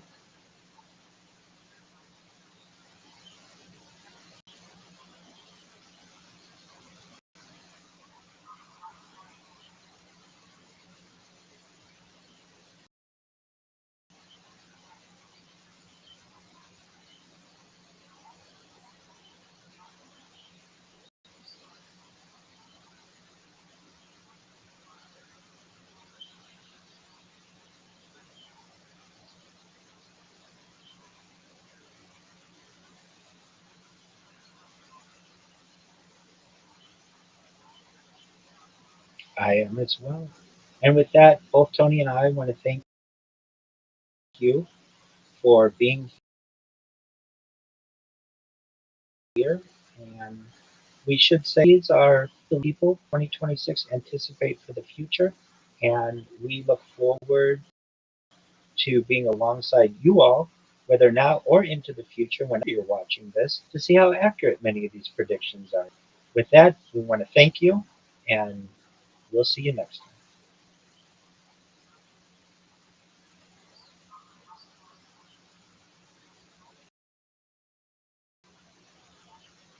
That way, I know that you're tired, and I get that. I am too. Here's what I want to do. Um, if it's okay with you, uh, I know I've got a lot of things going with my computer, so hopefully the amount of time it takes for me to upload this will be shortened. I'm going to create a Google document. You know what a Google Doc is? Okay, and I'm going to share it with you. Do you have a Google account? Okay, so can you email me your Google account and I'll share it with you? And what this will be are the descriptions for every year that we have, as well as I'm going to do my best to put out press releases for each one of these years. And then you can read them and we can make changes to them as needed. How does that sound? Okay, so your uh, you're going to email me your whatever your username or yeah your Gmail, and then I will share with you the document. And uh, you did get the descriptions for 2027 and 2028 and 2029 and 2030, and I'll just keep making them like that. And yeah, this was really good.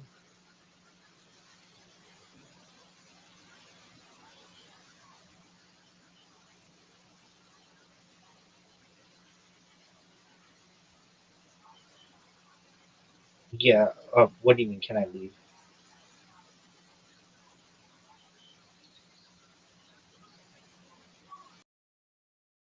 Yeah, most certainly. Most certainly. I have to keep this window. You know that, right? Okay.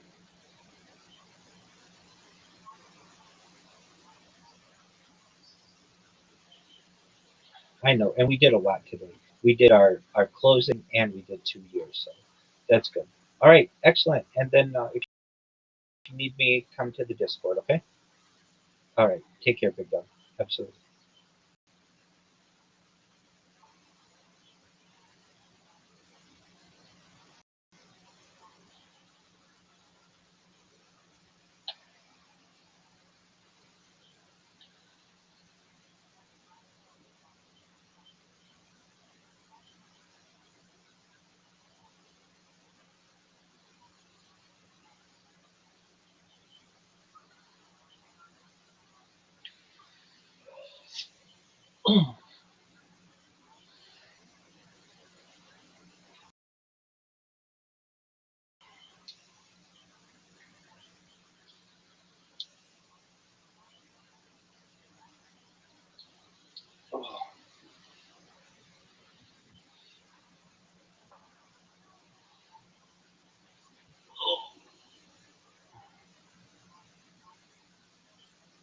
Rabbi, Yes, sir. you need to come back. It's like is not incomplete. I don't know what is going on. What did you say? It looks like you didn't finish uploading. It says upload recording right now, so I'm still uploading. It's still uploading. You I know, don't know. it went from 43 to 44%. Like I have I'm gonna send you on DMs on Discord. Okay, wait. What do you say? Just, I mean, can't we just let it upload? I'll send you the Discord.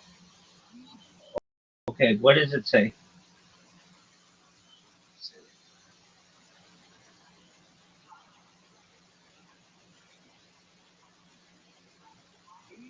Wait.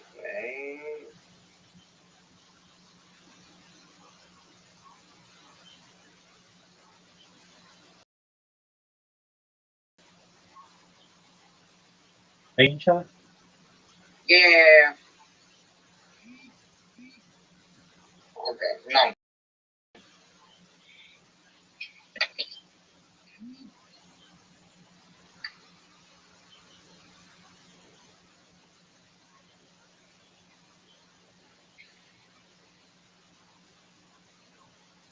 Well, yeah, it's incomplete, but it's still going. Okay. So it was like just when we started, it was at 44%. Now it's at 47%. So probably in the next, I don't know. I don't have I don't have that number, so I was right. I was right with that number. That's okay. What happens when you resolve? Resolve is send the email, the copy instruction. Yeah. So right now it's at 48%. Just in the, yeah, it'd probably be like 20 or so. I hope. Well, I mean, in worst case scenario, I've got it like multiple versions of it. But I mean, I just did what you told me to do when you were like, "Can you leave?" And I was like, "Yeah." Sorry, yeah. I was, yes, I fucked out. It's okay. Maybe. That's okay. Let me see what it's at now. Okay, it's at 49% now. So it went up like a minute or maybe a little more. So Okay, so like I will be back in 20 minutes. And I hope it's going to do. okay. Okay, talk to you soon. Bye.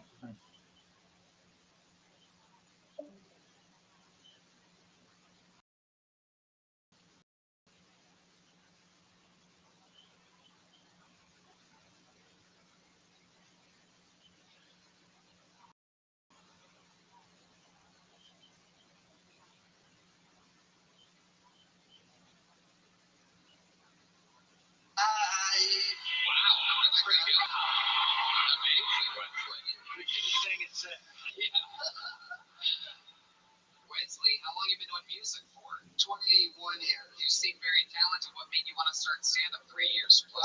Music didn't work out, Why? How? I'm still here, just in obscurity. You drove up from San Diego just for this? With a couple buddies, yeah. Nice. You look like Whoopi Goldberg on Fozzie Bear. That's a compliment. I like it. It is true. What's your favorite thing to do when you're not doing stand-up? Ketamine. Wow. That's amazing. Maybe that's why you look like Bob Marley's foot at the end of his life. That's where his infection was. A little fun fact for those of you that don't know. Amazing. Wesley, you say you make money doing music, though? I mean, barely. We're paying the bills. Just doing music and comedy? Yeah, right now, yeah. Amazing. How hard is that situation like? I a house, but I'm about to move into a car and head to New York. So I was going to get. What makes you move to New York? Comedy? More the transportation and trade. So I don't want to drive everywhere. You're going to live in your car and take the train and subway places? Yeah. That's a very interesting method that you figured out. Yeah. I know, but that's like Tracy Chapman's brother. Can I ask you something as a singer? I mean, normally I ask comedy questions. Yeah, go right ahead. Bro, as a singer, I'm just curious. Can I hear your highest note that you can hit? I'm really bad at like a falsetto, but yeah, it's gonna be really embarrassing. My voice is gonna crack. Do it. How about low? Wait, keep doing it, keep doing it.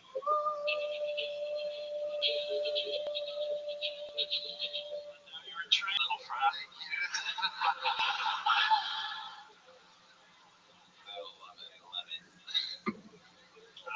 Winsley, give us one more other crazy fun fact about your life. I was the one who gave Doug Stanhope ketamine at Skankfest. Oh wow! I actually watched him snort that. And he was in the bathroom with you. He was in the urinal. What's up, Zoo? The urinal. He said, "Tony, I just." Zoo. How you living, pimp? I was just debating the flat apple. You were just debating what? Flat apple. How did it go? I said the Earth can't be flat because it would have edges. There's terrain on Earth, but there's no edges. What did? That's dumb. And then I was like, well, how's the ocean? How come the ocean isn't falling off the edge of the Earth? What did they say? No, they were just dumb. Okay, where did you They debate? didn't have a response. Where did you debate them? On Telegram. Where in Telegram? How did you meet them? In Telegram group. What Telegram group? That crypto. Oh, okay. All right, are you ready for my questions for you? Yeah. Were you in here earlier? And did you see me with Tony? Yeah, early this morning. Like a couple hours ago? No, like 12 hours ago. Oh, no. In here recently, right? No. Okay. My next question for you is, how's CHB doing? I don't know. Okay. Do you know who potentially is the most beautiful woman ever of us? No, not ever. The prettiest woman ever from Australia and prettiest living woman from Australia. Okay, who do you think is the prettiest woman ever from Australia? I'll wait.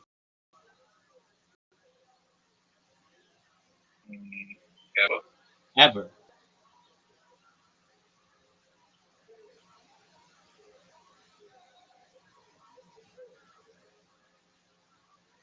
There wouldn't be someone famous. No, she's very famous. Margot Robbie? No, she's not alive. Oh, she's not alive? No.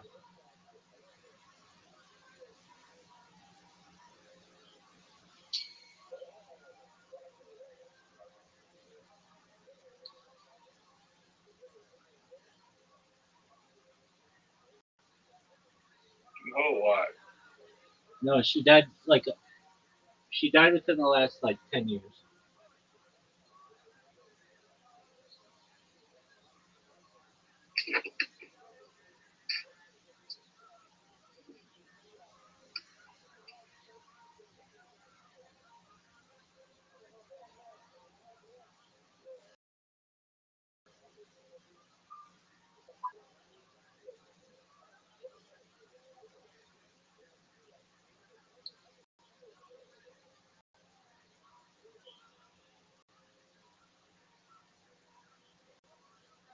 Are you going to answer, or are you going to jerk yourself off raw? I'm trying to think.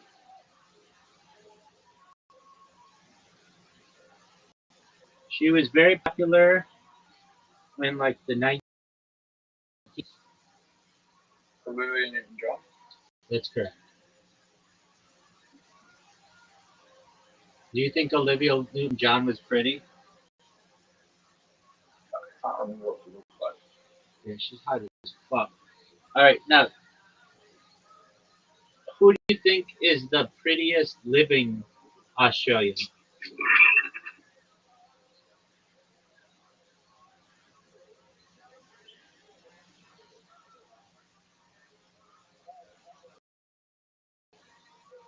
I have a very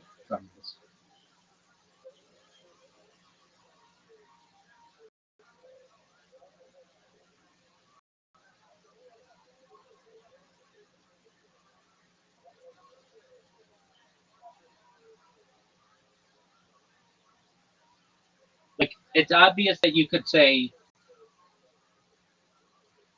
Margot Robbie. Like that shouldn't even be like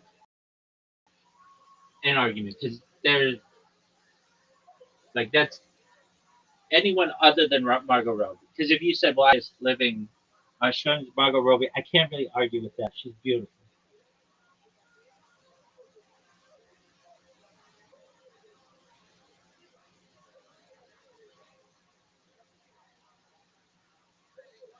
Do you want a hint?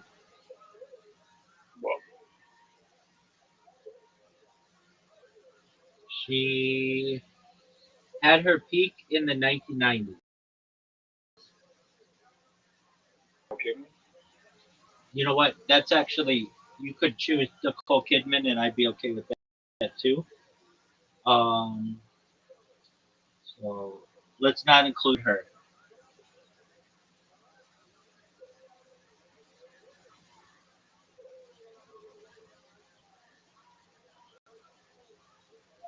Kate Blanchett.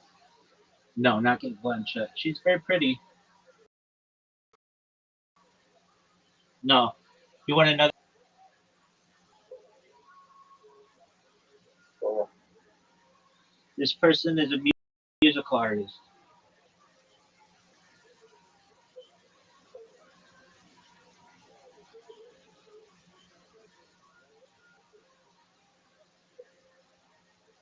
I don't know who you're thinking of. I just blanked on their name.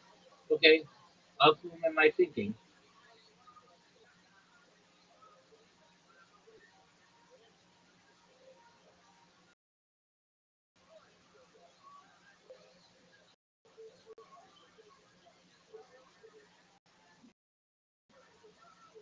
That one was famous in Australia.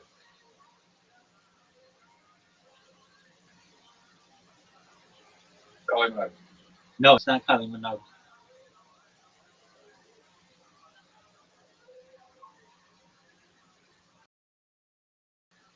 They're a pop star? Yep. She had like a giant in the mid 1990s. Giant.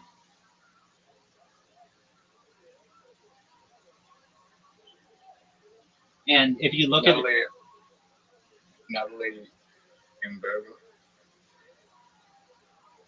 who? Natalie Imbruglia. Yeah, Natalie Imbruglia. Yeah, that's right.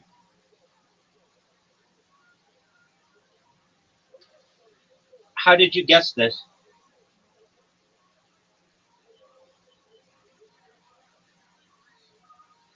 There's a bunch of people came from TV series and Neighbours, which is a soap opera. Did she come from that? Yeah. Have you seen this woman? You don't know what she looks like? Delta Goodrum's the hottest. They what? Delta Goodrum. What?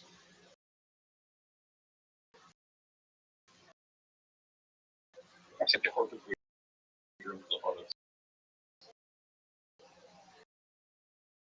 Nobody knows who that is. Look her up. Okay, well, but I will in a few moments. the same age as you. 0 to 10, how hot is peak?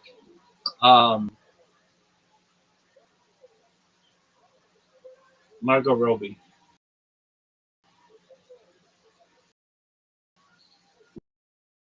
God, I don't like ranking them. We're probably in the 9 point.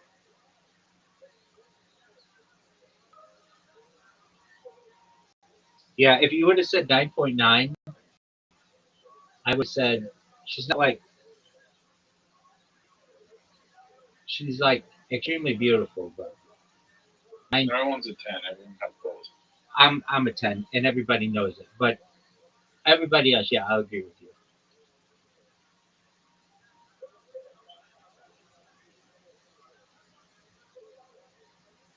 Are you ready to lose? AI says I'm a 7.5. So. AI says what? 7.5. Who is the 7? Me. You can give it a picture of yourself, and it'll tell you what you are? Yeah.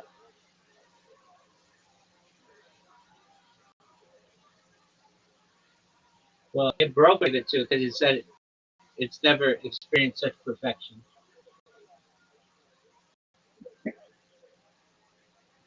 I'm a 10. I'm a 10 to somebody. That's all that matters. You're a 10 to somebody too.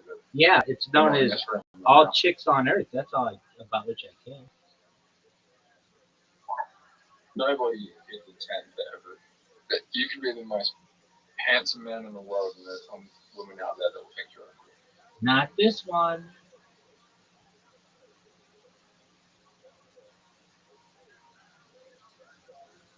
Zoot, I'm going to ask you a question, and this is a serious question. I want you to scale. How good are you at mini golf? What are you? 4. You think that you're a 4? Okay. I would say that you are a rise and shine. Look who it is, Reverend Andrew. Hope you're doing well. He's still got to get his sleep. He hasn't slept on. Well, here's the thing. I'd be better than the average person that can. I mean, there's a way to get these rankings. If you're above a 1200 in rankings, then you are better than average. And like the highest people in the world are like 1500 or something. I'm the 1200. Yeah, but you don't play ranked, do you? I've been playing it a lot. I'm at 1300, and I have to work pretty hard to get. But they change it, so I don't really. I used to be better, but that was when you would play 1 versus 1 for 3 holes. Now you play 3 versus like one versus it's 1 versus 1 versus 1, so it's 3 people now, and that definitely a more difficulty because before if you let's say you won the first hole, all you have to do is play extremely defensively for the second and the third hole, and chances are you're going to win. But now it's much more difficult. Holy shit. On poll, I'm ranked 1264. You're pretty good at pool.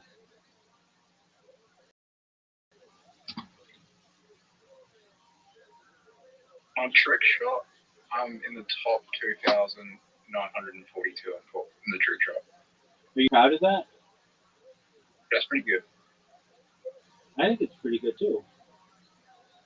I'm in the top 30,000 on Dust Party.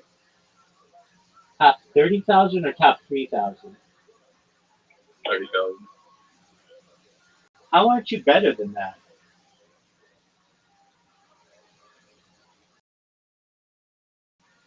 It's just luck.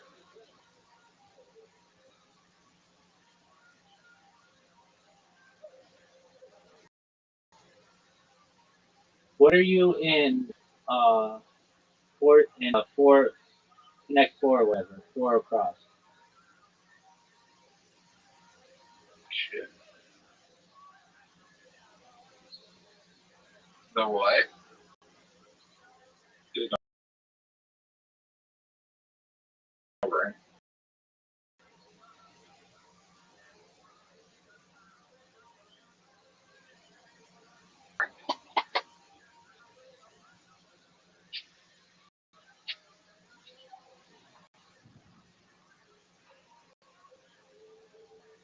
Yeah, bowling. There's a bunch of bowls that don't have range. I know. Why is that? I don't know. Maybe you can shape. Like dots doesn't have range, but that makes sense because you can just pull the fuck out of dots, maybe.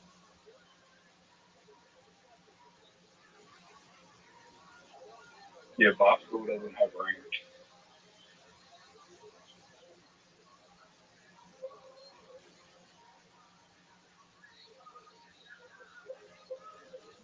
I think it's because you can bought darts that they don't have range.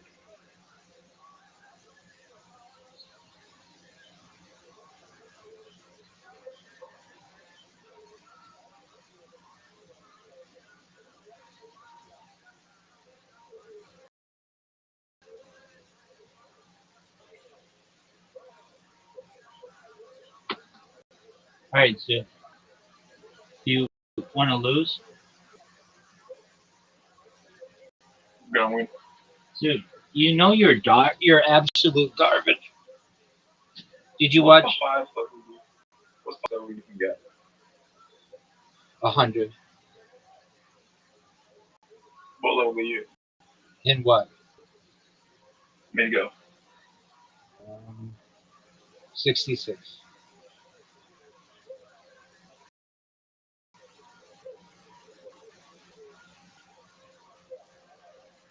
How long does it take to level? Takes a really long time. Do you need a win to level? I don't know. I don't know. But you definitely got a huge advantage here. Are you gonna go?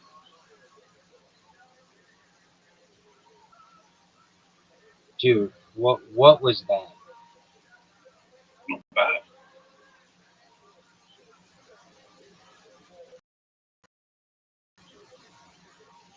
What's that sound? Is it like a song? Yeah. It's a song to which I've been listening for 5 years straight.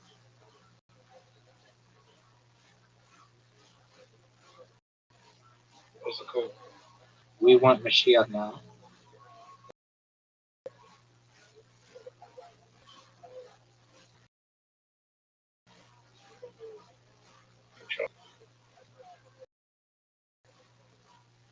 Yeah. We'll see, big dog.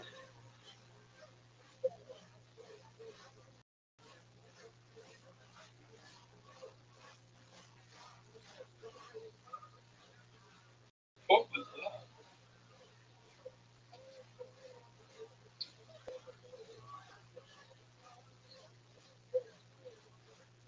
Are you proud of that shot? That was just a Hail Mary. Hail Mary. Dude, look how good a shot this is. Dude, look how good a shot this is. You can't touch that shot. Nope. You're done. You're done. Nope. Terrible. Have you ever seen anybody get this hole in two?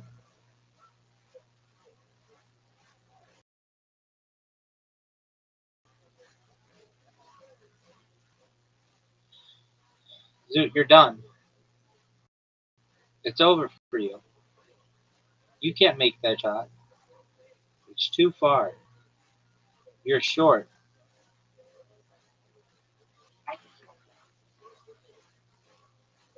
Dude, did you know we're tied? Yeah.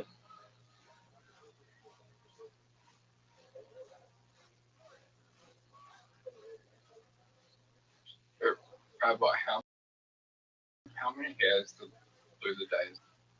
What'd you say? How many hairs the loser days? Depends on the person. It depends on the individual. Yeah. Dude, are you gonna make this shot?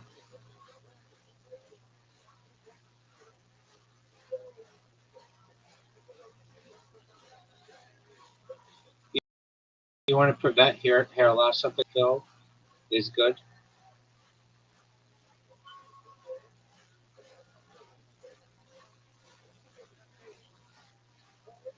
I just got hair that grows really quickly and just fine like hair. Okay. That's small bits of hair. Not like chunks, there's nothing to worry about. It's just small bits of hair. Clothes or bone sometimes. Dude, are you gonna go?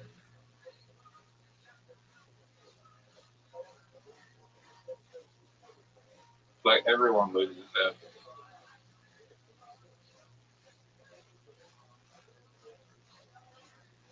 Oh, what a shot. Oh, stop. Did I F you? Did I F You you? might help me. I didn't help you. I never helped you. Oh, Zoot. Zoot hits the perfect shot. But now I'm big dog. Now I'm gonna F you. Get right in his way.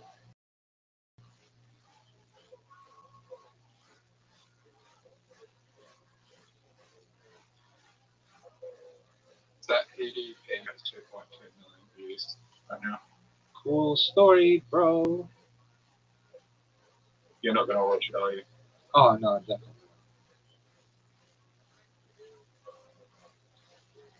Dude, are you proud of that shot? Zoot, you fucked me.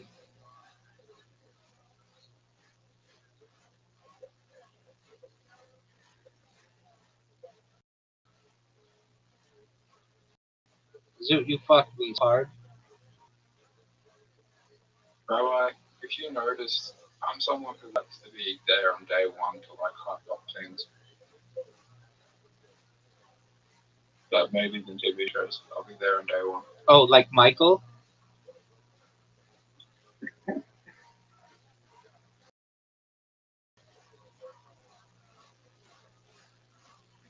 What happened to Michael? Told you, I'm waiting for part 2. They confirmed part 2. Do you know what they're gonna name it? It's rumored they're gonna name it Jackson. Yeah, I don't think they're gonna do that though. Zoot, you're gonna win.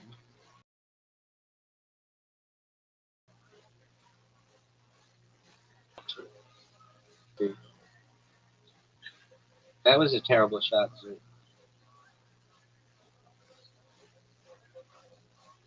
Would you name it Jackson? I would name it Michael too.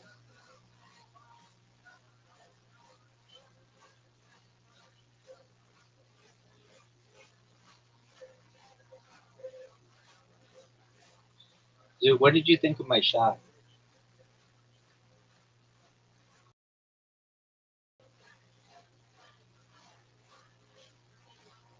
F that dog. Would you rather a part 2 or a direct stuff?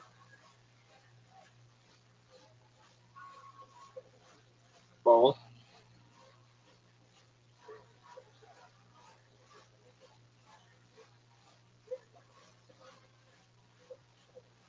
Zoot, that was dog shit.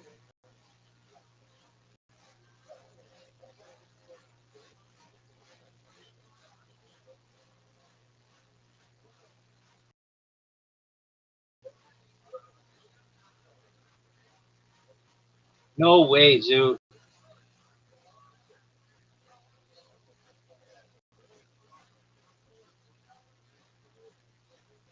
Zoot.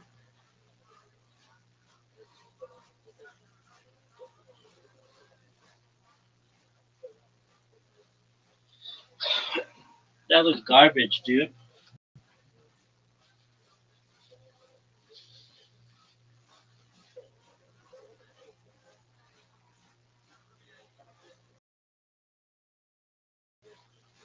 So, Hey,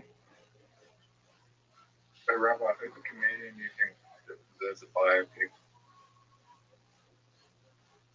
Lenny Bruce. Who's that? Perhaps the most influential comedian of all time.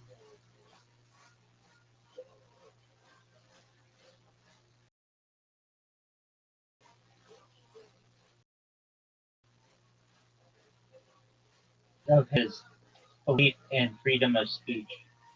Like, you used to not be able to say, like, bad words, and he fought for it, and they put him in jail, and he basically went bonkers because of it.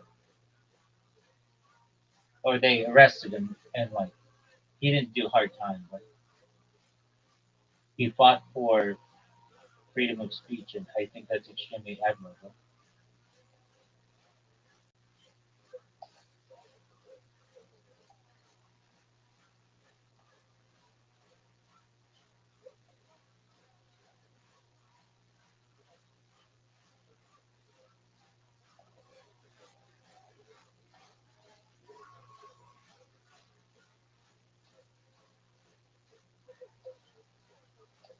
Zoot. Zoot. Hey, what? Who is a comedian that you think of whom they should make a movie? The second person would be Rodney Dangerfield. Should be Richard Pryor. Maybe like a Bill Cosby movie would be giant. No, you can't do that. Why can't you do that? Because he's unlikable. Bill Cosby is still loved for his art across the United States.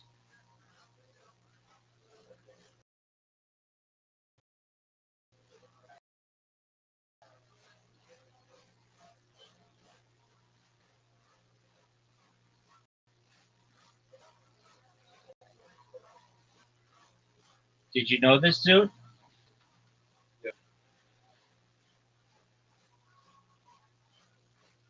I don't know, maybe Robin Williams. That would be a big one. What's your favorite Robin Williams movie? I'll wait.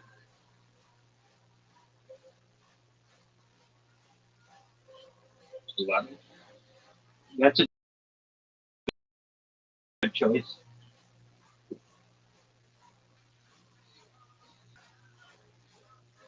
Did you ever see Patch Adams? Yes or no? I'll wait.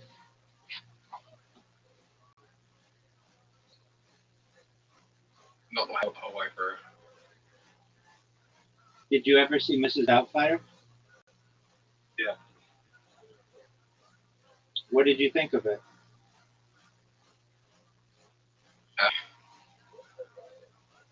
It's probably good when I'm a kid, but I'm not a big fan of like people dressing up as women for comedy. I understand that.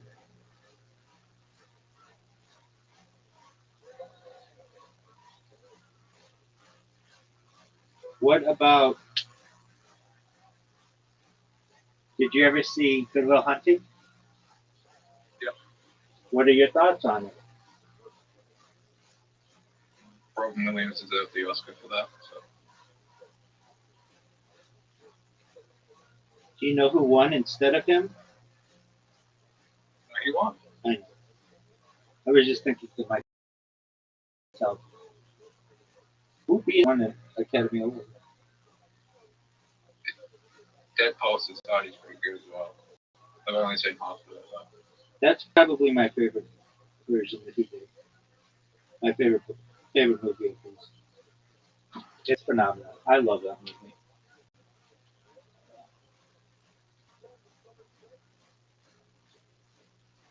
Well, I did not go to that school. I went to a school that had a lot of similarities to it and was Aside from the boarding aspect of it, it was a day school, but it was like all boys who we were around, and just like had that "oh captain, my captain" kind of mentality. That was a film. I know it's a film, but it's based on. Where was it filmed? Oh, I don't know. It's like based on like Phillips Exeter Academy.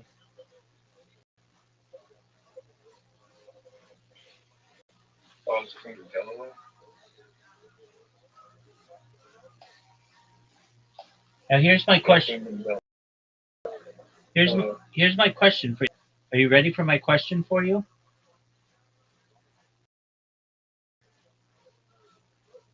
Yeah. How would you rank your last mini golf game? Hey. Yeah, I'll give you that. You played really well. How do you rate it? Probably an 8. A 4. The way I play, it was not good. You got an immense advantage going first with that first hole, and then from there you just basically had to ride that out. Hey, Rabbi, What up, pimp?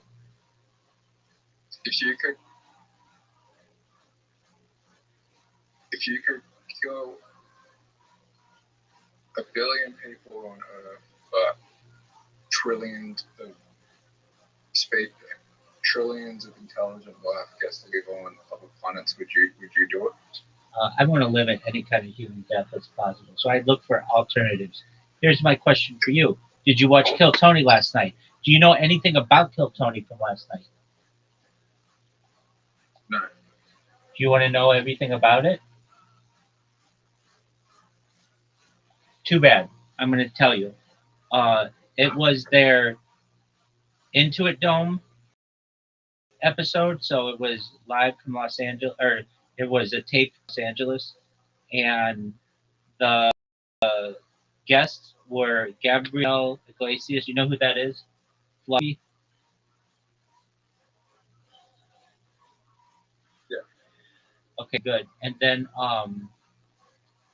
it was oh, I can't think of his name. Harlan Williams. You know who that is?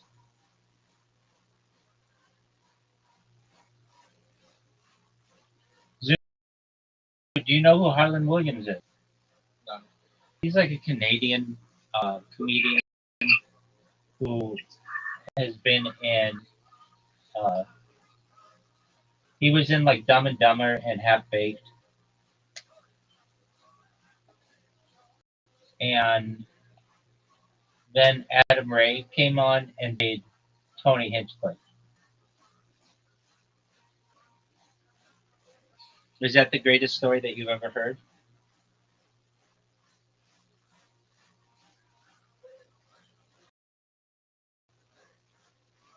Zoo.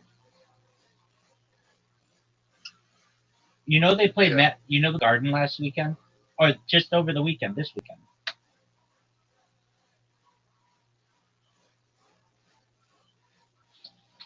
Zoo. Do you know what Madison Square Garden is?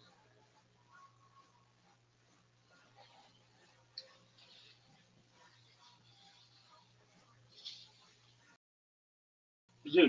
Do you know what Madison Square Garden is?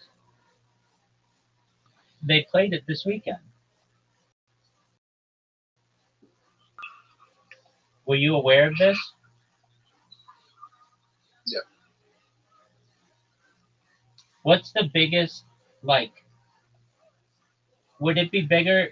Is the biggest thing to play in Australia the Sydney Opera House?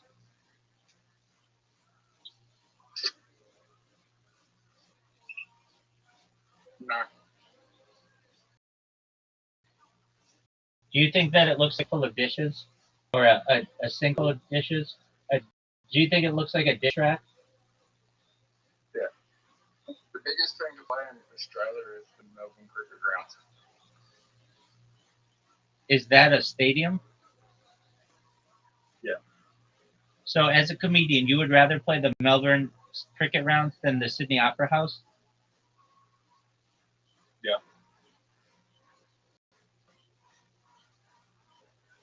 I would rather play the Rhino Room than both of them. I would say these are hallowed grounds.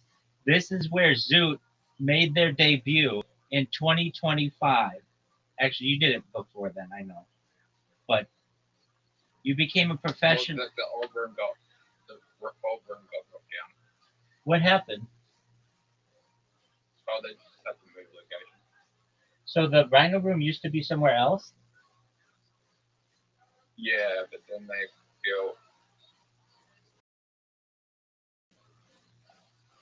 that move. So the Rhino Room that they reference like from like 10 years ago is a different one than today? Yeah. All right. And do you feel like the Rhino Room is better? Were you ever in the old one? Yeah. Which one do you like more? The new one? Do you? James McCann likes the new one more as well? Probably.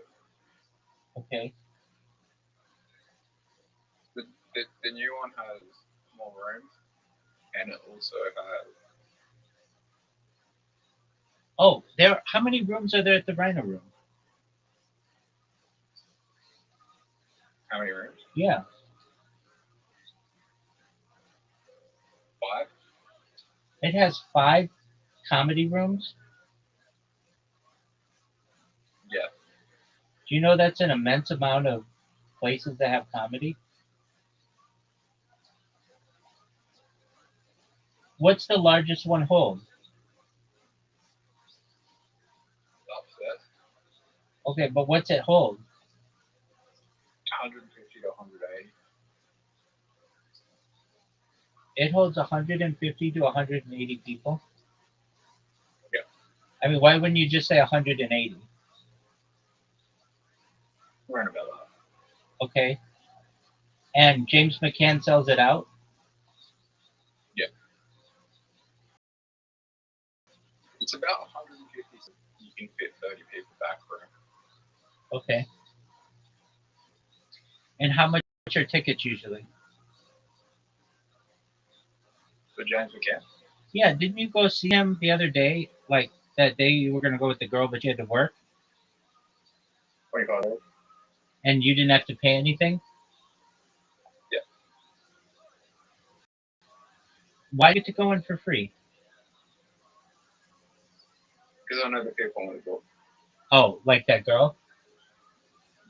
Yeah. Oh, tight. So can you see anyone at the Rhino Room for free?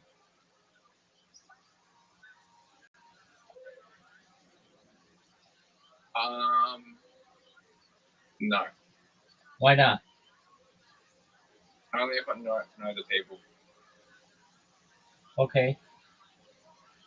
I can go, but if I get my fringe grant, then I get the artist part, and I can go see anyone for free.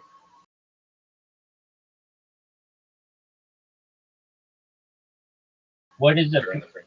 what's that mean? During Fringe Festival? Yeah. Yo, dude, when are they gonna make the raw comedy available?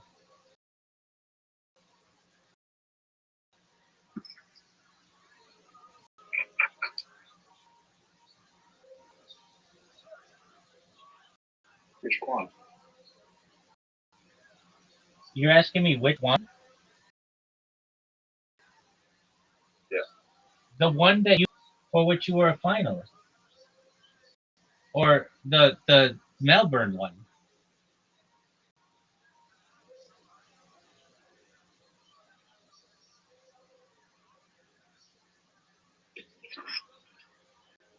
Oh, it already, yeah. On television? What's the date? The 11th?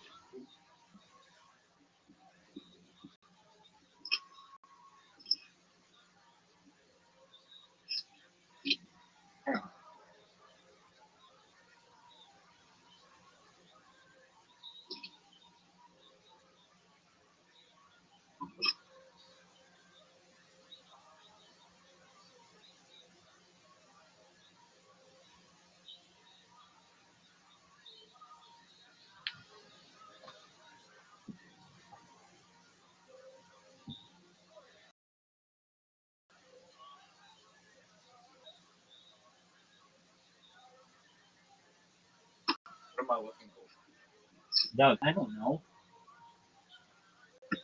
Roll comedy. Yeah. Didn't you say that they were going to have it online? Yeah. Okay, what happened to that?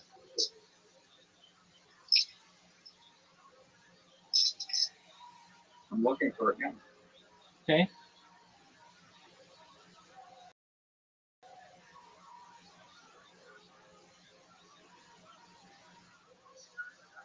I'm on the for comedy.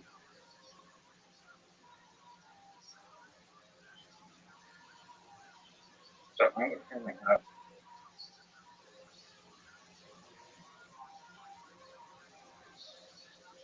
I've got docs out of comedy. No, you said that Raw Comedy was supposed to air.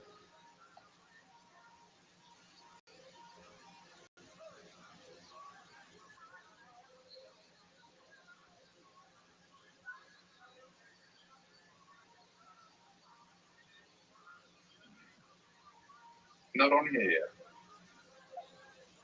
Okay, when's it supposed to air, dog?